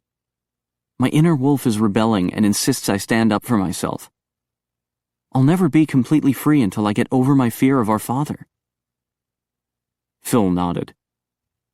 I'm proud of you, but be careful. Stick close to me or Phineas. He put their empty bowls in the sink. All right, let's hitch a ride to the ranch. She accompanied her brother into the foyer, where Angus and his men were arming themselves with swords and pistols. Are you sure you don't want a weapon? Phineas asked. Phil shook his head. It would just be confiscated. The guards won't let us near our father if we're armed. Phineas gave Brinley a worried look. You're sure? Yes. I want to stand up to him, not kill him. Phineas pulled her close. I hate to let you out of my sight. I'll be fine. Remember how strong I am? She smiled as she wrapped her arms around his neck. Nate had assigned her a bedroom upstairs, and she'd managed to pin Phineas down on the mattress a few times. Their wrestling match had gone on until the rising sun had forced him to go to the basement with the other vamps for their death sleep. After a long day's sleep, she was ready to face the dragon tonight. Caddick Jones. Angus and his employees were hoping to capture Corky and Dimitri, and if Rhett Blethen died in battle, no one was going to mourn his passing. Jack teleported first to position himself in the woods behind the house. Then he called, and Laura put him on the speakerphone. She waved and wished everyone good luck, as they vanished. As soon as they materialized, Angus led the small group to the edge of the backyard. The guard, who'd been relaxing in a patio chair, jumped to his feet and pounded on the back door, shouting. Within seconds, more guards appeared. Then a group of young male werewolves. Brinley spotted her brother Howell. Then Caddick Jones strode to the edge of the patio and regarded them with a haughty glare. "A motley group of bloodsuckers and shifters," he muttered, then raised his voice. "Is there a reason for this invasion of my property? Or shall I consider this a declaration of war?" Angus stepped forward. "You can consider us a peacekeeping force." Caddick snorted. "Do you see a war around here?" "Give it some time," Angus answered dryly. "Your son and daughter have come to speak to you." Caddick's mouth thinned. "I have but one son, and he's here." He motioned to Howell and whispered something to him. Howell nodded, then stepped off the patio and walked toward them with two guards. "Can you do your talk here in the yard?" Phineas asked. "Where I can keep an eye on you?" Brinley shook her head. "If our father talks to us, it will have to be in private. He can't be seen in public talking to Phil. He banished him, so he can't acknowledge his existence." Phil snorted. "That's why he sent our brother out to talk to us." He took hold of her elbow. "Ready?" "Be careful," Phineas whispered. "I will." She squeezed his hand, then walked with Phil across the yard. They stopped halfway to the patio. Howell halted about 10 feet away, the guards behind him. He ignored Phil and focused on Brinley. "I see you've returned in time for the wedding." "No." "Call Rhett and tell him his bride is here," Howell yelled back at the guards on the patio. Brinley gritted her teeth. "I am not marrying him." "You will." Howell glared at her. "The Supreme Pack Master commands it." "Bullshit," Phil said calmly. Howell glanced at him. "Do I know you?" "Cut the crap. I'm here to talk to our father." Howell snorted. "The prodigal son returns. Don't think you can weasel your way back into the inheritance. It's mine now." "Congratulations, Howie.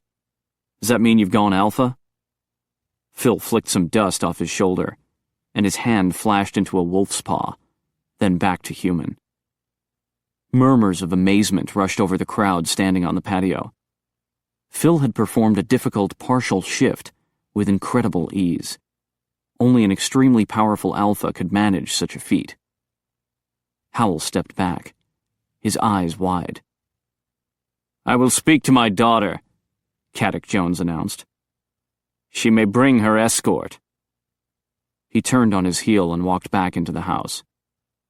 Phil gave Brinley an amused look. That got his attention. "Yeah," she agreed. "But you still don't have a name." Howell jutted his chin forward, his mouth thin with anger. "This way." He strode back to the patio with the guards. "Thanks," Phil said dryly. "I'd forgotten where the back door is." "Behave," Brinley warned him as they walked. "We're going into the lion's den." "Or wolf's den," he murmured back. "I hear they sometimes eat their young." She gave him an annoyed look. "That's not boosting my confidence." Howell led them into the house and straight into her father's office. Caddick Jones was waiting for them, leaning against his desk. He waved a dismissive hand. "You may go, Howell." Howell's jaw dropped. But... He stopped when his father glared at him. Better learn to submit, Phil whispered to him. It's the price of the inheritance. Howell's eyes flashed with anger. Then he strode from the room and slammed the door behind him. Caddick glanced at Brinley, expressionless, then focused on Phil. And it's true. You achieved alpha status on your own without instruction from the Council of Elders. Of course I was on my own. You banished me. Caddick snorted. You fool. You were supposed to come back. With my tail between my legs? I would have taken you back. You're worth 10 of your brother. Phil shrugged. You're lost, then. Caddick lunged forward, his hand fisted. If you weren't so damned impressive, I would kill you. Brinley winced. So much for the welcome home. She glanced at her brother. He was standing stiffly, his chin lifted, his face calm. But she knew he had to be hurting inside. What is it with you two? Caddick paced across the floor. No creature on this earth is more gloriously alive than a werewolf. But you insist on betraying your own kind to hang out with a bunch of bloodsuckers. They're fucking dead half the time. It's an abomination to consort with them. You, he pointed at Phil. You married one. And you, he sneered at Brinley. You're screwing one of them. Oh, don't look surprised. I know everything you do. I just hope you got it out of your system. We'll do your wedding as soon as Red arrives. He's staying in one of the guest houses down the road. She swallowed hard. This was it. Time to stand up for herself. Her inner wolf bristled. I refuse to marry Rhett. Caddick scoffed. You have to call the wedding off, Phil said. And you've come back here to give me orders? Caddick asked dryly. Rhett intends to kill Brinley and the entire family as soon as the wedding is over, Phil explained. He wants all your land, wealth, and pack members. Caddick gave him a bland look, then shook his head. You've never truly appreciated me. It's so annoying. He walked over to the desk and perched on the corner. Brinley exchanged a questioning look with her brother. Phil's eyes narrowed. He knows. Caddick shrugged. Of course I know. But two can play at this game. Once the wedding is over, we kill Rhett. He has no heirs, so all his land and wolf packs in Alaska go to his new bride. Well, me, actually, since only an alpha can be the master of a pack. A queasy feeling stirred in Brinley's stomach. You were using me. I've never been more than a pawn to you. Don't try that indignant crap on me, her father snarled. You would come out ahead. You'd have 12 houses in Alaska and more money than you could ever spend. And I would only have to kill someone to get it. Gee, thanks. Don't be ridiculous. I wouldn't expect you to do the killing. She scoffed. Oh, I feel so much better now. Are you smart-mouthing me? Her father stepped toward her, his fists clenched. She lifted her chin. Phil moved closer. A knock sounded on the door. Caddick took a deep breath and flexed his hands. What is it? He shouted. Howell cracked the door and gave them a nervous look. Rhett has arrived for the wedding. He's waiting in the backyard. Good. Caddick grabbed Brinley's arm and dragged her forward. I'm not marrying him. She pulled her arm away. I don't think you have any choice, Howell said. He's brought 50 men with him, and they're all armed. Phil whistled. Looks like Angus was right about that war. Chapter 26. Here they come. Phineas watched as Rhett Blethen and his small army approached the south side of the backyard. Looks like he brought in more men from Alaska, Jack observed. Phineas scanned the group of 50 young males, noting their weapon of choice, hunting knives. Apparently, werewolves liked their battles bloody. Corky and Dimitri were keeping close to Rhett, and the three were heavily surrounded. No room to teleport in and snatch the vampires. Although, if things got out of hand, Rhett was probably keeping them close by as an easy escape route. On the north side of the backyard, Caddick Jones's pack members were gathering. The nearly full moon glinted off their knife blades. A low growl in the woods behind them made Phineas whip around. It was Howard, hidden behind a tree, glaring at Rhett. Angus had asked the shifters, Howard and Rajiv, to patrol the woods in case the werewolves attempted an attack from behind. Carlos Pantera had been given paternity leave, so he was still at the academy with his wife and their newborn twins. Howard's nostrils flared, and he walked away, pulling a knife from his sheath. When the scent of skunk wafted toward him, Phineas knew what had alarmed Howard. He hurried into the woods and found Howard pointing his knife at Digger. "Whoa there, partner!" Digger lifted his hands. "I just came to meet you. Caught a whiff of your scent." "Who are you?" Howard growled. "This is Digger," Phineas introduced him. "And his dog Jake should be around somewhere." He spotted Jake half hidden behind some bushes. Digger nodded at Phineas. "Some bad stuff going down around here. How's your little lady?" "She's good." He hoped. She was still inside the house with her father. Digger looked at Howard. "You can put away your knife, son. I'm a werebear too. Where do you hail from?" "Alaska." Howard sheathed his knife. "Kodiak." "We doggies." Digger's eyes widened. "You're a big one. Me? I'm a black bear." "Digger, if you want to help, just stay back here in the woods and make sure no one sneaks up on us from behind," Phineas said. "There's a were-tiger back here, too." "That's me." Rajiv waved from behind a tree. "I came to check out Bud's smell." Digger scratched his beard. "You're a tiger? Well, don't that beat all?" "I'll see you guys later."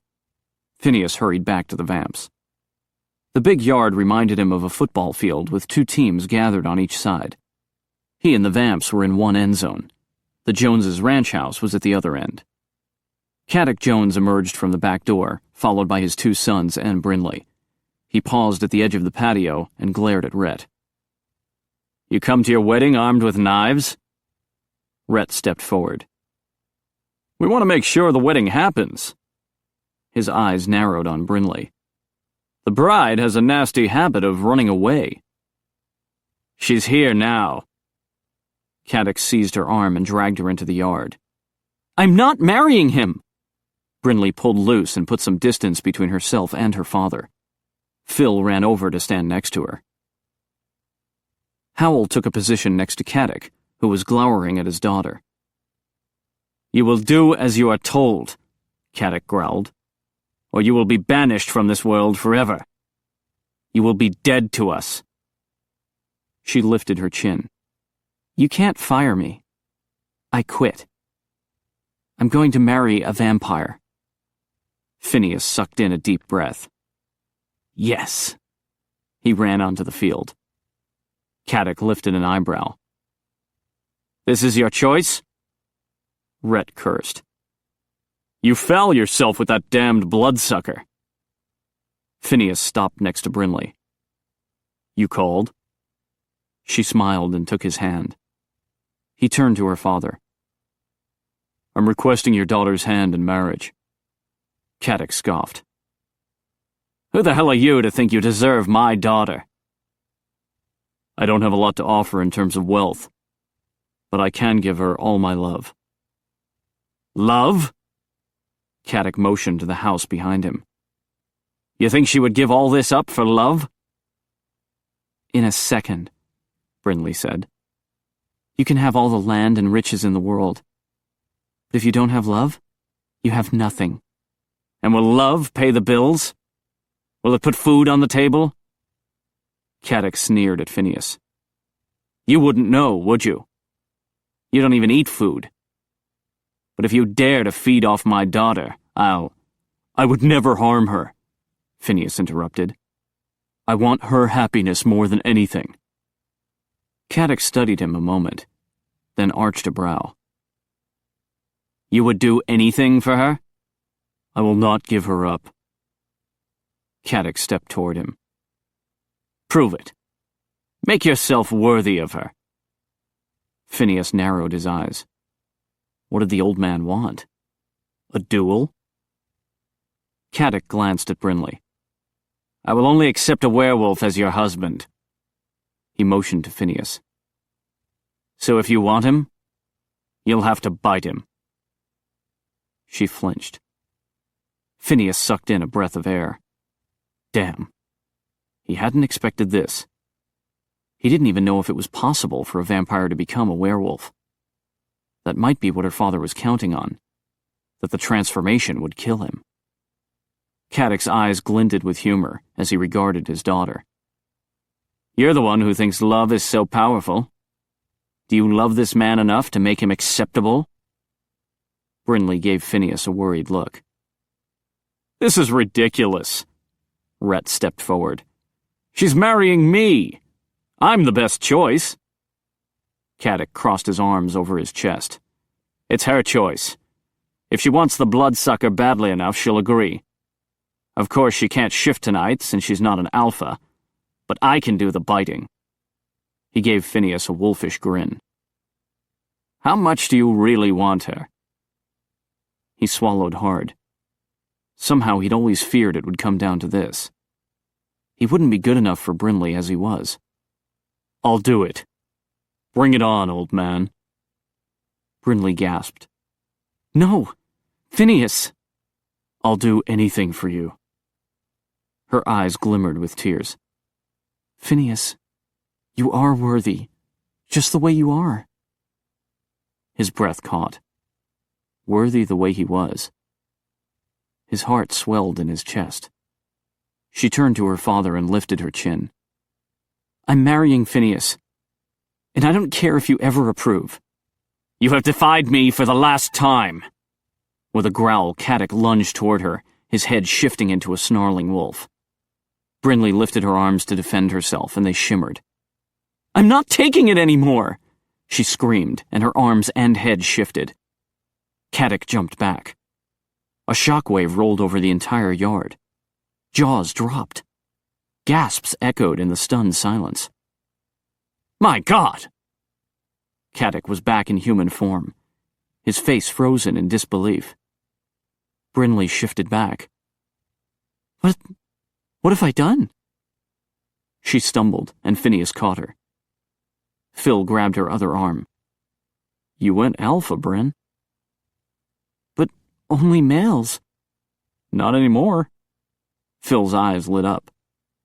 You're the first female alpha. Hot damn, girl. Phineas grinned at her.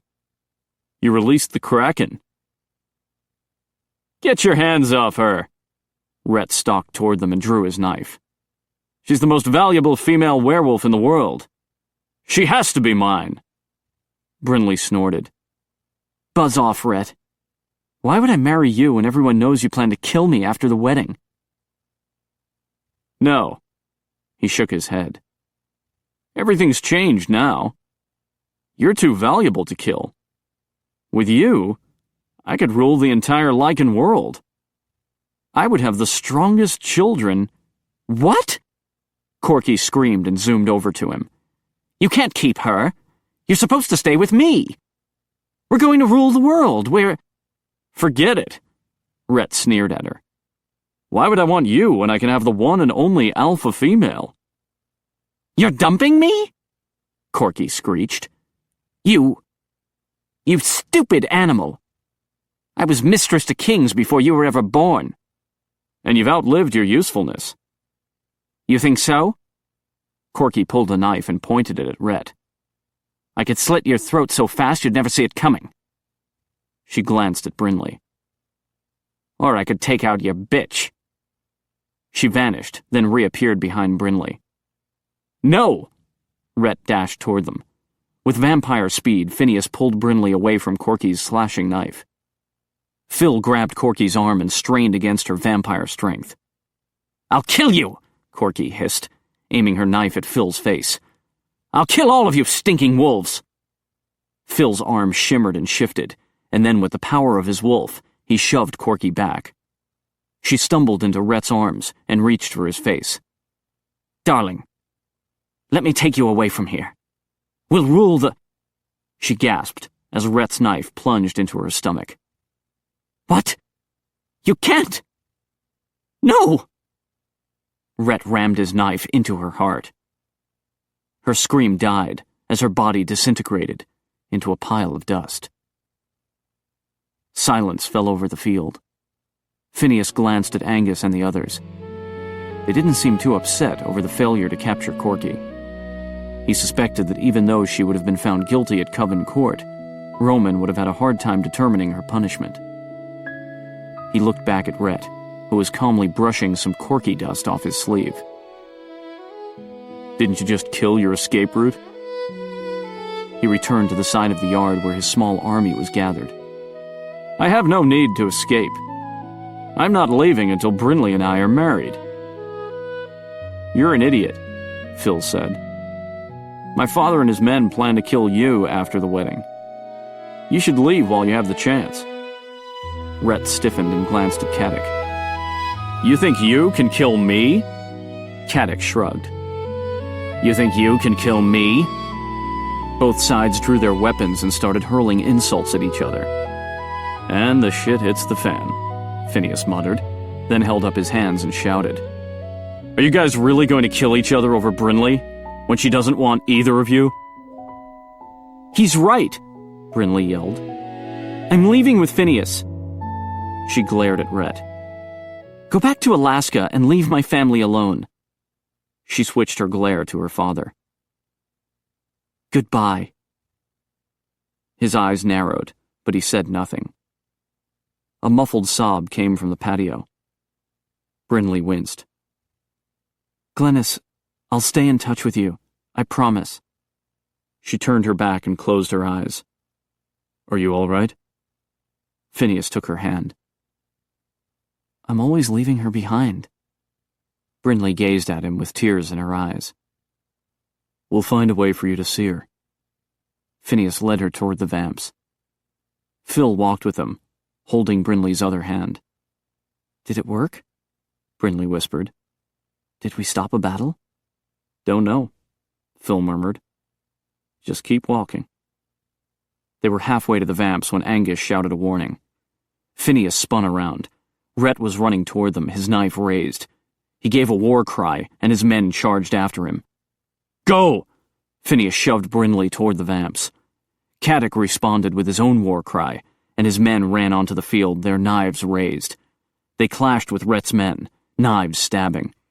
Rhett lunged toward Phineas, but with vampire speed, he wrenched the knife from the werewolf's hand and punched him hard enough he heard the jaw crack. Rhett hit the ground, then jumped up, instantly shifting and repairing his broken jaw. He pounced on Phineas, who grabbed the wolf by the neck as it attempted to rip his throat out. He threw the wolf to the side, but Rhett twisted and snapped his jaw onto Phineas's arm. He gasped. Hot, searing pain shot up his arm. He tried to stand up, but tumbled back onto his rear. Phil lunged onto Rhett, both in wolf form, and they rolled, clawing and snapping. Phil pinned him down and bared his teeth, growling. Howard sprinted toward them, his knife raised. "Let me fight him!" Phil moved aside with a snarl aimed at Rhett. Rhett rolled to his feet and shifted to human form, his clothes in tatters, his face shocked as Howard ran toward him. "You?" He turned and hollered. "Dimitri!" The malcontent teleported beside him. "No!" Howard lunged at Rhett, his knife plunging just as the werewolf vanished with Dimitri. "No!" "Phineas!" Brinley ran toward him and fell to her knees beside him. He looked at her, and stars danced around her head. She ripped her shirt off and wrapped it around his arm. "He bit you." Phil knelt beside them, back in human form. "How do you feel, bro?" Phineas blinked at him. Do you have two heads? What will happen? Brinley asked. I don't know. Phil shook his head. Or both his heads. Phineas wasn't sure. Hi, guys. Phineas waved faintly at the vamps who were crowding around him with worried faces. He looked over at the field. They're running away. Aye, Angus agreed. after Rhett disappeared, his army took off running. Phineas watched Howell and his cohorts giving chase. They might chase them all the way back to Alaska. He blinked as their forms wavered. Brinley touched his forehead. He's burning up. He has a fever. Phineas smiled at her. I'm hot for you, sweetness. He was bitten? A voice asked. Phineas squinted up at Brinley's father. You again. I thought we said goodbye. Caddick looked at his daughter. Keep me informed. I want to know what happens to him. You care all of a sudden? She asked. I'm curious. He paused, then added. If he survives the transformation, I might accept him as your husband. We don't care what... He lifted a hand to interrupt her. If he survives, he may have powers no other werewolf has. That alone makes him of interest to me. You will be welcomed in my house. He glanced at Phil. All of you. He turned and strode away. Don't you just love family reunions? Phineas asked, then slumped over as everything went black. Fire. He was on fire. Phineas moaned and kicked off the sheets. Sheets? Was he in bed? He squinted but couldn't see. Everything was glowing red. On fire. Why are his eyes red? A woman asked. Brinley. He tried to say her name, opening his mouth, but nothing came out. I think he's hungry, Brinley said. Here, a male voice said. Roman?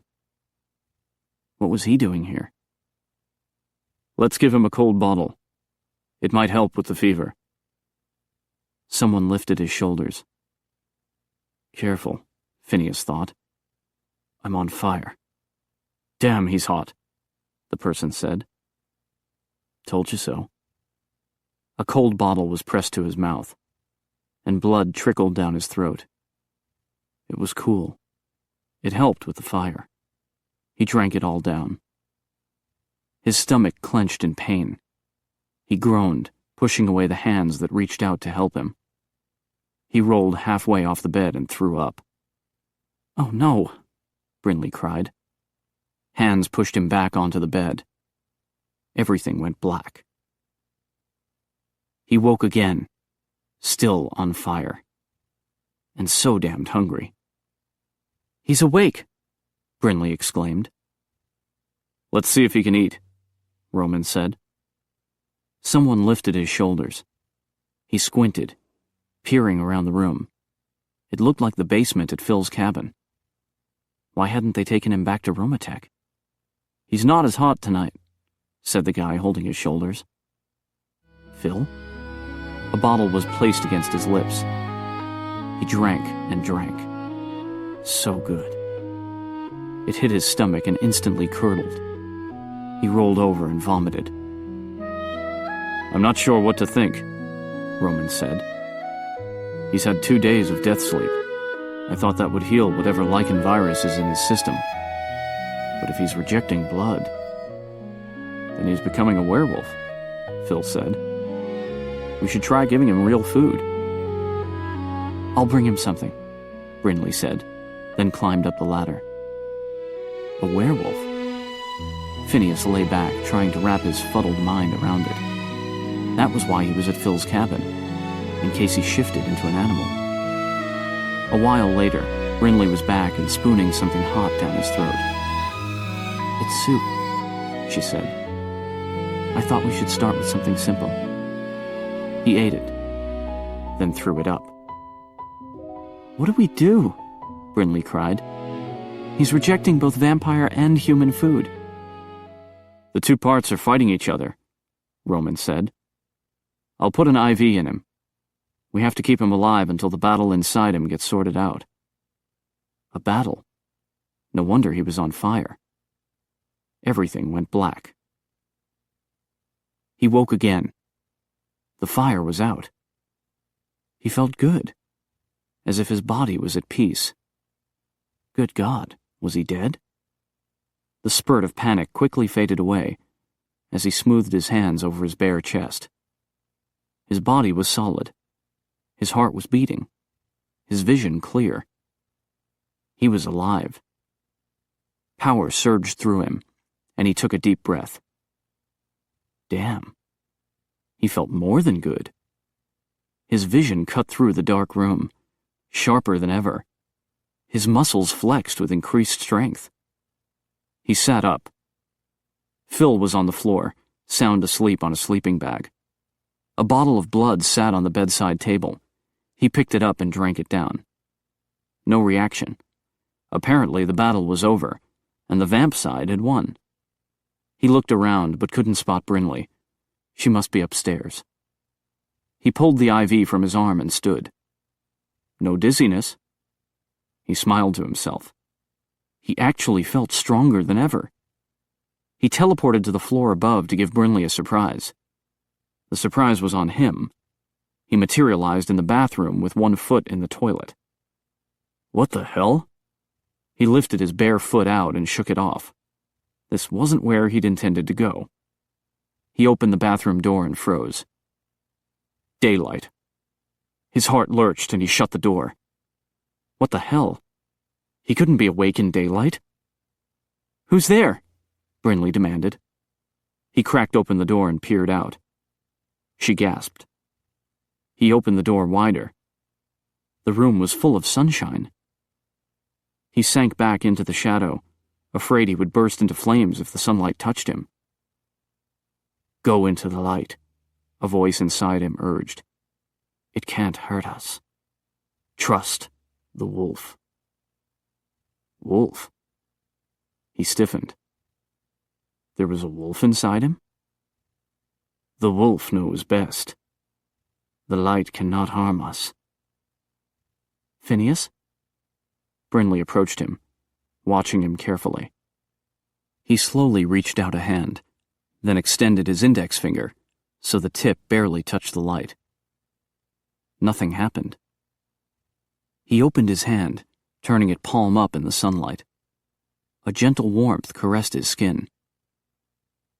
Enjoy the light, the wolf whispered to him. It is my gift to you. Phineas. Brinley took his hands and led him slowly into the sun-filled cabin. Our mate. He smiled at her, then looked out the window. Blue sky. I see blue. You must be a werewolf now, she whispered. But I drank blood and teleported. He glanced down at his wet foot. Not very well, though. Maybe I'm a little of both. That would be interesting. He winced at a sudden thought. What if I'm lousy at both? She shook her head. You won't be. Look at you. You're awake during the day. Do you know any other vamp who can manage that? I don't know what'll happen to me. She touched his cheek. Whatever happens, I'll be with you. I love you, snout face. She smiled. I may be calling you that on the next full moon. Mr. and Mrs. Snoutface. He pulled her into his arms. I like it. Epilogue. 3 months later. Good evening, dear viewers. This is Maggie O'Brien O'Callahan reporting for Real Housewives of the Vampire World. Tonight we have a very special guest, the newest wife of a vamp, Brinley McKinney. Hi, Brinley smiled at the camera. Thank you for coming. Oh, it's quite an honor, Maggie assured her. I understand you're the only female alpha werewolf in the world. She shrugged. We believe so. And your husband is that famous celebrity that all the women swoon over? The Blardinay guy? Brinley laughed. I love his commercials too. And I love his voice. She motioned for Phineas to join her. Come on, say it, she whispered. He nodded at the camera. Hello, ladies. Brinley squeezed his arm. I love it. He winked at her. Maggie grinned at them. It's obvious you two are newlyweds. I've never seen a couple so in love. Now tell me, are the rumors true? Has our beloved Dr. Fang become part werewolf? Brinley nodded. He's been shifting every month on the full moon. Amazing! Maggie looked at Phineas. And yet you're still a vampire, too. A little of both, he answered. We're still figuring it all out. And how do you like being a werewolf? Maggie asked. He grinned. I like chasing my wife through the woods. Brinley shook her head, blushing. Even more, I like catching her. She swatted at his shoulder. Hush. He assumed an injured look. But of course, she's the alpha, so she thinks she can boss me around. I do not. Brinley nudged him with her elbow. Maggie laughed. And you're living here in Wyoming? We go back and forth from here to New York, Phineas said. I still work for McKay S&I. But he's learning how to be a rancher, Brinley added. I can see that. Maggie pointed behind them. That must be one of your horses? Brinley glanced back and smiled. That's the wild white stallion. He doesn't belong to anyone, but he comes by to see us often. Phineas strolled over to the horse and patted it. The horse nudged him in the shoulder. He doesn't look very wild to me, Maggie observed. He likes Phineas, Brinley said, still smiling. Phineas swung onto the horse's bare back. Hello, ladies. Now I'm on a horse. Brinley snorted. And this is your home? Maggie gestured to the side, and the camera shifted. Yes, Brinley answered. It was the old Haggerty Ranch. My father bought it for us as a wedding present. Really? That was very generous of him. Yes, Brinley nodded. At first she hadn't been sure they should accept her father's gift. She suspected he was keeping them close, hoping he could use them someday. After all, she was the only female alpha, and Phineas was also unique, possessing powers that no other werewolf had. She smiled for the camera. I love being here. This area is home to me, and my sister is close by so I can see her often. And we have a really good friend just down the road, Nate Carson. He's a great guy and a vampire. And single. Oh, did you hear that, viewers? Maggie looked at the camera. Now, what can you tell me about your house? Brinley grinned when Phineas rode by the house on the wild white stallion. Well, frankly, it was a bit of a mess when we moved in, but we've been working hard to make it our own. It was a fixer-upper? Maggie asked. Yes, but once we moved all the dead werewolves out and cleaned up the bloodstains, we slapped on a few coats of paint, and it was as good as new. Maggie's eyes widened. I see. And we're remodeling the bathrooms and kitchen, Brinley added, putting in our own furniture. Maggie smiled. I hear you've been working on one room in particular. Brinley blushed. Yes, it appears the lichen virus reactivated parts of my vampire husband. It caught us by surprise, but we're very excited about it. I'm expecting twins. We're delighted for you. Maggie hugged her, then turned to the camera. Be sure to keep watching Real Housewives of the Vampire World. We'll keep you updated on the McKinney family and all the vamps you love to visit. That's a wrap. Darcy lowered her video camera and turned it off. You're done? Phineas walked toward them. Congratulations, you two. Darcy hugged them both. I'll see you at DVN tomorrow night to shoot another Blardinay commercial, Maggie told Phineas. She teleported away with Darcy. Another Blardinay commercial? Brinley asked. Phineas smiled and gathered her in his arms. We gotta pay for all this remodeling. She gave him a wry look. So many names. The Blardinay guy, Dr. Fang, the Love Doctor. But do you know my favorite name for you? Snoutface? She laughed. No. Husband. He kissed her nose. That's my favorite, too. For now. You're going to change your mind? Maybe. I'm gonna really like being daddy. She hugged him tight. I'm going to like that, too.